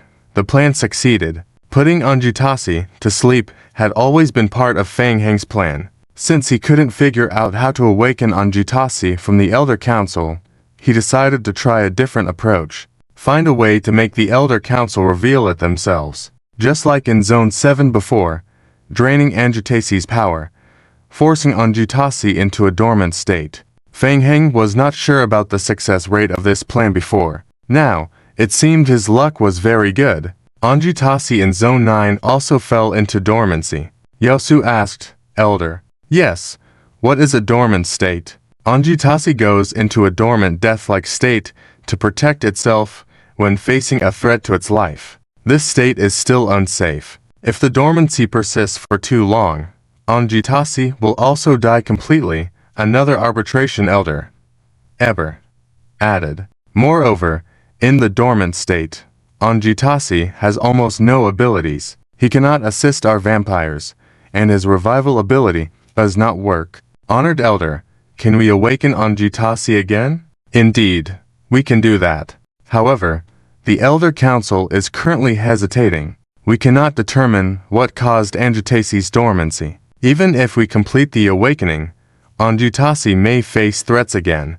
By then, it won't be just about dormancy." Everyone fell into silence again. It was tough. Anjitase suddenly falling into dormancy was too strange. Anjitase was one of the most closely guarded places within the Vampire Elder Council. There were no signs of any demon hunters invading. So how did they directly cause such fatal damage to Anjitase? Feng Shuo, do you have any thoughts? The Elder Council did not suspect Feng Heng. After all, when Anjitase was attacked, Feng Heng was dealing with Dorothea of the Holy See with 4 other vampire counts, and Feng Heng successfully killed Dorothea and took over the branch of the Holy See. He was considered a valuable asset. Feng Heng rubbed his chin, thought for a moment, and then started babbling. "I'm not sure. If I have to say, I think Linuo did something to Anjitase. I felt something was wrong when I was tempering my bloodline in the blood pool. Unfortunately, I didn't expect Linuo to target Anjitase." Feng Heng shook his head. "Anyway, it's meaningless to say these things now. If the demon hunter can cause massive damage to Anjitase from a distance, I think they should also have to pay some price. At present, I think awakening Anjitase and finding out the truth about the incident can be done simultaneously." Feng Heng shrugged. "Sorry, but Anjitase is significant to each of us vampires, and I personally hope it can recover soon to help me advance my bloodline tempering." Several players felt sorry for Feng Heng. Now that Anjitase was in dormancy, Feng Heng's plans to advance his bloodline were halted. He would have to wait even longer after Anjitase was awakened to use the blood pool. Everyone subconsciously didn't think Feng Heng was involved in the attack on Anjitase. Indeed, there is still a lot of preparation needed to revive Anjitase. Yes nodded. He looked around again and said in a solemn tone, "Everyone, Anjutase's dormancy is the most significant crisis our vampire clan has faced in thousands of years. We must not take it lightly. Yes, Eber, you should continue to explain the revival of Anjutase. Here it comes." Feng Heng's eyes lit up slightly. Well, Eber's face turned serious. He took out an old book page, walked in front of everyone, flipped to a page, carefully checked it, and continued, "My fellow clansmen, as soon as Anjutase entered dormancy, I immediately looked up relevant information. Anjutase entering a dormant state is the first in history, and the Elder Council is attempting to awaken it for the first time. According to ancient records, awakening it requires 3 crucial items: blood essence, the Book of Enoch, and the awakening ritual." Eber raised 3 fingers and explained, "With the blood essence condensed from a large amount of blood as a sacrifice, guided by the Book of Enoch, the ceremony conducted by the Elder Council completes the sacrifice to awaken Anjutase." Massive multiplayer game, hanging out with zombies.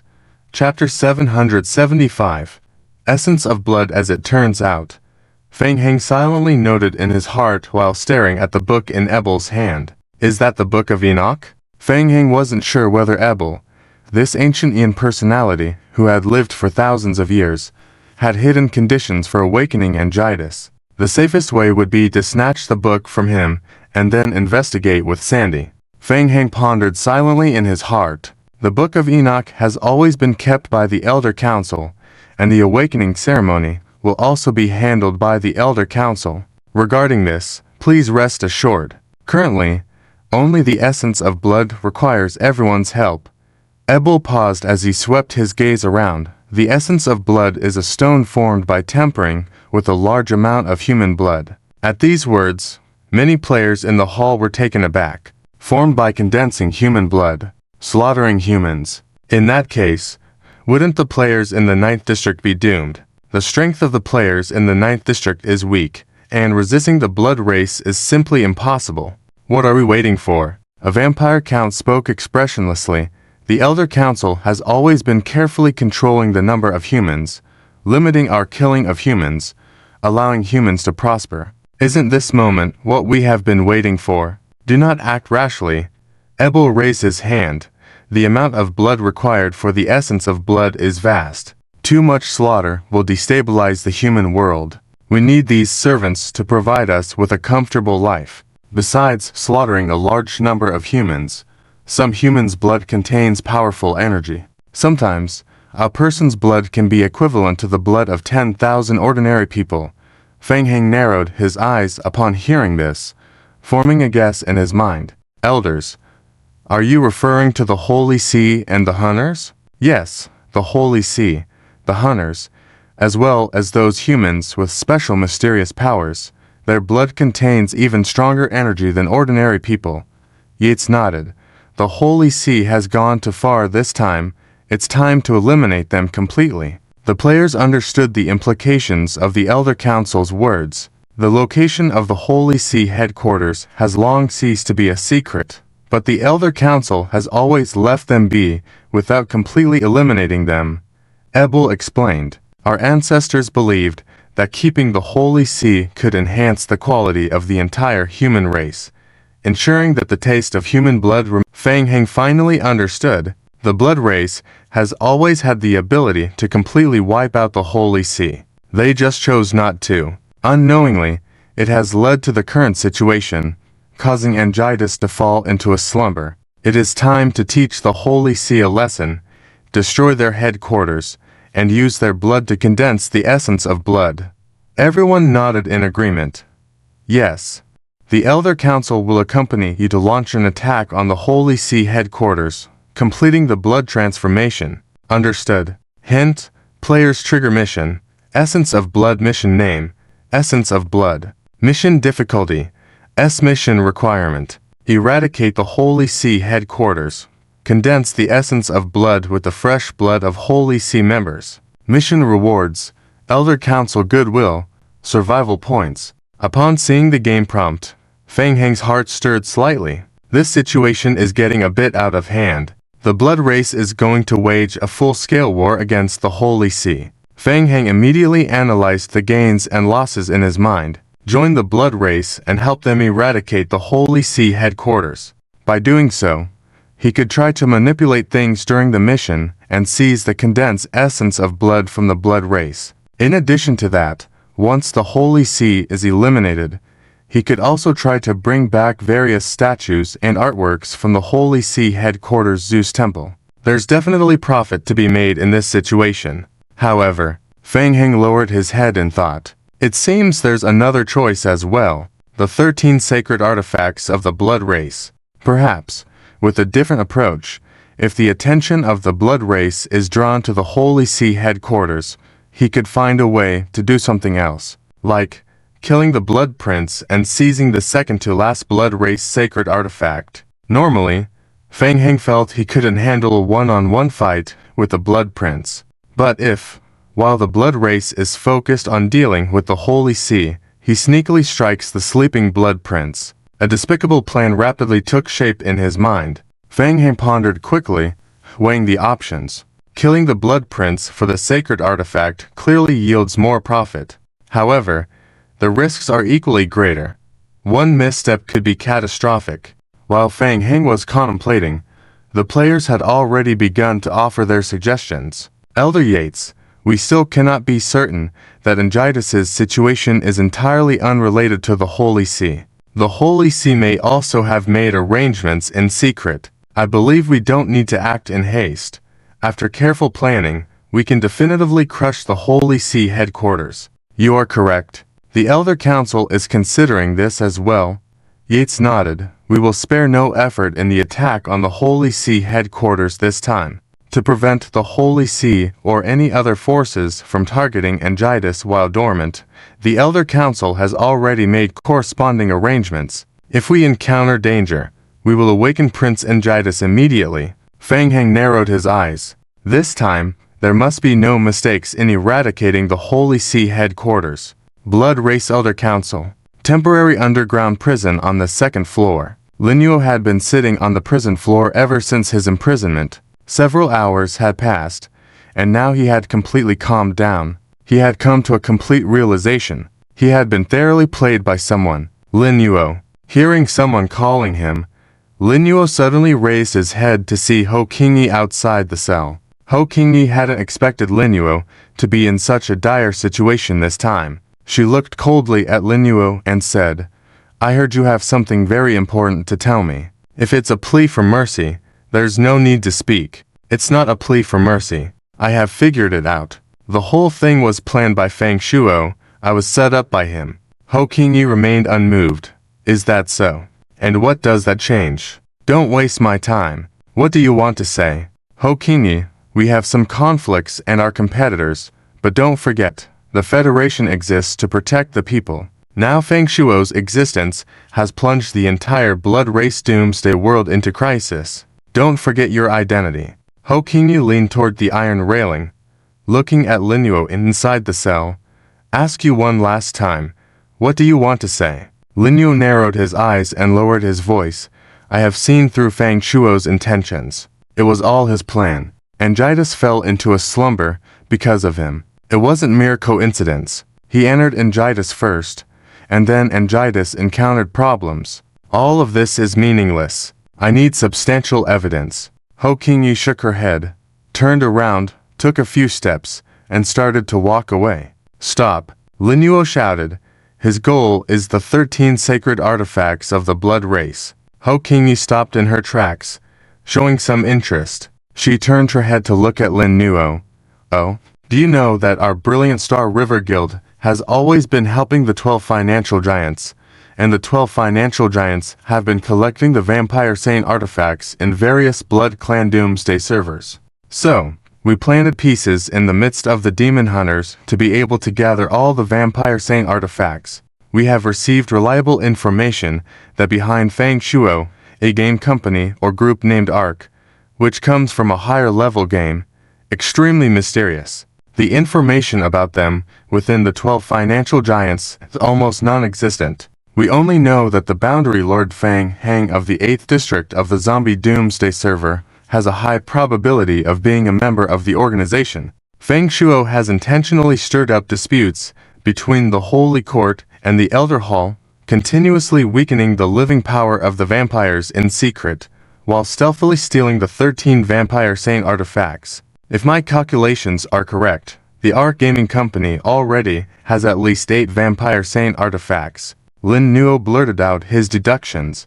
I can confirm that, by having a direct battle between the vampires and the Holy Court, Feng Shuo's goal is to steal the Vampire Saint artifacts that have not been distributed within the Elder Hall. Ho Qingyi coldly stared at Lin Nuo, lost in thought. After a moment, she extended a finger. One question. What? Lin Nuo gritted his teeth. Why should I stop Feng Shuo from obtaining the artifacts? Lin Nuo locked his gaze on Ho Qingyi.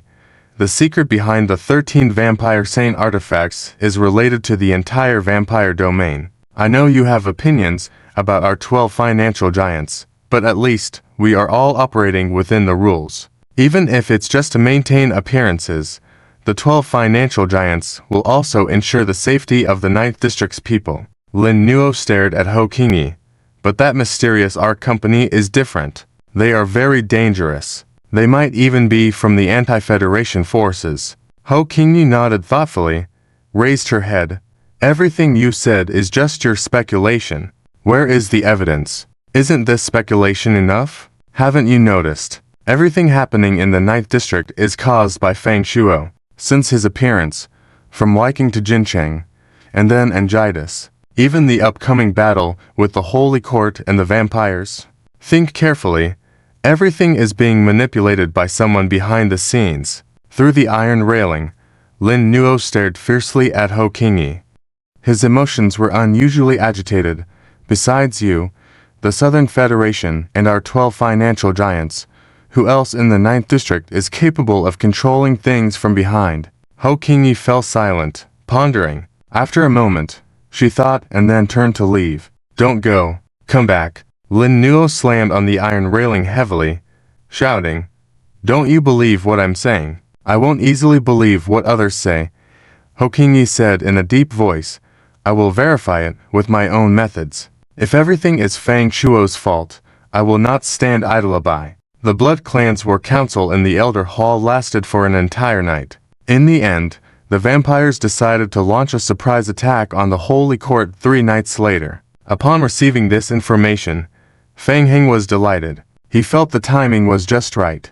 By then, the cool-down time for the Eternal Moon's powerful move would also be ending, adding a substantial margin of error. It was a shame about those artworks in the Holy Court headquarters. Feng Heng also had the urge to thoroughly ransack the Holy Court headquarters and take all the spoils back to the prison. However, upon careful consideration, the difficulty was too great. The most critical target at present remained obtaining the Vampire Saint artifacts from the sleeping vampire prince, unlocking the secrets of the 13 artifacts. Feng Heng felt he couldn't defeat the prince in a battle. In the last encounter in the 7th district of the Zombie Doomsday server, he barely managed to compete evenly with the prince, thanks to the resurrection of Hela. So, this time, forcibly obtaining the artifacts was not feasible. It had to be done through theft and deception. In any case, the first step was to find out where the prince was being held. After the meeting ended, Feng Heng began to roam around the Elder Hall, searching for the prince's hiding place and also looking for a place to conceal a large number of liquors. The sewer was definitely not an option. Feng Heng had asked before, and there were no sewers established inside the Elder Hall. Vampires had no need for such things. If that were not an option, he would have to hide the liquors in the guest rooms. There were too many liquors, and they needed to rest for 18 hours to ensure adequate breeding and combat capabilities. Then Sandy would help modify them to look like liquors. It took a long time, and it was very easy to be discovered hiding in the guest rooms. A bit troublesome, Feng Shuo. Lost in thought along the way, Feng Heng heard someone call his name, prompting him to stop, turn his head to look back. Ho Qingyi emerged from around the corner of the passageway behind him. It's quite unexpected that you managed to overthrow Lin Nuo and the 12 financial giants behind him so quickly. Testing me. Fang Heng became cautious, paused, and said, "You've got it wrong. Lin Nuo's matters have nothing to do with me. Is that so?" Ho Qingyi looked at Fang Heng. "Who exactly are you? What do you want to achieve?" "Hey." Fang Heng chuckled lightly, turned away, continued to stride forward, not answering but instead asking, "Is there anything else?" "Nothing. Just curious." "What are you looking for?" Ho Qingyi caught up to Fang Heng's pace, walking side by side. "I haven't formally introduced myself. I am the head of the Southern Federation in the 9th District of the Blood Clan Doomsday. Deputy Commander Ho Qingyi. The incident with the Brilliant Star River Gaming Company is very favorable to me. If you don't mind, I would like to discuss our cooperation in the 9th District." "Sure. I've lived in the Elder Hall for a long time. Let's talk as we walk." Along the way, Ho Qingyi tried to probe Fang Heng. "The vampires are launching a total attack on the Holy Court. I think you'll definitely participate, right? Well, this is a good opportunity to gain the trust of the Elder Hall. I also hope that I can quickly awaken Angitis and complete the bloodline refinement." Fang Heng chatted absently. He observed the entire Elder Hall in secret, including the surrounding buildings, contemplating where he could hide the liquors. Accompanying Fang Heng halfway around, Ho Qingyi was somewhat disappointed. She didn't extract any useful clues from Fang Heng. "Oh, what is that place?" Fang Heng curiously pointed in the distance towards an annex building located behind the Elder Hall. Many high-ranking vampires guarded the entrance. Unlike other places, the security of the vampires in this area was unusually strict. "The place of slumber, where the vampires are in deep sleep. I believe you've heard of the curse of the vampires. The bloodlines of vampires have been cursed. Even the lowest-ranking vampires are plagued by the curse, so most of the time, vampires are in a state of hibernation throughout the day. Starting from the Duke-level vampires, the power of the curse reaches a terrifying level, posing a severe threat to life itself. To resist the curse, high-ranking vampires often choose to enter long periods of hibernation." Starting with the Zombie Doomsday, the main scroll of the game has reached Chapter 777, The Place of Slumber, related to curses. Fang Heng showed an interested look. "Well, the Place of Slumber has been around for a long time. It was established before the Elder Council was built. It is said that this area was specially designed by the Vampire King to better suppress bloodline curses during deep sleep, so vampires choose to rest and slumber here for long periods. In addition, many high-ranking vampires throughout generations, if their curse suddenly erupts and the end is near, they choose to fall into permanent slumber here, waiting for the day when the curse might be lifted and they can be awakened by future generations." Fang Heng's heart stirred, asking, "Is the prince also slumbering here?" "Yes, the stronger a vampire's bloodline, the stronger the effect of the curse. The prince also needs the power of the Place of Slumber to weaken the curse in his bloodline. As far as I know, the vampire prince is slumbering at the bottom-most layer of the Place of Slumber." "Found it. So the vampire prince is slumbering at the bottom-most layer of the Place of Slumber, without any effort." Fang Heng felt joy in his heart, but didn't show it on his face. In addition, in the vampire community, starting from the rank of Duke, after the deaths of high-ranking members of the ancient families, they are all buried here. So, it's just a graveyard. Fang Heng glanced briefly at the Place of Slumber before quickly looking away. "It's not interesting. It's quite gloomy. Let's go." Ho Qingyi nodded. The two wandered around the outskirts of the Vampire Elder Council until finally, Ho Qingyi consciously led Fang Heng to a temple in front of the Central Elder Council. Without getting closer, more than 10 high-ranking vampires already threw scrutinizing glances at the two. "What place is this ahead?" "The Elder Temple. The area is strictly forbidden for outsiders to enter." Fang Heng shrugged. "We're not allowed either." The temple is the core of the Elder Council, where many important documents and information related to the vampires are stored, and even vampire relics are kept here. Usually, it's only open during ceremonies. Fang Heng was slightly surprised and turned to ask, "You said the vampire relics are kept here too?" "Yes, the 13 vampire relics have always been distributed by the Elder Council to control the various vampire families. The current Elder Council still holds to vampire relics and has not distributed them. They are kept here." Fang Heng narrowed his eyes, feeling a touch of greed in his heart. "This is quite the opportunity. Maybe I can steal the relics from the temple." Vampire data and documents are precious, taking it for Sandy to research. Also, the relic should be taken. What if the left eye of blood is in there? Thinking this, Fang Heng looked up again, roughly assessing the overall protection of the Vampire Elder Temple. Very weak. Weak to the extreme. A team of lickers could easily destroy it. It seems that the protection here is not tight. Are there no guards? Ho Qingyi frowned slightly. Isn't anyone guarding this? She felt a hint of arrogance in Fang Heng's tone. It seems that as long as Fang Heng wants, he can intrude into the Vampire Temple at any time. The Elder Council personally guards it. Besides, this is the core area of the Elder Council. Ordinary people cannot even get close, just like the Angisha's Cave. Both are the most core areas of the Elder Council. That's right. Fang Heng spread his hands, nodded. All right, thank you for your introduction all the way here. After all that's been said, how do you want to proceed with the cooperation?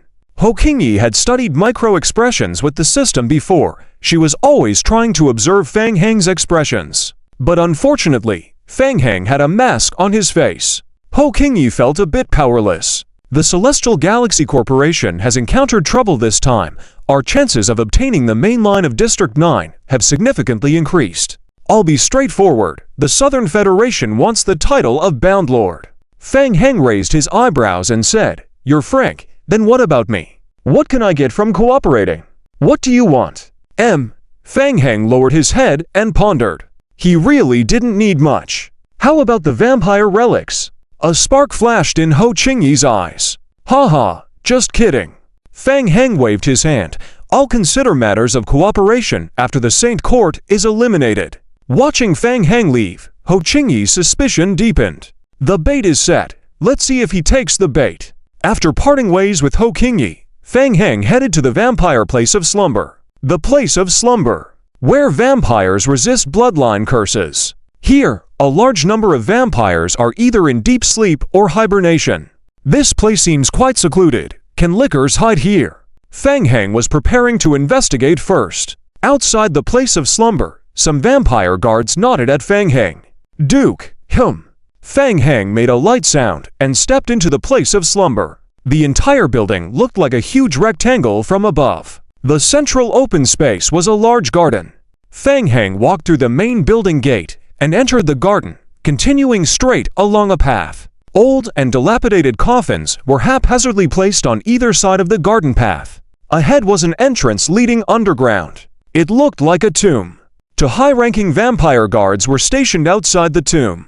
Duke, I want to go inside and see. The high-ranking vampire stepped aside, opened the gate leading underground to the place of slumber, and nodded. Yes, sir. Fang Heng took a step, continued down the rocky staircase path, and entered a large modified cavern. Moving forward along the passage, the tombs on both sides of the passage were filled with coffins, where vampire groups spent a long time in hibernation. Not bad, not bad, Fang Heng murmured softly to himself. Along the way, he only saw a few guards, and the tomb was built very large, with a significant portion of the caverns being empty. This place is very suitable for lickers to hide.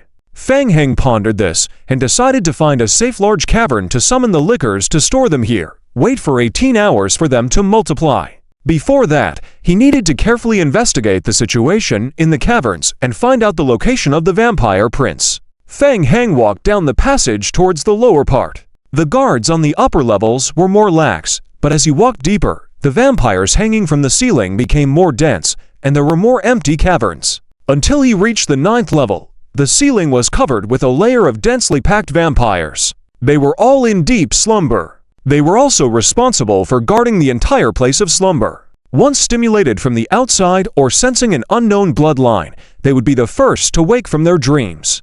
All People Game, Auto Hang from Zombie Apocalypse Chapter 778 Stealing. Following the passage, Fang Heng went down again, until he reached the deepest part of a cavern on the 12th underground level. The entire cavern emitted an eerie red glow under the reflection of the central coffin. Fang Heng squinted his eyes abruptly. Upon entering the cavern, his gaze instantly focused on the huge red coffin in the center of the cavern, the sleeping place of the vampire prince. So this red coffin, young descendant, why have you come here? Fang Heng raised his eyebrows and looked towards the direction where the voice came from on the right. It was an elderly vampire elder. If I had to say, it's probably out of curiosity, wanting to witness the sleeping prince with my own eyes. Vampire elder Vadorino stared at Feng Heng, confirming his vampire bloodline within him. This is not where you should be. You have seen the sleeping place of the prince. Your curiosity has been satisfied. You can leave. Feng Heng did not leave, but stood in place and said, Elder, Angitas was attacked by an unknown source. The vampires will launch a total attack on the Holy See. The strength of the Pope of the Holy See is not weak. Will the prince not prepare to take action this time? The Elder Council will make a judgment. Vadorino moved his gaze away from Feng Heng and sighed. Every time the prince is awakened, it shortens his lifespan. Unless it's a critical moment, the prince will not be easily awakened. I see. Feng Heng nodded. Is there really no way to lift the curse of the bloodline? We have been working on it for tens of thousands of years. Vadorino shook his head. Unfortunately, not yet. That's a shame. What level of power does the Elder Guardian of the bloodline have? Feng Heng's gaze finally swept over Vadorino. Next time, he would have to figure out how to deal with him to ... The next day, at night, in the depths of the cavern on the third underground level of the sleeping place, after a large number of lickers were resurrected, they directly crawled into the ready-made coffin to play dead. Sandy had prepared pre-mixed pigments to begin his artistic creation. 2 days later, the full-scale battle between the vampires and the Holy See was about to begin. The Holy See quickly learned through players that the vampires were preparing to attack their headquarters. They were also on alert. Rumors everywhere were saying that the Holy See was gathering forces from all over, preparing to confront the vampires head-on. A fight to the death. For a while, the entire 9th District was in turmoil. Many ordinary players were trying their best to transfer, avoiding disaster. Listening to Feng Heng's preliminary plan, Sandy widened his eyes. Oh buddy, does it mean a direct head-on attack? Sandy couldn't help stopping his brush. But Feng Heng, while attacking the Vampire's Elder Council is a good move, what about the treasures on the Holy Sea's side? Are we just going to give up on those?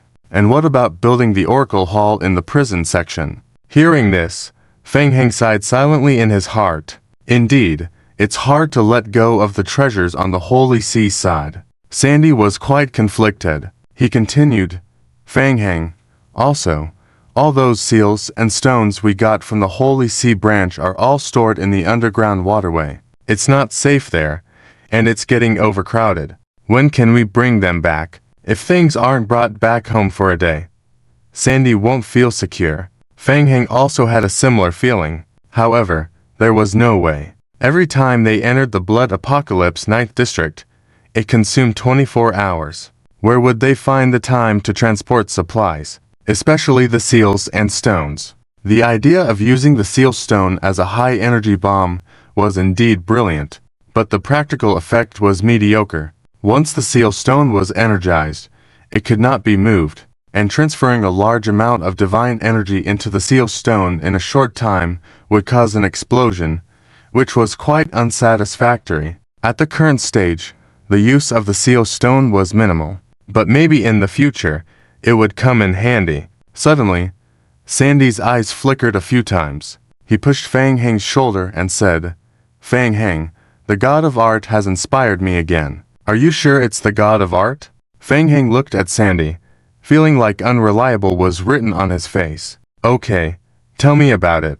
Ahem. Sandy cleared his throat and said, Feng Heng, I think we're in a dilemma. We're stuck with either attacking the Holy See or sneaking into the vampires. But our goal is to raid the Holy Sea's resources. Ain't that the same thing? Of course not. Sandy was serious. I mean, we can act in advance. Feng Heng raised an eyebrow, seemingly enlightened. You see, we can sneak into the Holy See in advance, run over there first, and steal things. Considering the last time we went to the Holy See branch, the Oracle Hall, important and mysterious for the Holy See, with no one else inside. In my opinion, we should plan a robbing operation in advance, sneak in and steal things first. By the time we finish stealing, almost the vampires will have come over, and by then, it will be a matter of life and death. Who cares if our stuff is stolen at home? Sandy laid out his plan, waving his fist excitedly as he spoke. At first, Feng Heng thought it made sense, but upon careful consideration, it seemed like a pit. You make sense, but how are we going to steal things from the Holy See? The sculptures and artworks in the Oracle Hall, not so easy to move. Sandy was at a loss for words. He scratched his head and tentatively looked at Feng Heng. Old tactics. How about we dig a tunnel? Feng Heng shook his head. It didn't seem practical. Digging a tunnel would make too much noise and take too much time. Places like the Holy See headquarters often had restrictions that could be easily triggered. But upon further thought, he found a solution. He could use sealing art to temporarily place items in his backpack, thus moving them into the real world. The trouble was, life in the real world was not easy. The corresponding place in the real world was the abyssal corridor. Moreover, without losing the split body in reality, it would be challenging to use the nesting method to bring things back to the prison. They could only be temporarily stored in the real world for some time, and then figure out a way to transport them back to the Apocalypse 8th District Prison whenever the sealing art improved. It was quite a headache to think about it. Oh, and there was a critical question. The Oracle in the Holy See Hall had a special sense towards undead and vampire-like beings, theoretically affecting zombie reincarnations. Thinking about this, Feng Heng opened the properties of the zombie reincarnations to investigate. Fortunately, the zombie reincarnations also had corresponding skill changes. Feng Heng felt slightly relieved. Public game, starting from the Zombie Doomsday, Volume 779 of the Idle Text, a reassuring companion, almost forgot before. In this case, changing the liquor to an undead attribute. Isn't this more like a ghoul? Yeah, forget about the appearance. Even the temperament has improved now. The enemy can't even tell anymore. Wait a minute. Damn it. Feng Heng suddenly realized something and heavily hammered his left palm with his right hand. I'm so dumb. Switching to undead studies, what a load of crap. Next time, if I encounter the Holy See, I'll just switch to sacred studies directly, so the judgment officials of the Holy See won't be able to kill the liquor with their purify and exercising skills. Isn't this a crushing wave? Feng Heng's mood suddenly improved a lot. So should I do it? It's rare to have a chance to empty the headquarters of the Holy See. If I give up like this, I feel like I won't be able to sleep at night. There's not much going on right now. Just sitting here waiting for the skills cool down is a bit silly. There are still 2 days before taking action against the Holy See. Enough for him to carry out the theft plan. After giving it some thought, Feng Heng made up his mind. Forget it. Let's just be greedy this time too. In the game, Chu Yan was now extremely excited. Since meeting Feng Heng, the progress of the game in District 9 has been progressing rapidly as if having taken a stimulant. In the blink of an eye, the Holy See and the Blood Clan are about to have a decisive battle. Can you believe it? The Holy See, after accumulating for thousands of years, also has many hidden moves. The entire Holy See is filled with a sense of willingness to die for their cause, prepared to take a big bite out of the Blood Clan. After learning that Feng Heng was planning to deal with the Blood Clan's headquarters in a big way, Chu Yan had already begun to act frantically and lay out plans, trying to deceive the Pope into obtaining special items that could deal with the Blood Clan Prince. Regardless of the fate of the headquarters of the Holy See, give a fatal blow to the Blood Clan headquarters, kill the Blood Clan Prince, completely reverse the situation. In the worst-case scenario, if the operation fails and the headquarters of the Holy See is destroyed, the power of the Holy See will also be completely destroyed. But what if the power of the Holy See is not destroyed? What if they succeed in killing the Blood Clan Prince, and then, with Mr. Fang's help, the Holy See would dominate the world? Who knows? Maybe he could even become a bishop of the Holy See. Besides, Chu Yan felt that he didn't have the ability to influence the final showdown between the Holy See and the Blood Clan. At best, his strength could only serve as a high-level cannon fodder in the big battle. Whichever way he thought about it, He had to look out for his own interests. Busy preparing to take action, suddenly received a message from Fang Heng, wanting to go to the Hall of the Holy See headquarters. Also, without asking much, he immediately started arranging, making an appointment to meet outside the city of the Holy See headquarters the next day. In the sinking corridor, entrance to the middle area, after 2 full days of effort, Piyushai personally led the Undead Research Association players to search the entire middle area. The situation was very bad. Starting from the middle area, the number of intermediate and higher-level ghost spirits increased rapidly, with occasional appearances of high-level ghost spirits, increasing the risk for players. With sufficient logistical resources, the player team naturally had no fear. But now it's different. Once accidentally injured by mid to high-level ghost spirits, the additional high-level curses could take the lives of the players. The only one who could resolve the situation was Fang Heng. Piyushai had already placed all his baits on Fang Heng. Just as he was thinking, a player emerged from the middle area under the team's support. The player team looked somewhat embarrassed and reported the trouble they encountered during the cleansing process.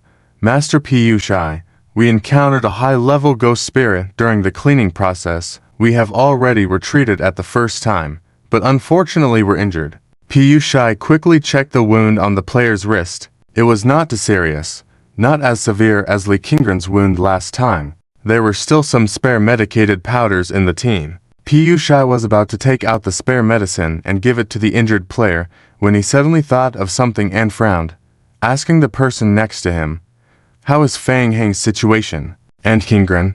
Why didn't I see her today?" A servant of the undead studies leaned over and whispered, "Master, you forgot. Senior Sister Li Qingren is assisting Fang Heng in learning sacred studies. She came with a batch of equipment last night, and should still be trying them out this morning." Piyushai nodded. Indeed, the new batch of equipment brought in from outside the game last night had excellent amplification effects, but the equipment requirements were very high. It's been about 3 days since Fang Heng started learning sacred studies. It's time to check the learning effect. Piyushai looked at another apprentice. "Go back to camp. Tell Li Qingren that someone is injured. Let her bring Fang Heng over to help." "Yes, master," the player responded and hurried away. Piyushai's expression darkened, looking at the injured player, who was murmuring softly and moaning in pain, feeling unhappy. "You won't die. What's with all the fuss over this small wound? Bear with it." The injured player was in agony, trembling, and deliberately closed his mouth. "Hold on a little longer." Piyushai looked at several apprentices and instructed, "Clean the wound with holy water continuously." "Yes, master." After waiting for about half an hour, just when Piyushai was running out of patience, someone shouted from behind, "He's here. Fang Heng is here." Hearing this, the players gathered together quickly made way for him. Everyone's eyes were focused on Fang Heng, who was dressed strangely to the extreme. At the moment, the expressions of the players became increasingly weird. Fang Heng was wearing several thick sets of equipment, making him look like a bloated fat man. Just the weapons he carried behind him alone were several pieces: long swords, spears, crossbows. He held a very heavy double-handed staff in his hand, and his waist was adorned with several differently sized daggers and short swords. This appearance was a bit out of place. Forced to wear a large number of ill-fitting equipment, Fang Heng's walking posture seemed particularly arrogant, swaggering, and with each step, the equipment on his body would clang and clatter from colliding with each other. It felt somewhat like a P2W warrior. Behind Fang Heng, Li Shaoqiang and Tan Chuo each dragged a trolley. On the trolley was a wooden box containing components for the second set of equipment. They were both quite speechless. They thought Fang Heng's attire was already flamboyant enough 2 days ago, but unexpectedly, there was more this morning when they saw him again. They both thought Fang Heng was truly exceptional, unbelievably cool, being able to wear all these pieces of equipment, and even carrying them over such a long distance, without even breathing heavily. Just pushing the trolley with the components for the second set of equipment was already a bit strenuous for them. Piyushai squinted at Fang Heng, who was dressed in a flamboyant manner. He didn't find anything strange about Fang Heng, instead silently nodding in approval. Li Qingren's arrangements were good, and Fang Heng's attributes were powerful enough. Wearing several high-level equipments, his skill level should have improved a lot. Piyushai had been worried that Fang Heng's base attributes were not enough to equip warrior and knight-related equipment, but unexpectedly, his attribute values were very high, with no weaknesses. Even high-level equipment could be worn. Quite reassuring. 7:05 OK game for all. The game had been auto-played since the zombie apocalypse started, and Piyushai had begun to find Fang Heng more pleasing to the eye. Looking towards Fang Heng, Piyushi's expression softened slightly as he nodded and said, not bad." Hearing Piyushi's praise for Fang Heng, the players turned back to look again at Fang Heng, who was dressed in a mismatched outfit. They wondered, what was good about it?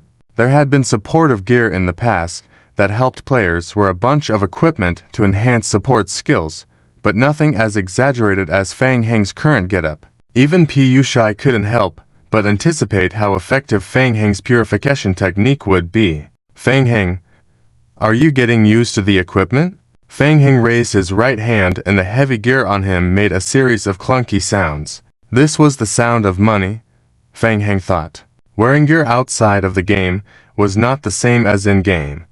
Players had to put on each piece one by one, which took quite some time. There were no in-game prompts, but Fang Heng estimated that the burden of wearing multiple pieces of gear had reached its limit. Not too bad. Fang Heng was not unused to the equipment, but he was definitely not accustomed to this particular outfit. Li Qingren had also thoughtfully arranged sets of gear for Fang Heng. One set was for assisting with the purification technique, and the other set was still in a box, meant to enhance weapon blessing skills. Piyushai pointed to the injured player in the corner and said, "He was just attacked by a high-level spirit and cursed.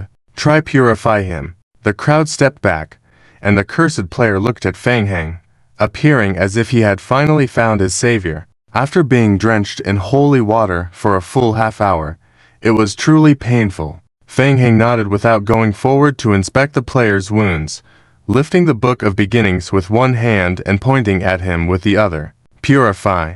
A golden holy light suddenly illuminated, enveloping the injured player in its center. The black mist dissolved instantly under the baptism of the holy light. The wound that had been slow to heal due to lacerations was visibly mending at a rapid rate. "Wow, this is amazing. The effect is so good. Save some potion money." The players whispered among themselves, impressed. Fang Heng was also astonished. Was this the power of money? With nearly 30 pieces of equipment enhancing his purification technique, he was now able to restore a small amount of health to teammates on top of cleansing curses. Additionally, the purification bestowed temporary attribute enhancements after purification, dispelling fatigue, boosting morale, and other additional effects. In terms of dispelling alone, it had far exceeded high-level purification techniques. The players marveled at the powerful purification effect, realizing the critical role Fang Heng played in the team now trapped in the sinking corridor. Despite not wanting to flatter Fang Heng, no one dared to offend him. What if they were injured later and not given treatment? Piyushai nodded in satisfaction. If the purification technique was already this effective against mid-level curses, it shouldn't lag behind against higher-level ones. With purification as support, the team could confidently deal with mid-level area entities more efficiently, speeding up the cleansing of the sinking corridor. Thinking it over, Piyushai raised his head and said, "What about the weapon blessing skill? Let's test its effect." What? There was still a weapon blessing skill. The players looked at Fang Heng with more fervent eyes upon hearing Piyushi's words. Unlike purification, weapon blessing was a buff skill that directly enhanced the team's capabilities and could deal additional damage to undead life forms. After several hours of joint discussion between the Federal and Undead Researchers Association, teaching Fang Heng the weapon blessing skill was the current best solution. The effect of the weapon blessing skill directly affected the players, providing a fixed amount of amplification and dealing additional damage to undead life forms. Somewhat similar to enchanting, under the influence of numerous pieces of equipment, Fang Heng's weapon blessing could theoretically last for a long time. Fang Heng, let's begin. Seeing the eager gazes from surrounding players, Fang Heng coughed lightly. Teacher, I need to go change into another set of clothes. Li Qingren chuckled helplessly and nodded. Teacher, I'll help him. Half an hour later, Fang Heng appeared in front of everyone, clad in another mismatched set of equipment, holding the Book of Beginnings in his right hand and lifting a hefty scepter in his left. He pointed it towards several players on the other side. Weapon blessing. Another golden holy light descended from above, dispersing the darkness around. The radiance shrouded the players and quickly dissipated, leaving a golden glow on the weapons of a few players selected by Fang Heng. With dozens of items enhancing him, Fang Heng's weapon blessing now had an area of effect, benefiting a small group of friendly players in close proximity. Each cast could apply to over 10 weapon blessings at once. The fortunate players blessed by Fang Heng were delighted, unabashedly swinging their weapons to feel the changes. Pu Shai calmly watched Fang Heng, unable to determine the actual effect of the weapon blessing just by appearance alone. Nevertheless, it would need to be tested in actual combat to confirm. Team, let's enter the mid-level area of the sinking corridor. Yes, teacher. Li Qingren followed the team, a smile appearing on her face unconsciously. She realized that ever since Fang Heng arrived, the morale of the entire team had risen, no longer as desolate as before.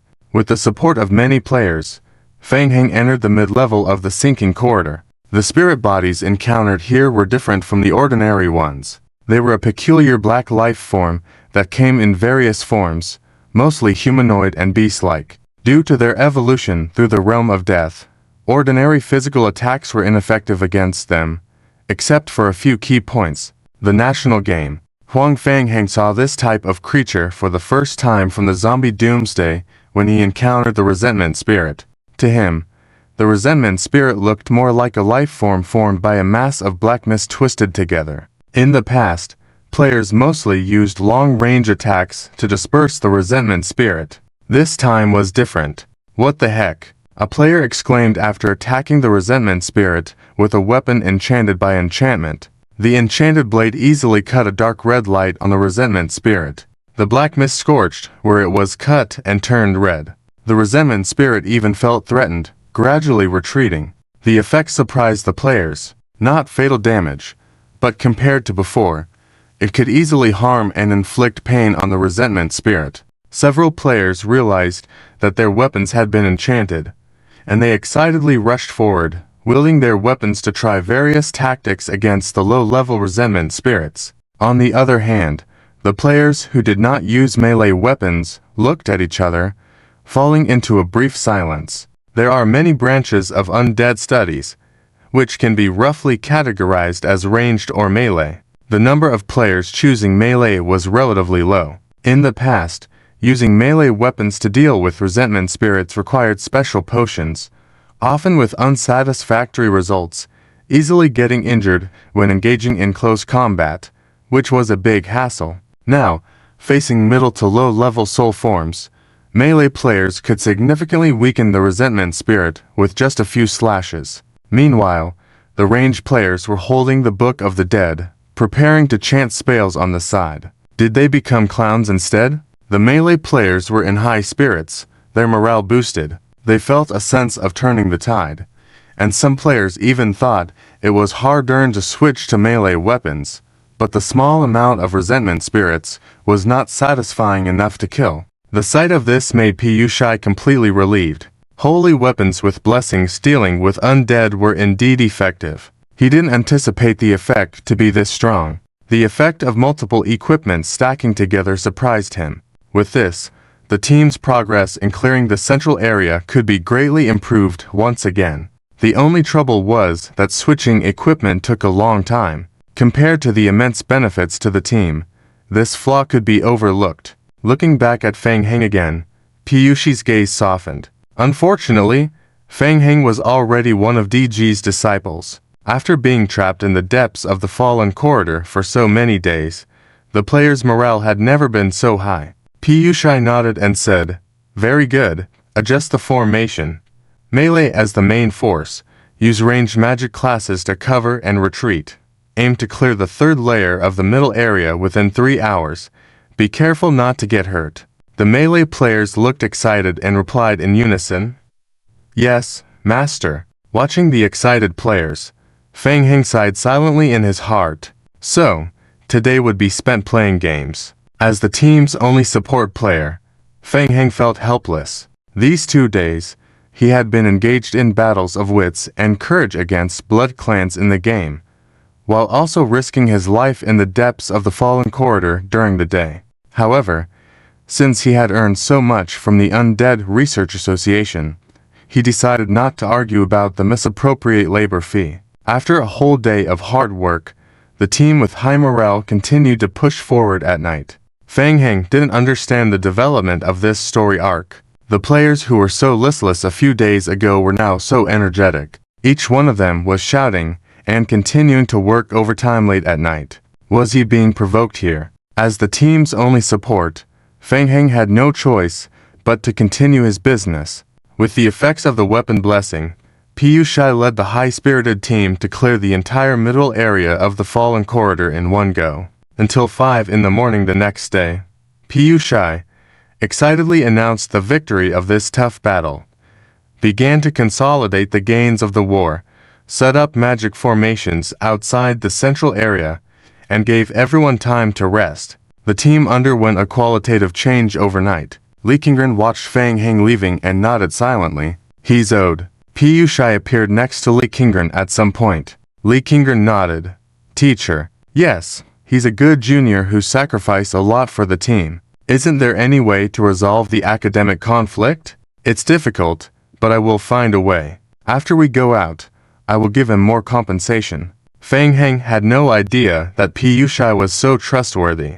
When he returned to the game, he found that a whole day had passed. The sky was already getting bright. The showdown day between the blood clans and the Holy See was tonight. Helplessly, as the time for his appointment with Chu Yan approached, Feng Heng had to rush back into the game to meet with Chu Yan and prepare to steal from the Holy See. In the game, after meeting with Chu Yan and jumping into a car, Feng Heng arrived at the headquarters of the Holy See under Chu Yan's guidance. He took a short nap in the car. This time, Feng Heng was here to steal from the Holy See. Sandy was angry, and despite his repeated entreaties, Feng Heng, for the sake of safety, could not bring him into the headquarters of the Holy See. Moreover, Chu Yan had already learned of the upcoming battle plans from Feng Heng.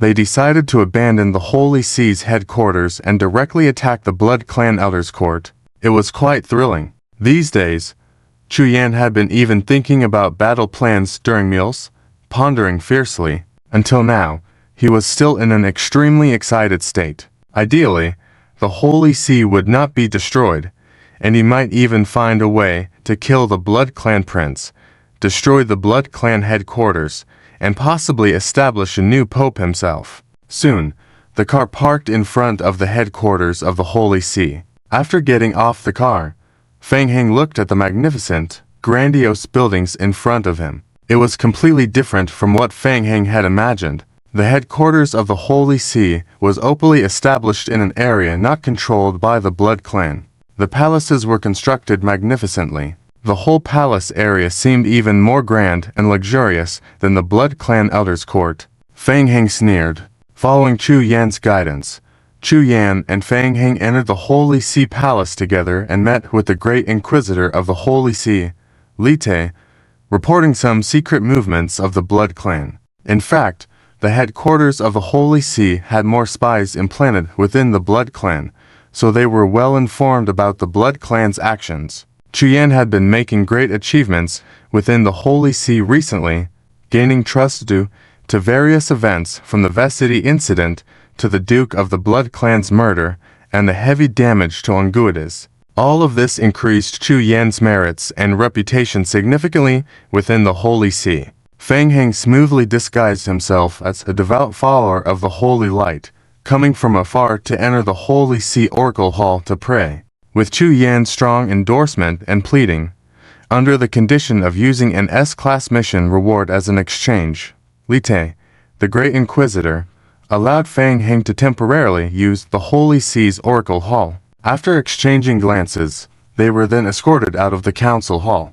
The Holy See Knights led Fang Heng to the Hall of the Oracle, while Chu Yin continued to figure out a way to trick the Pope for items. The whole people's game, starting from the zombie doomsday hanging all the way. Fang Heng kept silent, secretly observing. From what he saw along the way, the defense inside the headquarters of the Holy Court was quite extraordinary. The fact that the Holy Court has been standing for so many years without falling is not something to be taken lightly. It would probably require some effort for the Blood Clan to take a bite of this bone. Hopefully, they can fight for themselves for a little more time. Lost in thought, Fang Heng was brought to the entrance of the Oracle Hall. Thank you. Fang Heng greeted the two Faith Knights, pushed the door to enter the Oracle Hall, and casually closed the door behind him. Hint: players enter the special building, the Oracle Hall. Hint: detected that the player possesses basic sacred studies. The player can choose to randomly draw a spell. Hint: the player does not belong to the Holy Court faction, unable to use Holy Court merit points to exchange for sacred studies skill experience points, unable to receive additional +1 bonus for random draws. Hall level LV 8. For levels higher than the branch, the Grand Hall was filled with jewel-like radiance, and the brilliant artworks emitted a divine light. Fang Heng surveyed the environment layout. It was just as Sandy had predicted. The Oracle Hall was very spacious, with no one else except him.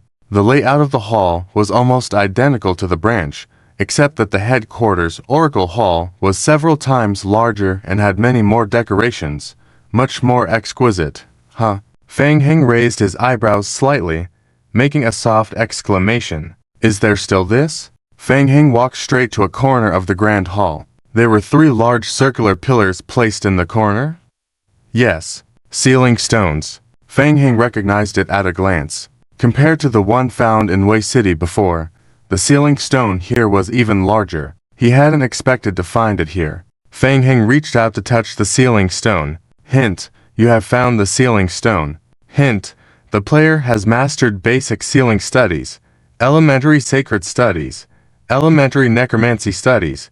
The player meets the initial conditions for absorption and transformation. Hint: the player can choose to absorb the sacred energy in the sealing stone as experience points for elementary sacred studies. Hint: due to current physique, attributes, status, skills, etc., the estimated conversion ratio about 66:1. There is still a small amount of energy inside. Great. He can absorb energy again. Increase the level of sacred studies skills a little more. Fang Heng thought to himself. Taking a closer look, after acquiring the academic fusion skill, the conversion rate had significantly increased. From the original 1,826 to 1 ratio directly reduced to 66:1. A major increase. Fang Heng was quite pleased. The ceiling stone here was several times larger than the one seen in Wei City, theoretically capable of accommodating more holy light energy. This meant he could create larger bombs. Fang Heng narrowed his eyes. Good stuff. He wouldn't leave it empty-handed. After draining the energy inside, he must take them back home as well. Over the past 2 days, being watched by Li Qingren in the drowning corridor while studying sacred studies, he had gained a little experience in elementary sacred studies skills through reading. Too little. Fang Heng, who was used to leveling up quickly, couldn't bear it anymore. It took half a day to earn such a small amount of experience points. How could it compare to absorbing the energy in the ceiling stone? Thinking this, Fang Heng looked towards the entrance of the Oracle Hall again.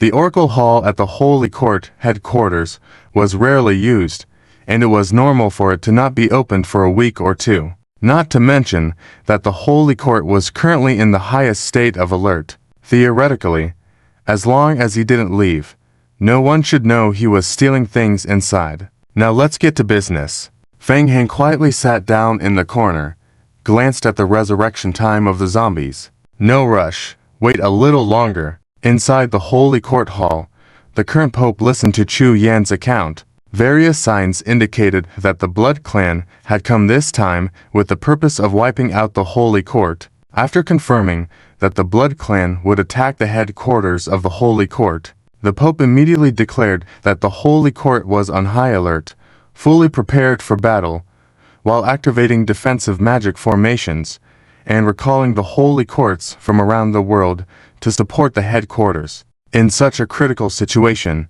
going directly to the Blood Clan Outer Court headquarters to cause trouble. A deal for one loss. What are the chances of success? The Pope hesitated. Now, there was no time. He decided to give it a try. After all, Chuyan staying here was not helpful. So why not give it a shot? Your Holiness, I would like to apply to transfer the power of the Holy Court judges to raid the Blood Clan Outer Court, Chuyan said, gazing at the Pope. Chuyan, you should know the danger the Holy Court is facing, and the significance of the judges in this battle. Chuyan respectfully lowered his head. Yes, Your Holiness, the Holy Court is at its most critical moment, but as you can see, we have weakened Angelitas. As long as we can remove the Blood Clan Prince. I know the success rate is minimal, but we have no choice. The judges can play a greater strategic role. Fighting to the death might offer a glimmer of hope. Very well, I agree. I hope you can bring me good news. I will do my best, Your Holiness. Good. The key item to deal with the Blood Clan, the Book of Judgment, now acquired.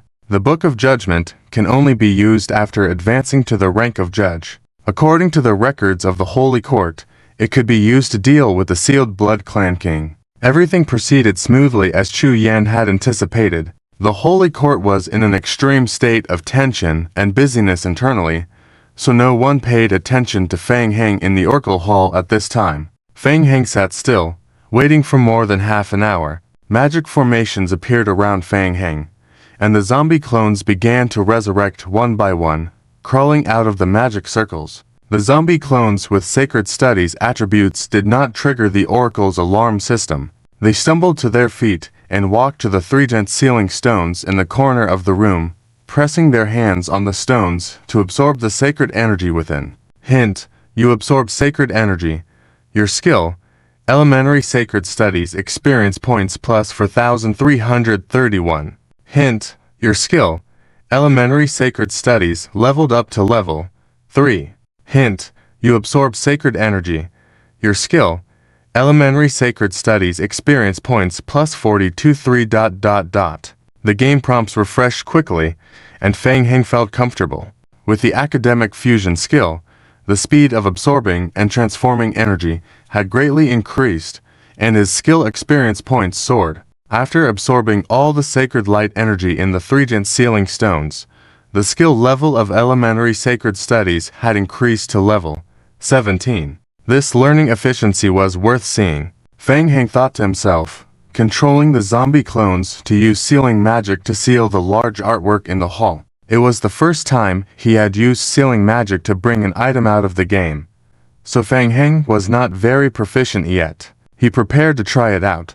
The zombie clones gathered in front of a statue about half a meter tall, forming a circle around it. Then, they continuously used the sealing magic on the statue. Beams of light flashed, and rows of game prompts refreshed. Hint, your zombie clone's use of sealing magic has failed. Hint, your zombie clone's use of sealing magic has failed. Hint, your zombie clone's use of sealing magic is successful. Hint, you obtained.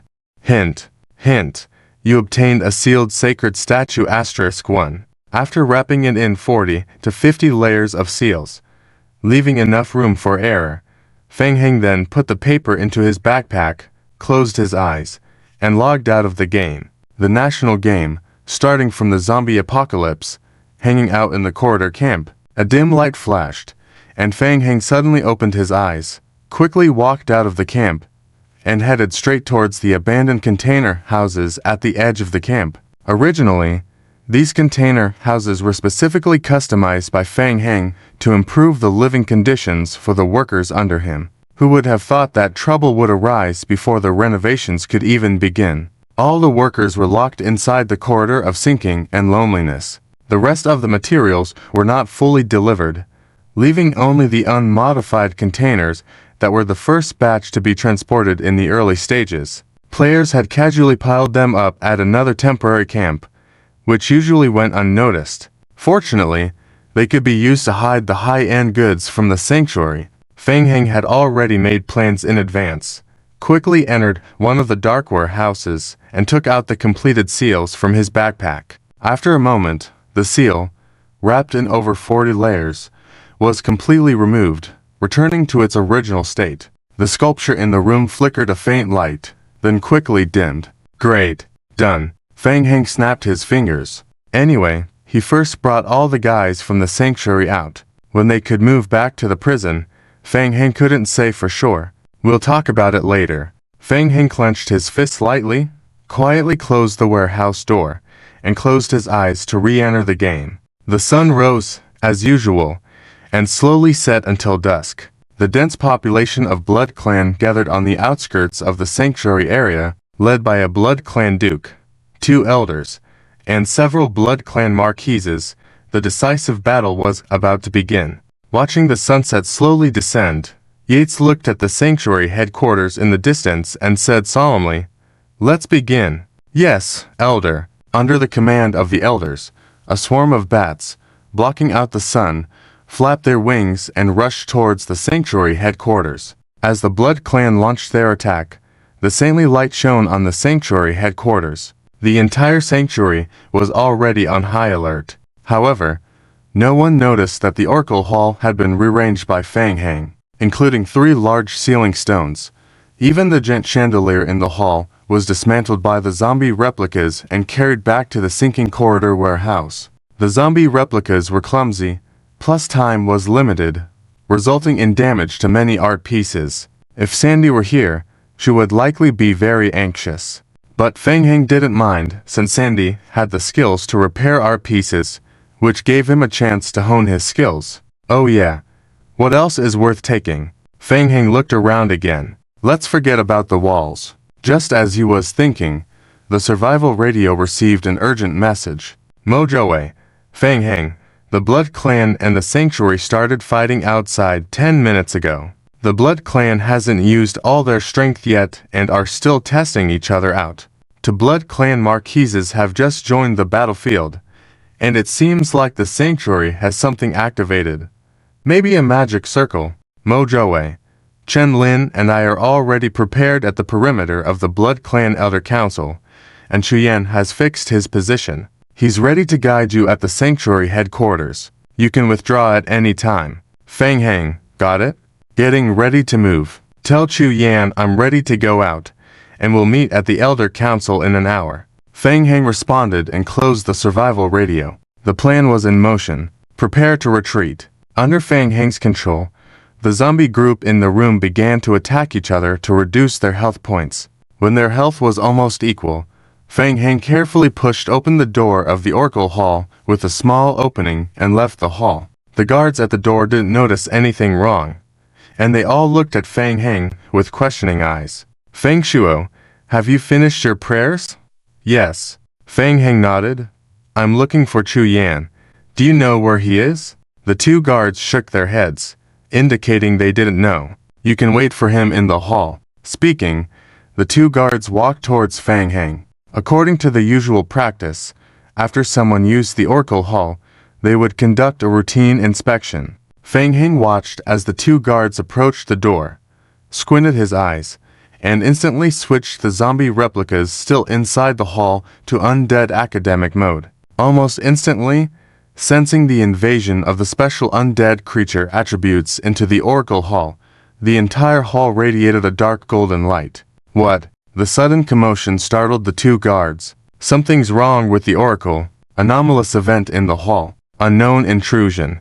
The members of the guard group were all focused on what was happening in the Oracle Hall, and the first batch of guards near the door had already entered the hall to observe. Feng Heng narrowed his eyes, just as the guards were about to enter the hall. Explosion. Boom. Boom. Before the guards could figure out what was happening, a series of violent explosions resounded inside the hall. Trouble. Boom. Boom boom. Enemies are invading. Instantly, there was a major chaos inside the sanctuary. Taking advantage of the distraction caused by the explosions, Feng Heng quickly snuck away along the passage towards the exit position. Feng Shuo, At the entrance to the building, several sanctuary guards recognized Fang Shuo and stopped him. The sanctuary is on high alert, and no one is allowed to leave alone. Feng Heng stared at the guard, preparing to act, when a voice came from nearby. It's okay. Let me handle this. Chuyan walked out from the side and nodded to the guards at the door. Upon his instructions, we have a special mission. Yes, Bishop. The guards outside the door nodded respectfully to Chu Yan, giving way. Let's go. Chu Yan had prepared a vehicle for the evacuation in advance, took Feng Heng out of the sanctuary headquarters, and quickly drove towards the outskirts of the sanctuary area.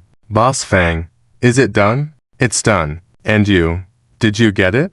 Chu Yan nodded, looking serious. Yes.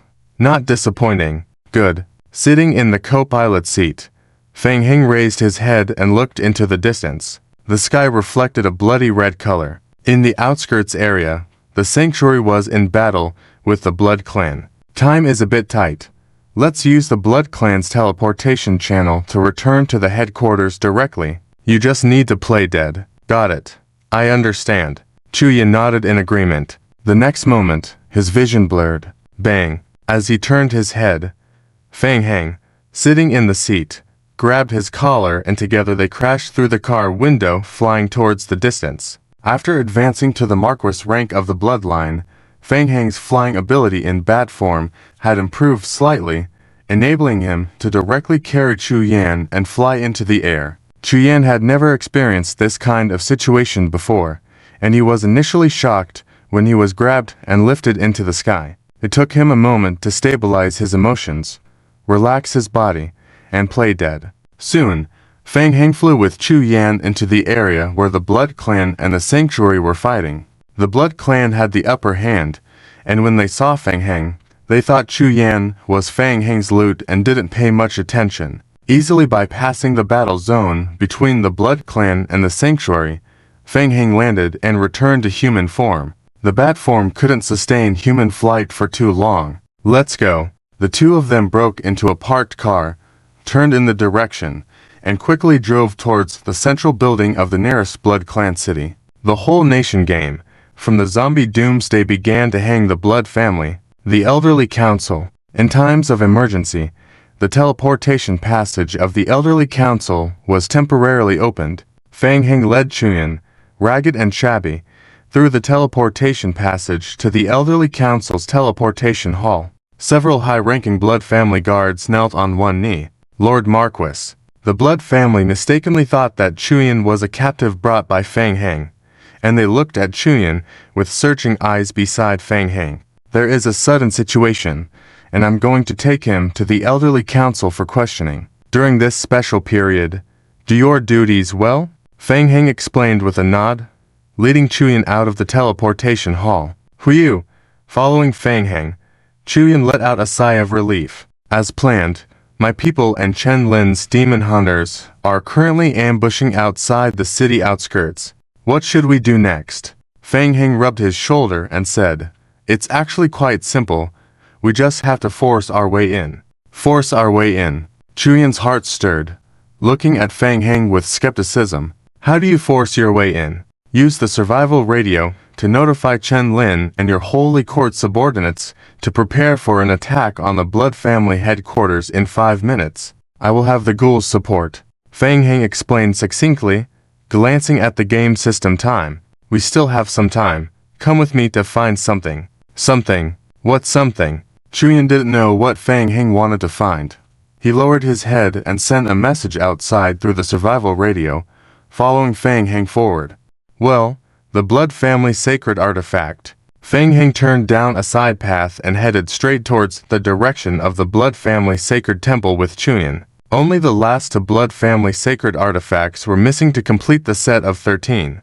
Could one of them, the left eye of blood, be in the hands of the elderly council? With 2 extra lottery chances for free, there was no reason to give up this opportunity to get the Blood family sacred artifacts. Even if we had bad luck and got duplicates, they would still boost our basic attributes. This wave won't be a loss. The two arrived outside the Blood family sacred temple courtyard. Seeing Feng Heng barging in with someone from outside, The 4 senior blood family guards frowned. They raised their hands to stop Fang Heng and Chuyan. Lord Marquis, I'm sorry. This is the sacred land of the elderly council. Without authorization, no one is allowed to enter under any circumstances. Fang Heng did not respond, but simply squinted his eyes to observe the surroundings. Compared to last time, the guards at the Blood Family Sacred Temple were much weaker. It seemed that the Blood Family had already withdrawn a great deal of forces to battle the Holy Court, leaving their headquarters vulnerable. Fang Heng turned his head and said, "Take action." With that, Fang Heng flipped his wrist, and a divine long spear appeared in his hand, thrusting fiercely into the chest of one of the high-ranking Blood Family members. TSK. The high-ranking Blood Family member didn't understand what had happened. He looked down at his heart pierced through, unable to make a sound. In the next moment, his body uncontrollably started to burn wildly, turning into ashes in an instant. Chuyan also drew his long sword, slashing horizontally with a sound cutting through the air at a Blood Family member. Hint, you've killed a high-ranking Blood Family member. You've obtained a complete evolutionary crystal *1. Hint, your killing action has been witnessed. Please quickly kill all Blood Family members who witnessed you killing your own kind. Otherwise you will exit anonymity status. Fang Heng glanced at the game prompts, raised his hand for another stab, piercing another Blood Family member's heart. Exit anonymity status. Take action. Under Fang Heng's control, the lurkers in the area behind the elderly council, the liquor group, erupted instantly. 150 liquors, along with over 24 hours of waiting. With the clone fully expanded, a total of 600 liquors broke free from the dungeon, breaking open coffins and starting to slaughter the Blood Family in the dormant area. Dealing with the liquor group was already difficult for the Blood Family, especially now with the overwhelming numerical advantage. The Blood Family inside the dormant area couldn't resist at all. Blood Family guards who attempted to resist were instantly pounced on by the liquors and torn to shreds. Hint, you've exited anonymity status. Hint, your friendly level with the Blood Family's elderly council has drastically decreased. You've exited the Blood Family camp. Hint, your zombie clone has killed a mid-level Blood Family member, gaining 12 survival points. Rows of game prompts popped up, quickly followed by hundreds more. Fang Heng clenched his fists lightly. Controlling the liquor group remotely, they gradually wiped out the Blood Family inside the dormant area, firmly occupying and defending underground floors 1, 2, 4 of the dormant area. It was more profitable to kill the Blood Family and earn points and evolutionary crystals than to face the Holy Court's turtle shells. With that in mind, Fang Heng shifted his gaze away from the game prompts, looking to Chuyan by his side and nodding. Let's go.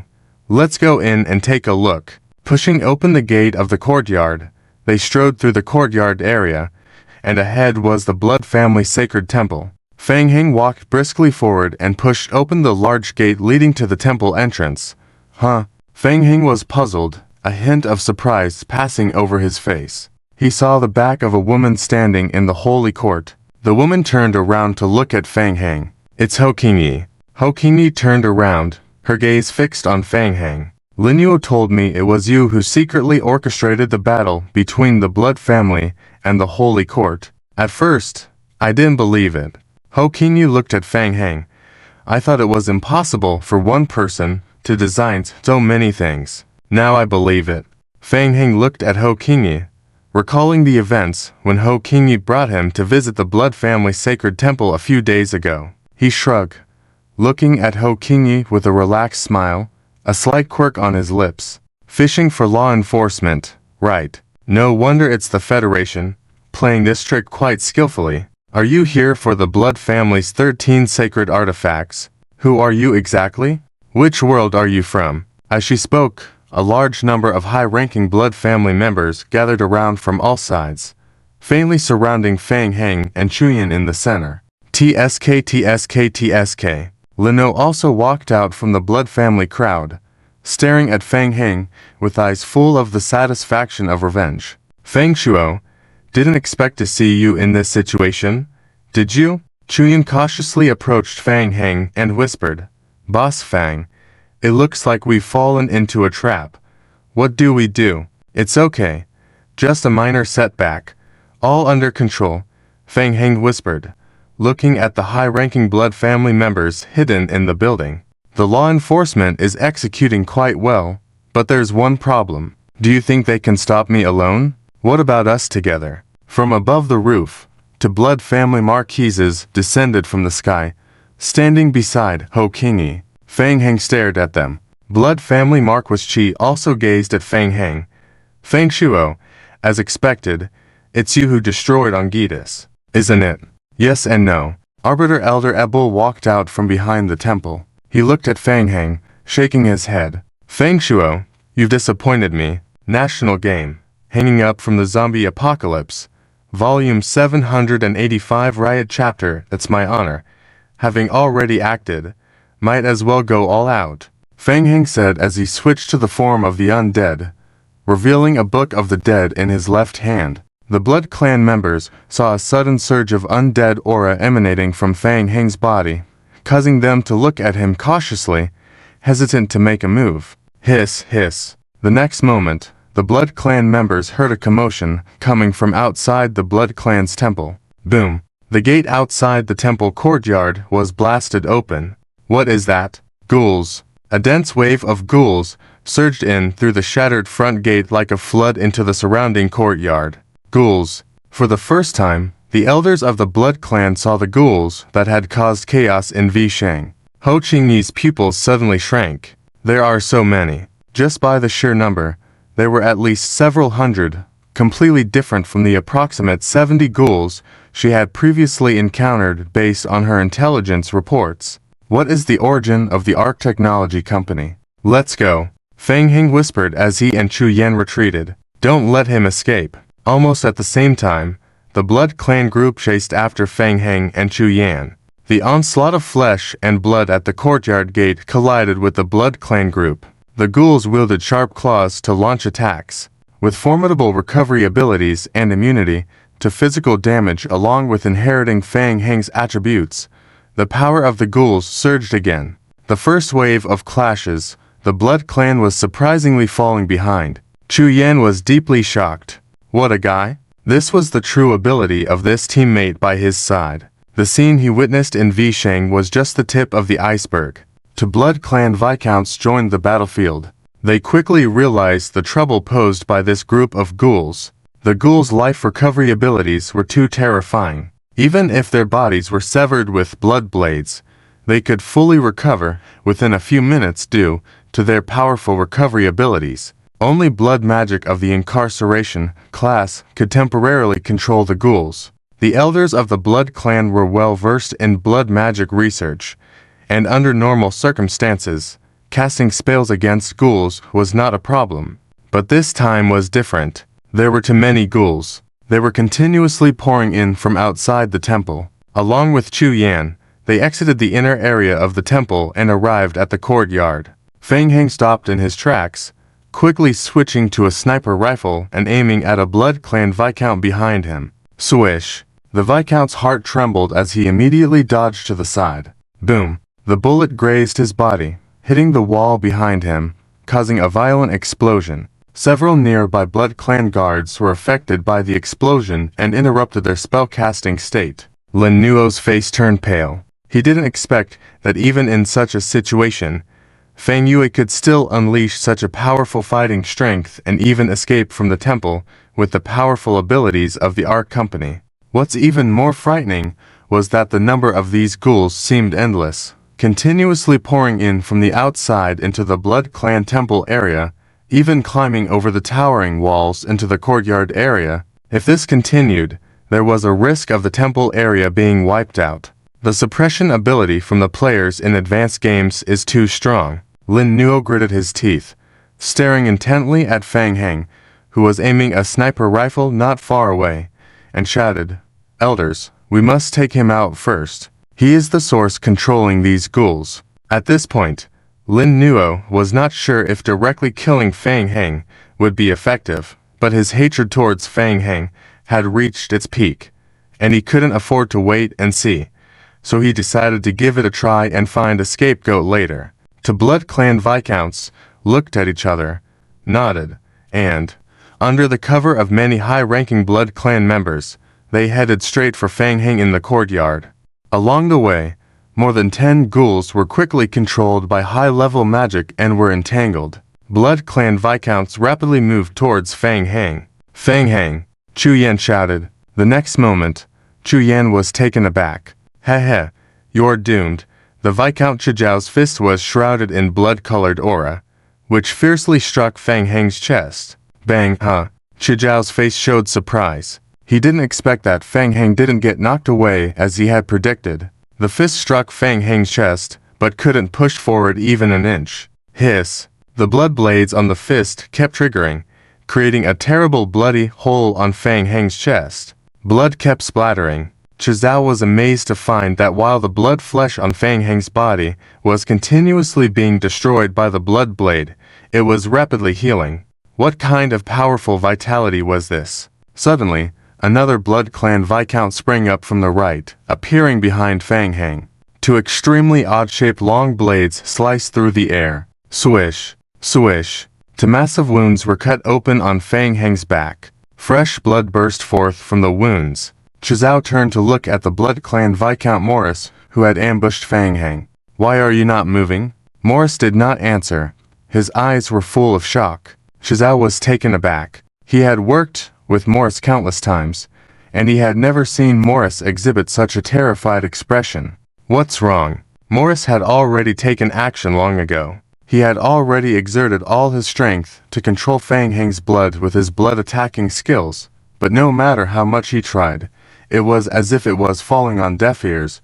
The blood in the body showed no response at all. Blood curse voided. Surprised, Fang Heng stood in place, ignoring the dual attack from the two, coldly saying, the wounds on his back quickly healed. The high affinity of the blood made Fang Heng realize that while Morris was trying to manipulate his blood, he could forcibly suppress the blood flow in his body and prevent Morris from controlling him. The next moment, under the astonished gazes of the two Blood Clan Viscounts, Fang Heng flipped his wrist. The Blood Clan holy weapon, Ling Zan, appeared in his hand. Seeing the holy weapon, the two Blood Clan Viscounts were shocked. Not good.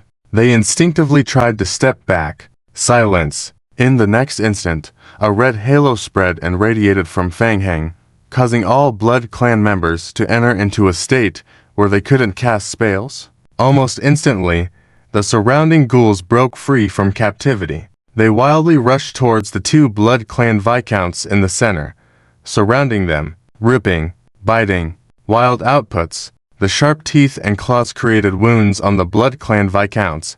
The surrounding Blood Clan members rushed in to help the two Viscounts who were trapped. But they couldn't do it?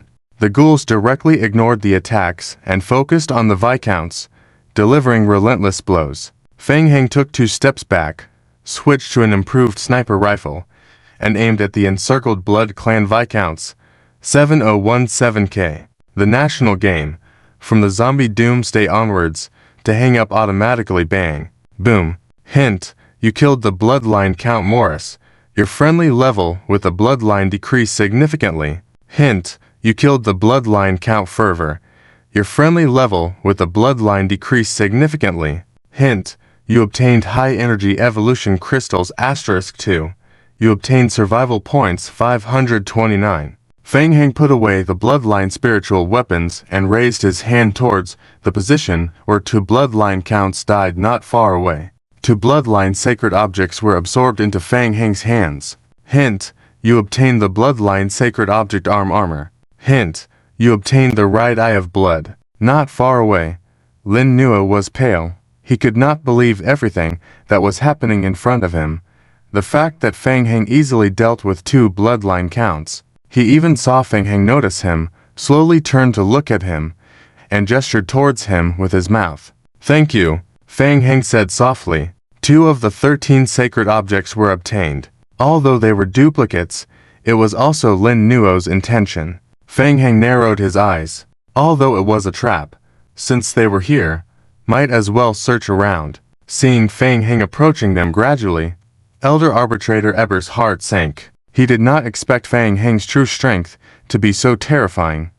nor did he expect him to be able to summon so many ghouls from thin air. Underestimating the enemy's strength, we retreat. Let's open the bloodline protective barrier. Eber made a decisive decision to withdraw. But Elder, shut up. Eber glared fiercely at Lin Nuo and stopped him. The consecutive misjudgments were all caused by Lin Nuo. He even suspected that Lin Nuo was in cahoots with the enemy.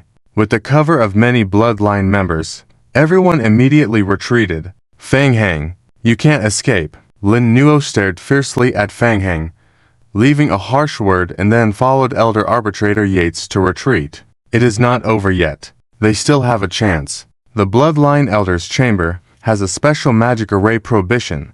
By opening the blood barrier prohibition with the cooperation of the Bloodline, those ghouls would be greatly weakened. Coupled with the continuous support of the Bloodline group through the transmission channel from the outside world, that will be their time to counterattack. In the courtyard, Fang Heng watched Lin Nuo and the others quickly retreat from a distance. Surrounded by a large number of Bloodline members, it was difficult to pursue. Fang Heng also did not bother to pursue. Until now, Chu Yan on the side finally understood what Fang Heng meant by being strong. Wait for me. Fang Heng quickly sneaked into the Bloodline Sacred Temple still in chaos. After killing a few Bloodline members who were not alert, Fang Heng quickly came to the altar in the center of the sanctuary. There was no Bloodline Sacred object. It is not known whether it was false information given by Ho Qingyi, or the Bloodline Sacred object had been taken away early by the Elder Council, but it was not completely fruitless. Fang Heng waved his hand and took a book in a glass box on the altar. Hint: you obtained an item, Book of Enoch. Item: Book of Enoch. Description: takes effect when placed in the backpack. Increases blood affinity by 5 points. Description: a book left by the king of the bloodline, rumored to contain all information related to the bloodline. Good stuff. Fang Heng was delighted. This is the essential item to awaken Angathas. Acquired. Without wasting any more time, Fang Heng did not have time to examine it carefully, so he threw it into his backpack and returned to Chu Yan's side again. At this time, being attacked by the ghouls, the entire Elder Council was in chaos. A large number of Bloodline members entered the Elder Council through the transmission channel, and Bloodline groups from all directions gathered towards the direction of the Elder Council's sanctuary. Everything was within Fang Heng's calculations. He chose not to directly destroy the transmission channel, but deliberately opened it, wanting to attract more Bloodline members to gather, so he could eliminate more Bloodline members. This meant a lot of points and evolution crystal shards. Just a small wave of attacks had already yielded over 300 evolution crystals. The efficiency of leveling up was terrifying. Qian looked at the survival radio and said, "Boss Fang, the Senate has converged with the Demon Hunters and is breaking into the Elder Council from the west. Let's go.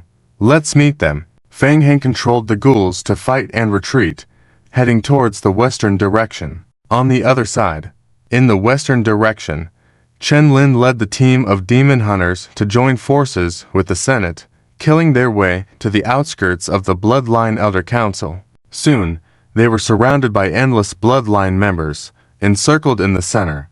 Mad. So many. Soon, the team was unable to move forward as if stuck in the mud. Chen Lin had already entered the third stage of the Demon Hunter status, fighting bravely all the way. After receiving the essence of the Duke's blood, his bloodline ability had once again improved and he was able to skillfully control the third stage, with a chance of even breaking through to the fourth stage. Considering that he still had to deal with the Bloodline Prince later, Chen Lin did not directly use his trump card but fought with the third stage.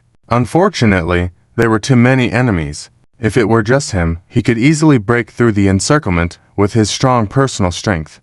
But now it was different. He was leading a large group of Demon Hunters and the team formed with the Senate. The individual strengths of the Senate judges were equally strong, but they could not handle though many Bloodline members. Boss Fang, Mojoe, who was following the Demon Hunter team, saw the chaos ahead and was overjoyed, shouting, "Boss Fang is here." Looking in the direction Mojoe pointed, Chen Lin was surprised. Ghouls, So many of them. Ahead, a large number of gray-brown creatures were rushing towards them. The ghouls and the bloodline members along the way were entangled in battle. Like a meat grinder, they forcefully opened a path. Seeing the brutal and bloodthirsty nature of the ghouls, Chen Lin was somewhat amazed. So, this is it.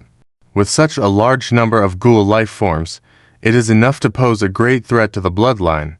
No wonder Fang Heng dared to attack the bloodline headquarters directly. Soon, Fang Heng and the team led by Chen Lin met up. Are all the items obtained? Chen Lin nodded solemnly. With the assistance of the ghouls, the success rate of the plan was even higher.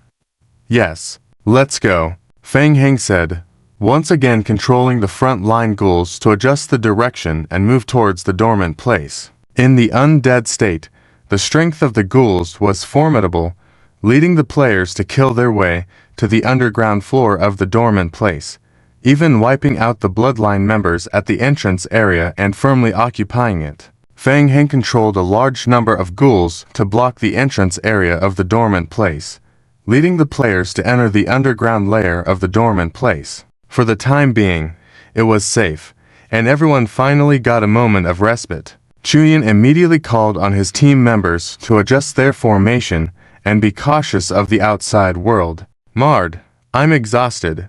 Mojoe breathed heavily, leaning against a rock wall to rest. Through a crevice, Chen Lin carefully checked the situation outside. More and more vampires were gathering towards the dormant place to join the battle. The structure of the dormant place was complicated, with only a narrow entrance. By utilizing the bug effect of immortality and the classic tactics of blocking the road commonly used by the Holy See, for a short period, the vampire group outside could not break into the inner area of the dormant place. Mr. Fang had already arranged everything.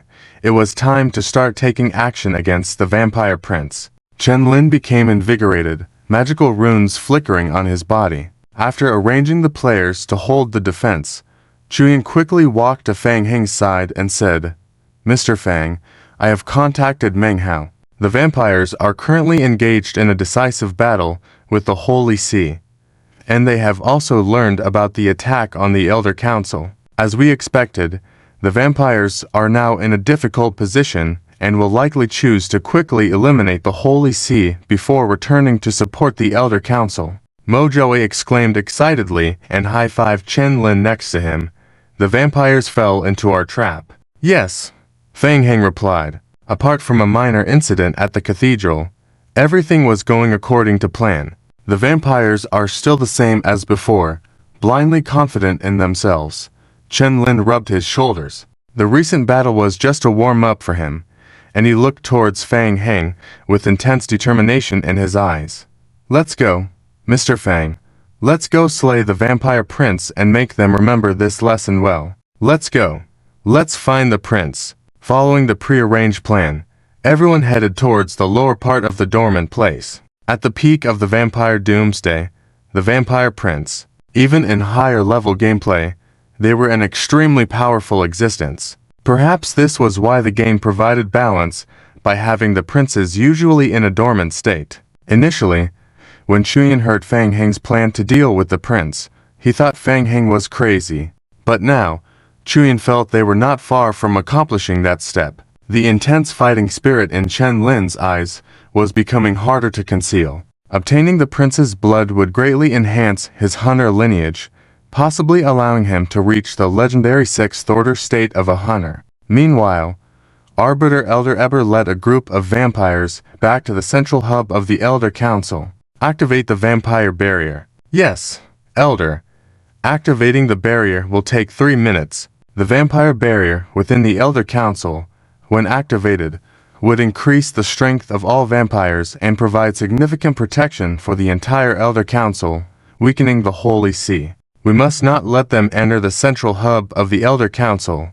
Eber's face darkened. He had believed Lino's lies and misjudged Fang Heng's strength. He never expected Fang Heng to be bold enough to directly attack the Elder Council head-on, so he had not even considered activating the vampire protective barrier in advance. And the hunters and the Holy See. When did this group come together? Not good. Suddenly, Eber realized something and quickly asked, What about Angitas's situation? Angitas has entered lockdown mode immediately to ensure his safety. Not targeted Angitas. Eber's sense of unease did not diminish at all. He ordered, "Go. Confirm Angitas's condition immediately." In the midst of the conversation, a senior vampire flew in through the door, kneeling down and reporting, "Elder, the ghoul group has joined forces with the Holy See and the Hunter team that attacked the Elder Council, but they have not launched an attack on the central hub or the teleportation hall of the Elder Council."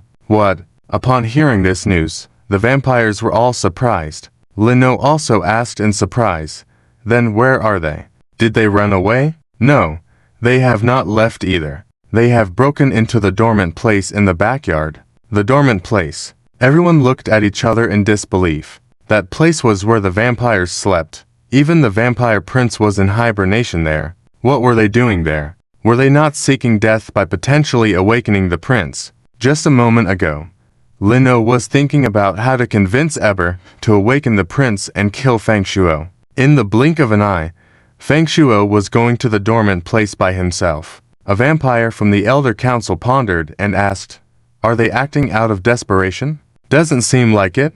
The ghoul group has occupied the entrance area of the dormant place, and we have observed ghouls emerging from inside the dormant place area." Ho Qingyi pursed her lips. She did not believe that Feng Heng would do something meaningless. Suddenly, a thought crossed her mind. When she had toured the entire Elder Council area with Feng Heng last time, she remembered that Feng Shuo seemed interested in the vampire prince, asking about whether he was in hibernation there. Could it be? Ho Qingyi's heartbeat involuntarily accelerated. Was Feng Shuo's real target the sleeping vampire prince? This speculation was too terrifying. Ho Qingyi felt like she might be going crazy to entertain such a thought. The blood barrier is about to activate. Whatever they intend to do, we must go see. Eber was already furious, saying, "Use the power of the blood barrier to completely eliminate them." The vampires all answered in unison, "Yes." Outside the area of the dormant place, a thin layer of blood mist enveloped the sky. The vampire group clashed with the ghouls ***. Flesh and blood flew everywhere, with remnants of limbs and splattered blood visible all around, indicating a fierce battle. After some trial and error, the vampires finally figured out a way to deal with the ghouls. A large number of high-level vampires in the rear released blood arrows aimed at the same area for concentrated bombardment. With too many ghouls, sealing them was inefficient. Direct bombardment was the best way to kill them. Arbiter Elder Eber led a team of elite vampires from the Elder Council personally. The situation was still dire. Area damage would hurt vampires who were fighting the ghouls. How much longer until the barrier is fully activated? Ho Qingyi asked. A senior vampire looked up at the sky and responded, "It's almost done. It should be ready soon." As they spoke, blood barriers rose around the area of the Elder Council. The sky was shrouded in red clouds, and the rising barriers enclosed the entire Elder Council, exuding a strong scent of blood throughout the area. Almost simultaneously, all players in the area received a similar game prompt. Notification. Due to the influence of the blood barrier zone, all attributes are increased by 40%, all blood magic effects are increased by 20%, and all effects of holy attributes are reduced by 10%.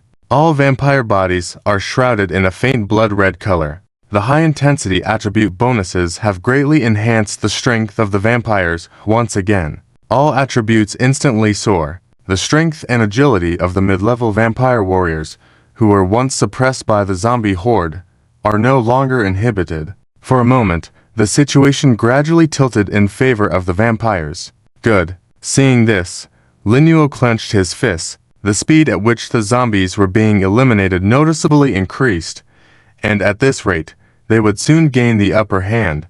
However, before Linuo could celebrate too long, Elder Arbiter Eber beside him made a puzzled sound. How could this be? What now? Lowering his head again to look below, Linuo's expression immediately changed drastically. After initially being suppressed by the vampires, those mutated zombies suddenly emitted a shimmering blood light on their bodies.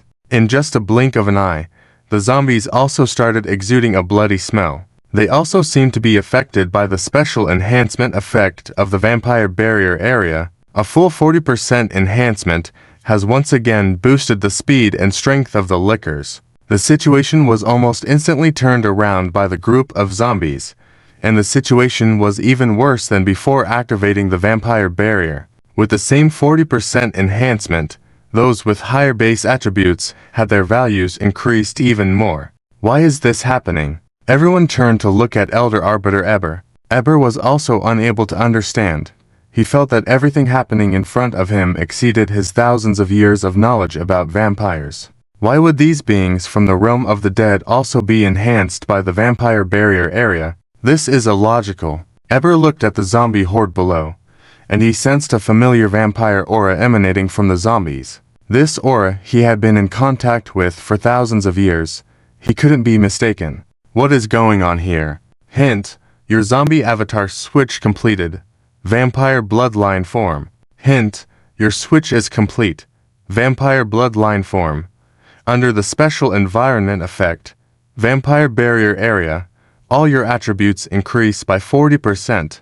All vampire magic effects are additionally increased by 20%. The academic integration skill is really handy. Switching the lickers directly into vampire form, they can enjoy the enhanced effects of the external blood barrier. How satisfying. Moving quickly in the corridor, Chen Lin glanced at Fang Heng. He furrowed his brows slightly. In just a few seconds, he realized a significant change in Fang Heng's aura, as he had actually become a living vampire. Hey, it's a family tradition.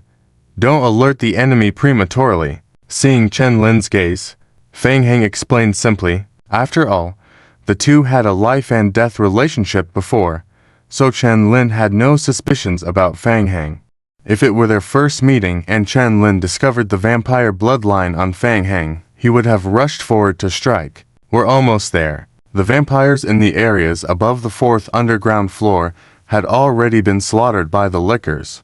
To avoid alerting the dormant vampire prince prematurely, Fang Heng had kept a small number of lickers blocking the entrance to the 4th floor. In theory, the vampires deeper in the slumber should not know what was happening outside. Soon, the group halted their steps in front of the entrance to the downward passage to the 5th floor. Come closer. Follow me. Don't speak, Fang Heng said, extending his hand. By the power of the vampire holy instrument, a blood-colored barrier spread out, enveloping Chen Lin and more than 20 accompanying holy sea elites in the center. Fang Heng maximized the size of the barrier. The barrier was not for defense, but to mask the breath belonging to the holy sea and the demon hunters. Let's go. Led by Fang Heng, the group ventured deeper into the underground where the vampire prince was slumbering. Along the way, the vampires in the caves remained in a state of deep sleep. The vampire barrier effectively shielded the group's aura. The sleeping vampires were unaware of the external dangers. As they descended further, more and more vampires crowded on the cave ceiling. They remained oblivious to Fang Heng and the others' arrival, still in their slumber, until they reached the final cave entrance on the 12th underground floor. In the center of the room, the guardian elder sensed someone's arrival and slowly opened his eyes. The first person he saw was Fang Heng. It's you again, young descendant. You, get him? At the moment when the vampire elder Vladonius opened his eyes, Fang Heng issued a light shout and fiercely stabbed his vampire holy weapon towards the ground. Chirp. The red light spread outward in an instant. Vladonius instantly fell into silence. His eyes were filled with astonishment. He was very confident in sensing his own aura, combined with the long tranquil time in the slumber place. He had never expected anyone to dare invade the prince's resting place. Everything took him by surprise, and he was instantly at a huge disadvantage. On the side, Chen Lin's aura suddenly exploded. His curse marks flashed frantically, directly advancing him to the 4th stage. A figure transformed into a blood-red phantom dashed out from beside Fang Heng, slashing fiercely forward. Chirp. The greatsword cut across the vampire elder Vladonius's neck. Boom. A burst of bloodlight erupted from Vladonius. Both Chen Lin and Vladonius were sent flying in opposite directions. Vladonius was severely injured, and as his body was still in midair, Fang Heng retracted his vampire holy weapon and darted forward from the other side. Chirp! A sacred light flashed by. The holy sea artifact spear pierced through Vladonius's heart. Hint: you have killed the bloodsucking elder Vladonius Guardian. You gain 223 life points. You receive a high-energy evolution crystal *1. Hint: your friendly relationship with the vampire faction has significantly decreased. A one-hit kill. Too easy. Turning back, Chen Lin gave Fang Heng a thumbs up. Just about to say something, Chuyin shouted, "Hurry, they are waking up." Chirp chirp chirp. The next second, sensing the aura of the demon hunters and the volatile aura of the sacred light, a large number of sleeping bloodsuckers in the cave woke up in swarms. They flapped their wings, restless, rushing towards Fang Heng and the others. Fang Heng put away his staff, immediately leading everyone to take refuge inside the cave where the vampire prince was sleeping. Boom! The cave gate closed heavily, keeping the bloodsuckers outside. The gate was well built and isolated external sounds. It could probably hold for a long time. Fang Heng opened the game log and remotely controlled the large group of lickers blocking the 4th floor to start clearing downwards. After dealing with the guarding vampire elders, everyone looked towards the red coffin in the center of the hall. It was placed in the middle of the cave, steady and stable. All eyes turned to Chuyin. That's right. I have been carefully investigating the Holy Sea's related records these days, and this should be the coffin where the vampire Prince Gal is sleeping. In the game for all, starting from the zombie doomsday, Chen Lin also nodded and took out the bottles and cans he carried with him. The Witcher has a way to deal with sleeping blood vampires, but normally this move is used to deal with counts. It's the first time facing a prince-level blood vampire. I estimate it's a bit difficult. Mostly won't be able to kill him. Trapping him for a while would be good enough. As he spoke, Chen Lin earnestly began to arrange magic formations around the coffin. It will take some time, probably about 10 minutes. Everyone watched as Chen Lin slowly set up a huge magic circle around the coffin. Mojoey stood by, using the paid video recording function to capture every detail of the Witcher sealing magic circle. With the arrangement complete, Chen Lin squatted down, placing his hands on the magic circle. Combine. The magic circle on the ground seemed to come to life. The runes and secret patterns started to crawl and swiftly move toward the coffin. In a moment, the coffin was covered with a layer of magic formation. Facing the searching gazes of the crowd, Chen Lin explained, "Theoretically, we have temporarily sealed the coffin now, reducing his perception of the outside world." Everyone looked at the silent Fang Heng. What's the next step? Fang Heng pondered. Theoretically, if he summoned multiple zombie clones now, could they directly seal the coffin and then use the seal learning to open an interdimensional rift to throw him in for a resolution? Just like when dealing with the samples of the Hela organization before. Unfortunately, if he did that, the vampire relic would also be resolved alongside. Fang Heng narrowed his eyes, speaking in a deep voice. Open the coffin. Check the goods. The accompanying Holy Court judges and PC's faces turned serious. The revised plan goes like this. First, control the coffin using the special sealing magic formation of the Witcher. Open the coffin. Rely on the Holy Court's sacrificial ceremony to cast a sacred spell to kill the Blood Prince. According to the Holy Court's records, this move is very strong. Even the Blood King could easily be strangled. It's exaggerated, but Fang Heng, the current pope, doesn't really believe it either. Regardless of success, Fang Heng thought that this move should be able to heavily damage the prince. They could take the opportunity to steal the prince's vampire relic, the Blood Crown. Of course, if they successfully killed the Blood Prince, they could adjust the plan next and exterminate all the vampires in the vampire world, and help Xian take the position. Wait a minute. Just as they were preparing to open the coffin for the second step, Chen Lin, who was in the team, suddenly realized something. He stopped the actions of the sacrificials, carefully walked forward and examined the coffin. Mojoey puzzled and asked, "What's wrong? Did you find something?" Chen Lin rubbed his chin, carefully examining the patterns on the coffin, and said, "Strange, The information on the coffin is very strange. It's like a variant of the vampire language. Many coffins where vampires sleep will have some inscriptions or secret patterns. Chen-Lin didn't pay attention to it at first, but just when he got close, he realized something was off. Everyone's hearts moved, and they gathered around to observe closely. The side of the coffin was engraved with a few patterns. In addition to the writing, there were more pictorial patterns. Mo-Jiawei photographed and recorded the writing on the coffin, only to find the photos taken were all blurry. Helplessly, Mo-Jiawei asked, "What does it say?" "It's related to the 13 relics." Chen-Lin looked puzzled, trying to decipher the language on the stone coffin, and analyzed. The curse spreads, nightmares spread.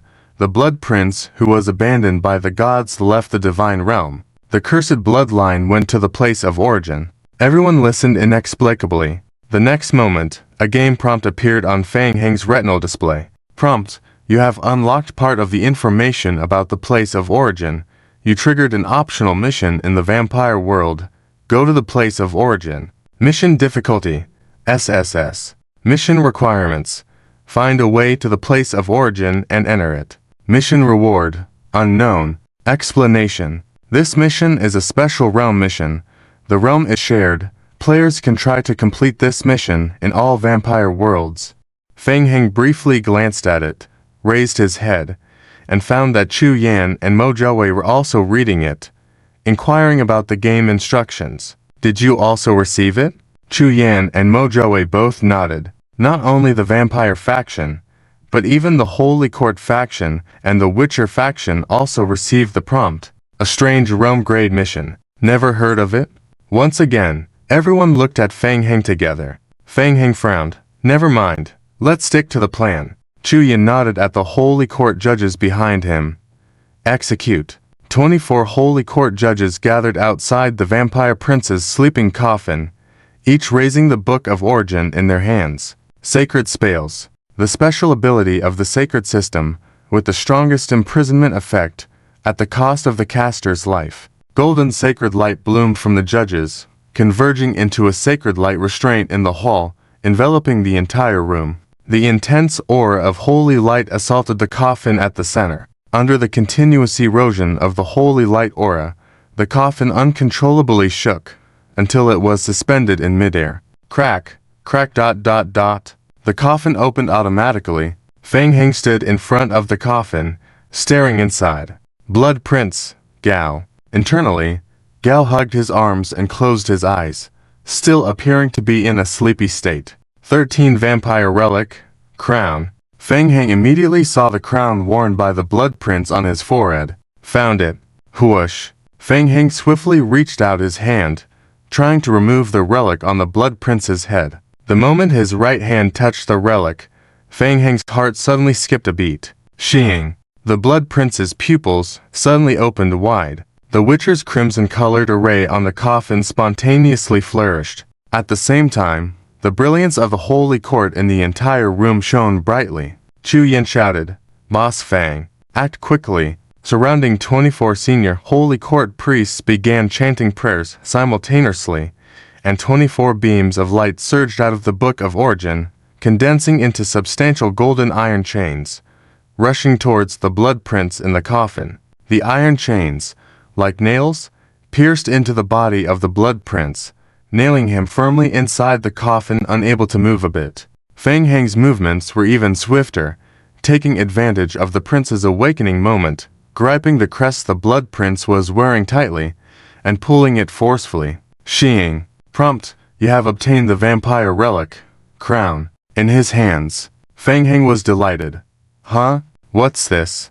Without time to check the properties of the crown, Fang Heng tossed it into his backpack ready to leave. Suddenly, Fang Heng, out of the corner of his eye, noticed something. The Blood Prince lying in the coffin was clutching a stone tablet in his hands. Why was he sleeping while holding a stone tablet? The stone tablet was also densely covered with strange symbols and texts that Fang Heng couldn't understand. Fang Heng's first reaction was that this stone tablet is extremely important. A thief should not leave empty-handed. Fang Heng turned his head, once again reached out his hand, and grabbed the stone tablet the Blood Prince was tightly holding. Clack. National game. Hang up from the zombie doomsday start. Hint. Players get unknown items. Unknown slate. Item. Unknown slate. Type. Special item. Cannot be placed in backpack. Explanation 1. The slate is inscribed with partial drawings and text, resembling ancient script of the Blood Clan. Explanation 2. Without the relevant skills, unable to obtain more information. Explanation 3. The slate is extremely fragile. Cannot be placed in the backpack. Fang Heng's heart moved, just when he wanted to carefully look at the contents on the slate. In the next moment, the coffin suddenly shook violently. Immediately, a powerful force surged out. Boom! The rushing burst of energy hit his face. At first, Fang Heng wanted to reach out to block, but realizing that the slate in his hand was very easy to break, he tightly held the slate with both hands, protecting it, resisting the bursting bloodshed. Boom! The oncoming wave of air lifted Fang Heng backwards. 24 golden iron chains tightly wrapped around the body of the vampire Prince Gao, and the entire coffin continued to emit a crimson light. Go! Being lifted in midair, Fang Heng quickly adjusted his posture and threw the slate towards Mo Jiawei on the side. Bang! His back hit the wall heavily. Fang Heng rolled over and leapt up, a divine spear appearing in his hand. Attack! Take him down! Fang Heng leapt again, rushing towards the central coffin. In midair, Fang Heng's hands held the sacred artifact long spear. The long spear was aimed directly at the heart of the Blood Clan Prince Gao. With the force of the impact, he fiercely stabbed downwards. Just awakened by the stimulus, Prince Gao's strength had not fully recovered yet, still resisting the seal set by the Holy See and the hunters. Completely unable to dodge, only able to helplessly watch Fang Heng, holding the sacred spear high, stabbing down. Chirp! A dry sound resounded. The divine spear completely pierced through the heart of the Blood Clan Prince Gao. Bang! The spear even pierced through the bottom of Gao's body, deeply stabbing into the rocky ground. Boom! In the next moment, the bloated blood red aura boiled and erupted. Fang Heng was hit by an irresistible force, his vision instantly covered in red, his body once again uncontrollably lifted and thrown out. Hint: you have suffered from the bloodshed impact, receiving 3,566 points of damage. Bang! His back hit the rock wall behind him. Fang Heng quickly stood up again. The thick blood-red aura inside the coffin rapidly gathered and rose. The Holy See judges around had made up their minds to seal the Blood Clan, their vitality burning rapidly, their bodies aging visibly at a speed. National game. Starting from the Zombie Apocalypse, Volume 791 of the AFK Main Story, Chapter 791. The thunderous clash towards the escaping, Fang Hengshin shook his head, feeling a tremendous force bursting from behind. Immediately following was a sense of imminent danger. In the place of slumber, a pillar of blood-red light shot up into the sky. The elders of the Blood Clan were all shocked, turning to look towards the direction of the place of slumber. The adjudicator elder, Eber, was extremely horrified. The prince has awoken. What have they done in the place of slumber? Eber led the way, kneeling in the direction where the prince had been awakened. Several high-ranking members of the Blood Clan subconsciously kneeled together. Elder. That is, it's Prince Gall. Lord Gall has awakened. They're finished. Eber's eyes gradually calmed down. The strength of the Blood Clan prince was unquestionable. No one could survive under the prince's wrath. Fang Shuo was doomed. However, Gall being suddenly awakened this time means his lifespan will greatly diminish, which is not a good thing for the entire Blood Clan. Shu. A figure drenched in blood burst suddenly from the place of slumber, slowly floating towards the sky. Gall, just awakened from slumber, was not yet fully conscious. But he quickly noticed that familiar scent. It was him. That despicable thief. Disturbing his slumber, and stealing the slab. Stealing the artifact that belonged to the entire Blood Clan. Fang Heng turned to gaze at the sky, realizing he was enveloped by a strong sense of killing intent. The Blood Clan Prince Gall, surrounded by a dense blood-red hue, stared fixedly at him. Their eyes briefly met. Gall raised his hand, pointing at Fang Heng. Suddenly, endless blood-red bats condensed in front of Gall, forming a long sword. Swish! A blood-red long sword, half a meter wide, condensed in the blink of an eye, surging with grandeur, stabbing towards Fang Heng. Though slow, it left Fang Heng no room to evade. Everyone felt a suppressed palpitation reaching its extreme. They all had a sense that anything standing in the path of the sword would be ruthlessly destroyed. Fang Heng watched as the slowly advancing blood-red giant sword, and in the midst of the rapidly refreshing information on his retina, two special messages appeared. Hint: Blood Clan Prince Gaul senses that you possess the sacred artifact headgear originally owned by Gaul. If you and Blood Clan Prince Gaul are in the same world, every 30 seconds, Gaul can sense your location. Hint: you have been locked onto by a high-level skill. Comprehensive assessment: the probability of being instantly killed by this skill is higher than 99%. Sensing my position. What kind of lame setting is this? Not good. In trouble. Fang Heng had never felt such danger before, immediately switching to his sacred study form, shouting, "Take the slab, and go first. I'll stop him. Leave it to you." Realizing Fang Heng was about to unleash a powerful move, Chen Lin and the others wasted no time, immediately grabbing the slab and fleeing towards a distance. Fang Heng faced the huge blood-red greatsword charging straight towards him. A head-on clash. Hint: player uses skill, Eternal Moon. Hint: player detected to be in the Blood Clan Doomsday Zone 9th District, skill form changed. Hint: player detected to be in the current state, Primary Sacred Study, skill form changed. Hint: fusion in progress. Hint: player has entered the cycle of rebirth stage. An orange-red moon shadow appeared behind Fang Heng. Alchemical magic circles shimmered around him. Golden bone bat wings flew out from within the magic circles, madly charging towards the approaching blood-red longsword. What's that? Bats! With bone wings, filled with the power of holy light. Not far away, the elders of the Blood Clan showed expressions of shock. That extremely peculiar bat, clearly filled with the energy of the holy system, yet simultaneously possessing the form of both Blood Clan and undead life forms. Saint's winged bone bat. The one who killed the Duke of the Blood Clan in Tianqing that night was him. Lin Nuo and Ho Qingyi showed astonishment once again on their faces. What was the deal with that intense holy light power? Boom, boom, boom. The flock of saint-winged bone bats exploded continuously upon the blood-red sword, but still couldn't halt its advance towards Fang Heng. Like moths to a flame. Die! Lin Nuo watched the sword nearing Fang Heng's cheek, his heart almost leaping out of his throat, glaring at Fang Heng. Die! Hiss!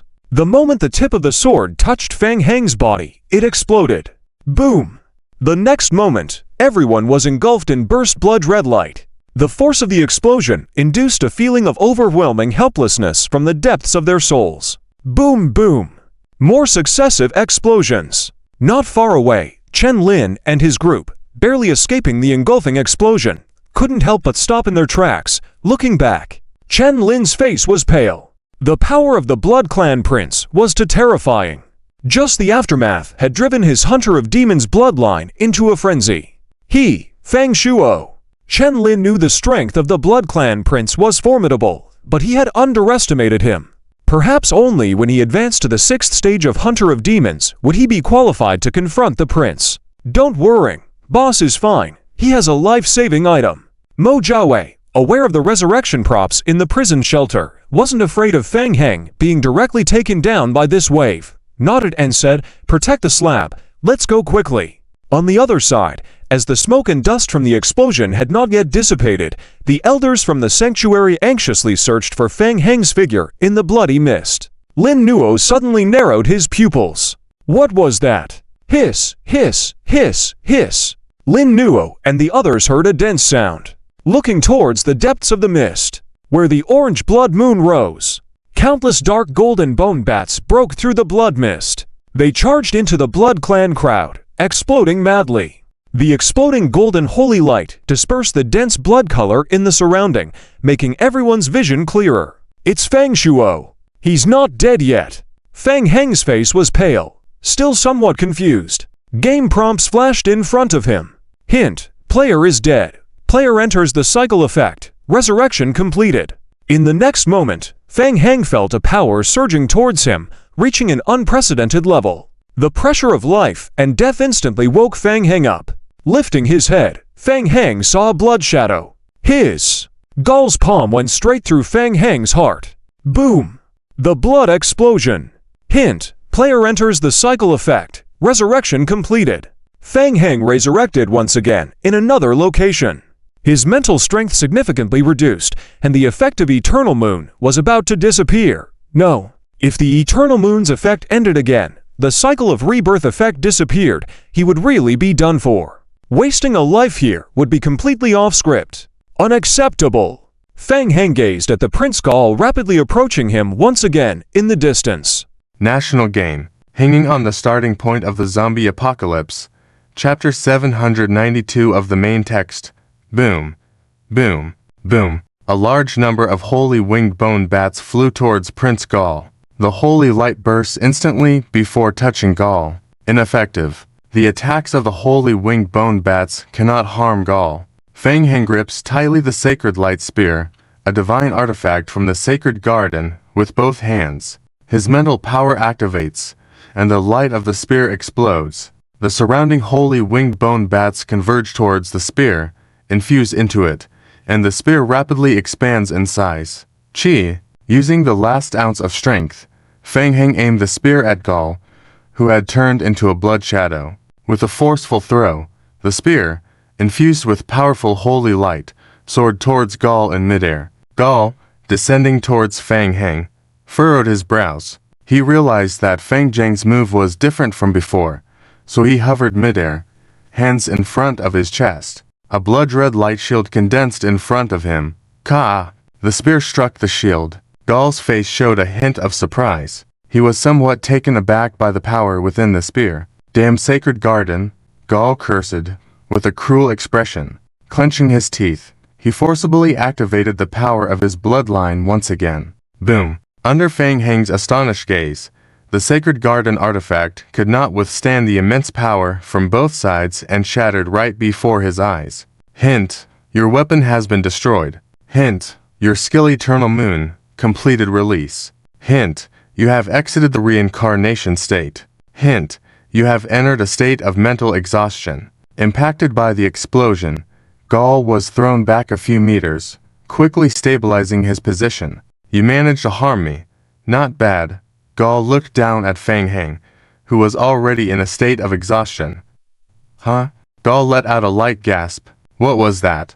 Fang Heng closed his eyes slightly, and a swirling magic array appeared at his feet. Holy light columns rose rapidly from the array, enveloping Fang Heng entirely. Gall realized something was amiss and extended his hand towards Fang Heng from a distance, pointing at him. Puff! Fang Heng, with his eyes tightly closed, felt his blood being wildly stirred, heat surging within him. He spat out a mouthful of fresh blood, skins cracking rapidly, blood oozing out from all sides. The game notification popped up on the retina once again. Hint: you have been cursed by Gall. Under the current curse state, all attributes decrease by 10%. Hint: due to the curse effect, your HP minus 2,891. Gall was momentarily stunned. He didn't expect Fang Heng to resist the curse for so long. You are doomed. Facing the approaching vampire prince once again, Fang Heng half opened his eyes, coldly smiling. Well, not necessarily. Swoosh. In the next moment, the golden magic array accelerated, and a golden divine light shield surrounded Fang Heng entirely. Gall, I'll remember you, I will. Gall couldn't hear what Fang Heng was saying, as he was completely enveloped by the divine light shield. Arrogant. Gall thought that Fang Heng wouldn't say anything good. Once again, he extended his hand, ready to release a skill towards the shield. Huh? Boom. The shield exploded before his eyes. The burst of holy light was not strong, but Prince Gall furrowed his brows. Where was he? As the divine energy dissipated, Fang Heng completely disappeared along with it. There was no trace of him. No breath could be felt. It was as if he had never existed. Standing in place, Gall tried to search for Fang Heng once again, puzzled. Despite the connection with the 13 sacred artifacts of the vampires, he couldn't find Fang Heng. How strange. Momentarily, Elder Arbali, leading a large group of vampires, arrived at the battle scene. Seeing Prince Gall standing still, Lino was puzzled. Where was Fang Shuo? Why couldn't they see him? Had he been killed? The previous explosions had obstructed their view, preventing them from seeing clearly what had happened. Lino looked around nervously and didn't dare to speak in front of the moody Prince Gall. Floating in midair silently, Prince Gall thought it was all too peculiar. The energy of Fang Heng's presence disappeared, and even the essence of the vampire headdress was concealed. It was as if he had vanished completely. What kind of power was this? Being played by such a young vampire? Gall's anger surged. Seeing Gall remain silent, Lino tentatively said, "My lord, he is under my curse. He is as good as dead." Gall turned to Elder Arbali. "What has happened?" Arbali. "Yes, my lord." Arbali spoke in a low voice. "Much has happened while you were in slumber. That man may be from another world." Exhaling, Fang Heng returned to the fallen corridor camp, breathing heavily. His appearance was terrifying. Every inch of his skin was rapidly decaying, blood oozing from wounds. The powerful vampire prince had already used his trump cards in the encounter, but the gap between their strengths was significant. To buy time for his teammates to flee, he even wagered the Sacred Garden's artifact. The difference in strength between them was too great. Relying solely on equipment was hard. It was a bit reckless this time. However, thinking back, the Sacred Garden's artifact was truly garbage. No wonder even the Sacred Garden was too lazy to collect them. Luckily, luck was on his side this time. Acquiring the artifact belonging to the vampire prince was part of the planned strategy. The return was huge. As he mulled over this, Fang Heng suddenly grimaced in pain, unable to hold back, and vomited dark red blood onto the ground. Even after logging out of the game, the negative effects of Gall's curse were still affecting him. The curse continued to damage his body, while the effects of the non-death body were feverishly repairing the damages. Troublesome. Curses inflict different types of harm.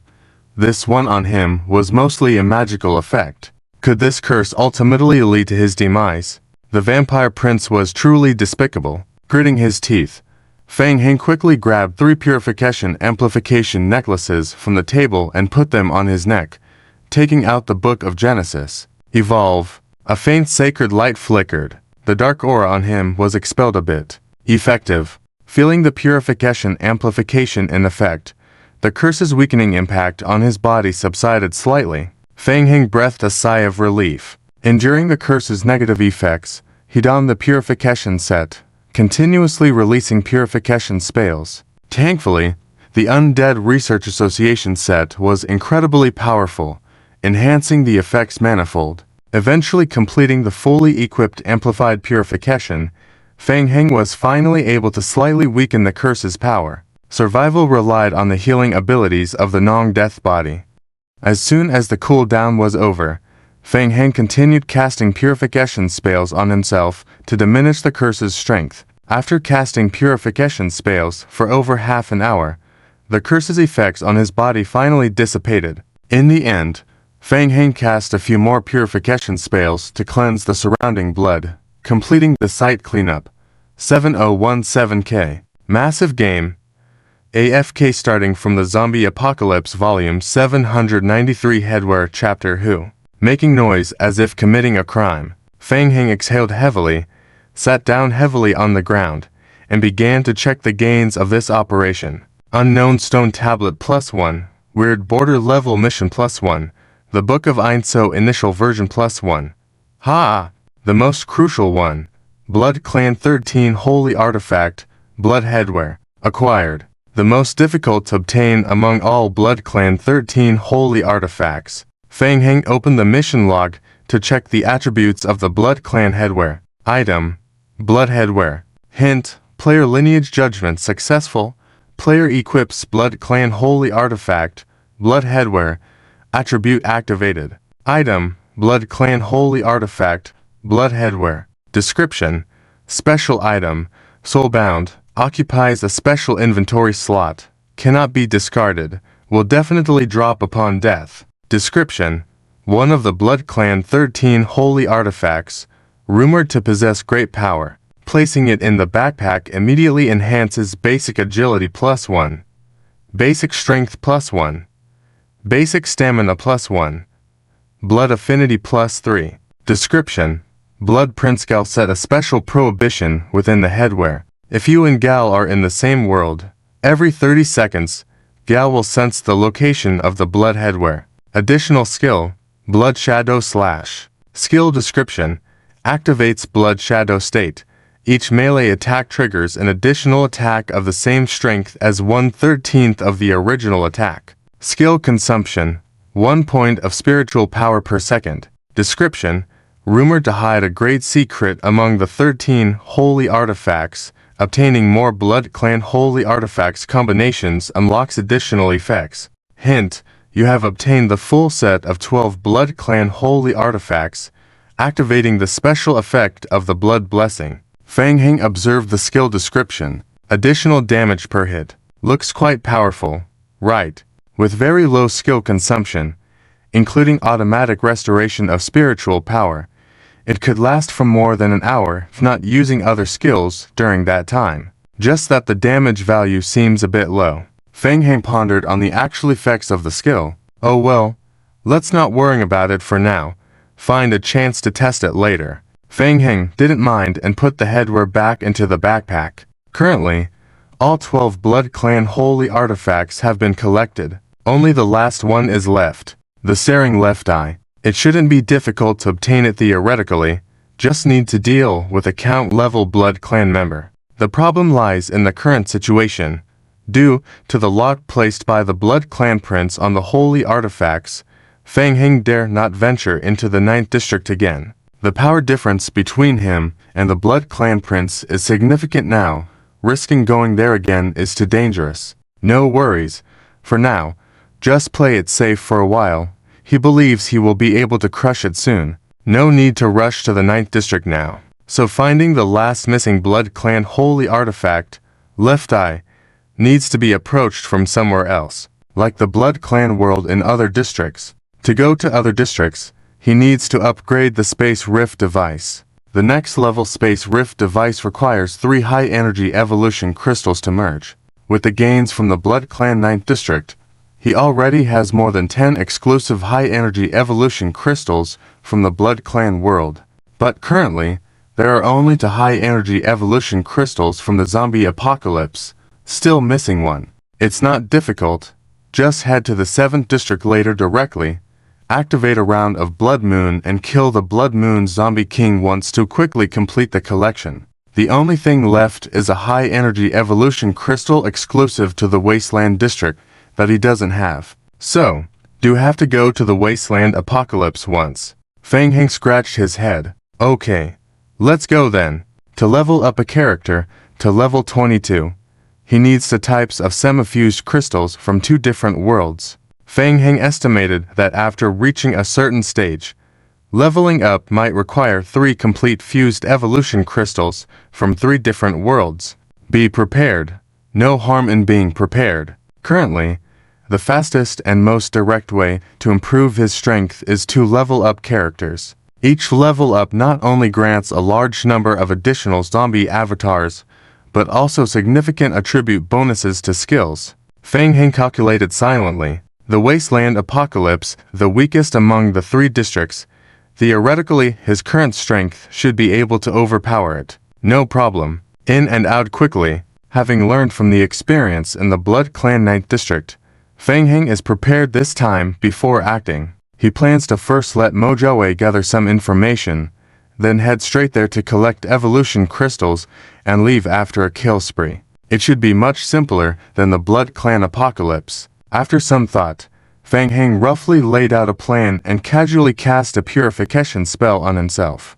What kind of effect will be triggered after electing all 13 holy artifacts? What is the hidden secret of the Blood Clan, and the strange border mission and stone tablet triggered earlier? He had never heard of relevant information before. Feng Heng's anticipation grew. In any case, before these, he has to take a few more risks to return to the game, find a way to escape back from the 9th district to the zombie apocalypse headquarters. Blood Clan Utterly Courtyard. A silence fell.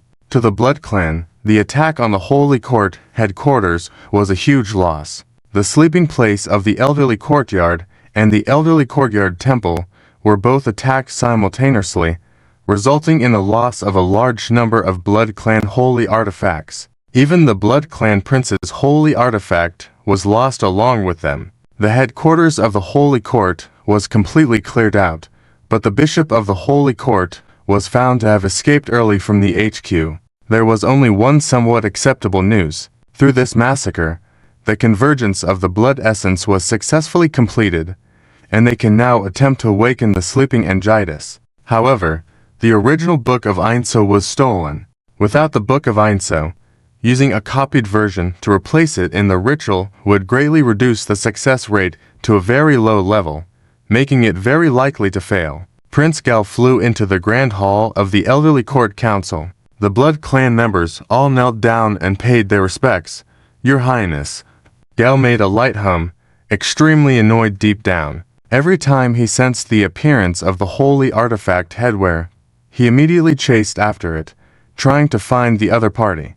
But each time he was about to catch up, the other party's presence quickly disappeared without a trace. After being teased several times, he completely lost the sense of the headwear. Gao was particularly angry. He did not expect that the Blood Clan could actually unlock the curse he had placed, and because he was abruptly interrupted from his slumber, the curse on him became increasingly uncontrollable. He needed to find a way to re-enter the dormant state quickly to alleviate the curse condition. Among the players, Lin Nuo kept his head down and didn't dare to speak. This time, the 12 oligarch powers also suffered significant blows. However, for them, the Holy Court and other forces did not gain much advantage either. It could be considered as a battle with no winner. "Your Highness, what about Fang Shuo?"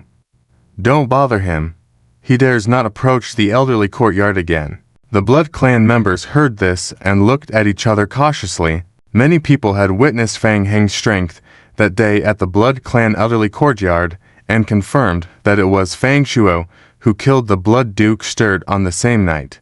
Terrifying strength. He even had no way against the prince. Gao realized that his curse was spreading rapidly and said in a deep voice, "Restore the dormant place quickly.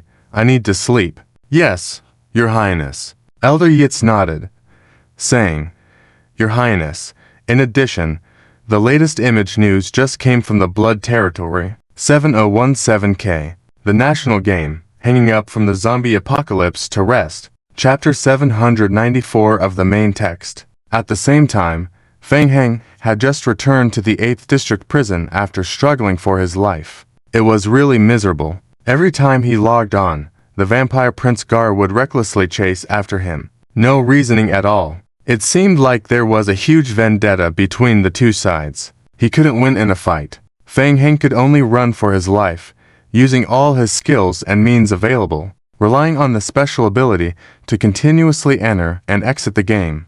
He finally spent extra main god points to rebind the channel position before barely escaping alive from the 9th District. Until his strength undergoes another significant change, Fang Heng is not prepared to return to the 9th District. In the temporary teleportation hall of the prison, Fang Heng began to weigh the gains and losses. He obtained a large amount of evolution crystals belonging to the Blood Clan world. Acquired. Angitis Resurrection Method. Acquired.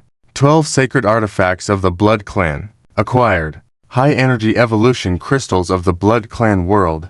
Acquired. After catching his breath, Fang Heng prepared to quickly go to the Wasteland Apocalypse once more, collect high-energy evolution crystals to complete the upgrade of the spatial tearing device. Fang Heng was ready to swiftly take action. After all, among the 3 initial games, the peak combat power in the Wasteland Apocalypse was the weakest. At the Blood Clan 7th District, Fang Heng had already seen the fighting power of the Wasteland Federation. They were all some twisted fusion beasts with low-level thinking abilities who even attack their own kind when they go berserk. Apart from that, their grasp of small-scale laser weapon technology was worth mentioning. Fang Heng quickly strategized. The goal of this trip was simply to collect high-energy purification crystals. He directly found the leveling area within the Wasteland Apocalypse world, relying on a large number of zombie avatars to defeat a wave of monsters easily. a straightforward and effective tactic. As he was contemplating, a beam of light flashed on the teleportation disc on the other side. Mojo had just returned from the 9th district with Sandy. "Hey, Feng Heng, I knew you'd be fine. Forget it. Stop with the flattery. I almost died at the hands of Prince Gar." Sandy chimed in. "Couldn't wait to ask, Feng Heng, what about the treasure? How is the one we left in the sanctuary? Is it safe?" "It's in my hands now, hidden outside the other game.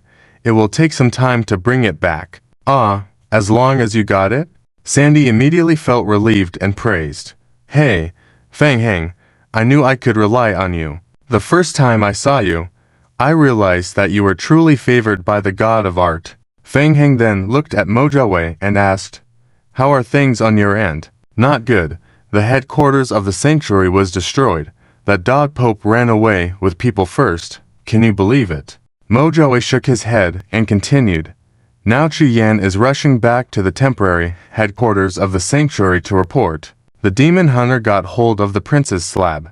Chen Lin can't figure out the content on the slab quickly, and he thinks it may be important, getting ready to take the slab to his grandfather to decipher." "Oh, I heard his grandfather is really powerful, highly respected in the demon hunters, knows a lot of things, should be able to decipher the writings on the slab." Mojo continued, spreading out his hands with a mischievous smile. "Then it's quite funny on the Blood Clan side. Meihao told me their Book of Enoch is missing. The prince was suddenly awakened, his strength greatly reduced, and he might be going into a long period of hibernation again." Feng Heng narrowed his eyes. "Wait, you said the prince is hibernating again. Is the information reliable?" Mojo also realized this, thought about it, then uncertainly said, "Well, that's what they're saying on the Blood Clan side. But it's possible it's a trick." Feng Heng rubbed his chin, feeling that it was probably a trap. "It's better to be cautious and not rush. It's better to check out the 9th district after some time.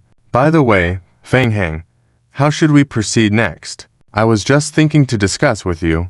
This wave with the Blood Clan is a bit tiring. I plan to take a break in the Wasteland world and conveniently collect some high-energy evolution crystals to upgrade the space-tearing device." Taking a break. When Mojo heard this, his eyes lit up. Indeed, compared to the Blood Clan world, the Wasteland apocalypse is like a vacation. Crush all the way forward. "That's great. Let's go together." Sandy also chimed in, shouting, "Feng Heng, I want to go too. Take me along. I haven't been to that part of the Wasteland world.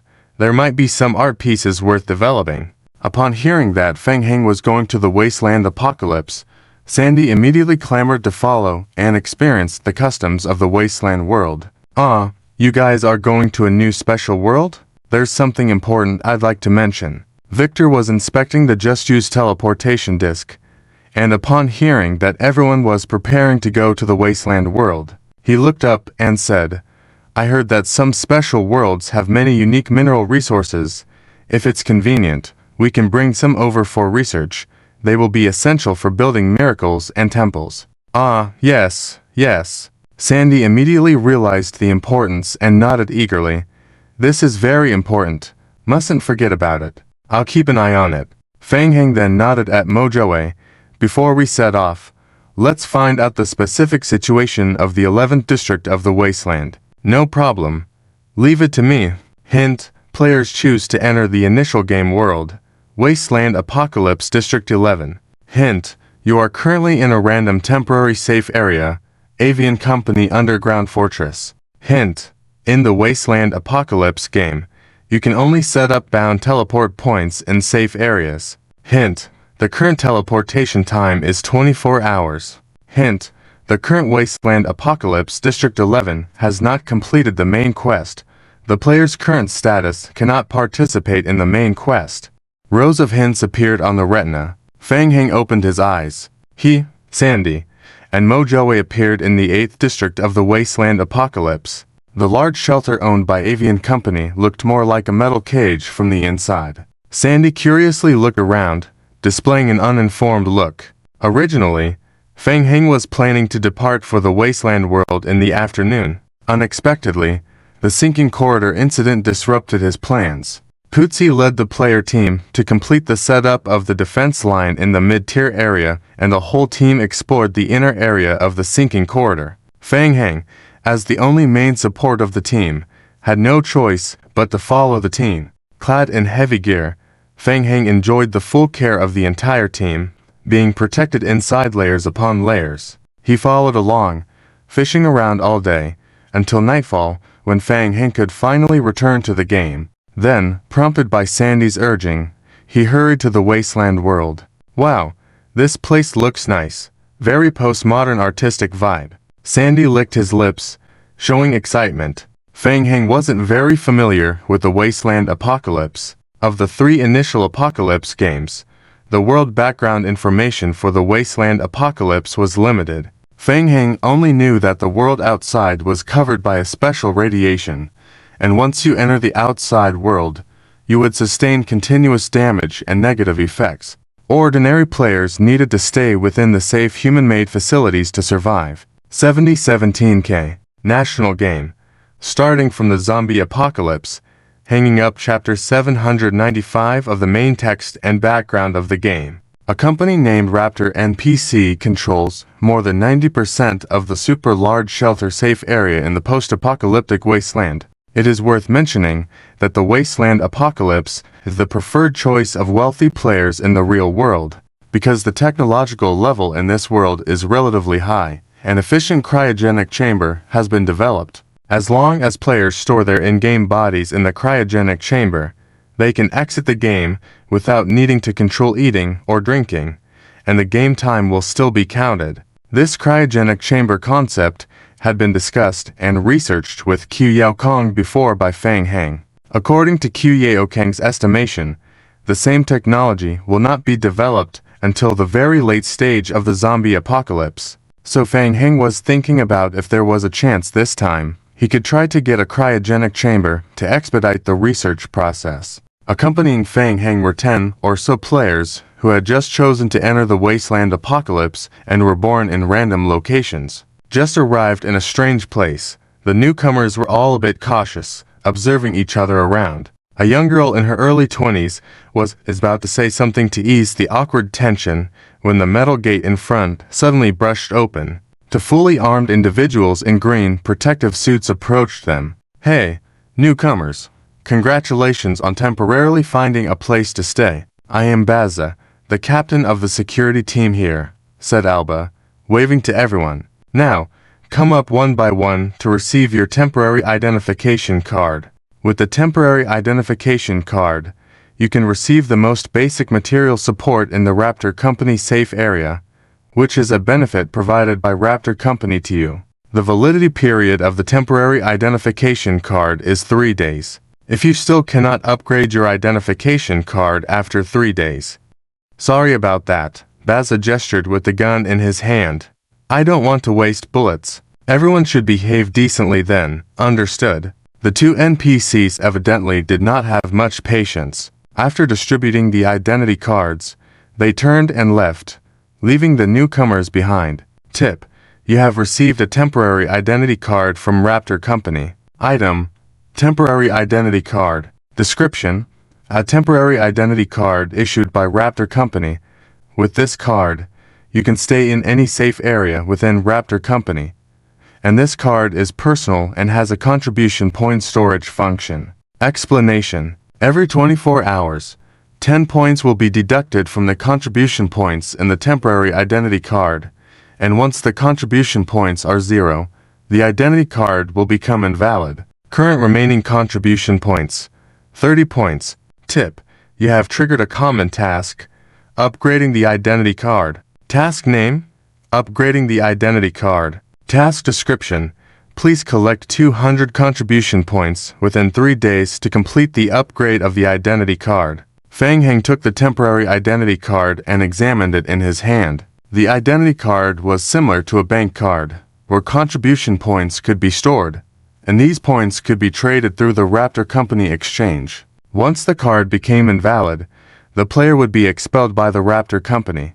Fang Heng put away the card. It seems that the difficulty level of this game's starting point is lower compared to the zombie apocalypse. Not surprising, the zombie apocalypse is recognized as a hellish starting point. After the initial confusion, several players quickly gathered together to discuss strategies. Raptor Company has shelters all over the world. In addition to this, players can choose to build their own shelter. However, in the Wasteland Apocalypse, the initial difficulty of building one's shelter is hundreds of times higher than in the Zombie Apocalypse, due to the radiation in the Wasteland Apocalypse. The houses that resist radiation require special materials for construction, and facilities such as isolation rooms, purification rooms, air circulation, radiation research labs, and other buildings need to be equipped within the safe area. The cost is enormous. Without substantial resources and scientific research personnel,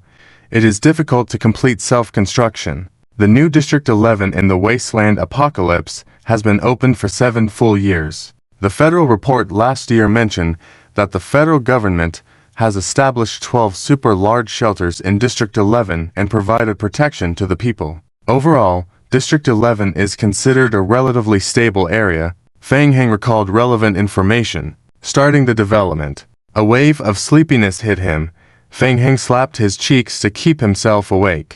The aftermath of using the ultimate skill Permanent Moon was not completely cleared yet. Very tired. Plus wearing heavy equipment during the day and constantly using purification techniques with the team. Fang Heng just wanted to hold on for another half an hour, find a place to hang around slowly, and quickly go back to rest. The few people who randomly grouped with Fang Heng were all students, and after introducing themselves, they turned their attention to the three of them. The three of them had not introduced themselves yet and were all wearing masks. It looked quite strange. One of the tall young men, Tang Kaifei, who was about 1.9 meters tall, said, "Brothers, you guys, I'm Fang Shuo. Let's go inside and take a look first." Fang Heng shrugged and spoke with an unquestionable tone. The 5 students looked at each other and followed Fang Heng into the interior of the safe area shelter. Click. Verification completed. Welcome back to Raptor Company.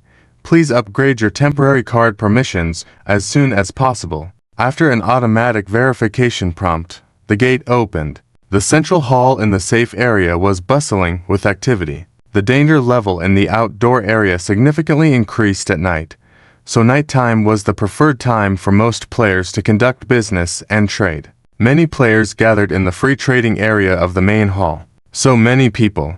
Just in one safe area, there are so many players. Fang Heng was a bit surprised and couldn't help but look at Mojawei beside him. The three exchanged glances and began to collect information separately. Seeing a tiger company set up not far away conducting business outside, Fang Heng walked over there. "Welcome to Raptor Company. Raptor Company is committed to providing you with the best quality service in the end time." The young lady behind the counter introduced the specific situation of the company to Fang Heng. Raptor Company provides external exchange services. To upgrade your identity card, you need 200 contribution points.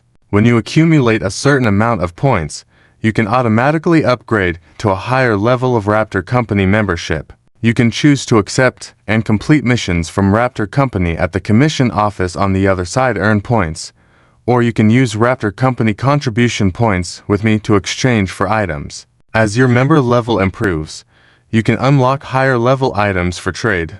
A 3-dimensional electronic screen appeared on the right side of Fang Heng's body.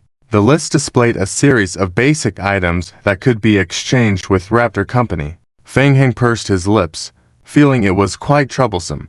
Currently, his Raptor Company VIP membership level was level 1, so he could only exchange for basic items.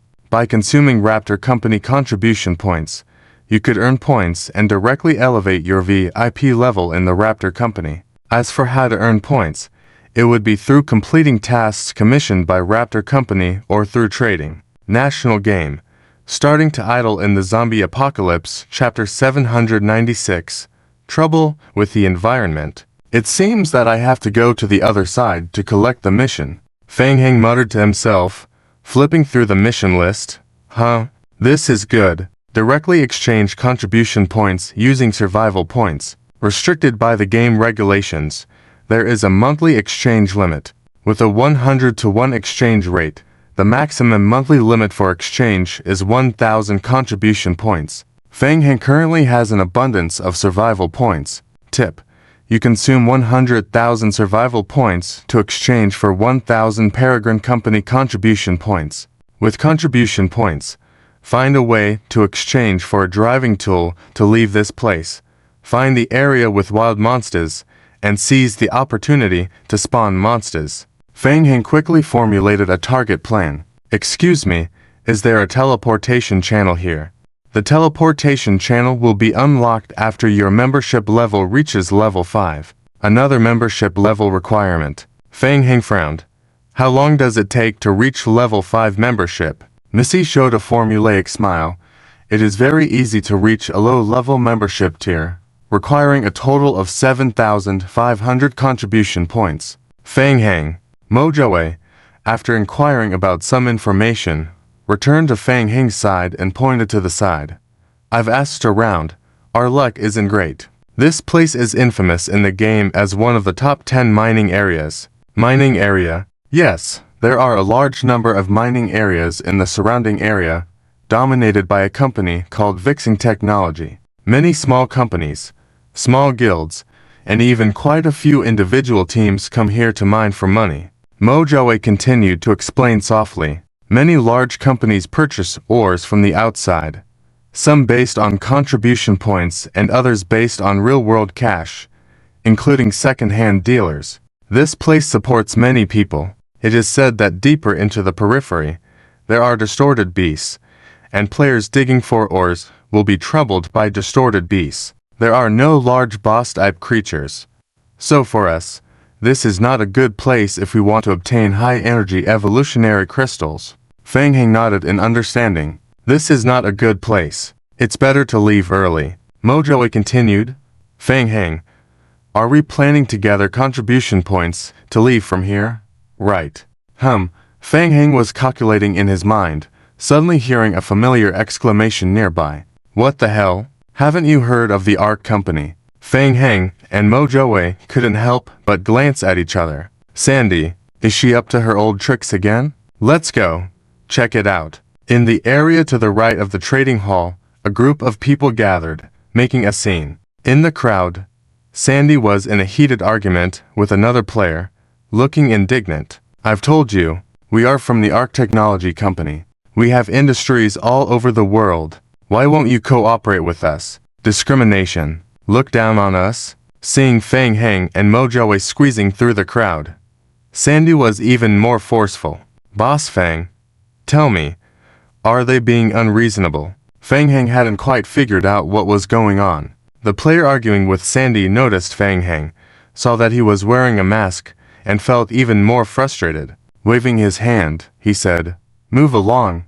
Don't cause trouble here. I'm here to do business with the game company. There's no such thing as the Ark Technology Company. You'd better leave quickly." As they were talking, a few more players walked over. They were dressed in matching black outfits, causing nearby players to make way for them. The young man in front, Zhao Zhu, looked at Feng Heng's group. Troublemakers. Hearing someone causing trouble here, Zhao Zhu was initially surprised. Listen up. This is the territory of Vixing Technology. After obtaining Vixing Technology's registration permit, you can trade here. Also, after each transaction, Vixing Technology will charge a 20% security fee. This is to ensure everyone's safety. What kind of bully rule is this? Sandy had never encountered such arrogance before, staring at Zhao Zhu, fiercely saying, "Why should I give you money? We don't need your company's protection." Of course, buying and selling cooperation is a matter of mutual consent. Zhao Zhu shrugged nonchalantly. You can try it. If you don't accept our company's registration permit, you can see who will trade with you here. As he spoke, Zhao Zhu looked around. All the players avoided his gaze. Over the years, paying protection fees to Vixing Technology had become a tradition. Alright, disperse. Don't cause trouble. If there's another incident, I'll have you leave from here. Zhao Zhu licked his lips, looking at Fang Heng's group. His eyes filled with a sense of threat. "Let's go." Watching Zhao Zhu and his group leave, Sandy was seething with anger. Fang Heng, still unsure of the situation, asked, "Sandy, what's going on?" Fang Heng, "I saw some nice stone and ore just now, essential for building temples. I've been looking for it inside the apocalyptic world for a long time and just negotiated a deal to purchase it from that person." Sandy explained to Fang Heng with gestures. "These people are really shameless. Don't get worked up." Mo Joey was accustomed to such things, nodding in agreement, saying, "It's pretty normal. This place is controlled by Vixing technology behind the scenes, with a large share in the mining industry. One individual can't mine all the ores, so they choose to cooperate with players. The 20% protection fee is just the beginning." Fang Heng understood the situation. After all, Sandy was being arrogant on someone else's turf. They couldn't afford to be seen as provoking. "Mon, this won't be the end of it." An infuriated Sandy pointed and gestured at Zhao Zhu and his departing group. "Fang Heng, you have to help me." Fang Heng agreed, then looked at Mo Joey. "It seems unrealistic for us to cooperate with Vixing technology. What other ways are there to get a large number of contribution points by passing Vixing technology?" North River Heavy Industry retreated its investment from Zone 11 a few years ago. "I can buy some contribution points offline, but it takes some time to be credited." Mo Joey rubbed his chin, pointing to the Peregrine Company Commission area on the right with fewer people. "Otherwise, you can only trade with NPCs. Trading with NPCs, even if you are from the Federation, they can't interfere." "Huh?" Fang Heng was puzzled, asking, "Isn't trading with NPCs good?" "Well, I just found out that in the mid-game, compared to the early game, the contribution points you can exchange directly with the Peregrine Company for resources are relatively few, far less than trading between players." Fang Heng nodded in understanding. "Let's go. Check out the situation in the Peregrine Company's area. In any case, it's getting late today." Fang Heng planned to collect some missions first, then have the zombie doubles idle for the night, before making further decisions. 7017K, the national game. Starting from the zombie apocalypse, Chapter 797 of the Hanging Thread Volume. Mining Plant. Sandy was in a hurry and asked, "Fang Heng, aren't we going to retaliate?" "Don't worry, retaliation is not urgent at the moment. Let's wait and see the situation clearly before taking action."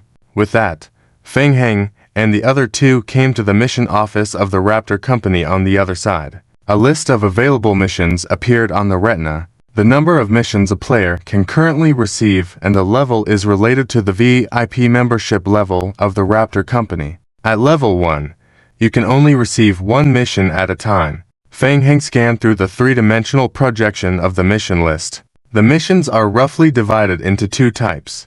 One is the hunting type, which involves hunting mutated life forms after radiation distortion and extracting their life essence samples for submission. It sounded troublesome, thus by listening to it, players need to leave the safe zone to complete the mission, extract the essence samples from the deceased life forms, and then return to deliver the mission. The other type is material resource collection missions.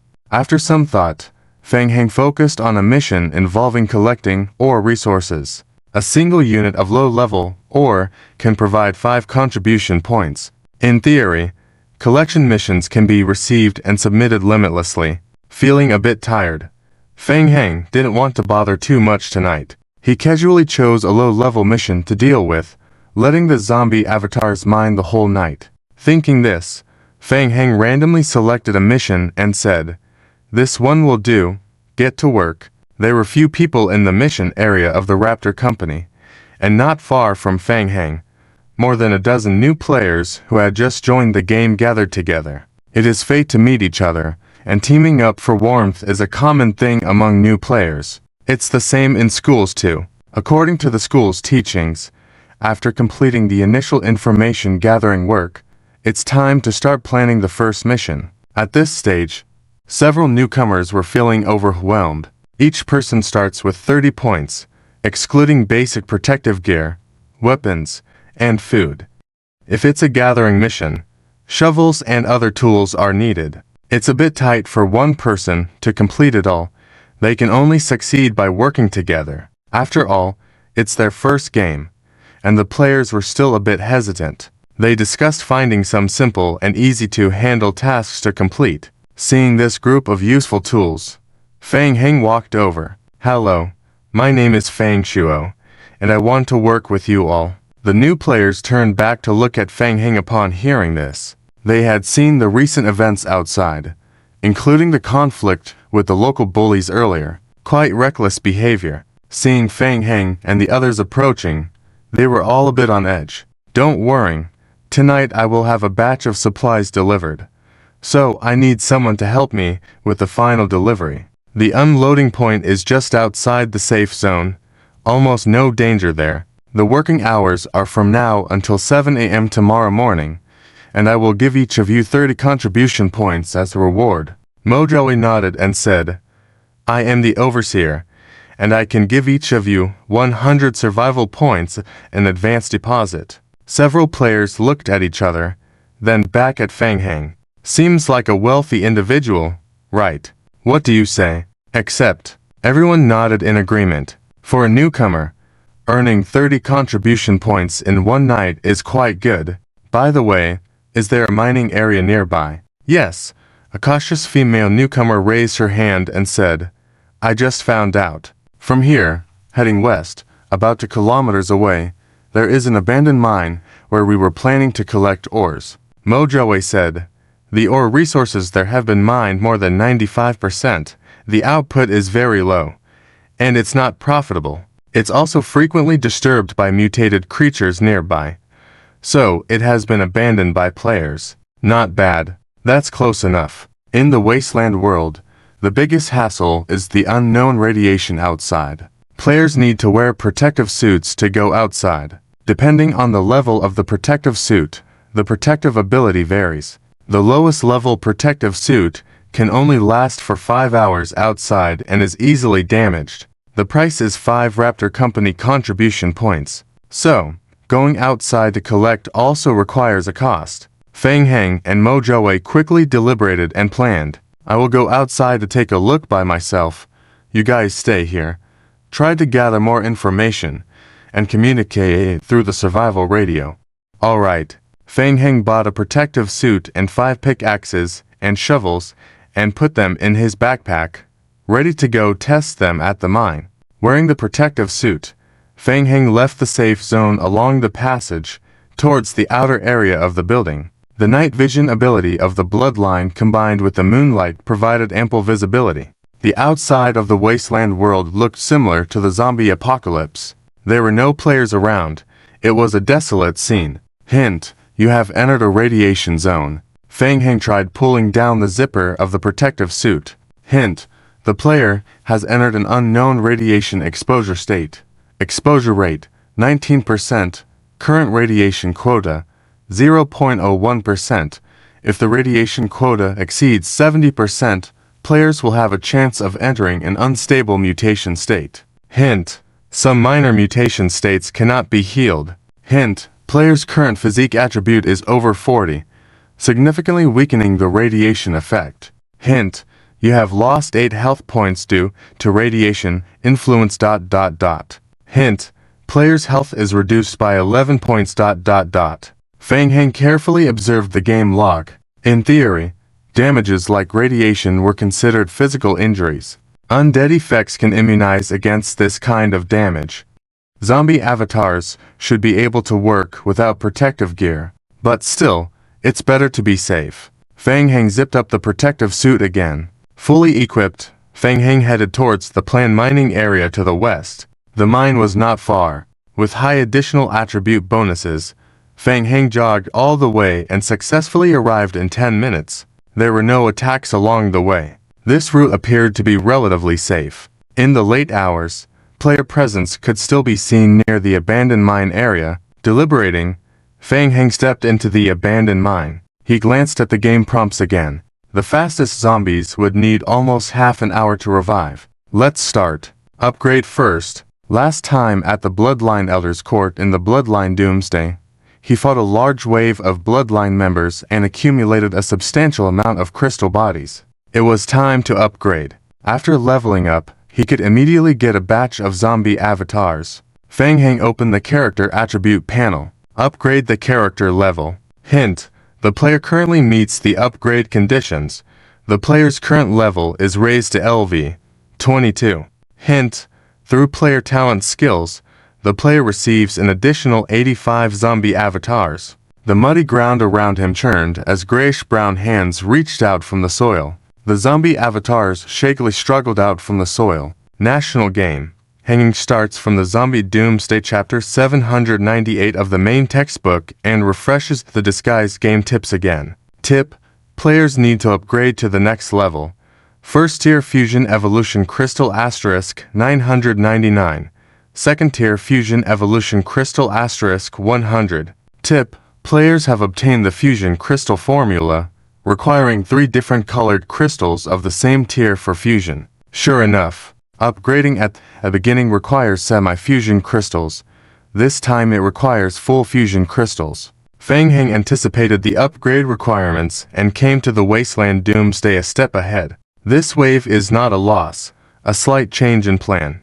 Also brush some low-tier crystal bodies. It's all just a matter of course. Next step, start mining. Feng Heng took out the pickaxe and shovel from the backpack and threw them on the ground. The zombie clones quickly picked up the tools on the ground and silently walked into the depths of the mine to start digging. Tip: players' zombie clones have dug useless rubble. Tip: players' zombie clones have dug useless rubble. Tip: players have dug low-tier ore. Players' grandmother level mining skill experience +1. Players' geological exploration skill experience +1. Game tips popped up one after another. Feng Heng quickly realized that this mine is a pitfall. The ore extraction rate is surprisingly low. There is no way to make a profit at all. No wonder there are no other players in the mine. Feng Heng couldn't help but yawn again. Forget it. Let's mix around tonight and find a better place tomorrow. Feng Heng stood aside, quietly waiting. The zombie clones did not wear protective clothing. They were affected by radiation, and their health gradually decreased. When it dropped to 8%, the undying body effect was triggered, making them immune to damage. Despite being heavily injured, the zombie clones continued to work hard, swinging their pickaxes vigorously. It seems that radiation is physical damage.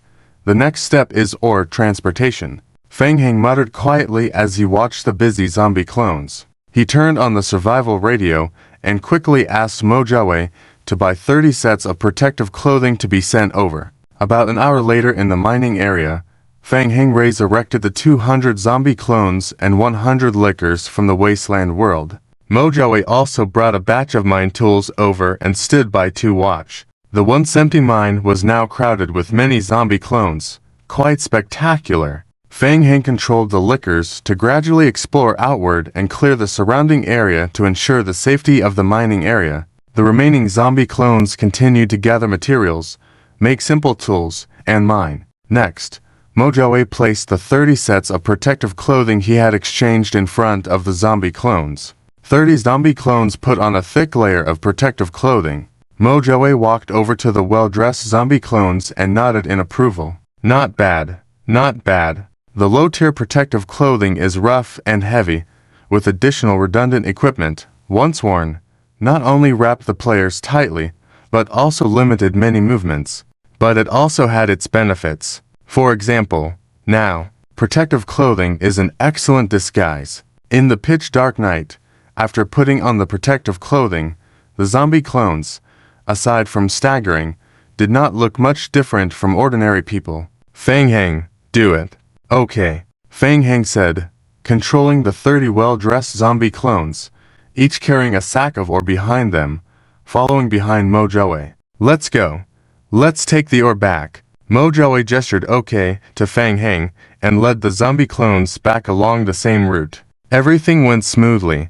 Mojaway immediately decided to increase production. He estimated the contribution he had just received and spent it all, continuing to invest in purchasing carts, protective clothing, and the urgently needed high-level multifunctional mine tools from Falcon Company in the trading area. These tools were more efficient compared to the makeshift tools the zombie clones had put together, continuing to increase production.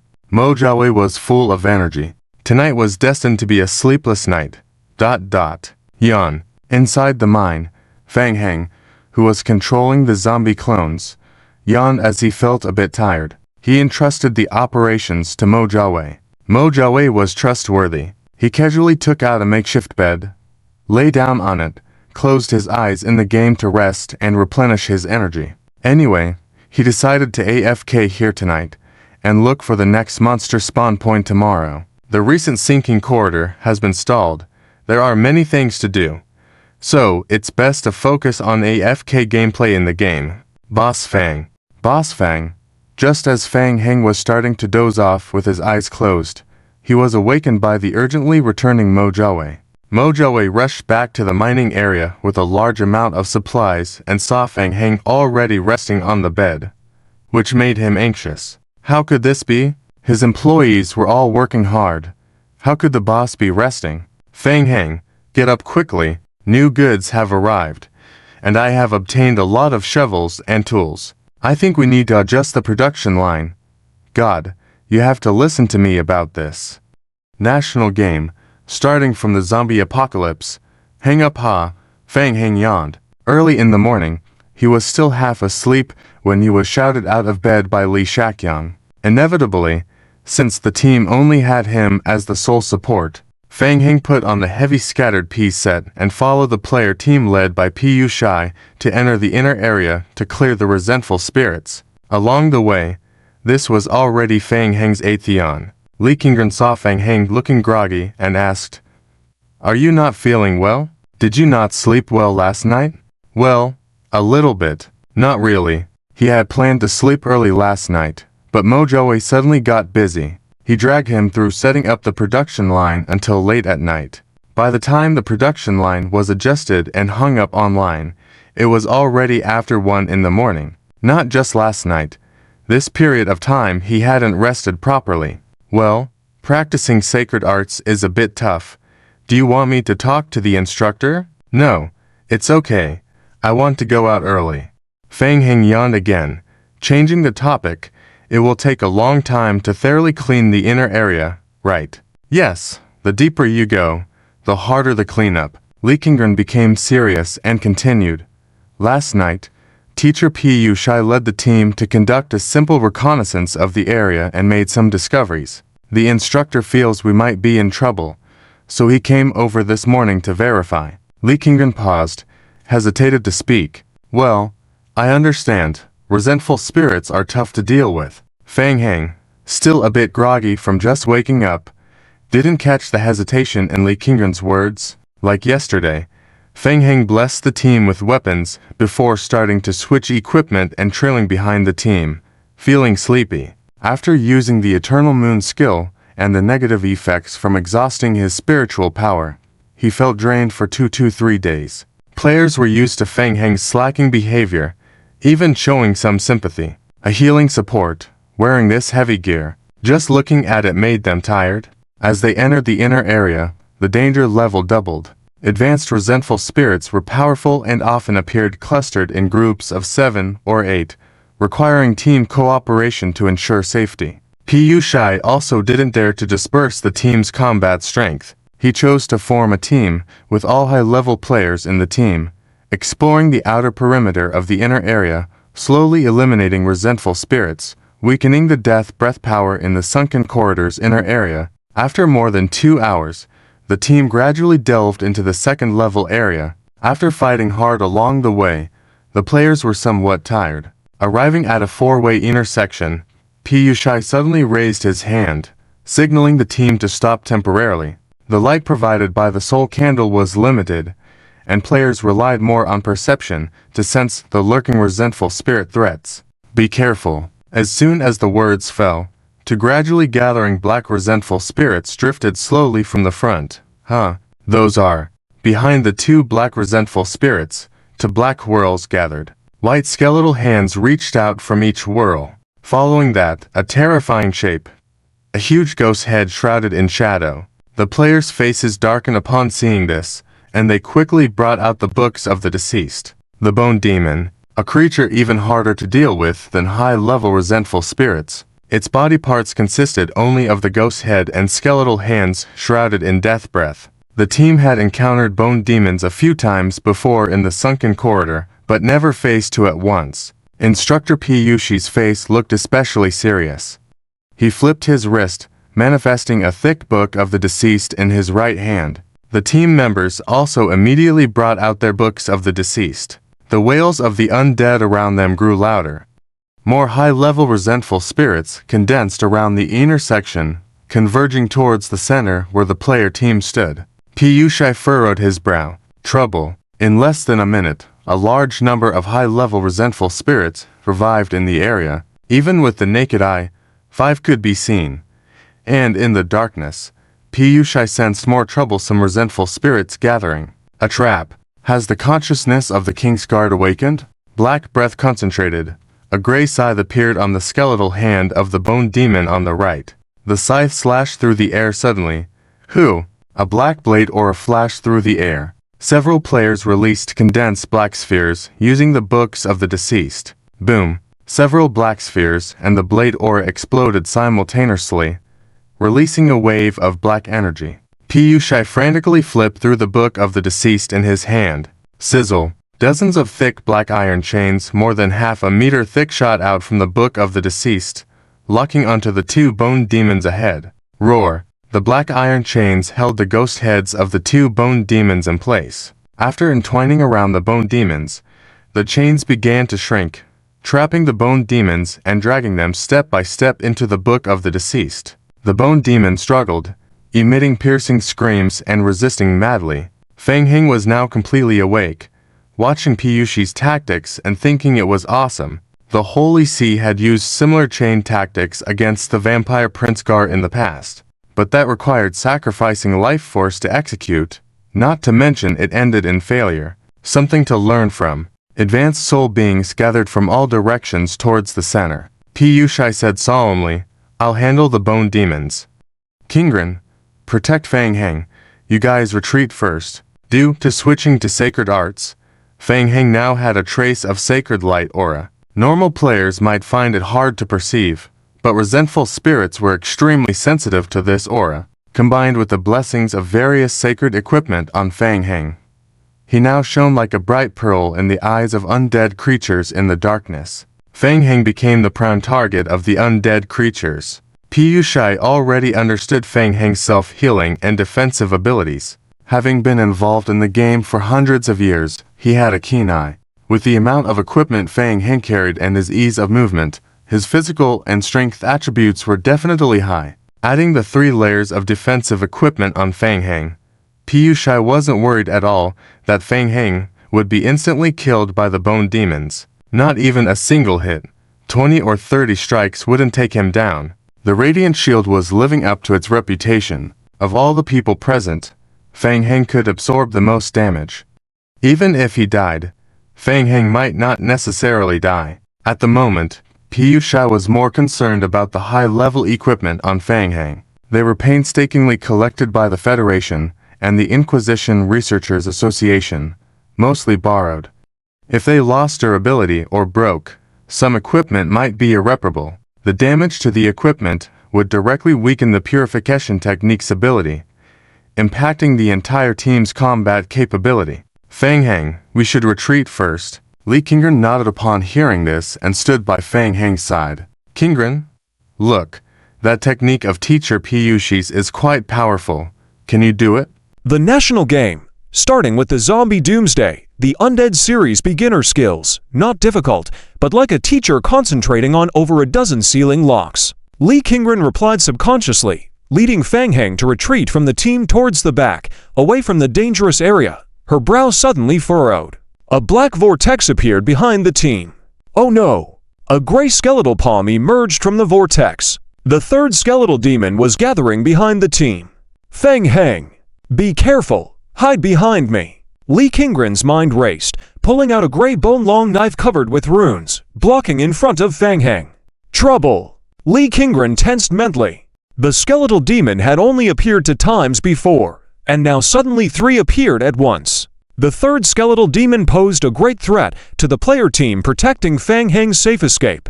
The players activated the Book of the Dead, and fist-sized black-brown chains emerged from the Book of the Dead, rushing towards the skeletal demon before it fully materialized. Several melee players also picked up their weapons, trying to maneuver and find attacking opportunities. Fang Heng observed the skeletal demon controlled by chains, pondering. This move seemed quite strong, and everyone seemed to know it. The learning difficulty was not high. Roar! The skeletal demon's devil head gathered, emitting a painful roar. Boom! The chains entwined around the skeleton's body shattered. Several players controlling the Book of the Dead were pushed back. What is happening? The players were surprised. Breaking free from the chains, the skeletal demon raised its right hand high, and a vortex formed above its head. Li Qingren's face turned serious, and she said in a deep voice, "Protect Fang Heng." Bone Shield. Li Qingren, along with 2 players arriving to assist, simultaneously cast spells, conjuring a large bone wall in front of them. Swish! A sharp black spear thrust out from the vortex. Bang! The black spear collided with the just conjured bone wall. Boom! The bone wall exploded. Li Qingren and the other 2 players who tried to help Fang Heng were caught in the blast. The demonic skeletal head rushed towards Fang Heng's position at high speed. The right skeletal hand raised, and chaotic black energy quickly condensed into a black scythe. Fang Heng, don't just stand there, come over here. Li Qingren turned to see Fang Heng still standing in place and immediately rushed to assist. Phew! The scythe cleft through the air. Ha! Li Qingren let out a soft exclamation. She was extremely surprised. Despite being heavily equipped and bulky, Fang Heng seemed unaffected in his movements, stepping lightly on the ground with no apparent hindrance, swiftly dodging the scythe attack. Phew! The scythe whistled past Fang Heng. Hoo! The skeletal demon continuously waved its huge dark scythe, creating a tearing sound as it sliced through the air. However, Fang Heng seemed like a player talented in evading, skillfully dodging the attacks, looking remarkably at ease. It's so strange. The other players protecting Fang Heng were also astonished at Fang Heng's agility. The scene appeared almost comical, with Fang Heng appearing like an agile big guy, dodging the skeletal demon's attacks effortlessly. Piu Xiu, noticing the situation on Fang Heng's side, muttered to himself, completely relaxed upon seeing Fang Heng's ease. The skeletal demon, being large in size, lacked agility, showing significant preparatory movement before each attack, a major weakness. Piu Xiu no longer paid attention to Fang Heng's situation, and instead controlled the Book of the Dead, hastening to drag the soul bodies entwined tightly by chains into the Book of the Dead. What's going on? So, he's a melee player too. The other players were perplexed. And can he be so nimble while carrying so many layers of heavy equipment? Can he fight so well? Help him! After her initial astonishment, Li Qingren quickly reacted, flipping her wrist, summoning the Book of the Dead in her hand. Hearing her words, the players reacted promptly, taking out their own Books of the Dead. Chains emerged from the Books of the Dead again, striking the skeletal demon. Dozens of chains controlled the skeletal demon's body, immobilizing it once more. Fang Heng could finally catch his breath, leaping to the side, grabbing the starting book hanging at his waist with his right hand and pulling out the holy spear behind him with his left hand. Weapon blessing! A golden light suddenly burst from the spear. The holy spear now radiated a layer of light. Swish! Fang Heng lightly tapped the ground, flashing towards the semi-controlled skeletal demon. The spear was covered in a faint dark gold. Beneath the dark gold layer, there was a blood blade. Bloodline relic, wrist guard.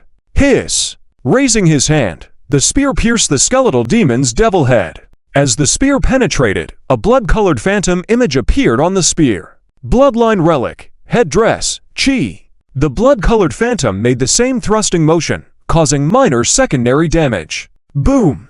In the next instant, the additional purify effect of the holy spear was triggered. The golden light burst at the point of penetration. Roar! The skeletal demon let out a painful howl. Most of the black energy in its chest, where it was pierced, was instantly dissipated, revealing a large hole. Has the purify effect of the weapon been activated? What luck! Fang Heng withdrew the spear again, continuously thrusting forward. Hiss! Hiss! Boom! Boom! Boom! 7 consecutive stabs were made, with the golden light bursting continuously. 3 of the stabs triggered the sanctifying purify effect. The skeletal demon now had 3 large holes due to the cleansing effect, its form becoming extremely thin. Boom! The skeletal demon's devil head in the thin state gradually twisted in the air before bursting with a thunderous sound. The impact launched Feng Heng, who was closest to it, flying. Plop! Controlling his body, Feng Heng landed steadily. Is it done? Did the newbie take care of the skeletal demon? Everyone turned to look at Feng Heng. Feng Heng was also a bit incredulous, looking down at the spear in his hand. The trigger probability of the purify skill of the spear seemed quite high. Theoretically, it's only a 20% trigger rate. Is it because of the double attack damage from the bloodline headdress or something else? Feng Heng muttered to himself. Lifting his head, Feng Heng noticed his teammates were all looking at him. By using his skills in the light element and working with the team, they successfully defeated the skeletal demon. Something didn't feel right about it all. Are you secretly from the holy faction sent to infiltrate our undead faction? Are you recruiting here? After the initial shock, the players' looks towards Feng Heng became more uneasy. It doesn't make sense. You clearly have the ability to defeat the skeletal demon on your own, yet you've been slacking off in the team, right? National game. Starting from the zombie apocalypse to hang up cough cough. This move cannot be used often. It causes great harm to the body. Feng Heng coughed lightly, explaining quietly, and placed the long gun back behind him, looking exhausted. Players looked at Feng Heng, then turned to Li Qingren, their eyes showing a hint of suspicion. Li Qingren stepped forward to help explain for Feng Heng. Quick! Let's go back to help the teacher. The sudden appearance of the third skeleton demon behind them was resolved, temporarily relieving the crisis. The team immediately returned, cooperating with the remaining team members to quickly eliminate the advanced spirits attacking from all sides. Piyushai immediately absorbed the remaining two skeleton demons into the Book of the Dead. After an intense battle, everyone was exhausted. Piyushai looked around at everyone and nodded at Li Qingren. This sudden outbreak of 3 skeleton demons did not seem like a coincidence. The possibility of the king's guards in the central area being resurrected was high. A new tactic needed to be formulated. Originally, this was extremely bad news. However, now, there was a pleasant surprise. Piyushai unexpectedly discovered Feng Heng's special abilities. Feng Heng seemed to have undergone extensive training, with dodging and critical attack integration deep within him. Definitely not something ordinary players could compare to. Oh, Piyushai suddenly remembered. He had seen Feng Heng's previous data. He used to be a professional player. Moreover, Feng Heng's physical qualities were even stronger than he had imagined. He could even fully unlock the power of the sacred long gun in a state of full equipment redundancy penalty. With Feng Heng's assistance, solving the skeleton demons and thoroughly dealing with the inner core was a piece of cake. Piyushai looked at Feng Heng again, a smile unconsciously appearing on his face. Oh, pretending to be ignorant, being a support in the back. Piyushai suppressed the smile on his face, remaining composed. Let's go. Let's leave the inner core area first. Leaving the abyssal corridor. After some planning discussion, the players once again looked at Feng Heng in the center position. So, the plan changed. The updated tactical arrangement was as follows. Rely on Feng Heng to release the aura of the holy light to attract undead creatures to attack proactively. Other players would control the skeleton demons through the Book of the Dead. Finally, Feng Heng would use the long gun for piercing support. After listening, Feng Heng fell into silence for a while. He pondered that he was not merely a support with buff skills, but also acted as the main attacker and meat shield. Did he take on the majority of the team's responsibilities? You come up with a battle plan and tactics. Piyushai nodded at Feng Heng. Don't feel any psychological burden. The team's positioning, perspective, movement, every point should revolve around you. Point out any problems first, and we will all follow your lead. The players all looked at Feng Heng.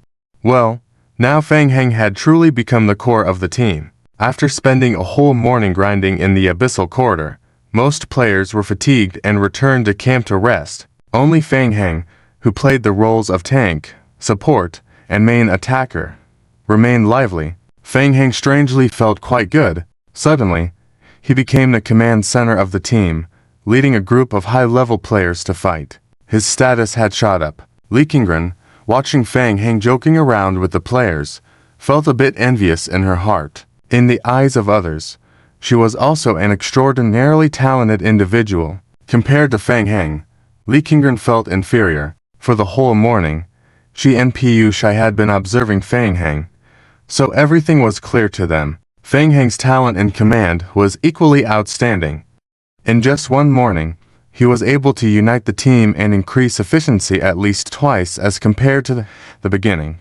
The team players were very willing to cooperate with Feng Heng, finding him a fun spokesman, reliable, capable of healing and support, and could bring unexpected ways to liven things up. After some time working together, efficiency continued to rise. The rapid enhancement of team combat capabilities due to an individual was something Pu Shai had not anticipated. Li Qingren said, "It seems he is more suitable for leading the team than me." Pu Shai shook his head. Each has their strengths. Don't be discouraged. Seeing him like this, it's hard to imagine that according to his background information, he had a very unpleasant experience with teammates in professional competitions. Such competitions that full ordinary people cannot be taken seriously. Pu Shai slightly scoffed. Preparations are already being made, and the king's guards may have regained consciousness. We need to adjust the emergency plan. Feng Heng and the players had lunch together, chatting and bonding, until they dispersed. At this moment, Feng Heng suddenly realized that he had ditched the others most of the day, so he used the excuse of practicing sacred studies to quickly return to camp. Seeing Feng Heng acting so unusually, the team players couldn't help but look at each other. Training. How strange. He wasn't this focused even when slacking off before, right? Still standing there for what? Not training harder. Pu Shai shook his head and left with a few undead study attendants to discuss the tactical arrangements forward. After working hard in the abyssal corridor for most of the day, still training, the players were speechless. Therefore, were all the students taken in by the Undead Research Association masters striving on. Back in the camp, Feng Heng closed his eyes, immediately re-entering the game. Wasteland World, Zone 11. It was already past noon, 7 hours later than the agreed time with Mo Jiawei. Feng Heng woke up in the Raptor Company Safe Zone newbie room. Immediately, Feng Heng opened the game log, quickly observing the situation of the zombie avatars through the game prompts. Everything was good. Since 6 in the morning, all zombie avatars had ceased production to await the birth of the proliferators. The number of zombie avatar proliferators had also picked up, doubling the capacity. The Lickers group were hiding near the mining area. According to the log, for one morning and one night, the Lickers group had only sporadically eliminated a dozen or so low-level mutant bodies. Putting away the game log, Feng Heng headed towards the secure area of the Raptor Company. In the trading hall, there were many fewer players compared to last night. Along the way, Feng Heng noticed many people staring at him, with some whispering to each other. When Feng Heng met their gaze, the players quickly evaded, showing an attitude of not wanting trouble. Feng Heng frowned slightly, feeling that the players' behavior was a bit strange. The players were indeed very surprised. They had not expected that the so-called Arc Gaming Company was serious. In just one night, they had managed to produce a batch of ores. How did they achieve that? The players were puzzled. What makes players feel the most interesting is that our corporation appears fearless, deliberately placing ores on display at the entrance of the safe zone. There aren't many protective measures, just stacked there. They also rented a temporary warehouse within the Raptor Corporation and hired more than 10 new player characters to shuttle back and forth and move the ores. This behavior seems more like showing off to the players. On one hand, it's showing off the company's capabilities. Being able to mine so much ore in one night is indeed very remarkable. On the other hand, it's also giving Vexing Technology some eye-opening insights. You see, aren't you trying to make it hard for me to stay here? We are mining ores right in front of you. What can you do? Players are curious. wondering which company would dare to come collect our corporation's goods. At this moment, Zhao Zhu is also in the building. He leans against the railing, watching Fang Heng below. Many players are informants for vexing technology, and waking up early in the morning. Zhao Zhu was the first to receive the news of our corporation obtaining ores. Damn it. Zhao Zhu couldn't help but want to curse people. How did our corporation manage to get so many ores? A player hurried over and whispered to Zhao Zhu. Zhao, I've checked. Only two major companies were collecting ores last night, and they both said they didn't cooperate with our corporation. Are you sure? I checked. It seems not. And according to their scale, it's unnecessary for them to mine this low-grade ore and to confront us. Humph. Zhao Zhu gritted his teeth. Continue investigating. Find out what our corporation is really up to. Okay. I've asked someone to investigate. But, big brother, they still have a lot of ores piled at the entrance. I feel like they are provoking us. Should we send people to take them? Are you stupid? To act near the safe zone? Just for a little bit of ore. Is it necessary? Zhao Zhu scolded his subordinate, then looked down fiercely. So, what if they can mine ores? I want to see who dares to trade with them. In the hall below, Fang Heng noticed the players' curious glances and looked up. Boss Fang. Mo Zhou had been waiting at the mission commission area and waved to Fang Heng when he saw him. Fang Heng withdrew his gaze from Zhao Zhu and walked over to Mo Zhou. You've been waiting long. There was a small problem in the sinking corridor, causing a delay. It's okay, I'm here. The mining operation last night went smoothly. Mo Zhou had been staying up half the night and was still excited, saying, several companies have approached me today, trying to find out where we got so many ore resources from. I ignored them all. It's obvious they were just fishing for information. Fang Heng responded nonchalantly, not focusing on these ordinary players. Also, I rented a warehouse temporarily to store the ores. Most of the ores have been collected overnight. By the way, who are we selling the ores to? The Raptor Corporation. Fang Heng shrugged. Trading with NPCs is the most convenient and fastest way, with one hand exchanging money and the other goods. It may result in a small loss, but that's not a big deal. Fang Heng then took Mo Zhou to the trading area. After some consideration, they purchased a large number of basic protective suits, off-road vehicles, the highest-tier multifunctional mining pickaxes from the Raptor Corporation. The entire transaction was done in public. What does this mean? How can players not understand that our corporation actually submitted the ores they collected to the Raptor Corporation? They are running at a loss by doing this. And after the transaction, they immediately purchased so many weapons, transport equipment, and protective suits. For a moment, the players looked puzzled and whispered to each other, trying to figure out our corporation's intentions. Old Zhang, what do you think? In my opinion, our corporation is playing a big game here. Oh, I see. Our corporation is extraordinary. Old Zhang looked towards Fang Heng and the others, speaking solemnly. Our corporation is showcasing their financial strength and capabilities. You see, they are trading directly with the Raptor Corporation, sending a message to the outside world. They are not afraid of vexing technology's restrictions. Looks like our Tanlin mining area is going to change. We'll see how vexing technology responds. Fang Heng and Mo Zhou had no idea that the other whispering players were discussing them. The two were discussing their next plan. Originally, they were ready to leave immediately. However, a large part of the ores had not yet been brought back into the warehouse. Considering the upcoming monster spawning activities, Mo Zhou suggested they should just be thorough and first purchase some of the Raptor Corporation's off-road vehicles, helicopters, and high-level mining equipment, then accumulate a considerable amount of contributions so they could quickly adapt when going to a new place. After all, spending money to pave the way is more convenient. Fang Heng pondered that it made sense. This area is full of ores, making it easier to make money. Since they were already here, it wouldn't hurt to earn more and leave tomorrow. I researched it. This is a large-scale mining area. There are many ore points 5 kilometers to the east. Most players choose to mine during the day, and the ores they obtain will be concentrated in the safe zone for trade through vexing technology as an intermediary.